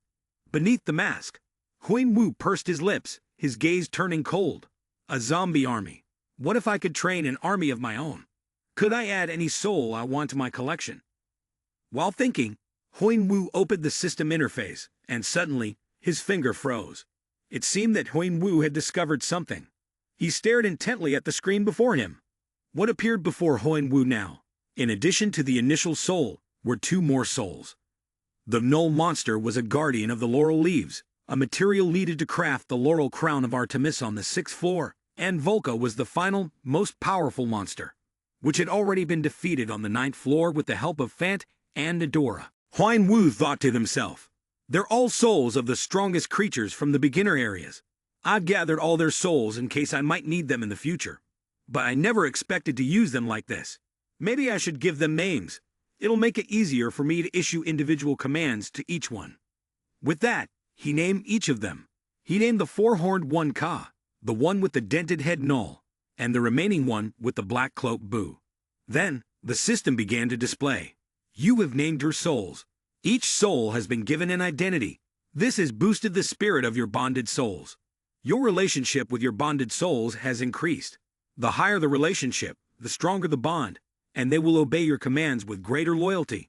The system also showed the intimacy levels of each one. Bu was 15/30ths, Null was 8/41ths, and Ka was 10/55ths. He thought to himself, I wonder if they're satisfied with just being given names. Souls that are collected usually don't have an identity once they're captured. Although bonded souls are stronger than regular souls, they still don't know who they are. But giving them a name seemed to bring a significant meaning to them, as if it had given them a greater sense of purpose. Reflecting on it himself, he felt that this result isn't too bad, because I can now feel a connection between myself and the stronger souls more than before. The abilities of each soul seem to correlate with what they had in life.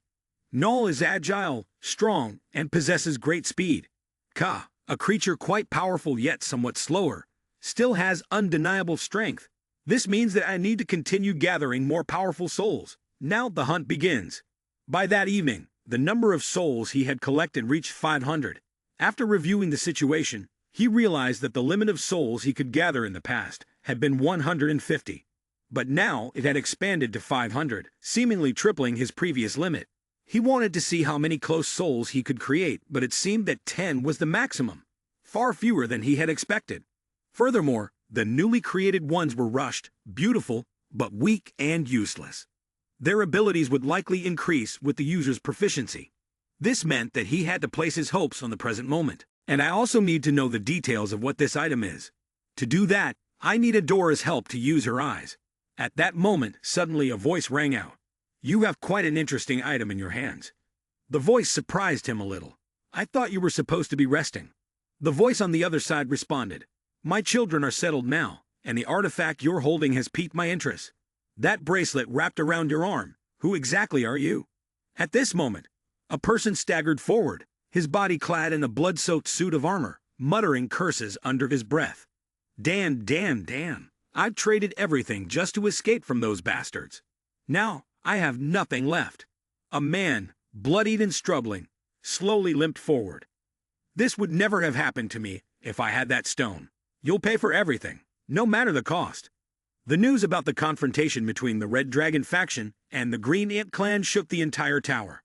They mainly talked about how Bahal and the fire monster ambushed Leont and how Leonte was the only one who managed to escape them. The Red Dragon faction declared war and put up announcements on bulletin boards in the cities on each floor. The Red Dragon and the Green Sword clan are the two largest families in the tower. That is why this war is expected to bring about a huge upheaval. Countless clans and players have shifted their focus to prepare for the upcoming battle. At this moment, one person picked up the notice. It turned out to be the two brothers from the One-Horn clan. Fant spoke up. Is this all we hear? We go anywhere? He was extremely angry. I thought we could easily pass the challenges from the 11th floor onward after completing the beginner areas. At this moment, he suddenly noticed something. A bird had just flown over their heads. That's a raven, with dark red feathers, landed on his arm. On its leg was a letter meant to be delivered to a messenger sent by the tribe. The letter stated that they should return immediately upon receiving it. It was a summons. Then the two of them quickly walked away, finally returning to their familiar place. The people of the clan looked ahead, astonished, and then quickly stepped forward to greet them. Some people said, "Lord Fant and Miss Adora, what wind brought you both back so suddenly? Everyone knows how busy the tower has been lately, but I don't think that's the reason you've returned, is it? Miss Adora, I wonder if anyone has caught your eye recently." At that moment, another person stepped forward. "Have my children returned?"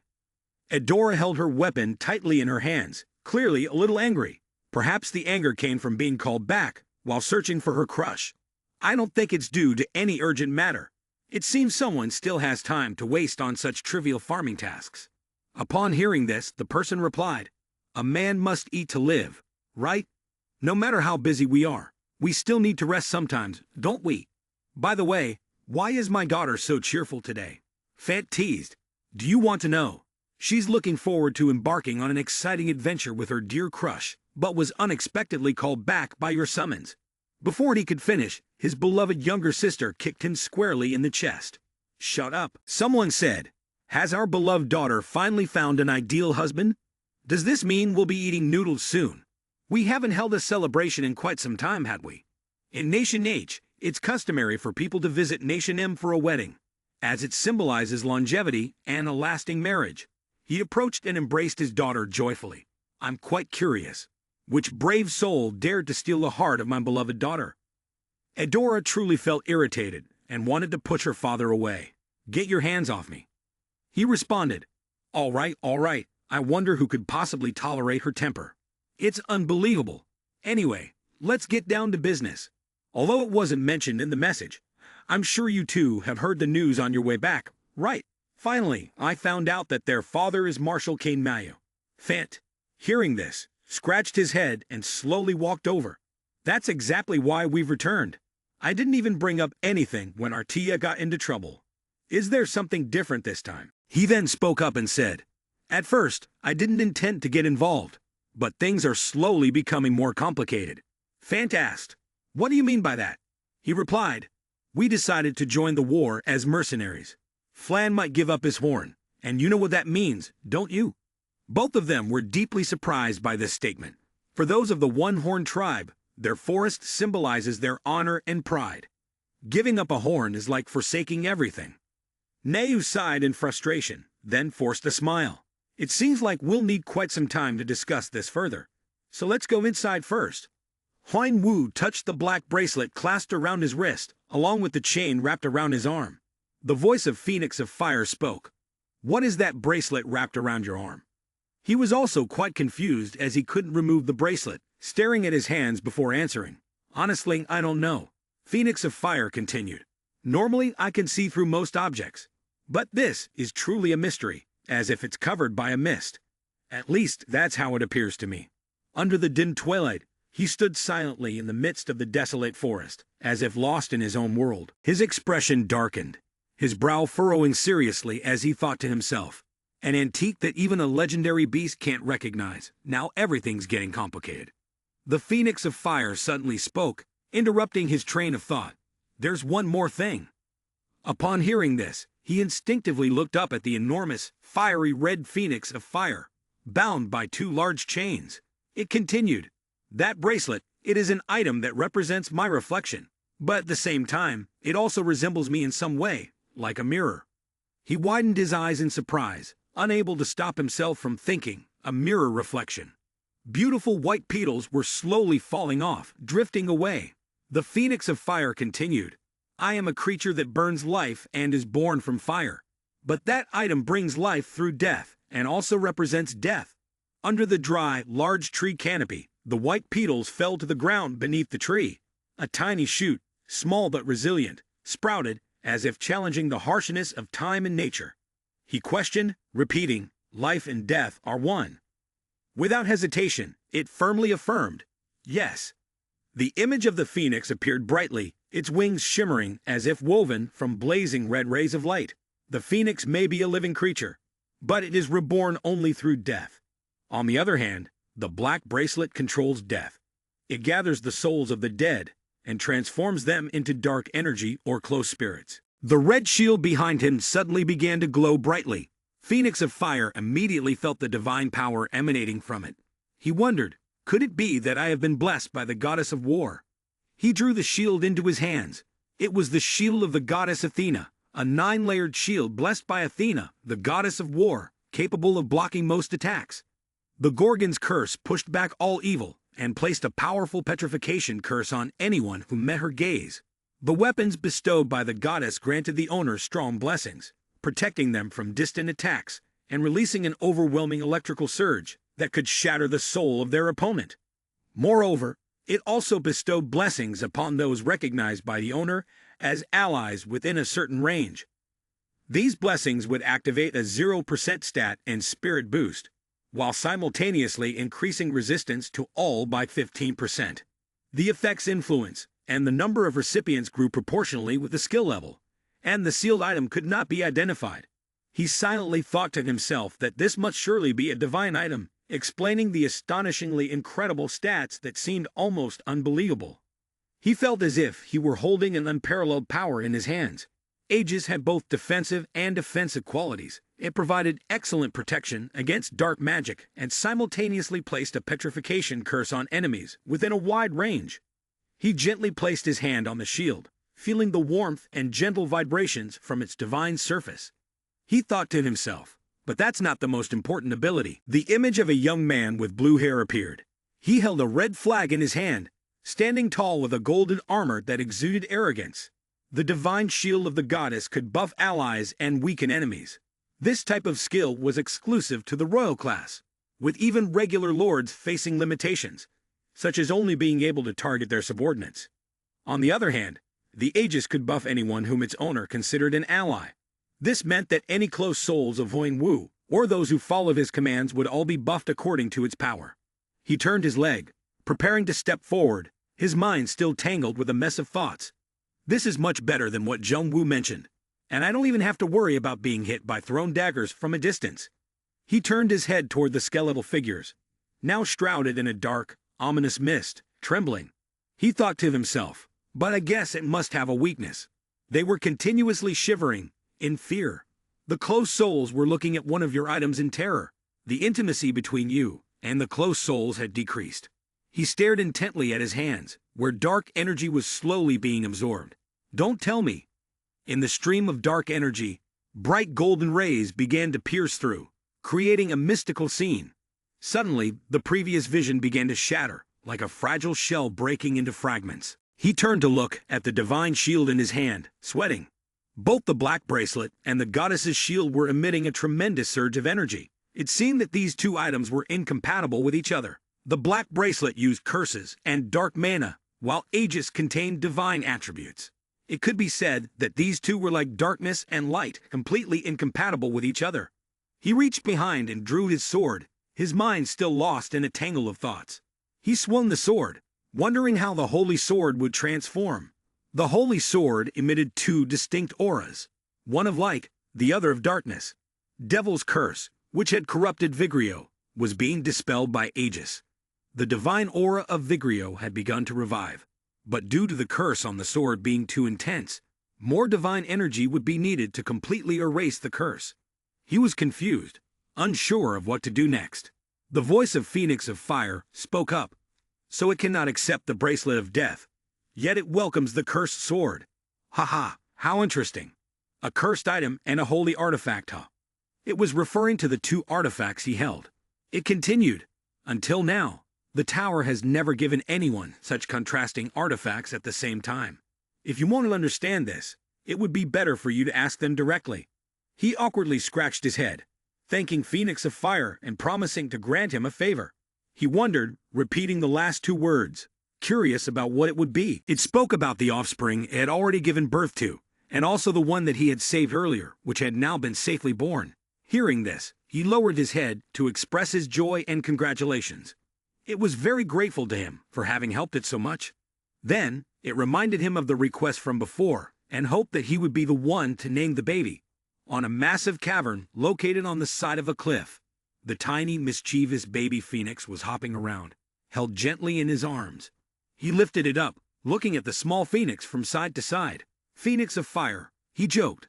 Noticing how he was struggling with a small baby, he cheerfully scratched under its chin. It brought him a warm and gentle feeling. Then, Phoenix of Fire urged him to give a name to Phoenix of Fire. The game system interface immediately appeared. "Phoenix is requesting that you name her third child. Will you accept her request?" There were 2 buttons, decline or accept. He stared at the tiny phoenix, and it stared back at him confused. Suddenly, without thinking, he blurted out the name Chirpy. As soon as the Phoenix of Fire heard the name Chirpy, it froze in place, not knowing what to say. Seeing its strange reaction, he turned to ask. It turned its head away, avoiding his gaze. It said, "It's nothing. I think it will be fine." No sooner had it spoken than the system interface appeared. The question from earlier continued, and he had pressed the agree button on the left. The system notified, "You have named Phoenix of Fire's third child Chirpy. You have formed a connection with Chirpy. Chirpy will be greatly influenced by you. Your relationship with Chirpy has increased significantly. You have formed a bond with a legendary beast, so all animals will become less aggressive towards you." He looked at the tiny Chirpy bowing its head before him. He seemed to feel a warm, pleasant surge of power rising within him. The surroundings became quiet. The system notified, "Your spiritual growth has been confirmed. The process of awakening your body has resumed, 99.1%. Your current awakening status is 99.5%. In his eyes, the game system interface flashed brightly. He thought to himself, "It seems the bond with the Phoenix child has influenced my development. Only 0.5% left, and I'll be fully awakened." He stood silently alone in the forest, gazing down at the divine shield, unsure of how to use it. Then, Huang Wu extended one hand, and translucent magic appeared in his palm. He thought to himself, "Maybe I should try channeling it with some mana." At that moment, his translucent magic flew toward the shield, which looked truly mystical. His hand remained there, and he looked up, thinking, "This could be some sort of ability. It's much easier than I thought." He thought, "Let's challenge it and see." Then, the shield slowly began to separate, like a blooming lotus flower. Suddenly, the shield exploded, creating flames that seemed to burn the entire world. From the blast, he fell to the ground, while the shield flew off and shattered into large fragments. He clutched his head and looked at a piece of the shield, thinking to himself, "If I want to control them, does that mean I have to focus on all 9 pieces at once?" He then stood up, raised one hand, and channeled his magic into the piece of the shield. He thought controlling one is not a problem. His other hand also tried to channel mana into a nearby piece. His face gradually became strained, sweat dripping heavily. He gritted his teeth so hard that, if his teeth had feelings, they would probably be complaining non-stop. It was harder than he had imagined. To put it simply, draw a circle with your right hand, and then draw a square with your left hand. It's not a miracle, but if you try to draw with both hands at the same time, it won't give you the shape. Therefore, this meant that controlling both simultaneously was impossible. If he wanted to use both, he would have to split his consciousness. He said, "Boo, null, ka, we'll do some training." By this time, it was evening. Huang Wu took off all his equipment and left it on the riverbank. Under the starry night sky, he immersed himself in the cool water, enjoying the moment of peace and silence. Then, taking advantage of the spare time, he opened his status panel.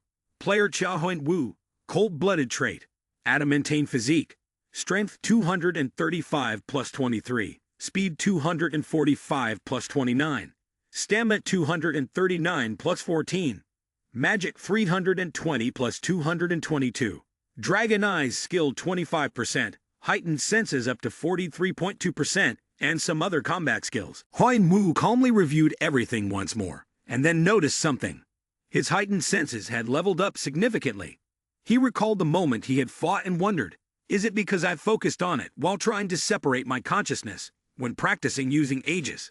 He sat up in the water and silently thought, "Until my spirit animal hatches, there really isn't anything to do on level 11, so I can focus on training to use Aegis."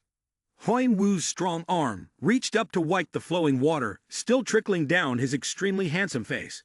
Then, he opened his sharp eyes, gazing into the distant void, and quietly thought, by the way, where are they?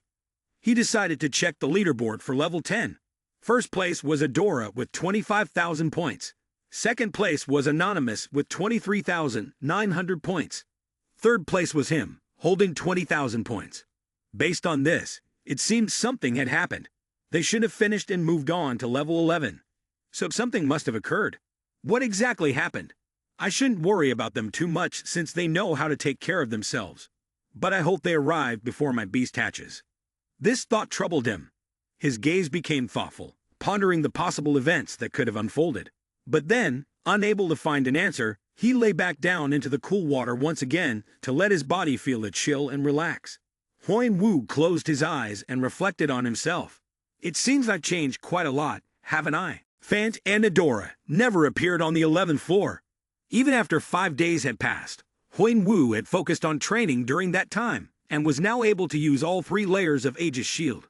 His neighboring spirit was now capable of materializing for extended periods and had developed to the point where it could begin acting autonomously. He looked at the soul engaged in battle and thought to himself, now I can manage in a real fight. It seemed that the shield on Huang Wu's back had sensed something. Then, it spoke, asking, are you leaving now? He took the sword chain and calmly replied, yes, I have many things to prepare for. The handsome face showed a trace of reluctance, as if there were something on his mind. It was time to leave and create a vessel for the flame of life. On the 11th floor of Albatross territory, Sha Huang Wu stood before the desolate forest and thought that it should be somewhere around here. Step by step, he ventured deeper, probing everything. Somewhere around the forest, suddenly, a pair of dragon wings swung fiercely. Here it is. Huang Wu smiled a half smile. His eyes lit up as he saw the prey. A beast was charging toward him aggressively. The hidden mission to hunt albatross. It was known for swallowing everything within its sight.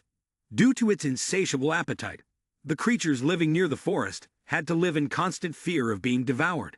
To stabilize the ecosystem on the 11th floor, one had to hunt one down and take its egg to prevent it from hatching. This mission was linked to the Flame of Life task, with a 5-point bonus to all of Albatross' initial attributes. Glancing at the enticing rewards, Huang Wu grinned as he watched the prey willingly set its head into the trap. Gradually, his smile blossomed even wider. With 2 long blades in his hands, Huang Wu was ready for a fierce battle. Come out here. At the call of the master, countless souls appeared with a dark and powerful energy.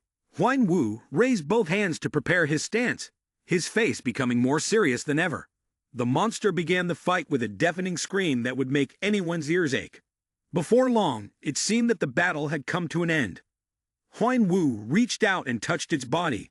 A mix of red and black energy appeared, engulfing it. He looked at the energy in his hand and thought to himself, this albatross is only second to Volca. I probably can't convert this soul into a neighboring spirit right away because of the animosity towards it. But in the future, I could definitely do it well. Huang Wu praised his souls, which made them cheer and dance with joy. The mission completion notification also appeared. While the skeletal soul waited, he threw a black energy orb. Huang Wu had used a spirit orb and continued to toss them to his soul soldiers. Here's yours. Bu the witch doctor grew stronger. All attributes had increased by 1 point. The null monster grew stronger, and its speed increased by 3 points. Volca's health and strength grew stronger, each increasing by 2 points. He said, I have used soul to create spiritual grains, and it seems they are quite effective in leveling up the souls of our allies. Every time they consume it, their category points increase. I should work harder to create more spiritual grains for them. Huang Wu looked at the white eggs in his hands and thought to himself, becoming a hunter seems easier than I imagined. Let them do all the work. I don't need to do anything. It's amazing to think that I can just sit back and watch the category stats increase, and I can easily collect the remaining materials. Next up is the Shadow Snake Apple.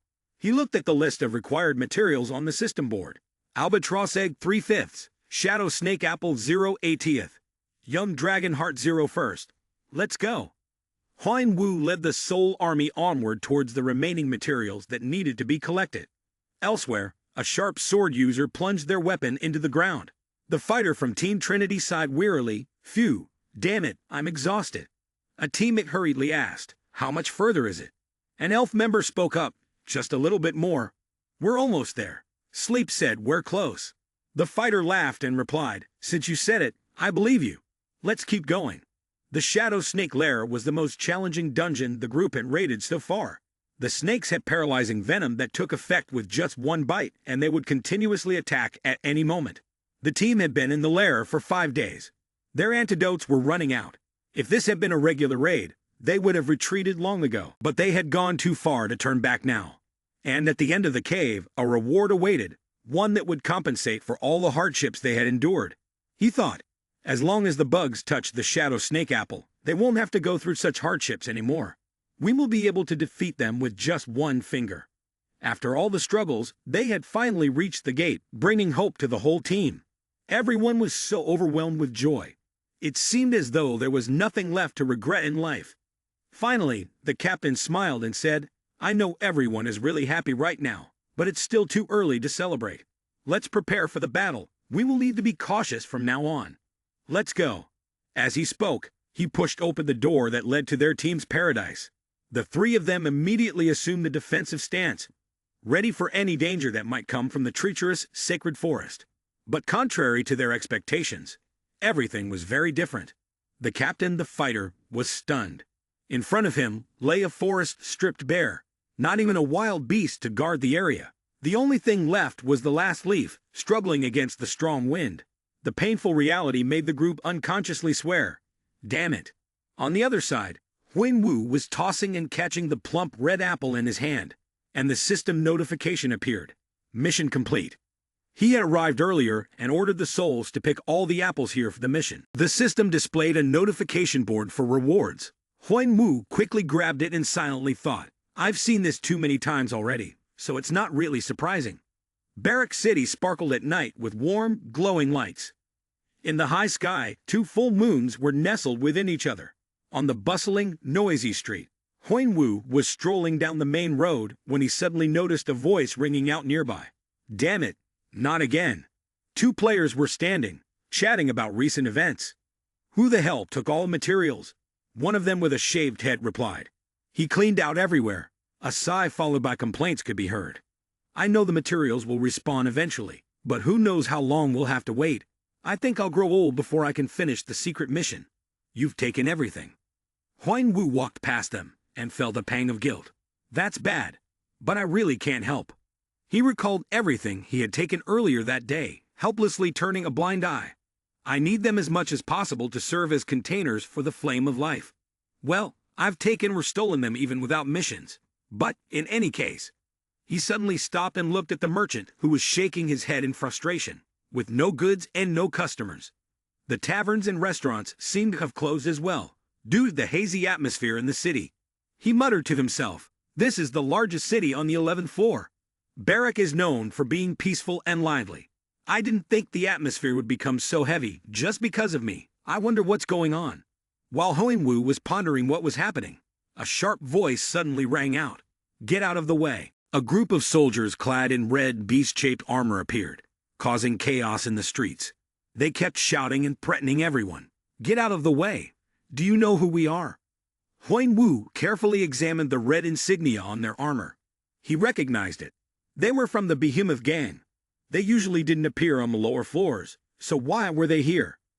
Behemoth was a gang affiliated with the Azure Sword family. If they were acting suspiciously, something must be going on with the Azure Sword family. He should investigate what it was. Wu thought to himself as he hid to the side, watching the reckless, arrogant group. He continued on his way, and soon reached his destination. Looking up at the sign with a star symbol, he quietly asked himself, "Is this the place?" The star-shaped sign wasn't eye-catching, but hidden behind it was a tremendous force. At the very least, Wu needed to come here to carry out his plan. He quickly entered the tavern. As soon as he stepped inside, he was met with a thick haze of smoke and the strong smell of beer and alcohol. Wu's presence, with his strange mask, immediately caught the attention of the others. A bald man, who seemed to have some authority, stopped mid-drag on his cigarette and stared at him. Another man, playing cards, couldn't contain his curiosity and openly followed Huan Wu's movements with his eyes. By this time, Huan Wu had reached the bar. Facing the bartender, who was cleaning a glass in his hand, he directly threw a large bag of money onto the table, creating a loud noise. This act served as a clear indication of his intention for being here. Facing the bartender, whose face was beaming with joy at the sight of the large sum, Huan Wu immediately got to the point. "I want to make a purchase." The bartender respectfully responded while continuing to polish a glass. "We always welcome such wealthy guests. Is there something in particular you're interested in?" He replied, "Ladybug wing, as many as possible." The bartender respectfully responded, "We always have such small items available." Upon hearing that he had the stock, Huan Wu added another request. "The ones from the Valen Forest on floor 31. The bartender answered, "In stock, but they're quite expensive. However, given the quantity you're asking for, I believe we have enough to meet your needs." Due to the large sum, the bartender quickly handed over the goods and respectfully said, "Here you are, sir." Huan Wu didn't rush. He quickly checked the bag the bartender had handed him. After confirming there was no issue with the items, he asked another question that had been on his mind. "Also, there are a few things I'm curious about." The bartender, puzzled, replied, "Yes. What is it, sir?" To get the most accurate information, Huan Wu threw another large bag of money, using it to extract information from these capitalists. The bartender couldn't stop smiling and complimented him. "You are truly generous, sir. So, what would you like to know?" He asked directly, "What's going on the 11th floor? I've seen members of the Behemoth Guild walking around everywhere outside." The question caused the bartender to pause in his polishing of the glass. After a moment, he placed the glass on the table and answered slowly, "Is this your first time on the 11th floor, sir?" He withdrew with a casual gesture. "Recently, I have distanced myself from the big cities." Having already received the money, he couldn't refuse and slowly spoke, raising his hand to scratch his head as he tried to figure out how to recount everything. "Ah, that's why you don't know about it. Where should I begin? Do you know about the conflict between the Dragon Clan and the Azure Sword Guild?" Upon hearing the familiar name of the guild, it seemed Huan Wu was taken aback. "What?" Immediately, a surge of dark energy erupted around him, blasting outward with immense force. The sudden burst of power affected everything around him. The wine glasses of those seated nearby suddenly tipped over and spilled on the floor. They could sense the danger emanating from Huan Wu. A few of the bar's undercover guards drew their swords, preparing for a fight at once. He noticed their subtle movements and gradually calmed himself. "Damn it, I went a bit overboard." Reigning in the intense dark energy, he wanted to continue listening to the story. The server, looking terrified, shakily asked, "What, sir?" He patiently repeated, "What you just mentioned. Please elaborate in more detail." The server replied, "So you didn't know? There was a confrontation between Bahal of the Dragon Clan and Leonti from the Azure Sword Guild in the outskirts, and Leonti managed to escape with his life after he couldn't defeat Bahal, causing his clan to lose face. Finally, he concluded the story. During this, the two families declared war on each other, and now an all-out war is about to break out." Hearing some useful information, he quietly pondered, "Bahal and Leont have fought against each other.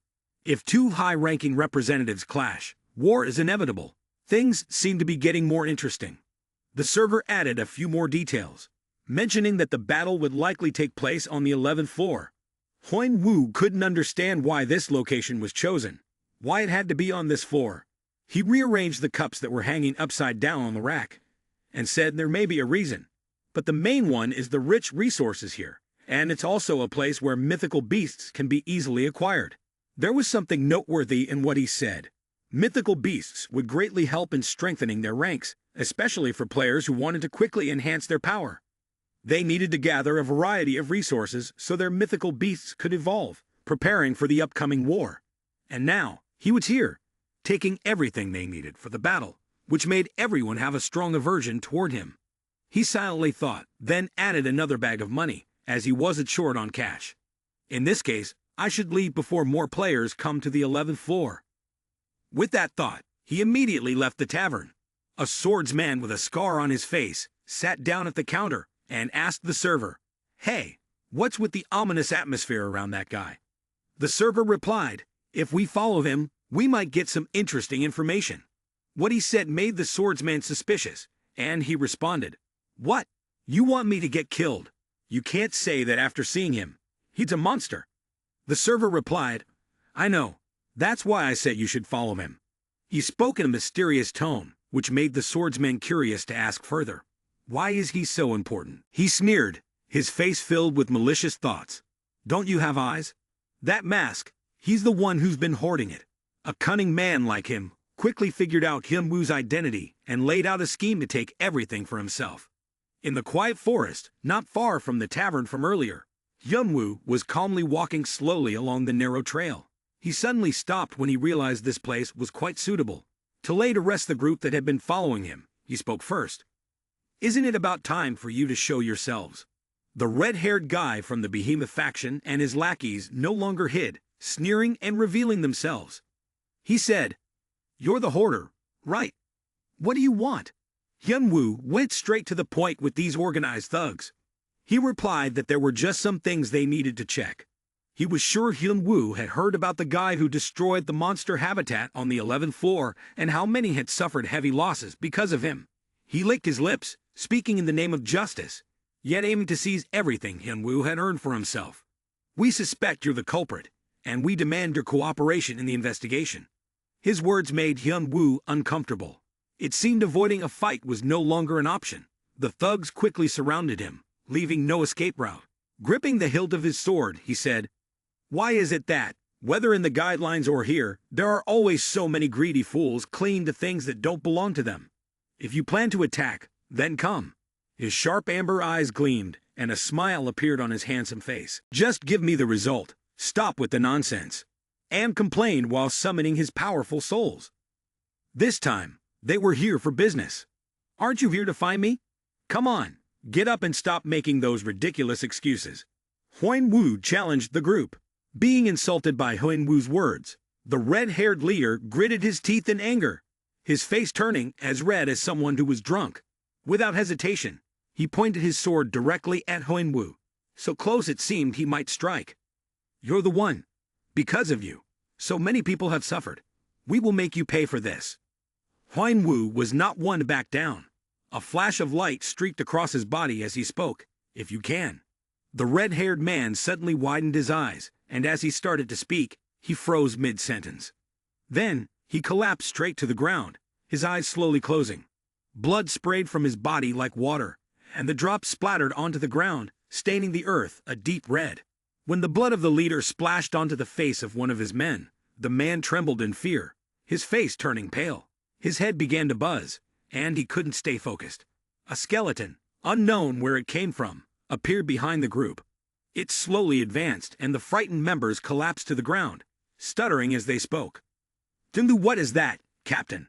A man shouted loudly, warning his teammates. "They're above us, everyone. Run!" Just as his words ended, from behind, a skeleton exuding a powerful energy had already killed him without anyone noticing. The man stood upright, showing no sign of falling. At this moment, behind each member of the group, there was a skeleton following them. Another person was trembling while holding a sword. Damn it! Fresh blood continued to spurt out. On the ground, the sound of clattering shoes echoed continuously. The people, terrified, ran for their lives, shouting desperately for help as they fled. "Ah, help me." Some of them couldn't help but look back accidentally. The entire group was running for their lives, their legs moving as fast as they could. The skeletons relentlessly chased after them. They opened their gaping mouths full of sharp teeth, frightening the member to the point of terror.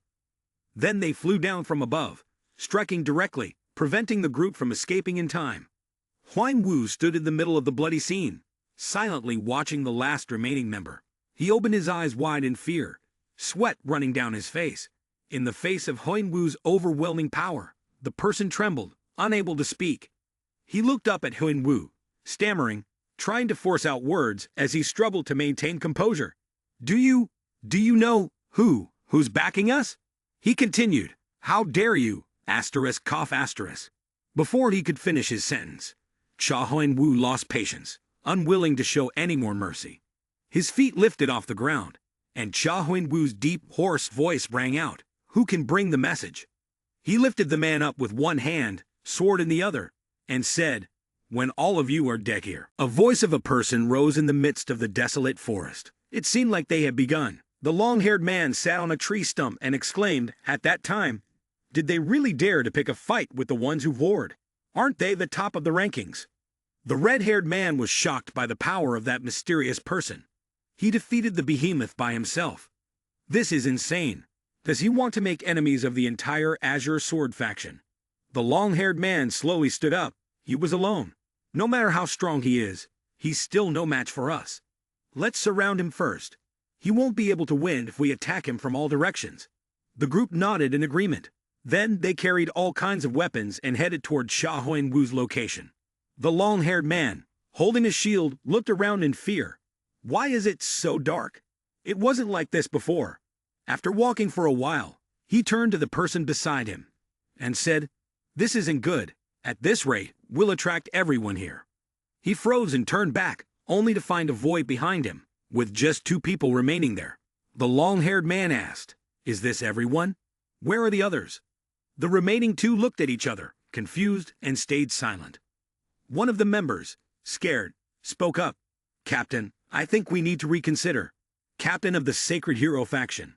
The Sacred Hero faction captain was astonished. "What are you all doing here?" "No, there's no time to explain. We have to leave now." "Hurry," the long-haired man asked. "We can't cancel the mission without knowing the reason. What's going on in there?" The captain immediately replied, "The monsters are chasing us." His face was filled with utter horror. They're tearing people apart, and they're coming this way. Hurry, we have to run." The long-haired man seemed confused. "Monsters? You mean like ghosts or corpses?" Captain Sacred didn't want to explain further. "They're much worse than that. Just run." But before he could run, he froze in place. The long-haired man, unable to understand, asked, "What's wrong?" Captain Sacred hesitated and pointed behind him. "Behind you. You. The long-haired man turned around. He only saw the silhouette of a lone green ghost that had latched onto him. Everyone else shouted to run. One person screamed, "Ah, a monster." As for Captain Sacred Hero, he was so terrified that he stood frozen, unable to move. The entire forest was shrouded in a thick fog. The ghost stared at them with its terrifying green eyes, and dark energy radiated from its body. The others kept trying to flee in all directions. The truth was, the fog wasn't very effective. It disoriented the players, and could even blind them if they stood too close to it. Due to the reduced visibility, they were more prone to panic, fearing an ambush from the enemy. The fear from one person gradually spread, causing a ripple effect that sent the entire group into a state of panic. The ghost exuded an overwhelming pressure. It's a simple trick, but even just it alone is enough to be effective. Truly, these weak, foolish creatures. How dare they come to kill their master? Noel quietly recalled the image from before, when Father Huan-Wu had said, "Obey me. The master is the one who saved me from the torment in the dungeon of the abyssal dead." Noel continued to think, "Once we deal with these pests, I believe my generous master will reward me with even more souls. I will become stronger. Even though I am already strong enough, if I can become even stronger, my father doesn't know how much more he will enjoy it." The image of Father Huan-Wu continued to appear. Didn't the master say? Noel recalled his past self, that he would become a lich and achieve even more than that. Noel's thoughts were still not finished. Just the thought of being useful to my master, thinking of what more I could do. Noel's gaze became brighter, destroying all enemies of his master. At this moment, the red-haired man crawled up from the ground. He stood up, fearfully speaking. "Don't tell me there are only 3 of us left alive." He couldn't believe his eyes, fearfully clutching his head. "Oh, why is this happening?" The red-haired man's teammate, who was beside him, suddenly heard strange sounds. "Wait, do you hear that?" In the dark sky of the forest, strange noises continued to emanate. The red-haired man listened for a while, then concluded that something was coming. Through the thick fog, the figure of Father Huan-Wu appeared like a dream, like a deity. He pierced through the layers of mist, getting closer and closer to them, with his dragon eyes shining. Seeing the sword stained with fresh blood in his hand, the red-haired man and his comrades were filled with fear, hastily retreating. A cold glint flashed in his eyes. He spoke, "Which one of you wants to live?" The 3 of them trembled, looking at each other. Of course, everyone wanted to live, But it was hard to sacrifice their comrades. Cha Huan-woo's voice continued to echo in the air. There was only one person who had the chance.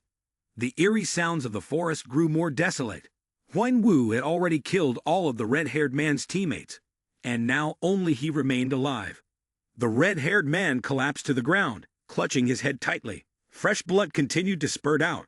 He told himself that if he didn't look, the pain wouldn't be so bad, but he still stubbornly kept his position. Huan-woo asked him, "You said you would do anything, right?"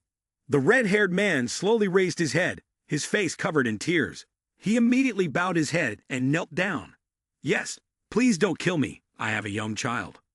Huan-woo wasn't interested in hearing his pleas. Enough. Huan-woo briefly reminded him of the past. "Do you remember the people who provided information about me? Go tell them.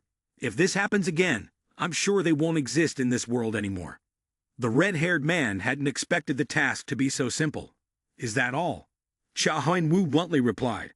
"What? Do you want something more?" He quickly bowed his head to the ground, obediently. "No, sir, I will make sure to pass on your message clearly. No, I will warn them. Leave it to me." After saying that, he quickly ran off in a panic. Boo slowly walked up behind Cha Huan-woo. He ordered to follow him. Behind the mask, Huan-woo thought to himself, "Gon will follow that guy and find out who is passing on the information. Once I figure that out, one by one, I'll nip this in the bud and deal with the source at the same time." He lightly tapped his head. "I've wasted too much time handling this. I need to quickly gather the remaining materials." At a small bar counter, the bartender was gently wiping a glass.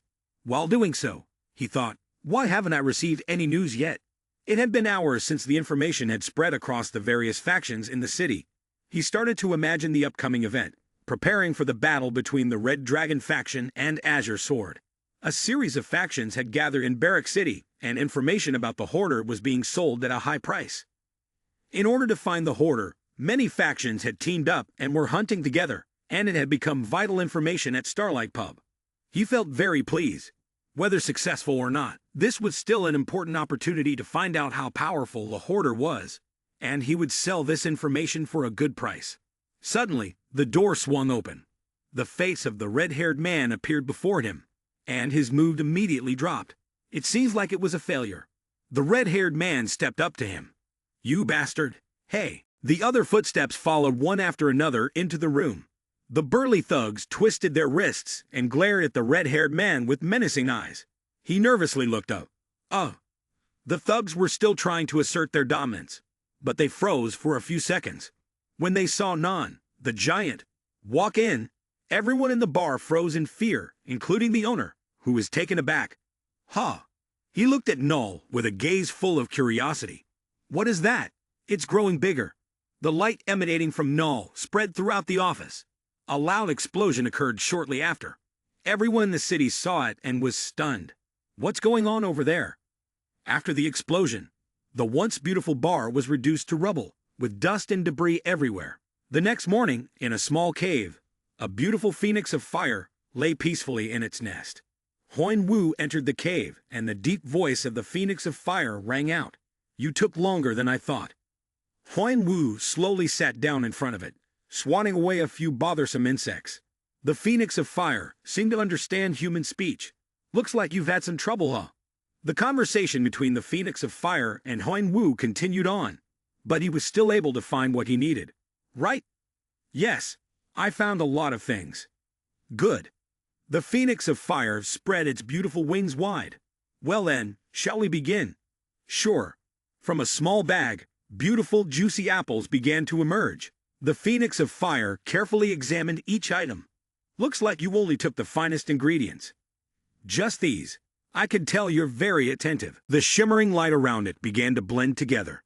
The phoenix of fire rose onto its toes and began the process of mixing them. Once completed, it asked for his opinion. "Well, what do you think? It's been a while since I created something as advanced as this. You have created the ultimate living flame. The soul phoenix vessel, the flame of life, has begun to activate. You have completed the hidden task of the flame of life. You have acquired the ultimate flame of life." Huan-woo raised his eyes to look at the newly created ultimate living flame. His gaze was filled with the sparkling image of it. "Huan-woo, Dong Yu has scored full marks again." Huang Wu recalled some memories with his father, Cha Jung-woo, from the past.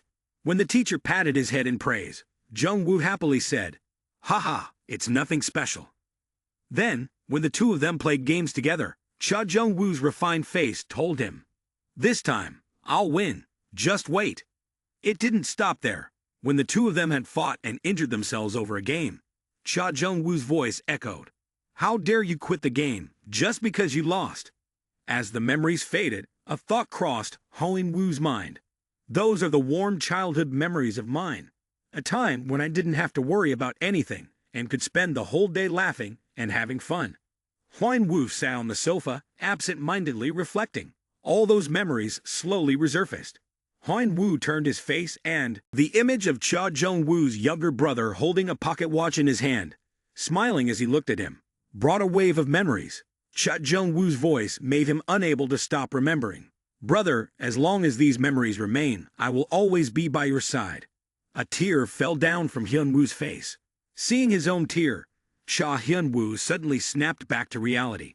He turned his face away and said, "I'm sorry. I didn't mean to react like that."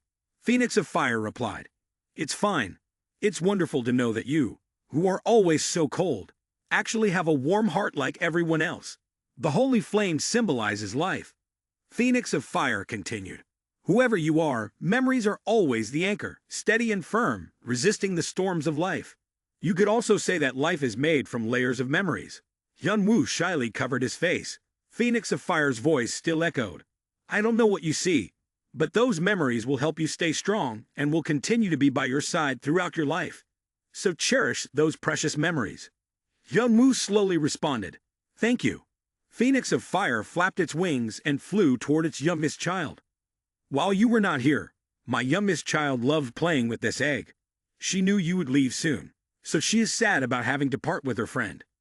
Hyun Woo thought to himself, "I should visit the 11th floor more often, even though I've finished my experiment here." Phoenix of Fire gazed at the shimmering light.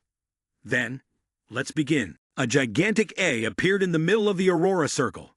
Seeing such a large egg, even the Phoenix of Fire couldn't believe it. "Ah, it's rare for an egg to be this big without hatching yet. It must be a legendary dragon." In the presence of Cha Hyun Woo, the Phoenix of Fire folded its wings to incubate the bright glowing egg. The egg slowly began to change. Instead of having an intricate smooth shell, it became rougher and looked very much like a dragon's egg. After a long while, the egg finally detached from its original shell. The Phoenix of Fire and Cha Hyun Woo stood by, attentively watching it. Despite being freed from its outer shell, the egg remained extraordinarily beautiful. The Phoenix of Fire turned to look at Cha Hyun Woo. Hyun Woo looked back at the Phoenix of Fire, both staring in astonishment. "Huh." The Phoenix of Fire was at a loss for words. Hyun Woo also remained silent, waiting. They waited for a long time, but heard no movement. Despite the long wait, the egg still refused to hatch. The Phoenix of Fire quickly explained, "This is the first time I've tried this. I can clearly see that it's fully developed, but I don't know why it won't come out." It sighed deeply and then focused its attention back on the egg. "We should wait a little longer. Perhaps it will change its mind and come out at any moment." Hyun Woo, along with Phoenix of Fire, patiently waited. All right then. Afterward, Hyun Woo and Phoenix created many more flames of life and transferred them into the egg. According to Phoenix, the egg had not yet hatched because it needed more flames of life. Phoenix of Fire, Father Hyun Woo, and its youngest child continued to wait, but in the end, it still refused to hatch. Phoenix of Fire screamed, "Ah, it's driving me insane." Hyun Woo helplessly put his hand on his forehead. Phoenix of Fire began to observe and then came to a conclusion. "It still looks the same. Perhaps that's the reason." Hyun Woo asked, "Do you think you've figured it out?" Phoenix of Fire replied, "It's motivation." Hyun Woo placed his hand on his chest, wondering, motivation. Phoenix of Fire spoke at length, "Yes, motivation. You know, dreams are like that. They are vital to mythical beasts. They are born and live through the pursuit of dreams. And without dreams, they would feel unnecessary, like they shouldn't even exist." Not stopping there, Phoenix of Fire explained further. "As far as I know, humans, whether young or old, always have dreams. If memories help sustain them, dreams are the driving force of life. Father Huinwu's expression quietly changed when Phoenix of Fire asked, "Do you have a dream?" In the stillness of the dark forest night, Huinwu silently sat on a large rock, deep in thought. A dream, huh? It wasn't until Phoenix mentioned it that I realized I don't have something called a dream. He pondered silently, and even if he did have one, it could only be something related to revenge. But that wasn't a dream, that was a goal. Cha Huinwu's hands slowly tightened. I had always thought that dreams were nothing more than trivial and burdensome things. Now what should I do? At that moment, suddenly a little phoenix flew up to Cha Huinwu's side. He felt somewhat comforted and gently patted its head, asking, "Are you here to comfort me?" The little phoenix chirped a few times. Chirp. He began conversing with it. "Are you saying that your friend is just sleeping, and I shouldn't worry?" The little phoenix chirped again. Chirp, chirp. Huinwu understood its meaning. Guide. Then, his gaze turned to the distant sky. "All right, if what it needs is motivation, then I just need to find something else to replace it, right?" Huinwu had an idea. He would give it as much life energy as it could handle until it was satisfied. A wicked smile appeared on his face, and if that wasn't enough, he would give it the energy of the other three divine beasts. While Cha Huinwu silently pondered whether it could remain within that cramped shell, even after being fully fed, the little phoenix began to feel confused. A new day had begun, the sky turning bright. Huinwu, carrying his bag through the forest, suddenly stopped in his tracks. A strange man, completely covered from head to toe, spoke up and asked, "Are you Cain?" Huinwu did not respond, directly attempting to grab him, but failed. After evading Cha Huinwu's attack, his hat was blown off by the wind.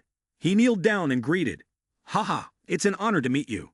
I am Yanu, the messenger since the time of Fant and Miss Adora." The letter was not very long, and Yanu began to convey its contents. It spoke about the One-Horned tribe having an important transaction, and to show their loyalty, Fant and Adora had to return and apologize for only reporting now, expressing their concerns. Furthermore, they would catch up after everything was settled. After reading the letter, a faint smile appeared on Huinwu's face. He inquired about the health of the two. "Are Fant and Adora still doing well?" Yanu sighed.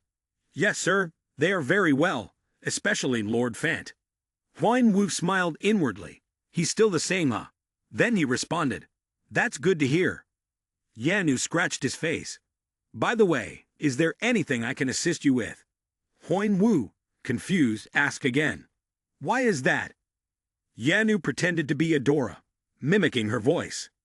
"Actually, the princess told me that although he seems fine, if he needs anything, I must support him no matter what." Yanu then pointed to his own face, saying, "Look at me, but I'm the leader of the psychics. Just between you and me, I'm someone you can trust." Huinwu was startled upon hearing this. Psychic? Does that mean he has prophetic abilities? Images from the ancient times of the One-Horned tribe appeared in his mind. The One-Horned tribe was a tribe with a long history, dating back to when the tower first appeared, and they had always been the strongest tribe here. There were many reasons for their endurance, such as their great power and their neutral policies. But there was one key factor. If there was one crucial factor, it would be their psychic abilities, known as the seers or the prophets. They were the only ones who could connect with the god who ruled over their entire tribe. Huinwu silently thought to himself. He had heard that the psychic abilities of the One-Horned tribe were used to hear the words of the god and relay them to their people. He was silent for a long time, as there wasn't much information about them, since the prophecies were extraordinarily accurate. Therefore, to protect them from those who desired their power, the tribe kept the identities of the psychics secret. Yanu waved his hand dismissively. "I know what you're thinking, but I'm not that skilled, so don't worry too much." He scratched his head. "I'm not the only successor. There are others who have been acknowledged, but that doesn't mean my abilities are any less, so trust me." Huinwu was still mulling over his unresolved thoughts. If that's the case, then under the clear blue sky. After hearing his father's story, Huinwu, Yanu reflected. "So what Lord Cain means is that you need to use Miss Adora's abilities, right?" Huinwu replied, "That's right." Yuna half-jokingly said, "Well, you just need to come with me. It's just to the tribe. It's not that difficult." Huinwu felt confused. "But aren't you all in the middle of an important transaction?" Yanu smiled awkwardly. "That's true. Then he tried to act like it was no big deal. But that's different from this. Also, many of the elders in the tribe are really eager to meet you. Isn't this a win-win situation? Yanu kept going on and on. Just trust me. But Cha Huan-Wu had already lost interest in listening. Huan-Wu saw this as a good opportunity. Upon reflection, the one-horned tribe, one of the first tribes in this land, must know many secrets of the tower. In that case, visiting them could bring great benefits. Cha Huan-Wu and Yanu discovered a giant egg. They were both astonished. Yanu looked at the egg, confused, and said to Cha Huan-Wu, "Although he mentioned it before, this is really hard to believe." Seeing Yanu's confusion, Cha Huan-Wu asked, "I'm ready, but how do we get to your tribe? I heard they don't welcome outsiders." After asking that question, Cha Huan-Wu briefly summarized what he knew about Yanu's tribe. In Yanu's tribe, everyone is born with purple hair and a horn on their head. They are extremely confident in their innate abilities and physical strength. Then, Father Huan-Wu added, except for the members of the tribe who reach adulthood and climb the tower to prove themselves, their tribe has always lived separately from the outside world. Not only that, they refuse to interact with outsiders, and it is very difficult to even find the location of their tribe. After Father Huan-Wu said that, Yanu was so surprised that he exclaimed, "Good heavens!" After hearing the summary of his tribe from Father Huan-Wu, Yanu immediately countered, "That's all nonsense. If we were really as mysterious as they say, how could we maintain our tribe? We welcome outsiders and even encourage free traders to come and do business." Despite saying this, Yanu still reminded Father Huan-Wu to follow him closely. He then handed him a piece of paper and explained, "This is the permit that allows you to leave the tower." After explaining, Yanu immediately tore the paper in half. As soon as the paper was torn, Yanu was instantly teleported to his village. Meanwhile, Father Huan-Wu was still quite dazed. He held the torn paper in his hand and looked around the room. Father Huan-Wu looked into the distance and said, "I will return soon." Immediately after, Father Huan-Wu was teleported to the place where Yanu was standing. When he saw Father Huan-Wu arrive and stand behind him, Yanu reminded him, "From now on, you must follow my every step. If you go the wrong way, the path will be confused, and you will be trapped here forever." With that, Yanu began to walk. As soon as he took a step, the ground cracked open, creating a cloud of smoke. Cha Huan-Wu then saw Yanu gradually disappearing. In this situation, Cha-Jan was quite confused. It was only after that Cha Huan-Wu suddenly realized this was the invisibility technique. It was known that the invisibility technique, based on mugging, the one-horned tribe, created a skill called the invisibility technique, which distorted the space around by simulating the flow of energy in nature. It was similar to a magic circle, but the invisibility technique still had its differences. While a magic circle created an entirely new energy structure, the invisibility technique only simulated the natural flow of energy. At that moment, having understood how the invisibility technique worked, Cha Huan-Wu did not hesitate and immediately followed Yanu. At this point, Cha Huan-Wu had entered a foggy area. At this moment, Cha Huan-Wu became quite puzzled. After walking for a while, he finally reached the place where Yanu was standing, greeted by a bright smile from Yanu along with a beautiful sea of flowers. Yanu cheerfully asked, "Isn't it interesting? We've arrived at the village." Cha Huan-Wu suddenly realized that his eyes had turned into dragon eyes. Putting aside the dragon eyes, Cha Huan-Wu began observing Yanu's movements, thinking to himself, "It doesn't look like the characters, but I think I'm starting to understand it now. Walking down this path feels like walking along the flow of energy." Cha Huan-Wu continued observing and continued his train of thought. "It reminds me of my magic circuit. I guess I can already sense the path now." Cha Huan-Wu watched Yanu's steps and then began speaking, while walking 45 degrees to the left, followed by 16 degrees to the right. Then, as if he had thought of something, the magic circuit suddenly shifted in another direction, causing Yanu, who was ahead, to panic and quickly turn his head back. Yanu anxiously asked, "Hey, where are you going?" Ignoring Yanu's words, Cha Huan-Wu did not turn back and continued walking. He kept moving, and after a while, he stopped and asked behind him, "Is it here?" Suddenly, a voice echoed in Cha Huan-Wu's mind. "Oh, anyone outside might be able to pass through the clouds. Ho ho, and the mist hides, ha." This statement left Cha Huan-Wu utterly confused. He was skeptical, but before he could ponder it further, Yanu caught up to him. "What's going on? Where are you going?" Yanu panted, saying, "You were very lucky to pass through.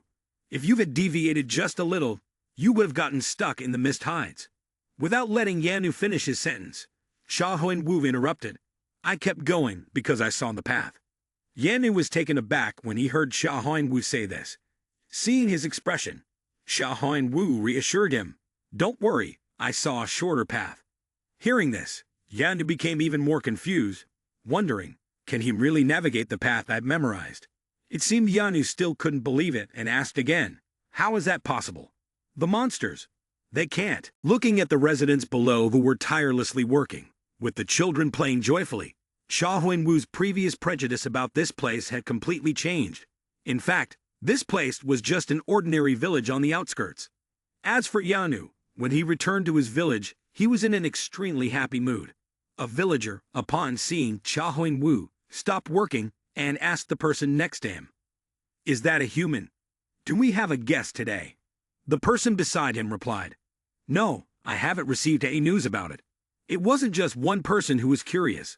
It seemed like everyone was looking toward Sha Huan-Wu. A woman, noticing his mask, pointed at him and asked, "That mask isn't Yanu carrying out the princess's mission?" The person beside her asked in return, "Oh, so that person is from Miss Adora." Upon hearing and seeing the gazes directed at him, Sha Huan-Wu was confused and thought to himself, "What are they saying about me?" Suddenly, a loud voice called out, "Oraboni," which made everyone turn their attention in that direction, including Sha Huan-Wu. It turned out to be Adora, rushing toward him. Seeing Adora, Sha Huan-Wu asked, "Are you all right?" Adora, upon hearing the question, replied, "Yes, I'm sorry for leaving without telling you. I thought I would be back quickly." But, noticing Adora's hesitation, Huan-Wu placed a hand on her shoulder to reassure her. "It's fine. After all, it was a complicated matter. Don't worry about it." Hearing those reassuring words from Father Huan-Wu, Adora happily agreed. The two farmers, standing a distance away, smiled upon seeing their princess laughing and chatting joyfully with the newcomers to the village. They too smiled back and gradually felt more favorably towards Father Huan-Wu. One of them exclaimed, "I don't remember ever seeing the princess smile so brightly like that." After a moment of conversation, they noticed the two farmers were looking at them and laughing. The princess became angry and glared at them. With a look that carried more pressure, the two farmers immediately understood and quickly turned to go back to their work. At that moment, someone approached, hands on their hips, speaking in front of Adora and Father Huan-Wu, who were both surprised. The person said, "So this is our guest." It was Adora's father, Martial King Nayu. He asked Father Huan-Wu, "Are you the one my son and daughter have been boasting about all day?" Father Huan-Wu looked at the man before him and thought, "This man is the leader of the one-horned tribe, the one who ushered in a new era for the tribe. It's him, the god of war."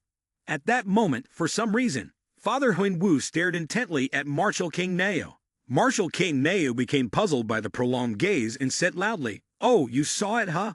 You really are something." Martial King Nayu continued, "Not bad. After all, you managed to see through the invisibility technique." His words made Father Huan-Wu unusually nervous and flustered. When he heard his father say that to Father Huan-Wu, Fant asked in confusion, "What did he see, father?" Martial King Nayu, upon hearing this, casually replied, "It's something quite interesting. But don't worry about it. Someone like you wouldn't understand." Upon hearing that, Fant immediately felt a sense of defiance. All right, whatever." Martial King Nayu then straightened his tone. "Well then." Martial King Nayu paused. "Now, I want to ask you something." Hearing this, Sha Huan-Wu grew even more tense. "What's this? Am I not allowed to see that? Or is it not acceptable for me to break through the invisibility technique?" Without waiting any longer, Martial King Nayu got straight to the point. "When will you marry my daughter?" This question completely caught Sha Huan-Wu off guard. Fant couldn't help but shoot a look of disdain at his father. As for Adora, she was now blushing deeply, clearly embarrassed. "Father." Fant's father crossed his arms and smiled, then turned to look at him. "When are you going to marry my daughter?" In response to this question, he just stood there, staring dumbfounded in confusion. Seeing this, Adora, standing behind him, hesitated before speaking.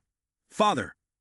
Adora raised both of her tightly clenched hands and shouted, her face turning crimson.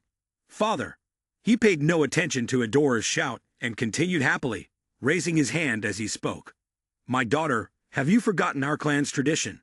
You must seize the chance to win over a good man when you can, right? He is more than qualified to become part of our family." He kept rambling on without stopping.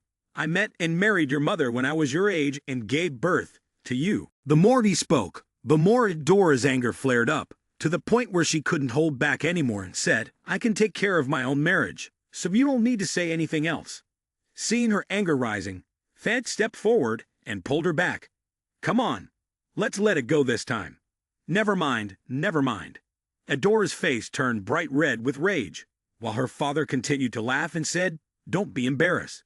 Regaining his serious demeanor, he raised his hand to his mouth and softly said, "Anyway, it's been a long time since we had an outside guest. We can't just leave him standing there." With that, he extended his hand and said loudly, "Let's bring him inside. We'll continue our conversation after we have some tea," ignoring the chaos brewing behind him. The sky inside the house was as clear as ever. Inside the palace of martialism, simple and rustic, beams of light filtered through the window, shining on him. He sat in front of a small food table, silently surprised by how modest the interior was. Interrupting his thoughts, a voice spoke up, "Sorry to keep you waiting." The father entered with a calm smile, softly saying, "I needed some time to change. It's been so long since I wore formal clothes, I forgot how to put them on. You look very good in it." Hearing this, the old man seemed pleased and raised his hand to stroke his beard. "Of course, this outfit makes me feel cool. It also reminds me of my younger days. Back then, I made quite a few girls cry after a fuss." With that, he sat down at the table, and everyone took their respective seats. "Now shall we begin?" Suddenly, a voice rang out. The rookie set a record in both the guidance and trainee areas, the partner of the Bloodblade, and the Foxtail Lady. The monster has swept away all the rewards on every floor he reached. The voice hesitated for a moment, then continued. "The accumulator, and it turns out the voice just now belongs to your old man, the one who defeated the Orang gang. Am I right?" This question stunned him, and the expression on his face, along with the sweat on his brow, was enough to reflect what was running through his mind. The moment Huang-Wu heard this, he immediately stood up, thinking to himself, "How is that possible?" In front of him were blades of swords pointing directly at him. Seeing him stand up like that, the old man raised an eyebrow, his voice becoming quieter as he sat down. At this moment, Huang-Wu's legs were frozen, and he thought inwardly, "What is this? I can't move. I was wrong. That monster is not the one sleeping inside the god of war, but it's been completely sealed, hidden behind that smile." The air around the old man was filled with dark, murderous energy. He was a real monster. Huang-Wu's eyes turned cold. He was forced to kneel. As if sensing what Huang-Wu was thinking, the old man continued, "You don't need to worry too much. There are no more than 3 people inside the tower who know about this." Then, he gave a malicious smile. "All right, let's get to the main topic. I heard the reason you're here, and that thing out there, is that your egg?" Hearing that, he immediately responded, "That's right. This egg is so large that it takes up part of the room space." Seeing this, everyone gathered around the egg and began discussing. "We don't even understand what we're talking about anymore, but this is truly astonishing. From childhood to now, I've never seen an egg this big. Exactly, I've never encountered a case with such a large egg either." Huang-Wu looked at the group and asked the old man, "Do you think they will find an answer?" The old man smiled and said, "Who knows? This isn't my area of expertise. Anyway, why don't you try trusting them? They've accumulated a lot of knowledge over the years, so they should be able to help you." Interrupting him, one of them turned and said, "We found a similar case in the records. This egg is probably the same." Upon hearing that, the old man responded, "Oh really? What is it like?" The egg described in the records was 4 high and hatched after being given a few things. Specifically, the monster that hatched from this egg was a void dragon. This answer left everyone there, stunned and alarmed. Fan-Te, hearing this, felt a bit envious. The world really does have people who suck up all the good luck. How could he get something like that? Adora, sitting beside him, raised her hand and asked, "But elder, As I understand it, legendary monsters can't be born inside the tower. Right. Upon hearing that, the elder replied, "That's right. Giant monsters, including the void dragon, originate from outside the tower. So that event happened before the tower even appeared." The old man heard this and immediately asked, "In that case, if the egg hatches into an ethereal dragon, does it mean this egg also has the potential to hatch into an ethereal dragon or a similar creature?" The response to this question was uncertain, perhaps. The elder raised his hand to explain. It can be understood like this. The egg is growing abnormally large for an unknown reason. To save it, a mood seed is needed. Mood seed? Huan Wu still didn't understand, so he turned to ask Edora. She then explained to him. The mood seed is a rare herb passed down through generations. Not everyone knows about this herb, because other races are unaware of its properties. After Edora's explanation, he turned back to the old man and asked, "So how can I obtain this mood seed?" So you want the mood seed? Only the one-horned tribe can provide that for you." The elder crossed his arms, looking at Huan Wu and smiling. "You can't deny it. That's the truth. It seems like he has some kind of plan. But as my daughter says, the mood seed is a rare herb that only exists in our tribe. It takes 15 years to cultivate a single seed." His words left his two children, Edora and Fant, bewildered and confused. Upon hearing this, Huan Wu said, "You know, I don't have many things to trade. If you allow me, I can pay you later." Hearing that, the elder turned his face away. "We don't accept IOUs here." His words made you fall into deep thought. Do I really need to have an item suitable for the god of war, Vigrid or Aegis? Then he extended his hand and continued. "Actually, you don't necessarily have to exchange with an item. Instead, you can move your hands and feet a little, understand? I'm sure you can guess what he was thinking, right? You must have heard about the war between the Red Dragon Clan and Azure Sword, right? We will join as mercenaries. We want you to help in this war. What do you think?" His proposal took Hyunwoo by surprise. What? Hyunwoo's mind became a whirlwind. The war between the Red Dragon Clan and Azure Sword was for his revenge. This was a war he had to join at all costs, and he had already come up with a way to participate. But to join as a mercenary for a horned tribe, this would solve his grudge and allow him to take part in the battle. It was truly killing two birds with one stone. But there was one thing he didn't understand. The tribe, despite not participating in the main event of the Divine Temple, had some theories about the sacred spear of the Aso clan. That person came from the one-horned tribe. He didn't know what that person had done to involve the one-horned tribe in this matter. But it seemed that thanks to that person, the tribe had decided to appear. Back to reality, he immediately asked the old man, "Are you on Azergot's side?" Seeing the question, the old man smiled and said, "Ha, I knew it. You are indeed sensitive. So, what do you think? Agree or decline? Do you need more time to think?" In response to this question, he didn't answer, but remained silent. After a moment of contemplation, I agreed. Hearing this, the old man slammed his hand down on the table. "That's more like it." He stood up, walked toward him, and said with a smile, "As a man, you must be brave. You definitely need to observe carefully what happens in the conquest. It's your chance to learn and gain experience, especially if you plan to keep climbing the tower. The person who accumulates cane will participate in the war as a member of the one-horned tribe. Does anyone object?" As soon as he finished speaking, a hand was raised. "I refuse." The person was Yang, also his son. Seeing this, the old man asked, "All right, Yang, what's the reason?" He replied, "Father." Hearing him say the word father, Huan Wu, who was sitting behind, seemed a little surprised. The old man looked at Yang and said, "This is an official meeting. Be careful with your words." Upon hearing this, Yang raised his hand to his chest and bowed. "I apologize, Your Majesty." He shot a sharp look at Huan Wu, but continued, "However, I must say, we cannot allow an unknown person like him to sit here without proving his abilities, especially someone who hasn't even passed the 11th floor to join us." Hearing that, Edora immediately spoke up. "So what you mean is that you don't accept the person we and Prince Fant nominated?" Yang replied, "That's right. They're just an ordinary person. How can they be compared?" Tech. Edora, with a sharp gaze, asked, "Do you want to bet on that statement?" He got one to back down, smiled smugly. "Why not?" The old man, seeing the atmosphere growing tense, shouted loudly, "Enough. Stop it. He turned to Yang and said, if you want to argue, go outside. You're ruining everyone's mood. Well then, Yang, what you're saying is that you don't trust Kane, right? He answered, that's right. Fine then, all we need to do is test him. The old man looked toward Hoin-woo, speaking in an enigmatic manner. The three, Adora, Fant, and Hoin-woo, seemed to be contemplating something. Fant frowned, and rubbing his head, said, I can't believe you have to fight Yang. I'm sorry for everything. Adora, standing beside him, also looked at Hoin-woo and apologized, sorry, Oraboni.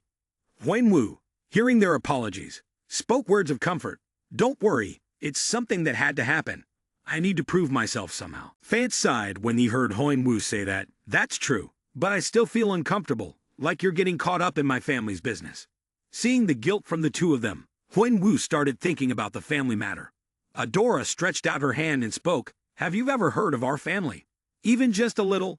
Although the one-horned tribe is considered a separate tribe, there are actually 51 completely different tribes, and among them, the strongest one is the king. Adora continued, let me explain simply. Our tribe has 51 families, and the Graham family is one of them, where Fant and I were born. The king of the tribe is chosen from one of the children of the previous king, and to ensure fairness between the families, the king must create an heir from each family. Hearing this, Hoin-woo seemed to understand something, which meant, upon hearing that, Adora, with a slightly worried expression, replied, that's right. Yang is our half-brother, and he belongs to the same family as our father, the Baeksun family. He is one of the most likely to be chosen, just like Fant. But in fact, he has more of a chance of becoming king than Fant. Adora's words made Fant a little upset. Fant yelled, hey, that's not true. Seeing this, Adora immediately shouted angrily, shut up, who said you're a weakling?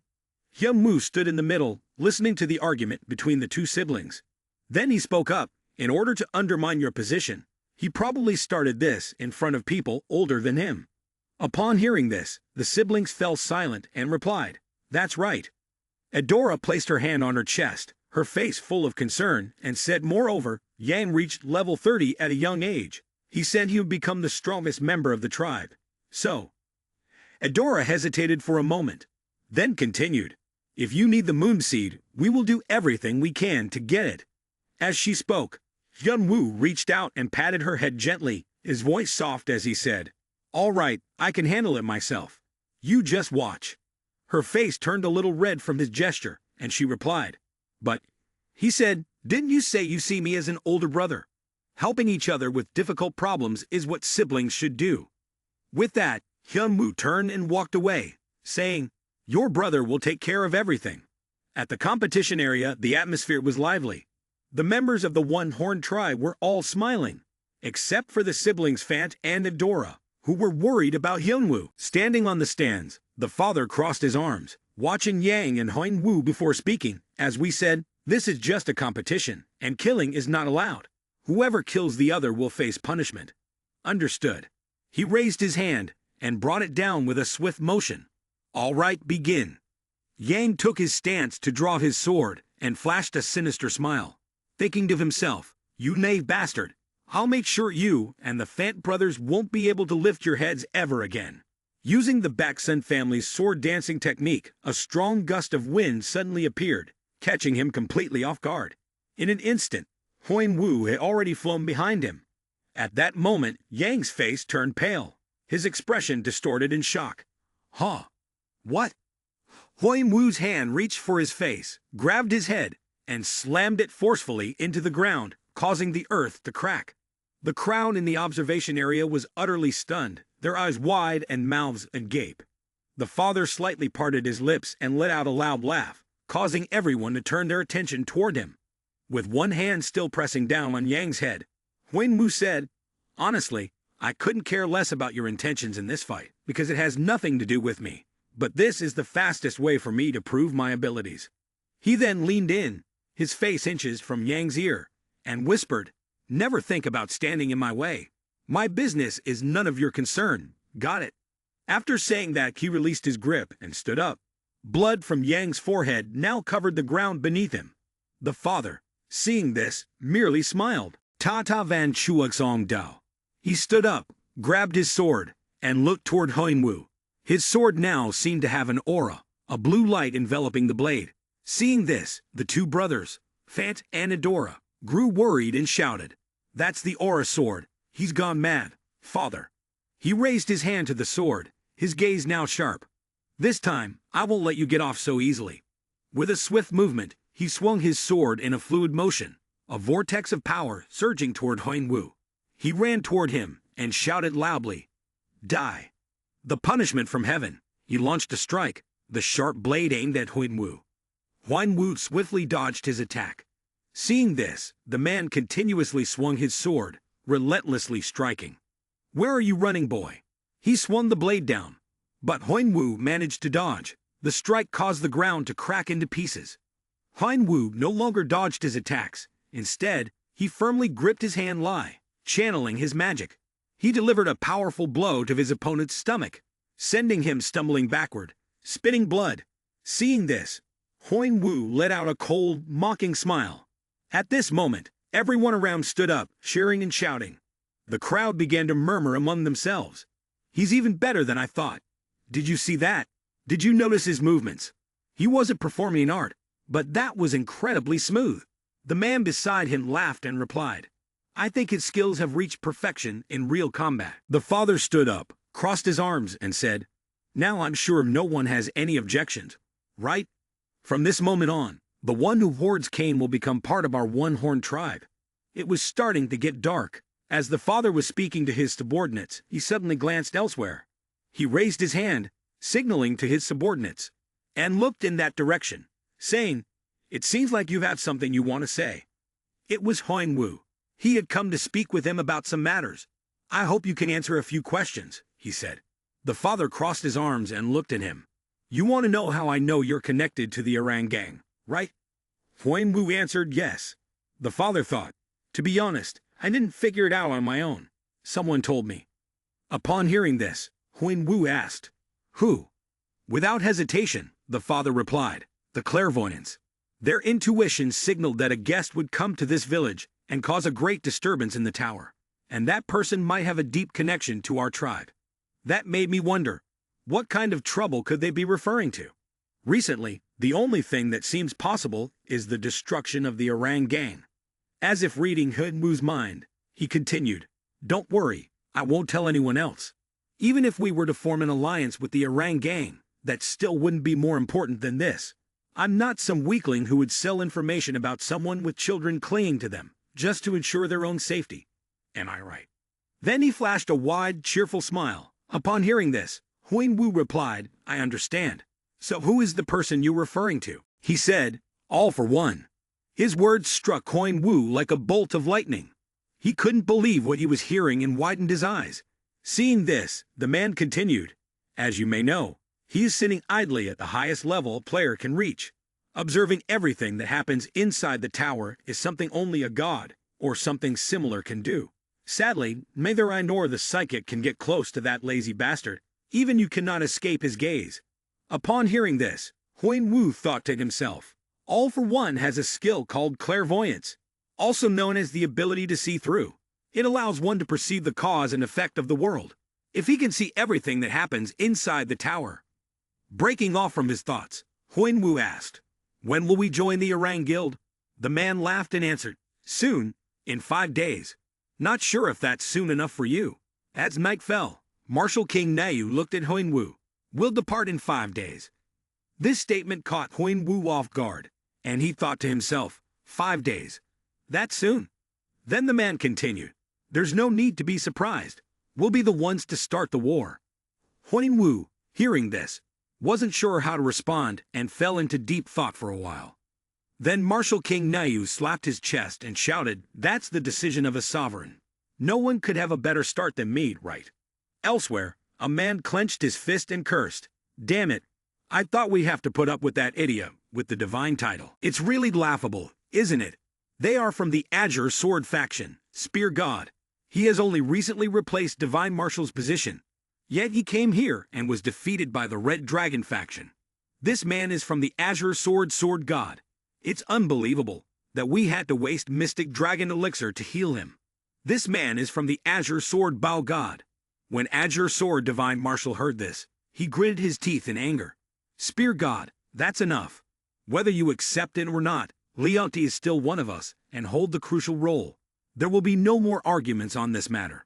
What concerns us now is how we fight against the Red Dragon faction. As you all know, our forces are weakening significantly. These words made Bao God grit his teeth in frustration. However, the person behind the curtain continued speaking in anger. We have the sword's edge, which they do not, and I believe it is impossible to slit the throat of that arrogant summer queen. Before we enter the battle, we need someone to clean up. This remark from the person behind the curtain caused Spear God to ask in confusion. Clean up? The four legendary beasts.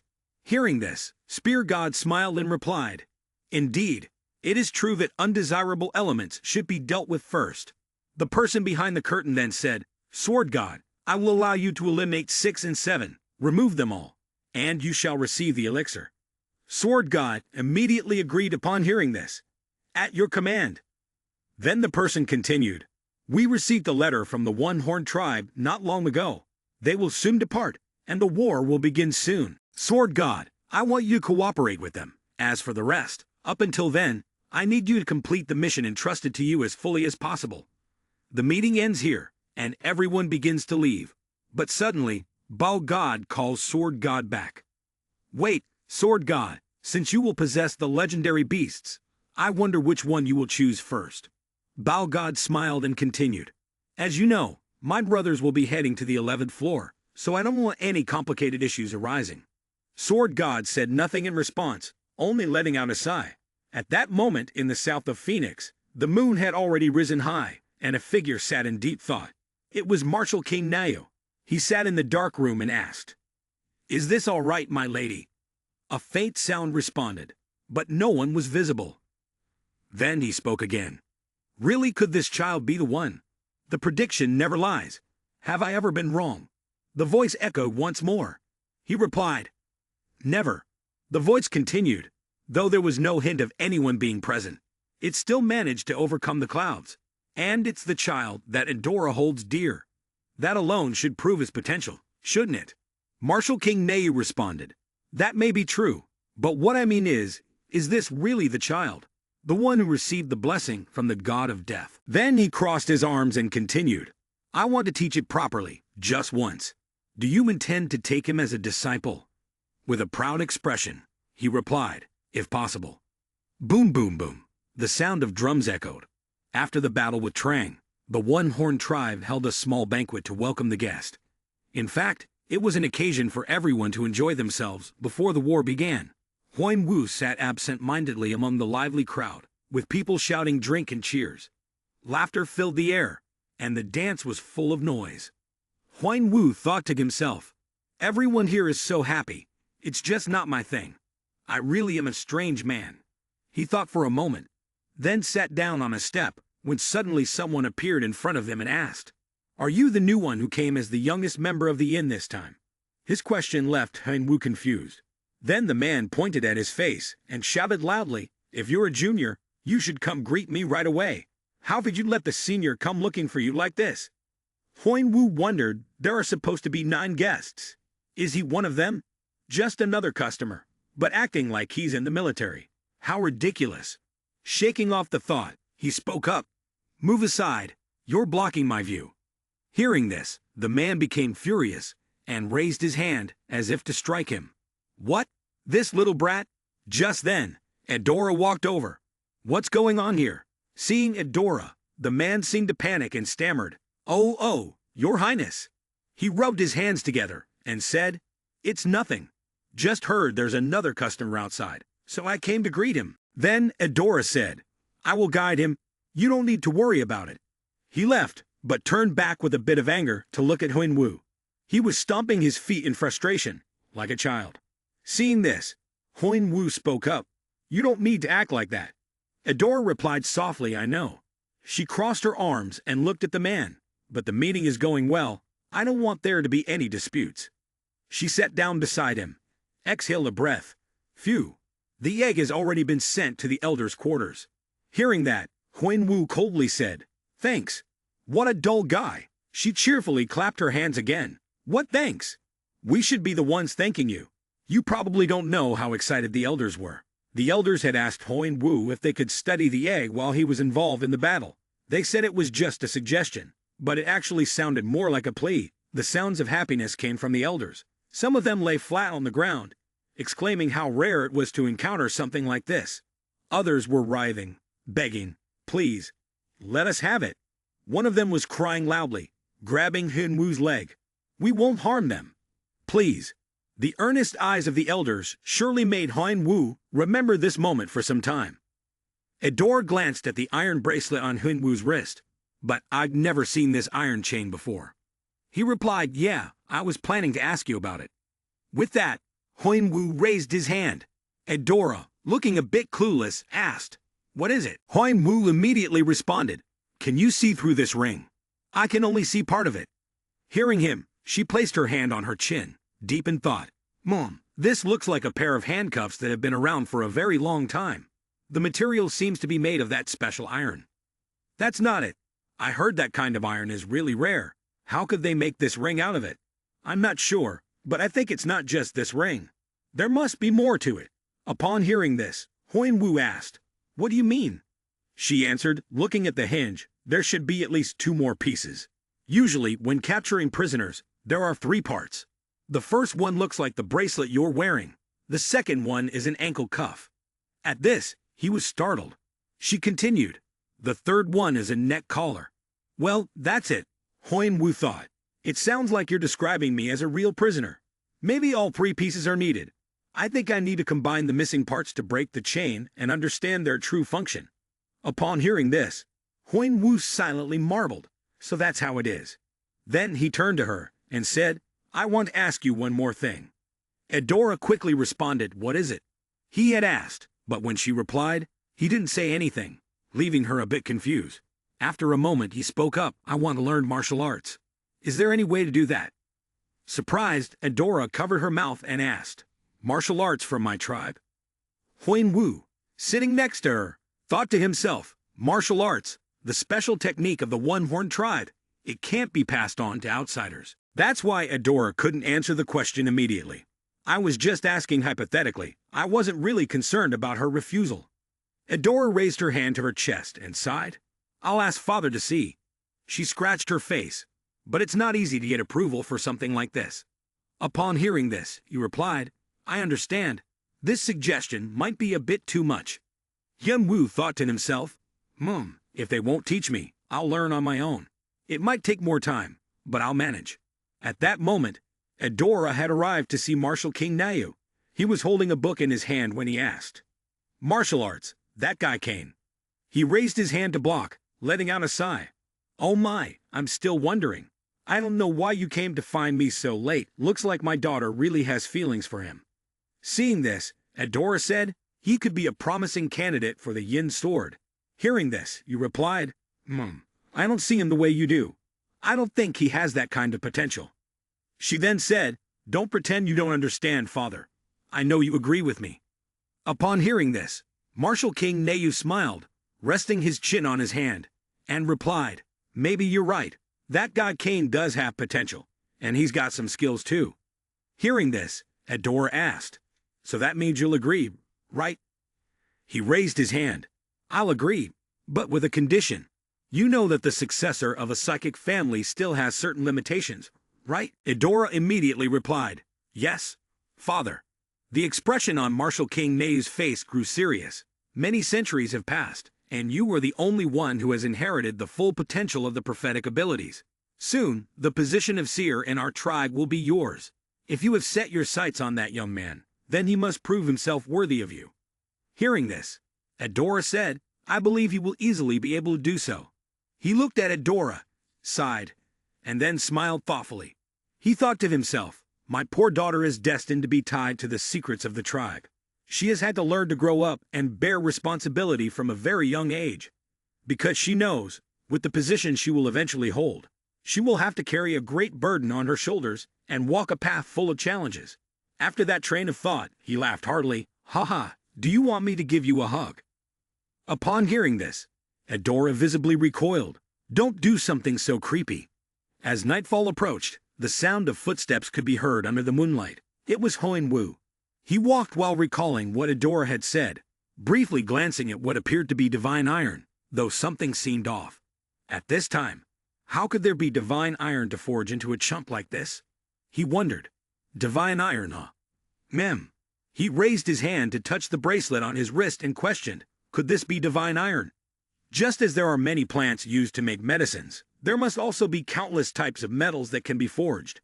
Among all the metals, divine iron is considered one of the finest. Divine steel is considered extremely powerful and also extremely rare. And in this world, what is rare becomes more expensive and highly sought after. When it comes to rarity, it's to the point that even those in the tower have never seen it with their own eyes. But still, I know it's real, because the sword that pierced her was forged from it. He clenched his fists, his face full of indignation. It's the kind of metal that pierced my sister back then. If all the links are caused by this divine metal, then what kind of monster is that Black King? And if he's truly that powerful, why haven't we heard any rumors about him? After thinking for a moment, he turned to leave, but someone called out to him. Hey, you kid! The man was holding an axe and walked toward Wu. What are you doing wandering around here so late? Do you think you can escape from here? You're just relying on the princess. Know your place. He didn't say anything, just remained silent, which only made the old man furious. Hey, you mocking me? A sound followed, and the man walked away with a bruised eye. Good morning. The man bowed to Wu. I wish you a good morning. This left Adora a bit confused. As soon as she met Wu, she was full of energy. There you are, Orobomi. Seeing this, Wu immediately asked about the situation from yesterday. Have you made your decision? Hearing this, she pouted and turned her head away. Mom, is that all you're concerned about? Seeing her like that, Wu had no idea what he had done wrong. Then she smiled again, raised her hand and said, everything looks quite promising. He allowed you to enter the bronze level archive. Archive? Wu asked again, a little confused. Adora immediately explained. It's where the original technical documents that our tribe has created over the years are stored. The archive is divided into 4 sections based on the power of the documents inside. They are categorized into iron, bronze, silver, and gold levels. Even the bronze level archive or other rare ones are rarely accessible. But this time, it seems like my father is paying attention to you, Orobomi. Hearing this, Wu was a bit surprised. Oh, suddenly Adora grew silent. But there was a condition. Wu immediately asked, what's the condition? Adora answered, you must not ask anyone for help, not even me or Fant. My father has ordered that you must find the documents and gain enlightenment with your own mind. Adora's expression became worried. He said there will be a test after 4 days. But if you pass, my father promises he will teach you the martial arts of our tribe. After hearing Adora, Wu thought to himself, the martial king will personally teach me. Suddenly, the system appeared. You have a new mission. A mission from the martial king, the ruler of the one-horned tribe. He has seen potential in you through observation and wants to test you. Try learning to cultivate your inner energy by creating your own martial arts using the skills you acquire from the iron and bronze archives. The deadline is 4 days. Rewards. 1. Direct training with the martial cane. 2. The 8 extremes fist skill set. 3. The yin blade inheritance. Wu silently thought. 8 extremes fist dark blade, although these rewards are still unclear to me. Just the fact that Martial King himself is personally teaching me martial arts is already incredibly stimulating to my willpower. But I have to create my own martial arts, and I only have 4 days. What kind of crazy situation is this? He thought, cursing silently. To be honest, he still didn't fully understand Martial King's intentions. Despite Adora's concerns, Wu was still monologuing to himself, determined that he must succeed. After thinking for a moment, he asked Adora, where do I need to go? This is the archive area, Adora replied. Adora led Wu to the entrance of the archive, where 2 guards were standing watch. She brought him inside, introducing things as they walked. Historically, our archive was built during the era of the Exo-Ho. The founder of the one-horned tribe led our ancestors to the world of the tower. Here we have all kinds of materials, including skill sets of all martial arts. Those we have created ourselves. as well as books on magic, alchemy guides, and many other types of magical texts. This is the end of the steel level archive. If you go further, you'll enter the bronze level area. Behind that door are higher ranked guards watching over the entrances to the silver and gold gates. So, you shouldn't try to enter those. Adora gave Huan Wu a detailed warning. She seemed to feel guilty towards him, and hesitated before calling him Oraboni. Upon hearing that, Huan Wu responded, "It's okay, you're not allowed to help, so you don't need to feel guilty about it. I really appreciate all the help you've given me so far," he said to himself quietly. And now, he walked while glancing around. "I need to find the books I need among these. The important ones will be those that are worn out, because they've been read by many people." Thinking to himself, he placed his hand on the shelf and pulled out a book, much to Adora's confusion. He opened the book and began reading intently. Internal skill, acupuncture points, and something about the mind and pulse that I can't fully understand because they're all technical terms. This time, Huan Wu must be exhausted. As he flipped through the pages, Huan Wu thought, "But I can't ask for help. If I can't understand them, the only choice left is to memorize the content." Adora lowered her head and looked at the pages he was turning, thinking to herself, "Oraboni doesn't have a foundation in martial arts knowledge. How can he possibly understand the words in this book? Understanding martial arts terminology is the most basic thing, but it takes a lot of time to learn. I wonder if it's too difficult for him to start now." At first, Huan Wu spent quite a bit of time learning, but as he read one book after another, his reading speed began to increase, which also meant the number of books he could read grew as well. He still didn't fully understand all the vocabulary, but he could grasp the general ideas. Having more basics doesn't necessarily mean it's better. For example, creating a wide and sturdy container must come first before filling it. Huan Wu sat amidst piles of books, resting his chin as he read. In his case, rather than focusing on mana at the beginning, the first thing to do was to expand and upgrade the magic circle. Now, the first step was to strengthen the magic circle, and its usage would naturally become stronger as well. He didn't think he could master all types of magic, but he could train a few basic spells, and they would greatly enhance both his strength and his defense. Thinking for a moment, Huan Wu closed the book.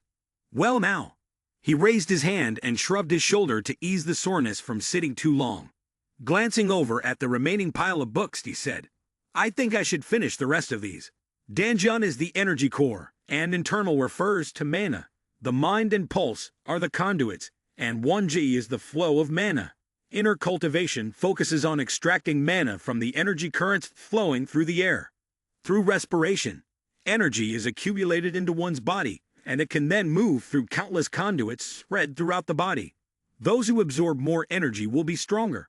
The part that controls the flow of energy is called acupuncture points. These are distributed at various locations in the body. Acupuncture points can open and close these conduits, like the way a dam operates. In the magical circulation system, acupuncture points do not exist. The energy flow will continue to move like a river," Huan Wu thought to himself. Furthermore, dragons are aware of this, but they don't care for this technique. It's because they already possess this ability within their bodies. But I'm only human, a huge difference compared to dragons. I need something similar to acupuncture points, something called the energy core. If I can create an energy core at every corner of the conduits inside my body and have full control over them, then, got it. Huan Wu smiled. I can control my own energy now. The system began to send notifications. You have established a new concept for the magical circulation system. You have discovered an area unknown to dragons. You have reached the title of cultivator. You have achieved the title of pioneer. You have earned the title of blessed by mana. A new skill, mana control, has been formed. System notification. The gods and demons on floor 98 have started to take an interest in you. Huan Wu saw this and silently wondered. The gods and demons on floor 98 are interested in me. For some reason, the gods and demons on floor 98 governed events from floor 77 and below. If anyone caught their attention, that person would be blessed with power and strength. At the same time, they would grant that person the title of an apostle, allowing them to meet the gods directly, as harems once did in the past, or through messages like this one. However, such cases were rare. Even Zheng Wu had never received a message like this. It seemed that the theories surrounding the core energy must have a strong attraction. Behind his mask, Huinwu smiled. After all, there was one thing he knew for certain. The path he had chosen was the right one. And then, he had received this skill. A characteristic of cultivators is their ease in connecting with the energy flow of the air. The energy used in each attack is enhanced through cultivation. Speed also increases as one masters their skills. Huan Wu thought to himself, not only has the amount of mana I absorb increased, but the energy recharge time has also been accelerated. If I can reuse and recharge energy faster, then my magic will become more and more effective. This is definitely something every player would dream of. As a skill, and with this title as well, it was truly a remarkable title. Blessed by mana, the player would gain an additional 15 spells, and 9% increased spellcasting ability. The energy released would increase significantly, allowing the use of various types of magic without restriction. Huan Wu crossed his arms and leaned against the bookshelf. Aside from the fact that his energy had increased by 15, his skills had also developed significantly. But that wasn't even the most important part. Now he could use various types of magic, which meant he could freely utilize energy from two opposing systems. The two systems Huan Wu referred to were the fire and water systems. Basically, Huan Wu couldn't use the Aegis shield and the black bracelet at the same time, but thanks to this title, that limitation no longer applied. Finally, there was this skill. The system appeared once again. It provided an update on Huan Wu's current situation. Rank -55, ability 0%. At this point, both his rank and energy were non-existent. Therefore, what he needed to do now was gather energy from the air, and then convert it into magical energy. The higher the stats, the faster the conversion, and the energy created would be very pure. This was some of the information the system provided to Huan Wu. First was the magic formula. Through breathing exercises or meditation, purer energy would be filtered from the air, absorbed into the body, and transformed into magical energy. Second was mana manifestation, which enhanced the power of the head layer alongside magical energy. The effectiveness of the head layer's energy was unrelated to an individual's skill. And finally, there was the current rank for this skill. Please level up through cultivation. The more Huan Wu read the system's notifications, the more he thought. He rested his hand on his chin, contemplating. Mana control is the skill I need to use magic more effectively. Even though its rank is low right now, I've created the energy core and a new cultivation method. The rank probably won't be an issue. Now, it seems that I have a clear understanding of the basics. I just need more materials to complete it. He turned to look at the stack of books on the shelf, realizing that there were countless resources before him. Now, it was just a matter of finding the necessary information. The sunset gradually descended, casting a soft orange glow of twilight. Adora slowly opened her eyes, rubbed them, and thought to herself, "When did I fall asleep? I think today is the third day. Where's Oriboni?" She turned and saw Huan Wu nodding at the bookshelf. She stammered, calling out to him, "Oriboni." At that moment, Huan Wu's eyes were as dark as a panda's from 3 days without sleep. Adora walked closer to him, raising her hand with a worried expression. His eyes. She clasped her hands to her chest, looking anxious. I recognize that look. I've seen it before in Fant and countless other clan members. It appears when someone tries to hold on to something, while passing through a path filled with mist that appears and disappears, incredibly unpredictable. When someone successfully cultivates a specific technique, the feeling of release is akin to being freed from the mundane world of illusions. Suddenly, a strong gust of wind burst from Huan Wu, causing the books to scatter everywhere. Seeing this, a guard rushed in. What's going on here? He then froze and looked up. Wait a minute. That, around Huan Wu, a powerful blue light emanated. His 12 heavenly veins had been opened. Could it be that in just 3 days, he had reached such a high level? Wasn't this on par with Yang Kuangyi? Huan Wu's gaze at that moment seemed empty. Then he turned and called her name. Adora. Hearing this, her face turned slightly red. Yes. The guard behind them turned pale. Adora thought to herself, even though she had been observing him for the past 3 days, she felt that the man in front of her now was completely different from the one she had known before. You're really amazing, truly so cool. Adora's face was flushed as if she was waiting for something. Then Huan Wu said, I'm so hungry. Do you have anything to eat? This sentence from Huinwu left the dreamer Adora stunned, as if turned to stone. The sandwich and coffee were the items Adora had prepared in advance. Huinwu ate while chatting cheerfully with Adora. Perhaps thanks to that moment of decision, Huinwu could now talk more comfortably with her. He ate while thinking. After the energy channels were opened, the magic circuit system operated better than before. 36 new energy cores were created. The system then displayed the information for Huinwu. Stage 1 of the system is complete.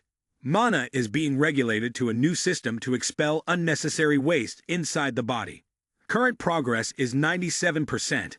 Seeing this, Huinwu thought to himself, "Oh, it's really worth it, isn't it? A normal person has 360 meridian points, and now 36 critical points have been opened." Huinwu gradually opened one core after another, transmitting mana to the various magical circuits in his body. Huinwu thought, although the energy in the magical circuits had somewhat decreased, the results they brought were much greater.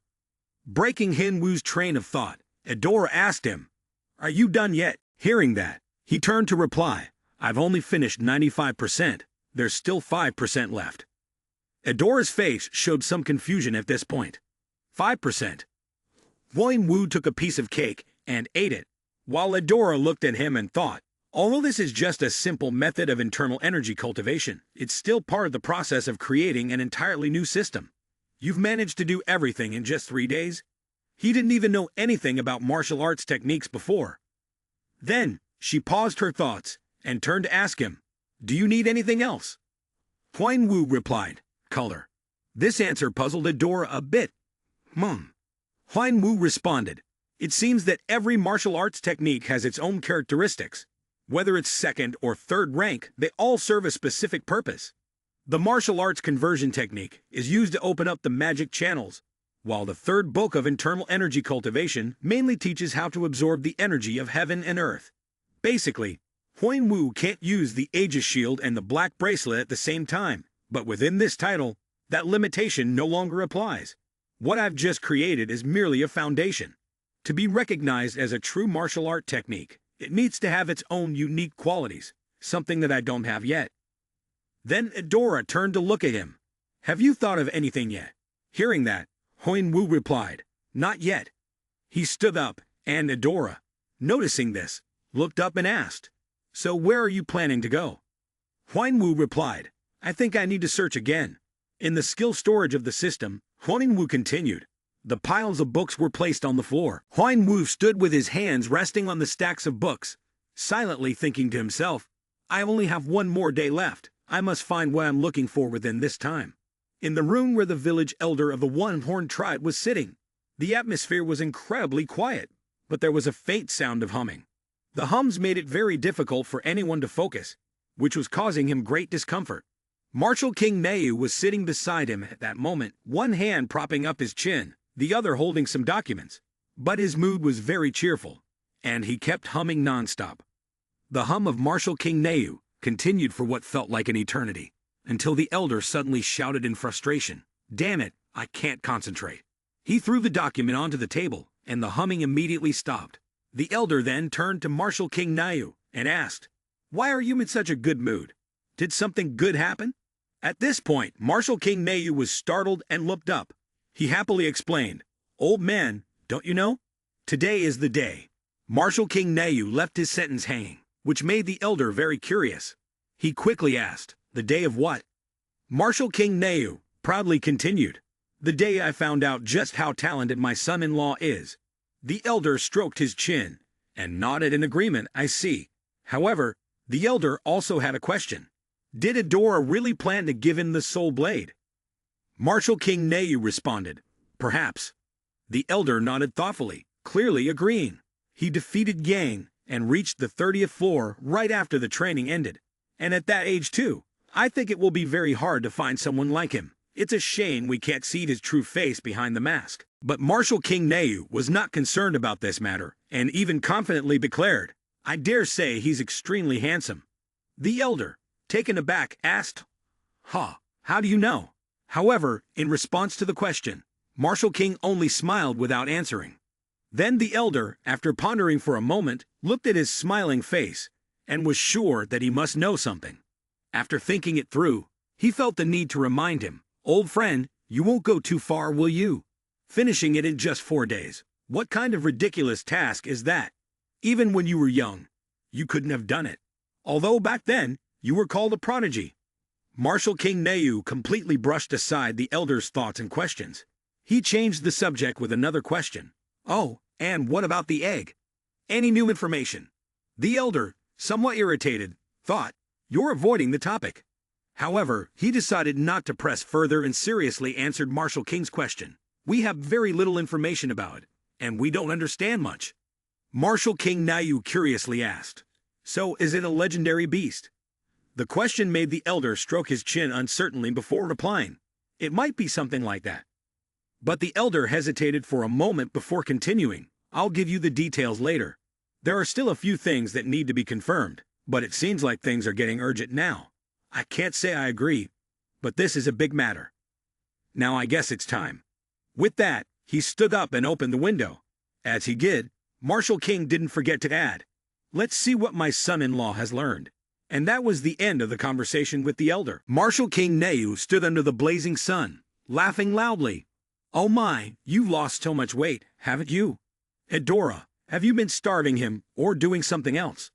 He rambled on, regardless of his daughter's discomfort from his teasing words. Martial King Neu secretly observed the main male lead and couldn't help but sigh inwardly. "Look at this guy. This kid is beyond what I imagined." Without wasting time, Huan Wu got straight to the point. "Should I show you here and now?"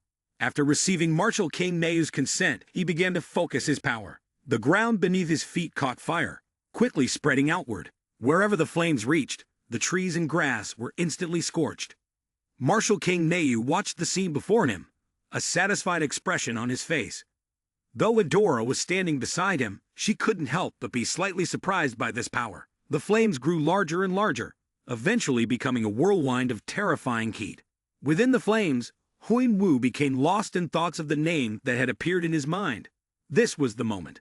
Behind Huan Wu, a pair of fiery black wings slowly sprouted. This was the person who controlled the angelic wings. Unconsciously, Huan Wu called out, "Chianek." He began to recall the celestial wings.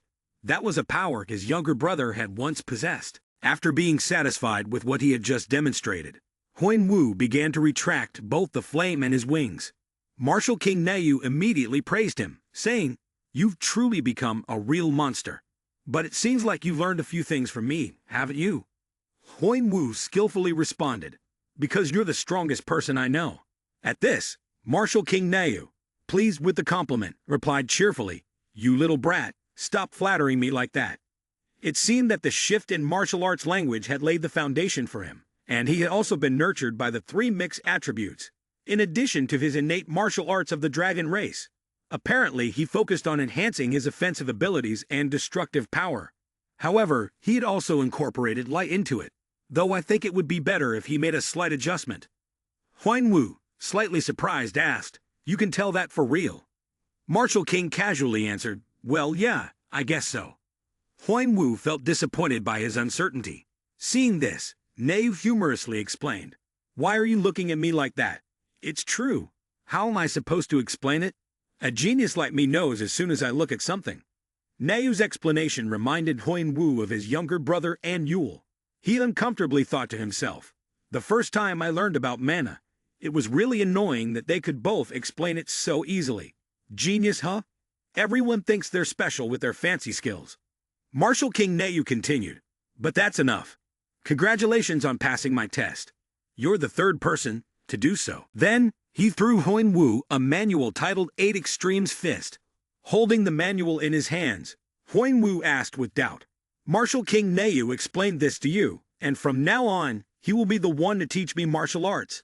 And what he intends to teach is the 8 Extremes Fist." He added further explanation. "As you know, we must engage in war. I want you to consider me as an assistant during the time I teach you. I will not teach the same thing twice. Do you understand?" Huan Wu nodded, thinking that if he could stay close to him, he might be able to witness him fight. And if he followed his orders and used his dragon's eye, long man, it would surely improve a lot. However, Huan Wu had one more question and turned to Martial King Neu to ask, I've inherited something called the Yin Sword. What is it? Martial King Nayu crossed his arms, looking somewhat thoughtful, and replied, I can only say we can only cross the bridge when we stand in front of it. Obviously, you can give it up if you wish. Is there anything else? Huan Wu asked again. You said I am the third person to pass the test, so who are the other two? Nayu did not expect him to ask this question, and he chuckled before answering. Really, you're that curious about them? You must have heard of one of them. He's quite famous, and that's the Sword God. Huan Wu was a bit surprised to hear Martial King Nayu confirm this. The reason for his surprise was that the Sword God was one of the 5 leaders of the A clan, and his swordsmanship was exceptional. People gossip that he is the best swordsman, the one who passed this challenge first. Since Lord Na still hasn't revealed the identity of the other person, Huan Wu asked again, and he replied, It's a secret. It's not that I don't want to tell you, but even if I did, you wouldn't be able to understand. Hearing Na's words, Huan Wu thought to himself, It seems like that person has a great swordsmanship skill, but prefers to keep it hidden. Even if he tried to pry more, he would gain nothing, so he quickly made his final request. That request was to witness the true power of Martial King, the one known as the King of Martial Arts. After observing Huan Wu's expression, Martial King Nayu stood still for a moment, unsure of what to say. After a while he sighed, then spoke. Being a teacher is not easy. What should I show you? Usually, I don't show others. But well, I'll demonstrate a little for you. Watch closely. With that, he spread his legs wide, beginning to focus energy into his feet. His entire body tensed like a spring ready to snap, muscles visibly rippling. He shifted his center of gravity downward, creating a solid stance, ready to strike. Before launching his move, Martial King Nayu explained, This is part of the 8 Extremes Fist, called the Breaking Meditation Force. At that moment, the muscles in his arm tightened, the veins bulging clearly under his skin. The fabric of his sleeve tore near his arm, and his teeth were clenched, exposing 2 sharp fangs, his aura overwhelmingly intimidating. Then, like a flash of lightning, Martial King Nayu charged at Huan Wu with immense pressure, launching his attack. At that speed, even though Huan Wu could see the incoming attack, his body was unable to react in time. By the time his body could respond, the burst of energy was already right in front of him. However, Martial King Nayu surely had no intention of assassinating his son-in-law. The attack merely grazed his hair without leaving any injury. Huan Wu was truly astonished and carefully analyzed the situation. The attack took place in an instant, but based on what he had just witnessed, could there be a monster still lying dormant inside Martial King? He looked at Nayu's sharp gaze and the killing intent emanating from him, breaking into a cold sweat, but he forgot to pay attention to where the attack that had just skimmed his face had gone. By the time he could sense it, deep cracks had appeared around the sun. A blinding light and scorching waves of heat radiated from behind him. Reflexively, he turned around to observe. Adora, in complete terror, covered her mouth, unable to speak, stuttering, "The sun. It's cracked in 2, she said, but the crack is starting to spread." Gradually, a massive black hole appeared in the sky. Around the mouth of the hole were remnants of shattered fragments. But then, the enormous crack in the sky began to shrink. The floating fragments slowly gathered back together. The darkness from the black hole began to fade, and the sunlight reappeared, with the sky returning to its familiar blue, as if the earlier surreal event had never occurred. Each event that unfolded left Huan Wu in disbelief as he thought, how could something like this even happen? A light sigh of relief echoed in his ears, causing him to anxiously turn his head. He only saw Martial King Nayu, who was massaging his arms and legs while saying, "My shoulders have become stiff from not using the strength for a long time. Anyway, you've seen it, right? We'll be leaving here tonight, so don't be late. Adora, give this kid some food. People will underestimate him when they see how thin he is," he said, then calmly left as if nothing had happened, leaving his daughter and son-in-law stunned. As he watched the back of Martial King Nayu, Huan Wu made a silent vow. One day, he would reach that level. But when he returned to his room, a painful groan echoed. Nayu cradled his agonizing arm and sighed. "Using that move almost killed me." The mysterious voice sounded once again. "Who told you to show off like that? You're just overdoing it. The elders are desperately searching for you. They're wondering if you're even in your right mind when other factions are about to complain to us." But Martial King Neu had his reasons. He couldn't let Huang Wu see his weakness. Moreover, he wanted Huang Wu to see him as a solid wall, and use him as a goal to train harder. But then, the voice retorted, what if you completely cut off his motivation? Of course, for Martial King Neu, if that were truly the case, there would be no reason to hold on to Huang Wu. The voice spoke again. Anyway, how is everything? Are you satisfied? You wouldn't have done it if that person didn't meet your standards, right? Hit right in the heart, Ne could only confess. I've been satisfied from the very beginning. I'm planning to make him work more than originally intended. That sword god took 30 days to complete the test, but he only took 4. Don't you think I need to be a better teacher to make it fair for him? And so, the night fell, a night that Martial King believed was a sign that a battle was approaching. From above, Martial King Neu shouted, pay attention and gather everyone together. He then began speaking. You're all feeling scared because I haven't been out for a long time, aren't you? Don't let fear make you wet your pants. I will definitely come to inspect. But who do that, got it? His words succeeded in making everyone laugh, easing the tense atmosphere on the battlefield. On the contrary, everyone was now motivated, and they comfortably teased Neu not to be defeated, or someone else would take his place. The people below continued to joke and laugh with each other, a wonderful scene to witness. We might get to see that guy get beaten to a pulp, but unlike them, Huang Wu could not shake off the weight of the atmosphere. Martial King Neu spoke again. If that happens, I'll make you all even more embarrassed by following you to hell and pinching each of your ears. Got it? The crowd, full of enthusiasm, turned toward Martial King Neu, and the cheer of good echoed everywhere. He then held up a piece of paper and shouted loudly, then let's begin. It's time for the final play. Afterward, he tore the paper in his hand. The people below also grabbed their pieces of paper and quickly tore them in half. Once the paper was torn, everyone was immediately transported away, leaving only Huang Wu standing there with the paper. He silently stared at the piece of paper. A red bird, like a small flame, flew gracefully in the air, emitting a cold light in the chill of the night, signaling the upcoming battle between the Red Dragon and Orang guilds on the 10th floor. Within the tower's world, in the vast field, a lone figure walked silently. It was Huang Wu, slowly making his way toward where Martial King Neu was sitting. When he reached Neu's back, Huang Wu asked, did you call for me? Neu looked at him, smiled and nodded, then stood up and said, that's right, I think I should teach you the 8 Extremes Fist before we head into the city of Kuram.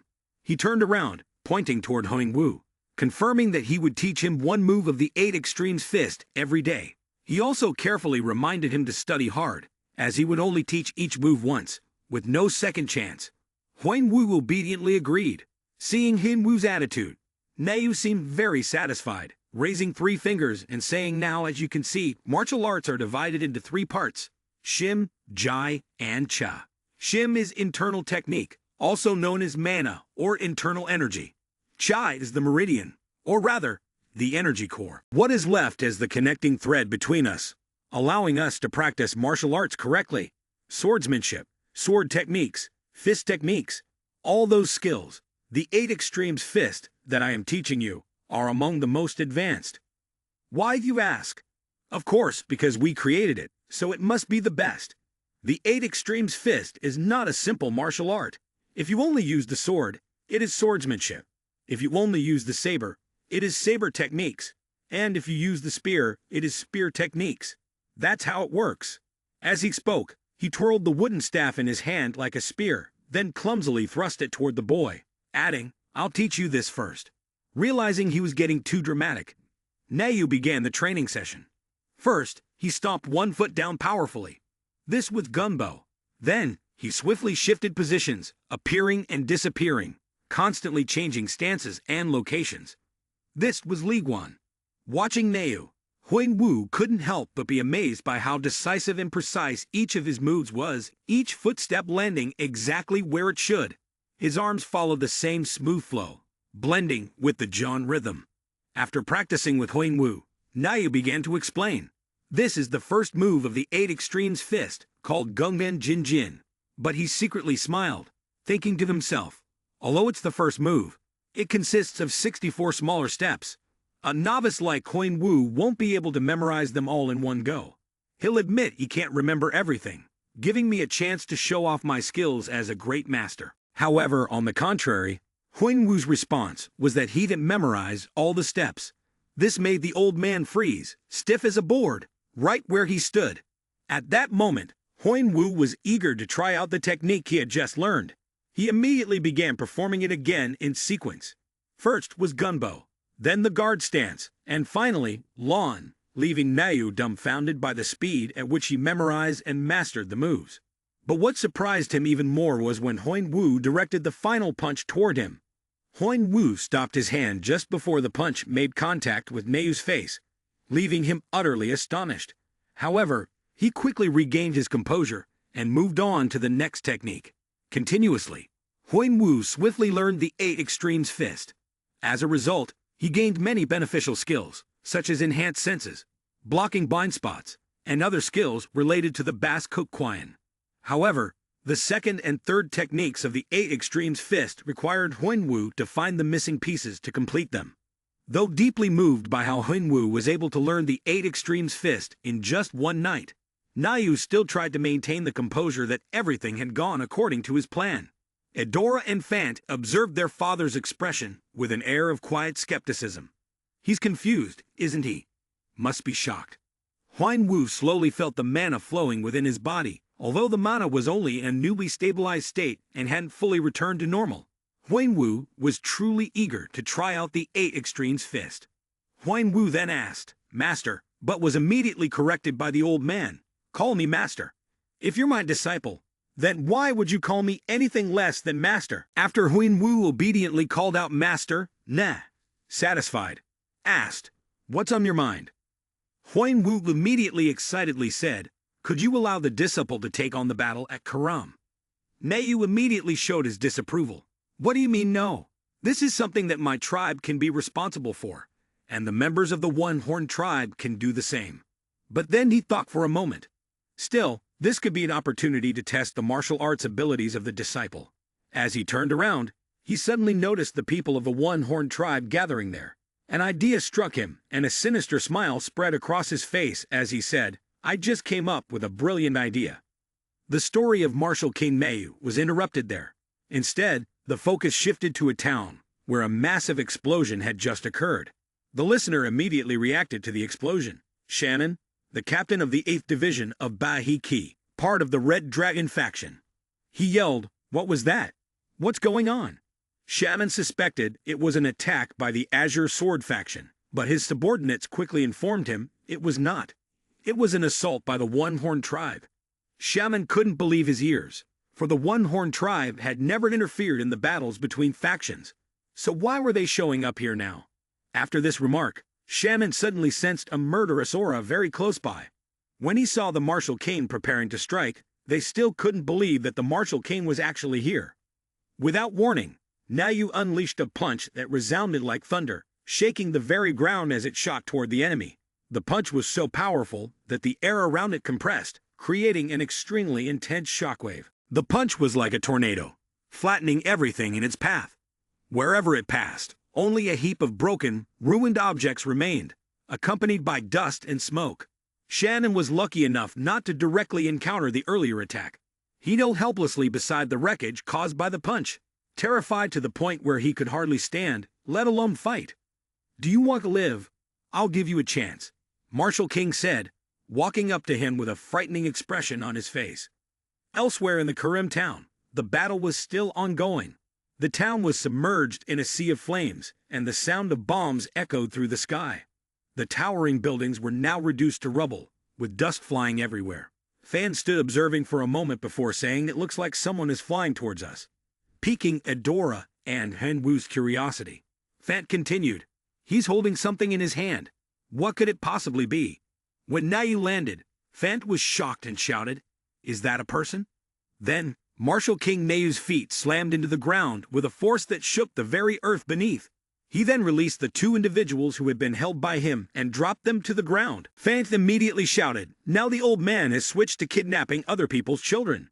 But the reason Nayu brought these 2 people here was so that Quang Wu could test his martial arts skills. He pointed at the 2 of them and said, "Go ahead." The 2 who were captured, not understanding what was happening, were immediately scolded by Nayu. I said you two fight with the guy over there, the one who beats him lives. It's that simple. Nayu slowly moved forward. Good, that's 5 people now. He stood there, feeling uneasy, thinking that he had asked for a chance to test himself, but never expected it would come in this way. The presence of the martial king had probably put pressure on the others, but in truth, they were all so strong that he had to question whether he could really fight on their level. Then he gave a confident smile, but that didn't mean he was going to refuse this request. He then spoke strongly. All right, let's go all in. This is the best chance for me to try my ultimate move, the 8 Extremes Fist, and control the mana of the heaven's wings. Knave spoke first. The rules are simple. We will decide the winner and loser through a one-on-one match. All you have to do is step forward, and based on the order of the teams, you can decide for yourselves. Then, the members of the team exchanged glances and nodded slightly, as if they had made up their minds about something. One person stepped forward. I will be your opponent. This will be Huinwu's opponent. He sized you up for a long time, seemingly famous on the first floor, but according to the general rules, you were still just a newcomer. Damn it, do I really have to fight a kid like this in a life-and-death match? Go ahead, this is the only thing I'm going to say to you. Huinwu quickly drew his weapons, 2 small daggers, and said nothing more. Finally, the martial king spoke, starting the battle. Behind you, wings sprouted from your back, and you shot forward, surprising your opponent. In the blink of an eye, you rushed at him and launched a deadly move. The opponent genuinely had no idea what was going on, cursing in his mind, completely confused by the situation. This person was fast. You had to quickly widen the distance. The sword and daggers clashed, producing a shocking noise. Then, a surprising turn of events occurred when you spun and flipped to one side. In the blink of an eye, you struck your opponent in front of you. The person took the hit and was sent flying backward, completely unable to counter. Arctic Fist and the control of the Heaven's Wing mana. When I first learned them, they weren't very effective. The skills didn't align well with the magical power. So I focused on merging Shim, Jai, and Che, and then used Guile's movements to send the blade forward. At that moment, the blade was unbelievably fast. That's when I realized everything had already come together, almost exactly as I had hoped. It was highly optimized, and in the blink of an eye, countless strikes were delivered. This time, I also incorporated the dragon's eyes. Your eyes began to glow. It had become something far more unpredictable than everything else. The dagger quickly thrust forward. The other person collapsed, blood spilling from their wound in agony. Neu stood by, smiling contentedly, as another person dropped to the ground, covered in blood. The brief cries echoed. The next one, the person beside him, assessed the situation ahead. There were already 4 of them, and he hadn't expected to have to fight. Nevertheless, his gaze towards you was serious, because it seemed Huinwu had reached his limit. You were also breathing heavily. Suddenly, a voice rang out, catching you by surprise. You should be careful with this one. No matter how well you can see everything, no matter how good your condition is, he's a tough opponent. The man in front of him was a high-level player, and at this moment, the opponent exuded a powerful aura of killing intent. A high-level player was a title given to the strongest players who had ascended the tower. In general, they were players who had climbed higher than the 5th floor from the very beginning. However, the 5th floor was not one to be underestimated. Once you passed the 49 floors, it became incredibly difficult to continue progressing, because the monsters there were extremely powerful. Even the strongest players had either given up or failed at this level. It was called the barrier zone. Players who almost defeated the 50th floor were known as challengers or high-level players. Gripping the dagger tightly in his hand, he thought that he would have to face the 8 tables himself to seek revenge. If that was the case, then he needed to defeat the high-level players and the 9 kings. Therefore, a battle with a high-level player was the best way to quickly break through his limits and grow stronger. At this point, he quickly leaped forward and began the fight. The opponent, while fighting, spoke up and asked, "Could I ask you for a favor?" This made even him feel a bit surprised. "Ha!" The opponent smiled and continued, "No matter what the outcome of this battle is, I want my soldiers to be saved." Thinking of this, Huinwu became even more confused. How could he not understand this? Afterward, the 2 of them quickly separated, and the other person continued. To be honest, I was so terrified on the way here that I couldn't think about my soldiers at all. I know we face each other as enemies, but you're not the kind of heartless person who would kill those who have surrendered, are you? Huang Wu felt that he truly couldn't understand this person anymore, because this bastard clearly had no intention of winning the battle. Anyone could see that he currently had the upper hand. He really didn't know where this change had happened, but it was obvious that he was preparing for his own death, which also meant that he had to prepare for his own death. If he failed, would he die? At this moment, a powerful surge of energy enveloped his body, and he quickly stepped back to gain momentum to jump forward. His wings activated once again, and the two of them collided once more. Was it because he was a high-level player? Completely different from the four from earlier. He stepped back once more. No matter how many times he attacked successfully, he still couldn't find a single opening. Is it truly impossible to find any weakness in you, who stands before me so perfectly? It was just that at this moment, he seemed to be swinging his sword in one direction, and the boy had spotted the opening. It was his left arm, quickly delivering a strike towards that spot. However, he was easily able to dodge it, which was completely beyond the boy's expectations. Damn it, you know this is going wrong now. On the other side, it seemed like the boy was just too inexperienced. The man raised his sword high, preparing to strike down. Huang Wu silently cursed, because now he had no time to dodge. He couldn't dodge. The thought flashed through his mind. He quickly charged towards Shannon. The man managed to evade the strike. He was preparing to counterattack. Shannon's strike hit Huang Wu squarely. He braced the blow with both hands. The thunderous sounds of battle echoed everywhere. Huang Wu was thrown back several meters. Huang Wu's father cried out in pain. Shannon's strike had landed directly in the center of his body. Huang Wu was sent flying, blood trickling from his mouth. Shannon's sharp sword was slowly lowered. On Huang Wu's side, at that moment, he had been thrown into the wall behind him, his body slowly collapsing onto the ground. What just happened? I'm sure I stabbed him. He thought in disbelief. But why is there something I missed?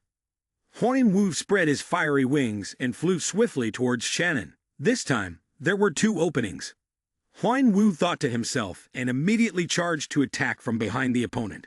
Hidden in his gaze was the figure of Shannon, tightly gripping his sword as he rushed towards him with an expression of utter confidence. That made him somewhat confused and astonished. Swish! Shannon's sword swung with a powerful strike directly toward Huang Wu. He cried out in pain. Gah! What's going on? He thought to himself, in disbelief, his body now drenched in blood. Suddenly, Huang Wu vanished. What had really happened? His mind was in chaos, both of them now standing face to face. Right now, his instincts were screaming at him, telling him that he had been deceived by what he was seeing, and in the end, he would fail. I understand now. Suddenly, Shannon spoke up, his tone somewhat disdainful towards him. You don't even know what the real point is, do you? The expression on his face was full of challenge, his gaze locked onto Huang Wu. Hearing those words, he was so stunned that his eyes widened in surprise at the critical point. Then, Shannon spoke up. But how could that be? A mistake like that is something only a rookie fighter would make. Well, it doesn't matter if you don't know how to strike at the vital point, then I'll be the one who survives this fight. As soon as he finished speaking, Shannon grabbed the sword in his hand and immediately rushed toward him with incredible speed. Huang Wu didn't even have time to prepare before Shannon appeared right in front of him. The sword in Shannon's hand swung fiercely toward him. Seeing this, Huang Wu thought in shock. So fast, completely different from before. Has everything he's done up until now just been a test? Huang Wu raised his hand to block Shannon's powerful attack. Shannon's sword suddenly swung upwards, catching Huang Wu, who was in a defensive stance, off guard. Whoosh! The sword swung directly toward him. If it continued, he would surely die. Is there any way to avoid this? No, there's no way to stop it. None. His eyes widened in astonishment. There was no way to mitigate the damage either. No solution. No matter how many alternatives he thought of, the result would still be the same. Death. Those thoughts briefly crossed his mind. Shannon's sword gradually made contact with Huang Wu's body. Suddenly, a notification from the system appeared. You have activated the skill of long-range vision. This made him blink in astonishment, his eyes wide open as the black clock continued to tick. The battle between the two was raging intensely. The clock had struck, and blood slowly dripped onto the ground. Huang Wu's legs remained motionless. What was unfolding before him left Shannon in shock. His sword had pierced through his opponent's body. "What's happening?" Shannon exclaimed. "I'm sure I hit you," Shannon said, his voice filled with confusion. At that moment, Huan Wu's gaze turned dangerous as he stared intently at the opponent before him. "You don't need to know," Huan Wu suddenly spoke. He gripped his sword and swiftly slashed at his opponent's neck, delivering a decisive strike. The sudden attack caught Shannon off guard. He was unable to defend in time and was struck, crying out in pain as he collapsed to the ground with a grunt. Even so, at least my soldiers will live." As he spoke, Shannon pressed his hand over the open wound, blood continuously pouring out. Upon hearing him, the man asked, "Are you not afraid of dying?" Shannon knelt down to the ground, pain evident as he answered, "Of course, I was trembling with fear before I came here. I wanted to live. But seeing that Marshal King cares about you, I realized I was a fool. Though it is humiliating, I am just a commander." As he spoke, blood continued to spill from Shannon's mouth. The words from his opponent surprised him, leaving him speechless, and Shannon's body collapsed onto the ground. Huan Wu's gaze was tinged with blood, and a thought suddenly crossed his mind. "Jung Wu, if someone like Shannon had been by your side, perhaps you wouldn't have met such a tragic end." His body was exhausted, and he fell to the ground. Seeing this, Edora and Fant immediately supported him. Edora anxiously cried out, "Oraboni!" Marshal King Nayu, witnessing this, spoke up. "Well done. That was quite a sight. You seem pretty good at fighting. What's the key to it?" Huan Wu, weary, asked. Hearing this, the Marshal King immediately replied, "That's not the case. I speak very differently from the fake gestures, but in theory, it's still the same. The only difference is in the ability or reality." Marshal King continued, "If I explain it like this, it should be easier to understand. When his sword nearly touched you, the sword had many possibilities, and among those, it could lead to several correct outcomes. Right?" Marshal King exclaimed, "So out of all those possibilities, which one would you choose?" Hearing his words, Huan Wu immediately replied, "Based on the situation." "Exactly. Everything depends on the situation. Through your instincts or thoughts, you'll decide to move within those possibilities. But the focal point combines one or more possibilities." As he spoke, Marshal King raised his hand to clarify and help him understand.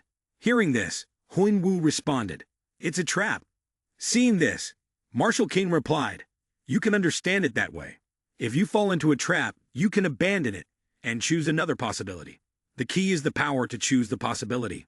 But that's only for players who have mastered mana. As for you, someone who's just started learning 8 Extremes Fist, well, it's going to take some time. Moreover, the focal point is not really perfect either. Once you reach a higher level and your sixth sense improves, it will be easier to recognize." As he spoke, Marshal King Nayu touched his mask and spoke in a gentle tone. Hearing those words in his mind, Huan Wu silently thought that achieving both the focal point and the sixth sense didn't seem easy. He clenched his hands tightly and silently told himself that he would have to improve his physical strength in order to attain them. The only thing he could probably do was to keep training.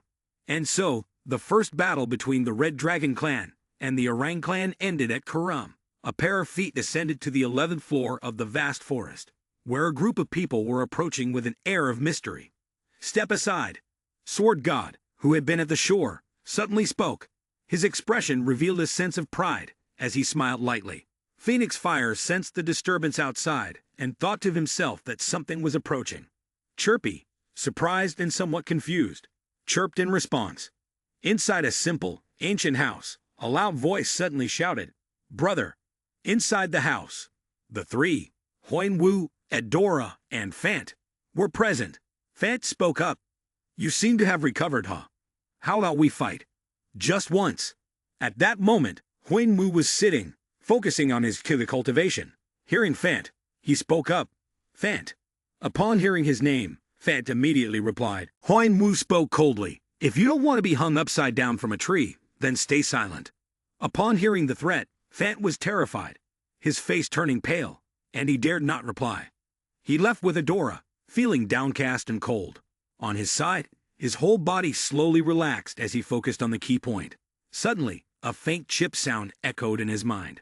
The image of Pine in fear appeared in his mind. Huan Wu snapped back to reality, his eyes widening in astonishment. At that moment, Fant and Adora had already stepped out of the house. Fant spoke up. "What do you think he's thinking right now? I bet it's nothing good." He then asked, "Wait, isn't Frank supposed to come today?" Hearing this, Adora responded, "Yeah, I heard they'll be here soon." Fant seemed slightly displeased and replied, "What's the point of him coming here? No one's going to greet him. You stay here and take care of him. Take the chance to pin him down, and I'll pretend I didn't see anything." Hearing Fant's words, Adora angrily shouted, "Do you want to die?" In response, he laughed and said, "Haha, I'm leaving now." Just like his father, she thought to herself. Suddenly, the door behind Adora slammed open, causing her to jump in shock. From the inside, Huan Wu quickly dashed out. Seeing this, Adora exclaimed in confusion, "Orobomi!" Huan Wu moved at incredible speed, running through the vast forests. As he moved, he thought to himself, I can feel Chirpy's fear. What has happened? His legs became faster and faster. At that moment, a notification from the system appeared. You have entered the territory of Phoenix. Huan Wu reached behind him, gripping his sword tightly, feeling anxious as he thought, I can't sense Phoenix's presence. Boom! He swung his weapon, striking the rock in front of him. Dust and debris flew everywhere. A large hole appeared in the stone from Huan Wu's strike. He moved inside, and suddenly noticed something. It was the gaze directed toward the source of the red light. Huan Wu moved closer to the source of the light, knelt down, and exclaimed, "Chirpy!" At that moment, Chirpy lay exhausted on the ground, tears of pain in the corners of his eyes, and exclaimed, "Chirpy!" Suddenly, a voice rang out in his head. "You are Phoenix Fire. Just as the rumors say, quite useful with pill refining. Who are you?" The voice of Phoenix Fire immediately rang out. "Who are you?" Upon hearing those words, he quietly realized this was Chirpy's memory. Phoenix Fire continuously shouted angrily, "It's been a long time since anyone has come here. But do you know the consequences of stepping foot here?" Sword God Saber replied, "I don't know." In Chirpy's memory, a man wearing a hooded cloak appeared. But this time the outcome would be different. As he spoke, the man drew a sword from his waist and pointed it straight at Phoenix Fire. Seeing his image, Huan Wu thought to himself, Martial King Saber *. Among the 8 factions of Azure Sword, they had the fewest members but the most power. Yet there was still a reason they were considered strong. That's because there were 5 famous Martial Kings among them. Martial Kings were incredibly strong, each of them ranked among the top. And the person here was one of them, he thought to himself. The image of Martial King Saber swinging his sword, leaping into the air, and heading toward Phoenix Fire appeared in his mind. Phoenix Fire let out a pained cry, and Phoenix Fire was dead. As he silently thought to himself, his hands gently lifted Chirpy and placed him inside, his face marked with deep resentment. Looking at the crying Chirpy, he thought to himself, the one-horned tribe must have formed an alliance with Azure Sword. I won't be able to take Chirpy with me. Perhaps I will have to leave the tribe *. Just as he finished thinking, a stream of radiant, multicolored light suddenly appeared right next to where Huan Wu was standing. The voice of Phoenix Fire echoed from within that light. "It seems that you have found the youngest one safely. How fortunate." Upon hearing these words, he spoke up, "Phoenix." But before he could let the other party finish, Phoenix Fire responded, "Don't be too angry because I am dead. Although I have died, through the flame, I can be reborn. Right now, I may not be present here, but I will be revived once again." Listening to her words, Huan Wu thought to himself that Phoenix Fire was likely speaking to him as a lingering soul. Death is death, and even if she is resurrected, she will be reborn in another body. Upon further reflection, she was probably worried that he would make the wrong decision in the end. Therefore, she entrusted him with taking care of the youngest one until her return, as a special favor. Of course, this was not everything.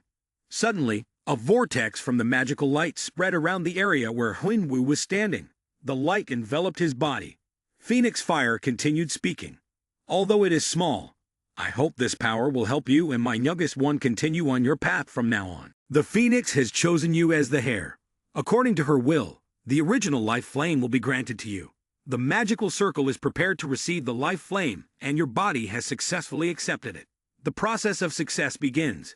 As the system announcement echoed, a powerful surge of energy immediately entered Huan Wu's body. He felt the source of this power.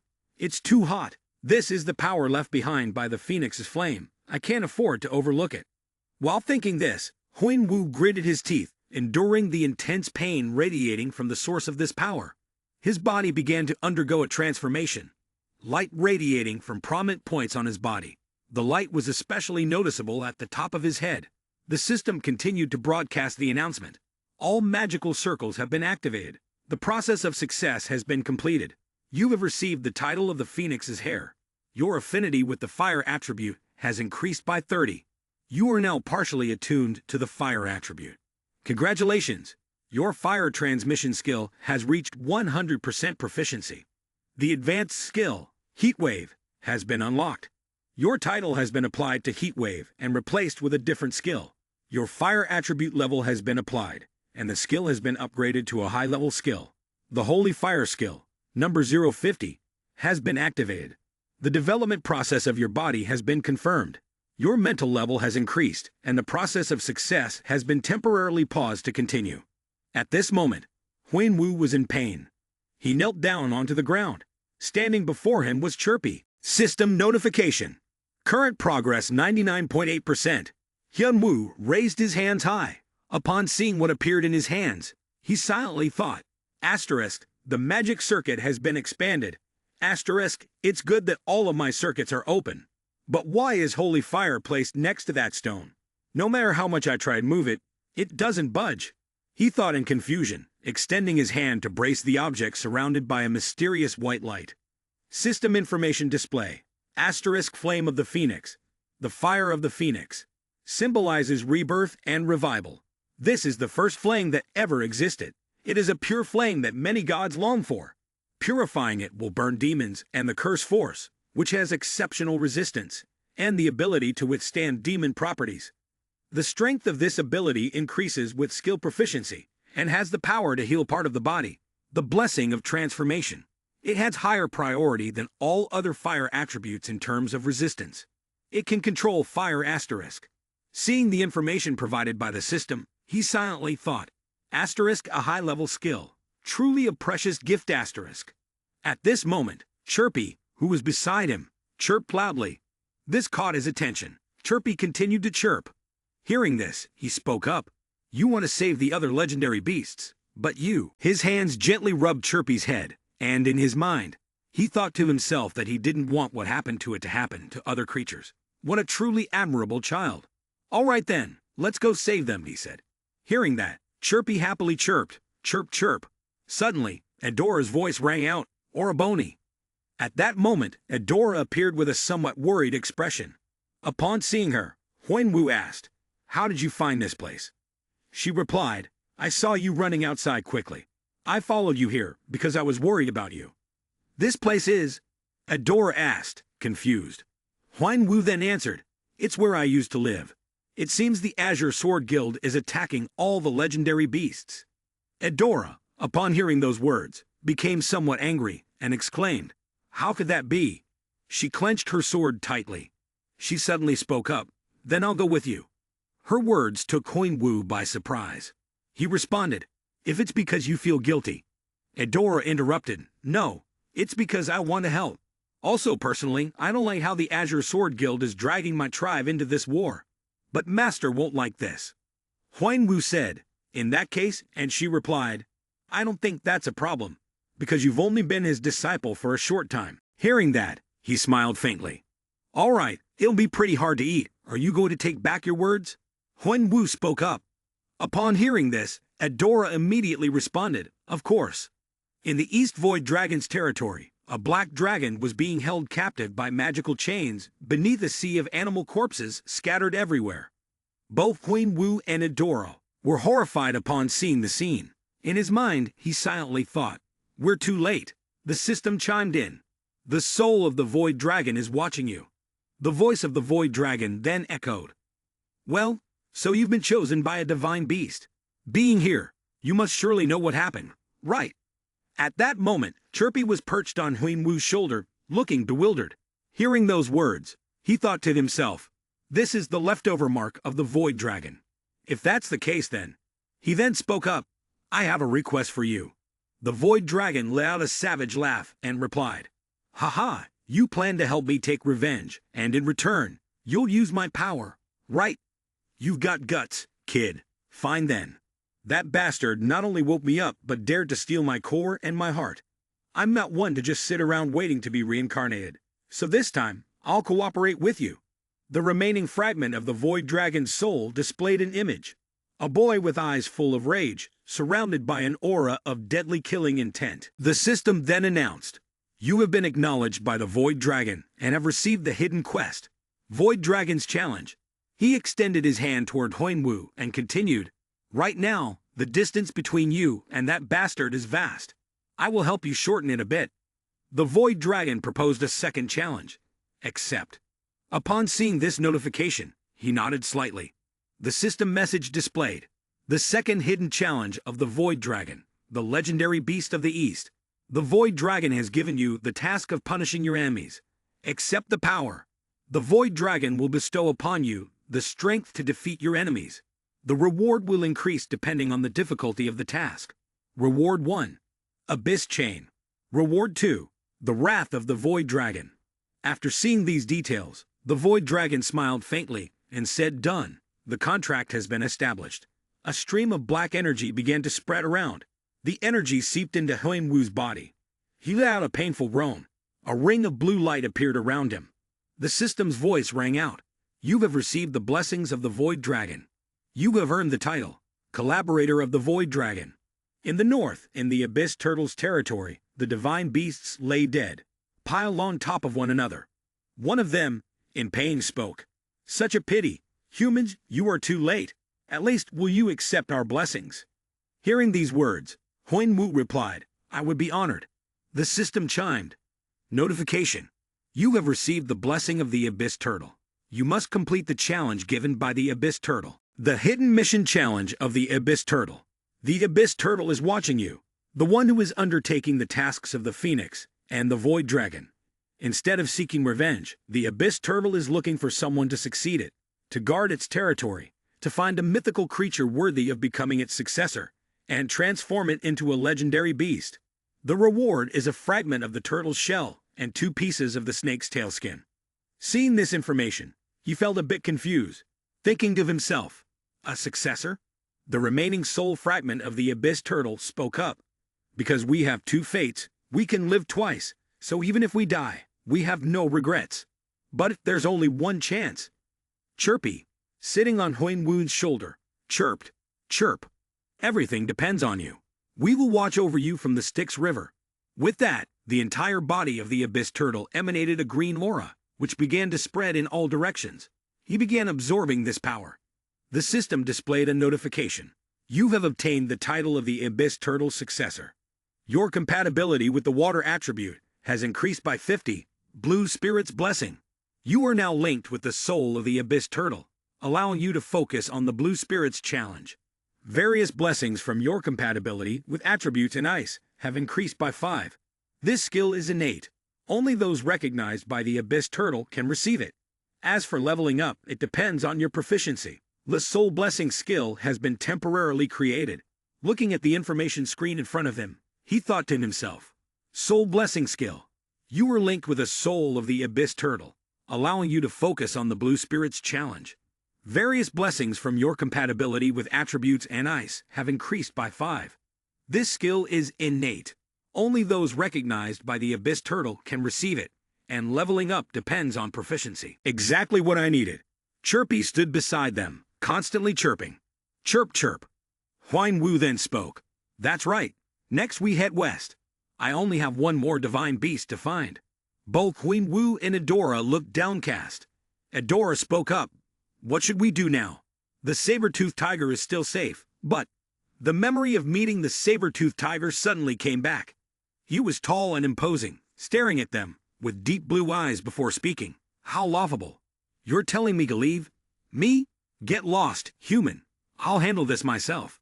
Hearing this, Huinwu hesitated and replied. But the saber-toothed tiger bared his sharp fangs and said, Why don't you hand over the child on your shoulder? The divine beasts can help each other, after all. Recalling those memories, Adora cursed angrily. That damn brute. Sitting from afar, Huinwu responded. Even if it's risky, he won't back down because of his own pride. Adora said, "Can you say that for sure?" Hearing what she just said, he responded, "What do you mean by that?" Adora continued, "I think instead of staying here any longer, we should leave. The saber-toothed tiger is different from the other three divine beasts. He rejected our help. Haven't we already tried everything we could?" Hearing that, he replied, "I think so too. We are heading back to the Azure Sword faction," Adora said. Upon hearing those words, Huinwu immediately responded, "No, because of Chirpy, I can't go back there. I'll head to the Red Dragon faction after I retrieve my egg." Adora, worried, exclaimed, "Oraboni." Boom! The sound of an explosion echoed through the air as a sudden blast went off. A heavy downpour followed immediately. Seeing the situation before her, she spoke, "It's beginning now. Watch closely. That person is the one I'll have to face in the future." Hearing him say that, Chirpy responded with a few chirp-chirp sounds. Sharing the view, Huinwu tightly shut his eyes. In front of him appeared the image of the battle between the saber-toothed tiger and the divine sword saber. The latter swung his sword diagonally at the saber-toothed tiger, blood continuously pouring out. Seeing that image in his mind, he thought to himself, "That's the very sword that Martial Sword Saber has been collecting all this time." The saber-toothed tiger angrily shouted, "How dare you? How dare you?" Huinwu thought to himself, "He's playing a cat-and-mouse game with him. Is Martial God Saber always this powerful? Given his madness, perhaps he's wielding some sort of magical weapon, or even using dark magic." Swish! A slash from Martial God Saber, headed straight for the face of the saber-toothed tiger. The saber-toothed tiger fell to the ground. Seeing what was happening, Huinwu thought to himself, "The opportunity is here. I knew it. After the battle, he will leave." Huinwu walked toward where the saber-toothed tiger was lying. "Are you here to mock me, human?" The saber-toothed tiger weakly spoke. Hearing that, he replied, "This is all your decision. Why should I do such a thing?" The saber-toothed tiger transformed into a beastman form, angrily saying, "So what? If you're expecting me to give you something, like those fools do, then dream on. There's nothing for a useless being like you." Hearing those words, Huinwu chuckled softly and spoke, "Who said I would accept your request?" "What?" The saber-toothed tiger's words were interrupted as Huinwu spoke, swallowing, and the stream of black energy appeared. The system displayed a notification. "You have used Bathory's vampiric dagger, gaining strength and mental energy." The saber-toothed tiger was engulfed by the black energy, and he screamed in pain, "Ah! What is this? Stop right now." The system displayed, "Your development process has been verified. The success progress has temporarily paused. Will continue at 99.8%. The saber-toothed tiger screamed in agony, "How? How can humans?" He dissolved into the air, and the success progress ended. Current progress 99%. Huinwu stood still, as the system continuously displayed notifications. "You have earned the title of Conqueror of the Saber-Toothed Tiger. You have successfully collected the legacy of 4 of the legendary beasts. The titles of Successor of the Phoenix, Partner of the Void Dragon, Replacement of the Abyss Turtle, and Conqueror of the Saber-Toothed Tiger are being combined. You have earned a new title, Successor of the 4 of the legendary beasts. The Successor of the 4 of the legendary beasts is a title awarded to players recognized by all the divine beasts on the 11th floor. Those who obtain this title will receive blessings from the divine beasts, which will enhance their endurance for all attributes by approximately 100%. The ability to control mystical creatures, such as the mythical divine beasts, is greatly increased. With the divine beast's blessing, your innate powers are activated, and you successfully absorb the soul of the saber-toothed tiger." Upon seeing this information, he thought to himself, "I think it's because Bathory's vampiric dagger harms the soul, so he was killed by that guy earlier, and now I killed him again. Seems worth testing." A black aura appeared around his hand. A white gem appeared in his palm. Chirpy gently touched the gem, carefully peeling away the outer layers to retrieve a round core from within. A beam of light shone forth, and the system announced, "The young phoenix has grown thanks to absorbing the soul. This affected its appearance, and the dark energy had an impact on some of its demonic powers. At this moment, Chirpy transformed into a large phoenix. Its wings stretched wide. Chirpy flew and landed on his shoulder. All the trials had been completed. What's going on? Don't tell me that since Chirpy is also a beast, it counts as me succeeding, right? He asked. Chirpy then spoke. Thank you, Master. I should be the one thanking you, he replied.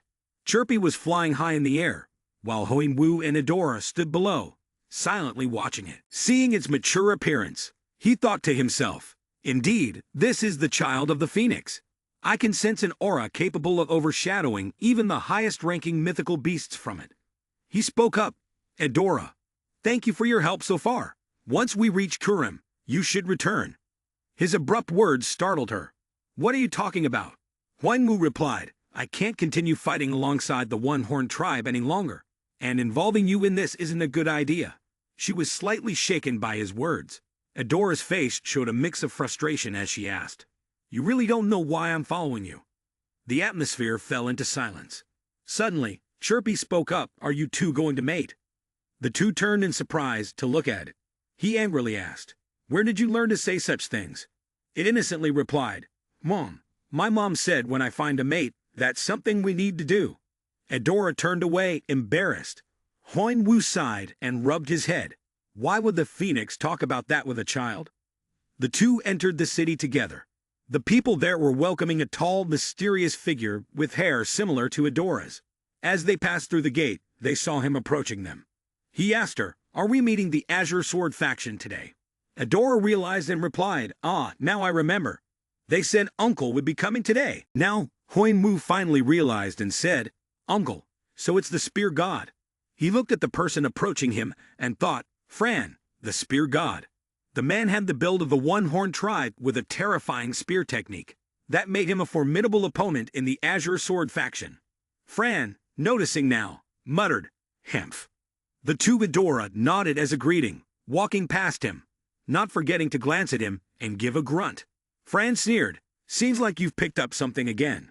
In the room, Nayu asked Cha Hoenwu, Mom, something happened, didn't it? He somewhat guessed. I knew he would notice. He jokingly asked, What's with that serious face? Are you about to meet your ancestors or something? Hoenwu didn't know how to respond. The disciple is here to apologize to the master. Nayu, hearing Hoenwu's words, asked curiously, Apologize? What trouble have you caused this time? The disciple wants to leave the one-horned tribe. Each word he uttered made the old man freeze. Then, he laughed. He became furious, his aura flaring. So you've got what you needed. And now you plan to leave while the tribe is in danger. Is that it? Hoenwu denied, saying it's not like that. The old man frowned and asked, Then why? The atmosphere around him became tense. Continuing to hide the truth wasn't a good idea. After some thought, he explained the situation. The disciple has a problem with the Azure Sword faction. After hearing the reason, the old man sighed. Those bastards, so they're causing trouble everywhere again. Nayu picked up his cigarette, so angry that he cursed. Damn it! Then, he threw the cigarette straight at the man's head. He grumbled, You really are a fool. The man held his head in pain and exclaimed, What do you think the teacher-student relationship is like? Nayu's question left him stunned, only able to respond with a yes, without giving an answer. He spoke seriously, Although it's only been a few days, I have taught you with all my ability and sincerity. He continued in one long breath. But I think that doesn't mean anything to you. If you were in a situation like that, wouldn't you have rushed back to report to your esteemed master? At that point, I would have helped you, or scolded you, or something. But you decided not to be a guest anymore. Knave sat and lectured on philosophy. You, ungrateful disciple, the relationship between teacher and student is of course not like that of a parent and child, because that is a relationship ordained by heaven. But the relationship between teacher and student is something humans create for themselves, and if that relationship is something we decide, it must have a deep bond for it to work. So I asked, what am I to you? Hoenwu, after hearing this, froze.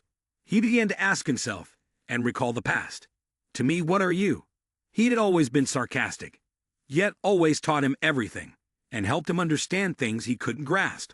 He blamed himself, realizing that he had often been cautious and suspicious of the man, just like those bastards who had harmed his younger brother. In the end, Hoenwu gave his answer.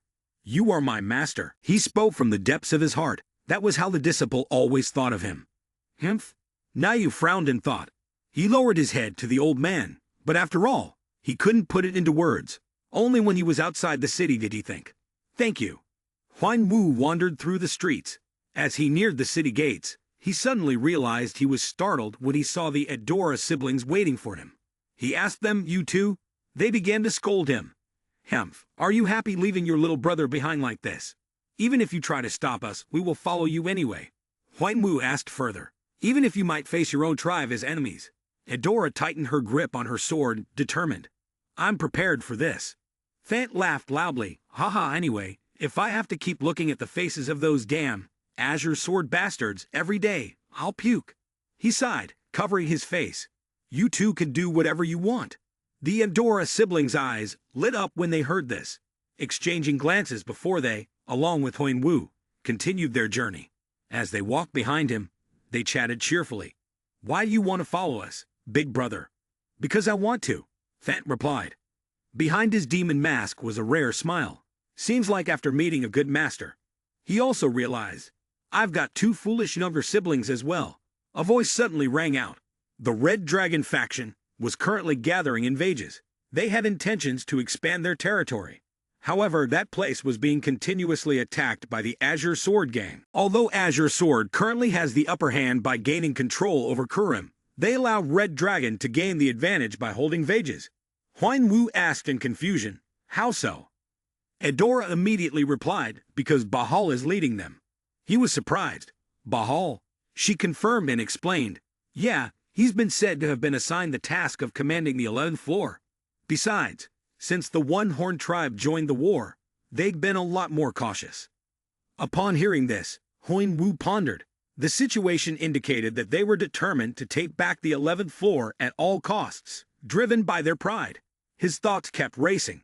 Not only that, Azure Sword also had Martial King, Divine Sword, and Divine Spear, so Red Dragon definitely wouldn't just sit back and take it. With this thought, Huan Wu's expression hardened, his eyes shining fiercely, and an aura of murderous intent seemed to emanate from him. It would be good if Leont showed up too. Seeing the sudden shift in the atmosphere around him, Fant glanced at him, startled, his body stiffening. He then crossed his arms and instinctively moved back, widening the distance while saying, By the way, how do you plan to join Red Dragon? Just thinking about you is enough to make them go crazy with anger. Huan Wu immediately retorted, Speaking of danger, isn't it worse for you too? Adora, holding her sword tightly, responded, You can say that, but they won't hold it against us, because people from the One-Horned tribe tend to leave their clan. He replied, So if you encounter. She cut him off. It's fine. As long as we don't confront them directly, we'll be safe. Fant also chimed in. They might even be scared to run into us. Besides, they don't even know that our father is the Martial King. They wouldn't dare make a move. He asked further, So do you have any plans now? He replied calmly, Isn't what you just said the answer already? His response surprised Fant a bit. What? Huan Wu explained. Bahal wants me. After saying that, he thought to himself, from their perspective, no one would want to overlook someone who has faced off against a semi-ranker like me. Not to mention, they had arrived in Vages.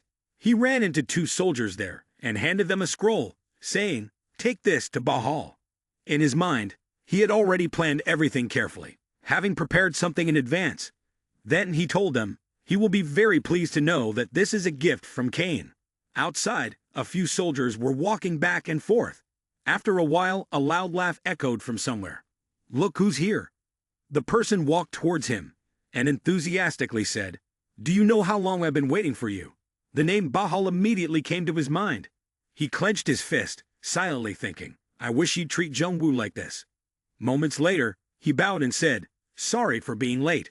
I wanted to arrive sooner, but the circumstances didn't allow it.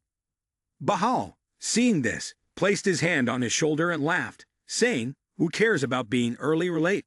The important thing is that we've finally met, right? The soldiers around them quietly murmured, That's the hoarder. Isn't he a rookie? When did he and Bahal get so close? Huan Wu glanced around, seemingly realizing the intention behind his actions. Perhaps this was what he aimed to exploit. He was using his name as a stepping stone to elevate his position within the Red Dragon. Bahal moved closer to where the two brothers, Fant, were chatting. "Is the son of the Martial King here?" The young man quickly responded. "My father and I haven't spoken for a while." "Is that so?" Bahal spread his arms wide, full of enthusiasm. "Then we're more than happy to welcome both of you." Bahal then spoke again. "Well, what are you waiting for? Come on in. We're in the middle of a meeting, and there are a lot of people we'd like to introduce you to." A moment later, Bahal raised his hand and introduced them to the crowd in front of them. "This is the Hoarder and a member of the family from the One-Horned Tribe," he emphasized. "I'm sure anyone interested in the lower levels has heard of them, right?" A thought flashed through his mind as he noticed the fierce and disdainful glares coming from the opposing side. Those from Artia were considered traitors and were not welcomed by other families. Bahal, too, was a creation of Queen Wu's father. Among the crowd, he recognized someone special. 81 eyes. According to legend, a single dragon's eye had dozens of compound eyes, and 81 individuals holding high positions would succeed from the Summer Queen. A few familiar faces seemed to appear here. After a quick glance around, he was startled when he saw the person standing before him. It was a girl with green hair, emanating a golden aura around her body. She was smiling at Huinwu. Fant saw him silent like that and asked, "What's wrong, brother?" He hummed for a moment before replying, "It's nothing." Suddenly, Bahal spoke up, and everyone seemed to ignore it. He slammed the map onto the table, then looked up and spoke directly, "But remember this." The people in front noticed something strange about him and asked, "What is it?" He darkened his expression, his red pupils glowing brightly, and spoke in a serious tone, "The location where Azure Sword is stationed." Upon hearing this, everyone became alarmed, especially the captain of the Gafron squad. He stood up suddenly and shouted, "Is that true?" Bahal responded calmly, "Would you like to take a look here?" The captain took the map in his hand and examined it closely. Then he looked up at Bahal and asked, "Who brought this here?" Without hesitation, Bahal raised his hand and placed it on Cha Huinwu's shoulder, introducing, "These friends brought it." Raul, the captain of the Wolf Squad, expressed doubt. "I think this needs to be checked first. What if this is a trap from Azure Sword?" Bahal then asked him, "If that's the case, why don't you check it at Red Wolf?" The captain paused for a moment, then nodded. Bahal added, "If that's the case, then this will be something that can help us change the situation." At this point, the people in front showed a slight change in expression, listening to Bahal's words. "If no one objects, I would like to assign them a mission, along with a reasonable reward for them." His face turned cold, a calculating smile appearing on his lips. Bahal spoke, "If no one has any objections, I will take it, Kane." Huinwu replied, "Yes, sir." He turned his back to face him and said, "I want you to take charge of the second team in the Foreign Legion." In his mind, he thought, "It's a large legion with 3,000 different mercenaries.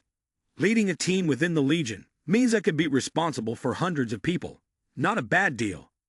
Huinwu began to consider his next move. "I'll stay here and climb the tower in my own way. Even if he's the warrior god Saber Lampahan, I won't back down from victory when it's within my grasp." He then immediately replied, "I will do my best, sir." A heavily armored foot kicked the wooden door in front of him. He entered and addressed the soldiers sitting before him. "Allow me to introduce. This is Kane, the new captain, and the new members, Fant and Nidora. Amber, captain of the White Draconin, frowned and said, "Welcome them in your own way." With that, he turned and left, not forgetting to warn Sha Huinwu, "I don't trust any of you. Don't let me catch you doing anything foolish." As Amber, captain of the White Draconin, left, the soldiers across from Huinwu began whispering in confusion. "Captain, aren't they from a One-Horned Tribe? The One-Horned Tribe is allied with Azura, right?" One of them recognized him and immediately spoke up, "Isn't this mask the one worn by that hoarder?" They were all visibly surprised. "What? A hoarder?" "You're right, the members of the One-Horned Tribe do look like brothers." Fant stood behind, his hands behind his head, smugly saying, "Looks like your name is getting more famous without us around." Some of them seemed displeased, their faces filled with anger. One of them stood up, moved forward, and said, "Hey, Captain." The soldiers behind him followed suit, their eyes cold, radiating a murderous aura as they spoke in a low voice. "We have something to discuss with you." Huan Wu asked. What do you want to ask me? He replied, it's not difficult to answer. Just consider this an introduction, because someone took all the hidden items on the 11th floor, causing us to suffer significant losses. The man proudly continued, and the captain here happens to look exactly like the bastard we've been looking for. You see, he still owes us. Huan Wu said, how troublesome. Fant, get rid of them. Fant, hearing that, was displeased. Tech, why do you always make me do your dirty work? Huan Wu coldly turned to him. Or do you want me to do it myself? Fant sighed helplessly. Your personality. He then turned to the soldiers, already bored. With that, Fant clenched his fists and dashed toward them. One of the soldiers was punched and sent flying backward. His teammate called out, Kyok. He then charged towards Fant, throwing a punch while shouting, you bastard. Fant, having already used his technique, effortlessly blocked the punch with just one hand. The other man screamed in pain as his hand was drenched in blood. Fant didn't stop there. He continued and landed a powerful punch on him. A loud explosion of sound echoed, and dust flew everywhere. The people around witnessing this quickly stepped back in fear. The leader of the group shouted, what are you idiots doing? You fools, all of you, charge together. Don't attack one by one. He then rushed in with a group, shouting, take this. Fant, excited by the chaos, thought, the more the merrier, and without hesitation, charged straight at him. His fist, filled with power, struck swiftly. The man was sent flying to the side. My hand, my leg. Ugh! Chirpy, witnessing this, gleamed with excitement, as if it was the first time seeing a fight. Master, I can't stand that guy. Suddenly, a soldier with a sword lunged at Huan Wu, shouting, die. Seeing his master in danger, Chirpy, furious, shouted, get lost. Then, using its strength, it taught the soldier a lesson. Once done, it flew back towards Huan Wu, still fuming. Fant, having finished the fight, sat down and grumbled, damn it, I thought it would be a real fight. But it's so boring that my hands are covered in dust. One man was still trying to rise. Fant, seeing this, pointed and said, what's this? You're still getting up. Why don't you stay down on the ground? Adora sighed helplessly. Shouldn't he have raised his hand when fighting them? Now that we've beaten them to this point, what are we supposed to do? Suddenly, Huan Wu used holy fire. The soldier's wounds healed instantly. One of them exclaimed, the wounds are healed already. What's going on? Fant said in astonishment. What? When did you learn that, huh? Huan Wu replied, it's been a while. Fant said, oh. Huan Wu spoke again. Break a few more of their bones, and don't let a single one escape. Fant, upon hearing this, stood there gaping, while the soldiers behind them looked on in fear. The whole group knelt and begged for mercy, thinking to themselves, a demon, he must be a demon. He's probably even worse than a demon. Heal their wounds, and then continue beating them. Heal and then beat again. Truly heartless. Who would do something so wicked? Huan Wu spoke again. I'll say this once. What I need is a loyal hunting dog, not a dog that bites its master. This will be your last chance. Fant, standing beside them, chuckled with amusement and echoed, yeah, that's right, behave yourselves. Huan Wu turned to Fant and said, you handle the rest. Fant turned around, surprised. Huh. Huan Wu replied, train them. It will be useful for us in the future. Fant screamed in despair. Even outside the tribe, I have to deal with this annoying task. If you don't want to, go home. Fant stood there, dejected, then suddenly spun around to look at the soldiers behind him, his body covered in hidden weapons like a ghost. The group was startled. Fant ground his teeth, his eyes flashing with deadly intent. The group trembled in fear, sensing something ominous. Indeed, a person who had been hurt now sought to hurt others. Fant shouted, you're all as good as dead. Scene change. A girl with green hair was toying with the lock of her hair. She spoke, seems like you found yourself a good treasure. Bahal replied, thank you, my lord. He had brought such valuable information. How endearing. Bahal added, it seems you're interested in him. She said, of course. He's the third disciple of that eccentric man. How could that not be interesting? Make sure to control him well, because it seems like he's planning something. There's drama about to unfold. Bahal responded, I'll keep an eye on him. She then asked, and Leont, any news? He's still stuck outside. The divine sword is protecting him, so it'll take some time. Bahal replied, "We are taking every measure to track his location. As soon as our target makes a move, I'll report to you immediately." The green-haired girl said, "How troublesome. He's clearly researching that stone, right?" Bahal said, "That may be true, but I assure you, he won't touch the stone until it's complete. That's why I've left a few bait." She asked, "Bait?" Bahal leaned in close and whispered. After hearing it, she smiled. "How adorable. I think that's a good idea." Bahal bowed respectfully. "Thank you for the compliment, my lord." She leaned back in her chair, her expression sour as she thought to herself, "Damn it, the wings of heaven. If it weren't for that bastard, I wouldn't have fallen to this lowly level. But it won't be for long." She then stood up, left, and ordered Bahal, "Hurry up and find that stone for me, because I need it to restore the dragon heart." Scene transition. The spear god, Fant, rushed in, slamming the door open and shouting, "Brother, what's going on?" At that moment, military strategist and Marshal King Neu were sitting together, discussing something. Upon seeing Fant, military strategist spoke up, "The spear god, that's exactly what I wanted to ask. What's going on? Although you two are brothers, this is an official meeting. Please behave accordingly." When Marshal King heard military strategist refer to him that way, he thought to himself, "The spear god now sees me as a stranger. No, I'm the one who proposed committing the tribe to this cooperation. I can't lose my composure now." He took a deep breath, regaining his calm. Fran spoke up, "I apologize for interrupting the meeting, but I have a question for you, Marshal King. Edora, Fant, and the one hoarding, are they acting strangely? Do you know anything about it?" Marshal King replied indifferently, "Of course, if I didn't know what my disciples and those children were planning, would this position of Marshal King just be for display?" Fran replied, "Then how can you sit here so calmly?" "Because I like it," Marshal King responded. Fran, feeling enraged by the Marshal King's indifference, clenched his fists. Marshal King continued, "It's unfortunate that the Azure Sword faction was affected, but our tribe does not interfere with the choices of individuals. They are responsible for their own actions, not the tribe. You should know better, shouldn't you?" Hearing this, Fran fell silent, understanding the implication in Marshal King's words. He thought to himself, not only referring to this incident but also reminding him of the time he left the tribe. "So does that mean if we face those kids in battle, I can fight back?" Marshal King answered, "As I said, each person is responsible for their own actions, and I have no right to interfere. I hope you will keep your word."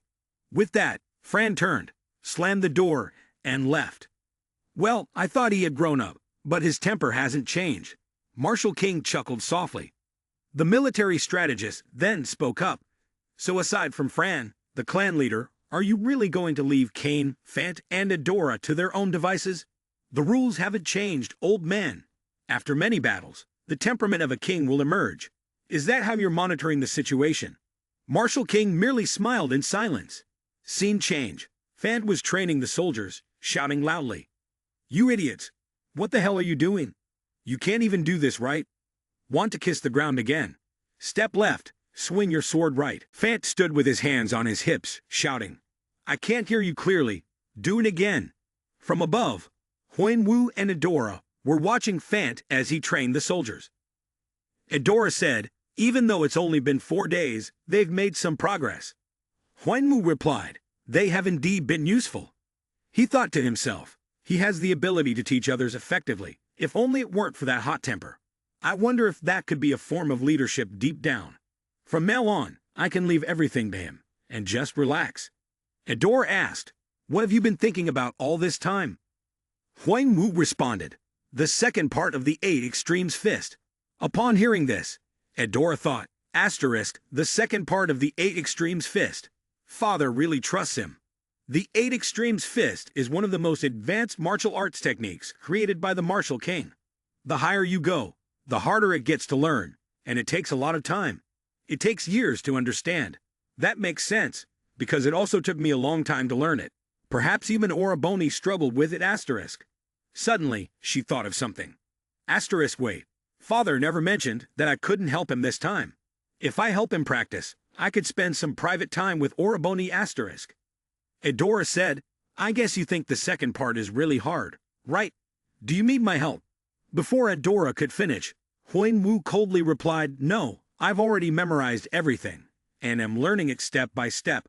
I'm just checking to make sure I haven't missed anything, or skipped a step. The words struck Adora like a bucket of cold water. Hyun Woo thought to himself, if I use it with the magic circle, it's going to be quite complicated. 8 Extremes Fist is very powerful, but since I want to use it with my magic circle, I'll need to make some adjustments to synchronize them. At that moment, the system notification appeared. The gods and demons on the 98th floor are keenly observing you. Hermes is watching you with pride. Seeing this, Hyun Woo thought, Hermes, he didn't pay much attention at first, but now this is becoming troublesome. Suddenly, Bahal's voice came. Oh, you seem to be doing well. It's a relief to see you making an effort to strengthen yourself. I heard you've tamed the mercenaries, and it turns out that's true. Hyun Woo replied, thank you. Bahal said, no need for thanks. So what's up? Do you think you're ready to join us now? Hyun Woo answered, we can move any time. But before that, there's something I need to say.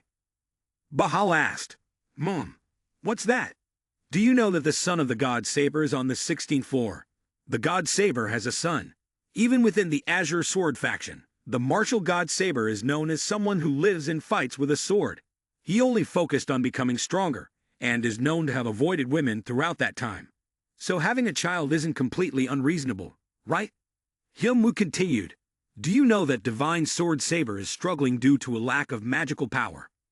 Bahal thought to himself, only the higher-ups would know about this. Yes, that's true.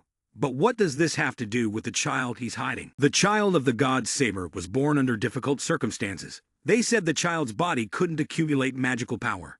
Even if he brought back all kinds of non-magical medicines, it would be useless. In a normal environment, things might have been fine, but in the tower, survival would be almost impossible. Moreover, because the Divine Sword Saber had many enemies, Bahal continued, you will have to hide the child while also curing him, and he is still expending his magical power to heal his son. Am I wrong? Huan Wu replied, that's correct. That's all I know. The reason why God Saber hunts down the 4 of the legendary beasts is almost related to curing his son. If Bang Azure Sword allows him to have an inner elixir and heart, then he has no reason to refuse. I must do whatever it takes to restore the inner elixir and heart of the phoenix that he has obtained. Mom, this information really grabs my attention. But who has this information? Huan Wu thought to himself. This is the information in Jung Woo's diary. But I only overheard it while staying in the One-Horn tribe. It could be a trap. Whether you know it or not, I know this could be false information, or I could be a pawn. That's why I'm volunteering. You? Bahal asked. Yes, I assure you. You have devised this strategy, and you will gain benefits from it. Huan Wu replied. Bahal thought, does he mean he will give me all the glory if he succeeds? A month ago, you were someone who would never listen to anyone else's orders. Huan Wu replied, through this incident, I realized that the world is a dark and cold place. It's good that you realize that. In such a cold place, you should keep warm. From now on, you will only have warm spring days to look forward to. I will remember your words. Huan Wu looked at Bahal with a smile, thinking to himself, warm spring days. Mom, I wonder if you'll be able to enjoy those days. Scene change, the second team received a summons. Huan Wu announced, we have a mission. He thought to himself that the plan to capture the son of the god Saber might have been leaked to someone, so they had to be careful not to let anyone overgear. He informed the troops, our mission is to ambush the soldiers of the Azure Sword Gang stationed on the 16th floor. I want to remind you of something before we go. I have not yet completed the challenge from the floors below the 16th. The challenge on the 12th floor begins now. This place is nothing but a land full of the bones of warriors. There is not a single blade of grass due to the drought, so you must cross this deathly land with strength and willpower. If you can pass through, you will be able to face the upcoming challenges with ease. One of the soldiers said, I don't think I can come back here. Who knows if those rumors are true? On the contrary, Chirpy really liked the place. It chirped happily, it's warm here. Huan Wu thought to himself, from the 12th floor onward, the environment will become harsher, and most of the challenges will be about finding ways to overcome them. That's quite clear. There are many rare hidden items that cannot be found on any other floors. One of them is the fire gem. If I want to achieve something great, perhaps I should collect everything along the way, with the help of the red dragon. Huan Wu spoke up. All right, time is limited. Find the items and head to the 13th floor. In the meantime, I'll cross this vast desert. Upon hearing this, the soldiers responded, understood. They hurriedly left. After they had gone, Huan Wu summoned the spirits to keep watch. With this, it would be easier to know if there were any spies. Chirpy asked, Master, why do they obey you so much? He raised his hand to pet Chirpy and replied, Not exactly. Seeing this, I would also want to be Chirpy, you know. So, what are they looking for? Chirpy asked. The fire gem, Huan Wu answered. Chirpy was puzzled. Gem? What is that? He replied, Something very delicious. Upon hearing there was food involved, Chirpy perked up. Really? Huan Wu thought the fire gem would indeed be very delicious for Chirpy and also good for health. He would give half of it to Chirpy and the rest to the close spirits.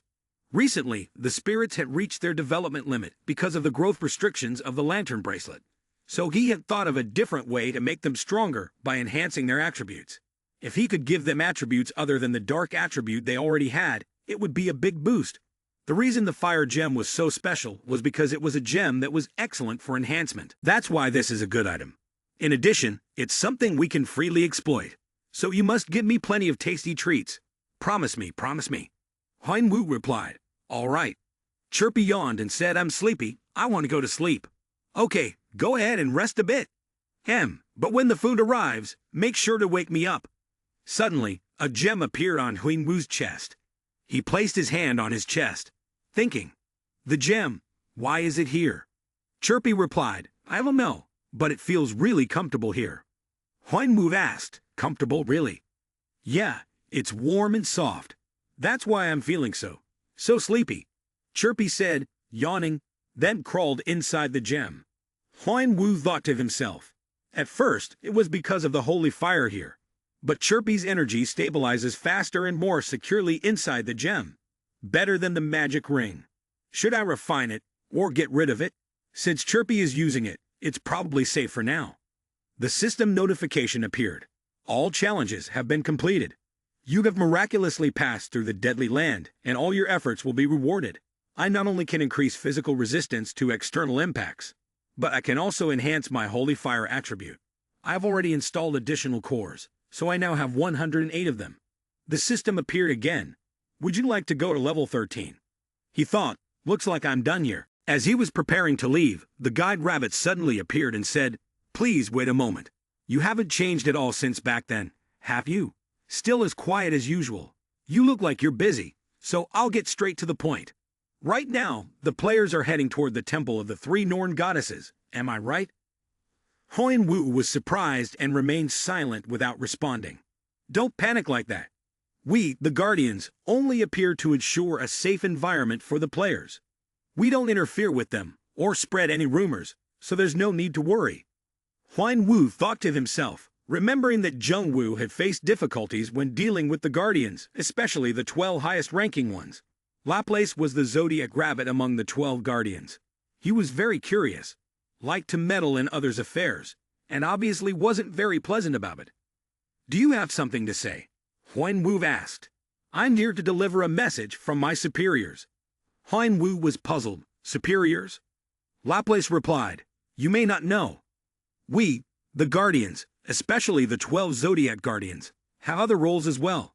This is a message from the gods and demons. Huan Wu asked, A message? Laplace answered, Among them, I'm here to deliver a message from one of the demons among the three goddesses. Be cautious of the strongest one. Huan Wu asked, Cautious of the strongest one among the three goddesses? What does that mean? Who sent this message? Laplace said, I'm just the messenger, so you don't need to know the details. Even if I knew, I wouldn't tell you because of certain system restrictions. There are some things that players need to investigate on their own. Huan Wu asked, They're talking about the greatest among the three goddesses, which means it's a favor. But why all of a sudden? Why did they send me that message? Laplace replied, I don't know. How could someone like me, just a simple errand runner, know what the gods and demons are thinking? Right? Huan Wu thought to himself, demons are still demons. Normally, they're untrustworthy, but they're still a hassle. Anyway, I was planning to provoke the three goddesses. Just as I thought, you don't seem to take warnings to heart. Well, I hope you travel safely. This time, I was more careful, so there won't be anyone to block your path to the 16th floor. Huan Wu then left. It didn't take long for him to reach the 16th floor. The gate of life is spinning wheel. Huan Wu stood helplessly looking at the soldiers and said, "Hand over everything you collected." Hearing that, the soldiers thought to themselves, "Is this like a protection fee? Don't tell me he brought us here to extort us. It's like a storage for items." Huan Wu said, "If everyone is ready, then let's go." One of the soldiers hesitated and asked, Captain, where are the Azure Sword Guild soldiers stationed?" Huan Wu was silent for a moment before answering, "The Temple of Skuld." The soldiers were taken aback. Erd is known as the goddess of the past. Verdandi is the goddess of the present. Skuld is the goddess of the future. In the Asgard legends, they are three goddesses who reside at the stream of fate. They sit together beneath the Yggdrasil tree, weaving the golden thread that determines the fate of humans. Therefore, their temple always has many devout followers. Even some gods and demons seek to meet them to learn their future. However, these three goddesses avoid the gods and demons on the 98th level and always dwell on the 16th level. A soldier asked, "What do you mean? Are you saying we're going to attack a temple?" Huan Wu replied, "Is there a problem?" The soldier said, "It's absurd. Even though the three goddesses don't leave the 16th level, they are still gods. If we anger them, they will certainly punish us, won't they?" Huan Wu answered, "You don't need to worry about that. The three goddesses, or the three goddesses of fate, can only predict fate. They don't harm anyone. That's why they are called as such. The larger the system of the Tower of Great Power, the greater the restrictions. Because they can predict the fate of humans, their physical contact is restricted. This way, they won't abuse their power. Also, if a task is declined, it is considered a breach of contract. Therefore, you all will have to bear the consequences of your punishment." As he spoke, Huan Wu held up the contract in front of the soldiers. "Do you know what that means? It means you will belong to the demons." Hearing this, the soldiers were frightened and dared not say anything further. Huan Wu spoke up. "All right, let's go." Quickly, Huan Wu's army arrived at the Skuld Temple. The locals, upon seeing strangers, looked at each other in fear and asked, "What's going on? What's the Red Dragon? Why are they suddenly coming here?" Huan Wu led his soldiers straight into the temple. Upon seeing this, the people inside ran out. One of them spoke, "What's the Red Dragon doing here? I don't know why you've come, but this is the dwelling place of the gods. Please, take all your dangerous weapons away." Huan Wu replied, "Did you just say you don't know why we're here?" The man nervously and fearfully answered, "If you don't know, does that mean your people sent you here to look down on us? How should I understand this?" He thought to himself, "I don't sense any hatred or affection around the Skuld Temple. Since I'm here on behalf of the Red Dragon, the bigger the fight, the better. Moreover, the more damage I cause here, the more serious the situation will be if it reaches the Divine Sword Saber and the Azure Sword faction." With that thought, Huan Wu drew his sword and used his power to knock away the people standing before him, one of whom hurriedly fled into the temple. Huan Wu watched, drew his sword again, and struck it heavily into the temple. Immediately, a thunderous explosion erupted. The entire outer part of the temple was blown apart, with bricks and stones scattering everywhere. His soldiers poured into the temple. "Capture those people there." Huan Wu was about to enter when one man stopped him. "Hold on, you can't go that way." He had no choice but to push the door open, and a scent hit him immediately. The smell made a voice inside ask, Who are you? I've never seen you before."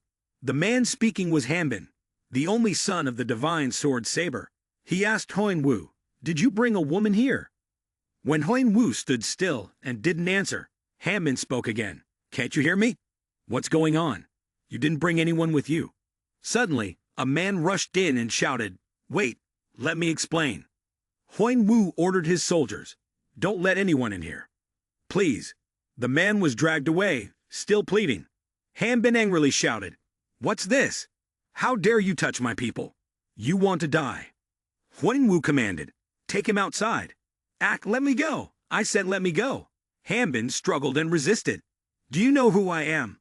Before he could finish, Huang Wu struck him with a palm, knocking him unconscious. The soldiers dragged him outside. Huang Wu thought to himself, divine sword saber. The fatherly love for his son has blinded him. Hanbin had struggled throughout his life due to his frailty, and the easiest way to escape was through substances. This led him to his current state. Even when it came to Scott, he could not interfere. After all, he was the son of the god Saber. Surely they didn't realize what might happen to them if they refused his command. So they continued to hide this cruelty. In the end, they conspired with Hanbin. They had exploited the news that the three goddesses were unable to take any action, as their role was simply to predict the fates of others. Once Huang Wu finished his work, he left. He looked back and thought to himself, all the information about what happened here will surely be spread throughout the town, and the reputation of the three goddesses will be tarnished. Even the divine sword saber and the heirs clan. At that moment, the system notification appeared. You have reached the Mora level. Fant saw Huang Wu had returned and called out, Oraboni Hyun Nim. You're back. I can tell right away you've been up to something, huh? Must have been fun. If I finish my challenges, I should have. Bahal, seeing this, stepped forward and asked, this guy? He looks a lot like the divine sword saber. If he had a few more wrinkles, he'd be an exact match. Ha. He thought to himself, I can't believe I caught this guy without lifting a finger. Although I don't believe it, who would have thought that someone like him would end up in my hands? To use him as a replacement for the dragon's heart of the Summer Queen. I had to lure Leon out with a meticulous plan, and I secretly prepared the materials to complete the stone already. Initially, the information was inadvertently leaked and Leonte was lured out, but there was one oversight. According to Leon's personality, he wouldn't take decisive action until he had personally checked the materials. However, the son of the divine sword saber had fallen into his hands, which meant that just having him would be enough. To lure Leonte into bringing out the stone, with his son in hand, even the god Saber would have no choice. He was fully prepared to share his magical stone with his son, which meant that for him, his son was definitely more important than his gang and his martial arts. Having thought this through, he spoke up to wake him up. In the guidance area, the manager entered and said, Good morning, everyone. Soon after, another person opened the door and entered. It was another rabbit instructor. What brings you here? The manager asked with a smile. The instructor didn't care and directly called out Evilk's name. Evilk chuckled and said, Oh heo, I just happened to stop by on my way. I also heard an interesting rumor. Recently, a demon has taken an interest in a lower floor area, and they say that La intervened. Can you tell me what your intentions are? The rabbit instructor thought to himself. This sly old man, he surely wouldn't let this go unnoticed. Scene change. A soldier rushed in and said, The red dragon has attacked the Skull Temple. We don't understand how they knew, but Hanbin. Saber anxiously asked, Hanbin. He hurriedly left. The soldier called out after him, God Saber, where are you going? The voice of God Saber called back. Even though I don't know where the boy is, I must go save him, no matter where he may be. He ran to open the door of a room, grabbed a sword box, and there it was. He slung it over his shoulder and was about to leave when he accidentally bumped into a box. God Saber looked back in surprise. There was a box along with a note. He opened the paper, and it read, If you wish to find your son, take the stone with you. After reading, God Saber turned to look at the box left with the note. In his mind, it seemed he already knew what might be inside the box. He couldn't say he wasn't trembling as he slowly opened the box. He frowned. Inside the box was a finger, seemingly placed there as a gift for him. He screamed in despair. Scene shift to the divine sword Bang Azure sword. He placed his hand on his forehead, feeling a headache. After he declared his departure from the one-horned tribe with the spear god, there had been numerous obstacles and challenges wherever he went, but he had swept them away, stripped his enemies of their power, trampled over them, and stood up again. In the end, he had always emerged victorious. Then, he was surrounded by people like himself, and now they played a role as the founders of the Azure Sword Gang. However, unlike Artia, he could easily destroy them. The red dragon was like an iron wall that he could not break through. 81 famous eyes are just the beginning. Furthermore, Red Dragon has something that other factions do not, which is history and culture. The birth of Red Dragon happened long ago, when players gathered on the 77th floor to overthrow All for One. After that, It became a well-structured and massive organization, capable of leaving behind a great legacy. As a result, Red Dragon became a solid organization with an internal potential strength greater than what is visible to the outside world. Divine Sword Bang Azure Sword clenched his fists. Right now, power has been mobilized to the 11th floor. It's just the tip of the iceberg of the Red Dragon faction. But even so, Azure Sword Bang will be shattered as Red Dragon desires. With their history and traditions, there is no faction that can defeat them with those two things. I want to end this war as quickly as possible. But if that happens, the king will also disappear. The news of their surrender will spread, causing them to be despised, and their reputation will plummet. Because Azure Sword Bang is famous for their confidence and pride, it's something that can't let vanish. Could the sword be the only solution? Although they call it a sword, it can transform into a spear for the spear users or a bow for the archers. With the name of the god, it is a divine item, like a god itself. But using it requires a large amount of magic. Though it's not perfected yet, I should take it now. An all-powerful stone. It is something that will greatly assist in controlling the sword. It seems like we will have to set Leont aside and awaken the sword. Suddenly, a soldier ran up and said, "There's a big problem, sir." What's going on? The saber god was trying to attack divine martial arts. Divine Sword Azure Sword said in panic, "Why is the scene changing? The saber god is attacking Leont?" He angrily said, "Don't make me repeat myself. Give me the stone." Leont yelled, "I told you. I don't." Seeing that Leont still stubbornly refused to cooperate, the saber god swung his sword and struck a powerful blow towards Leont. Although the strike didn't land directly, it was strong enough to shatter the wall behind him. Leont yelled, "You bastard, how many times do I have to tell you? I don't have it. I never asked you where it is, I only said to bring it here. You better bring it to me if you want to stay alive." With that, the saber god continued to swing his sword at Leont. Leont was terrified. Damn it, I can't dodge in time. At the critical moment, suddenly a beam of light appeared in front of Leont, blocking the saber god's attack. The saber god looked up in surprise, and a spear was thrust right in front of Leont. It was the spear god. Leont exclaimed in surprise, "The spear god." The saber god glared and said, "What are you doing? Move aside. The spear god, this is none of your business." Fran angrily said, "Saber, I'm the one who should be asking you that. How dare you point your sword at your teammate when Red Dragon is right in front of us? Have you gone mad from overwork?" At this moment, Saber was almost on the verge of losing his mind. He paid no attention to Fran's words. He shouted, "Get out of the way," and point the sword straight at his face. With that, the two of them charged at each other. Suddenly, a voice rang out from Divine Sword Bang Azure Sword. What's going on here? Both the Spear God and Divine Saber were forcefully thrown apart by the energy of Divine Sword Bang Azure Sword. Saber had to drive his sword into the ground to stabilize himself. Divine Sword Bang Azure Sword suddenly appeared between them.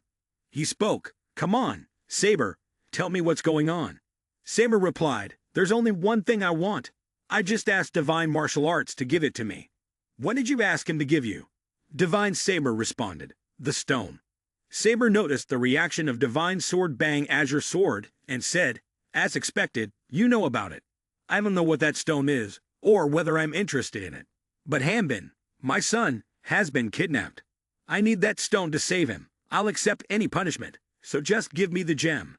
Divine Sword Bang Azure Sword thought to himself, "It seems Red Dragon has set a trap for us." He said, "I don't fully understand the situation yet, so let's calm down and discuss it first." Saber God was agitated. "I'm in a hurry. I said wait for Divine Sword Saber. Go back to your room and cool your head first. I'll call you when everything's settled." Divine Sword Saber, upon hearing this, felt an overwhelming sense of despair. He collapsed at his knees, his face blank. From the moment he heard about Hanbin until he returned home, Saber God could suppress his anxiety and anger, destroying everything in his path.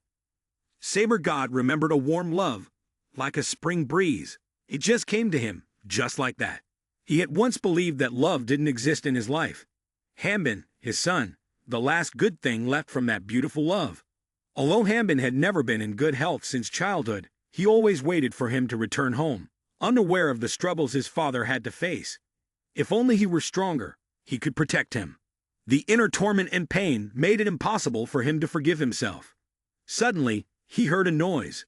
Turning around, he saw a figure flash past the door. He went outside to see who it was and found a box and a piece of paper lying on the floor, just like last time. At this moment, his mind broke, and his legs could no longer stand straight. Slowly, he collapsed in front of the mysterious box. His trembling hands reached for the box, his face showing fear. Inside the box was an eye, and to find his son again, he had to bring them the stone. He couldn't hold back a scream. Truly, what can be more painful than receiving pieces of oneself from a loved one? His inner world was now a chaotic mess, filled with pain and hatred. Around him, everything was slowly being enveloped by magic. The person who had delivered the information to him finally caught up, continuously calling for the sword god. As he drew closer to the sword god, he froze, unable to believe what he was witnessing. Magic power was exploding around the sword god. "You?" Finally, the sword god spoke. "You gave the information to the Valkyrie." "Yes." The sword god was filled with killing intent. The veins on his face began to bulge, his eyes growing redder by the moment. He questioned the informant about the side he had chosen. Immediately, the informant knelt down. From the moment the sword god had saved his life, his fate had been in the sword god's hands, and he would forever be the sword god's sword. The sword god coldly told him to gather everyone. When night fell, the sword god's group would officially launch a full-scale attack. At that same time, Bahal and Cain raised their glasses and laughed. The plan he had set in motion would certainly push the sword god to act. With Cain's plan, everything was going smoothly. Bahal was very satisfied. "Thank you, Cain." Cain, however, wanted to know if Bahal had planted any spies within that faction. Bahal raised his glass, smugly saying, "Let me teach Cain a thing or two. There is no place where Red Dragon doesn't have its eyes and ears. They're everywhere, absolutely everywhere." Then Bahal finished his drink. As per the procedure of Nation V, the cup must never be left empty, so Cain immediately poured wine for Bahal. Bahal was quite satisfied with this plan, once again thanking Cain. Everyone at the conference also appreciated Cain, and they were preparing for the next steps. The sound of the wine flowing into the glass made a soft, bubbling noise. Bahal set his glass down and spoke calmly. "Everything will come to an end. This war, and the Azer state as well." Bahal's face remained cold, clearly reflecting his ambition. When everything is over, his reputation will be solidified. At that time, those bastards who always called him a traitor will regret it. By then, Cain's future will be wide open. It will be a win-win situation. Bahal continued, "From now on, always move forward, as both sides support each other." Bahal moved ahead. Cain will support from behind. Bahal then asked Cain's opinion. "What do you think of this bright future?" Cain pondered, lost in memories of the past. The day Artuya was founded was a memory his brother had always cherished, until his death. But Bahal had buried that memory, pushing aside all the guilt, as if he had completely forgotten it. Cain looked toward Bahal. Cain doubted Bahal's claim that the red dragon had ears everywhere. Bahal, however, continued to enjoy the fine wine. Cain had already figured out that Bahal had been the red dragon's informant back when they were in Artuya. Cain returned to his room, where the matter of Hanbin being brought here had been set. The game board had been arranged. Cain gathered his spiritual energy, with profound intentions, wanting to either take what he desired or give it up entirely. The spiritual energy enveloped the entire room, and Cain felt that he truly needed to prepare for the upcoming battle. As a precaution, he should set up a shield. Holding a summoning item in his hand, he thought that in order to go further, he needed to continuously strengthen his combat abilities. He gave an order, and a soul in the form of a skeleton appeared. The skeleton bowed respectfully to him. Cain was surprised. It was likely because it had once been the soul of a player. Unlike other souls, Boo was able to communicate.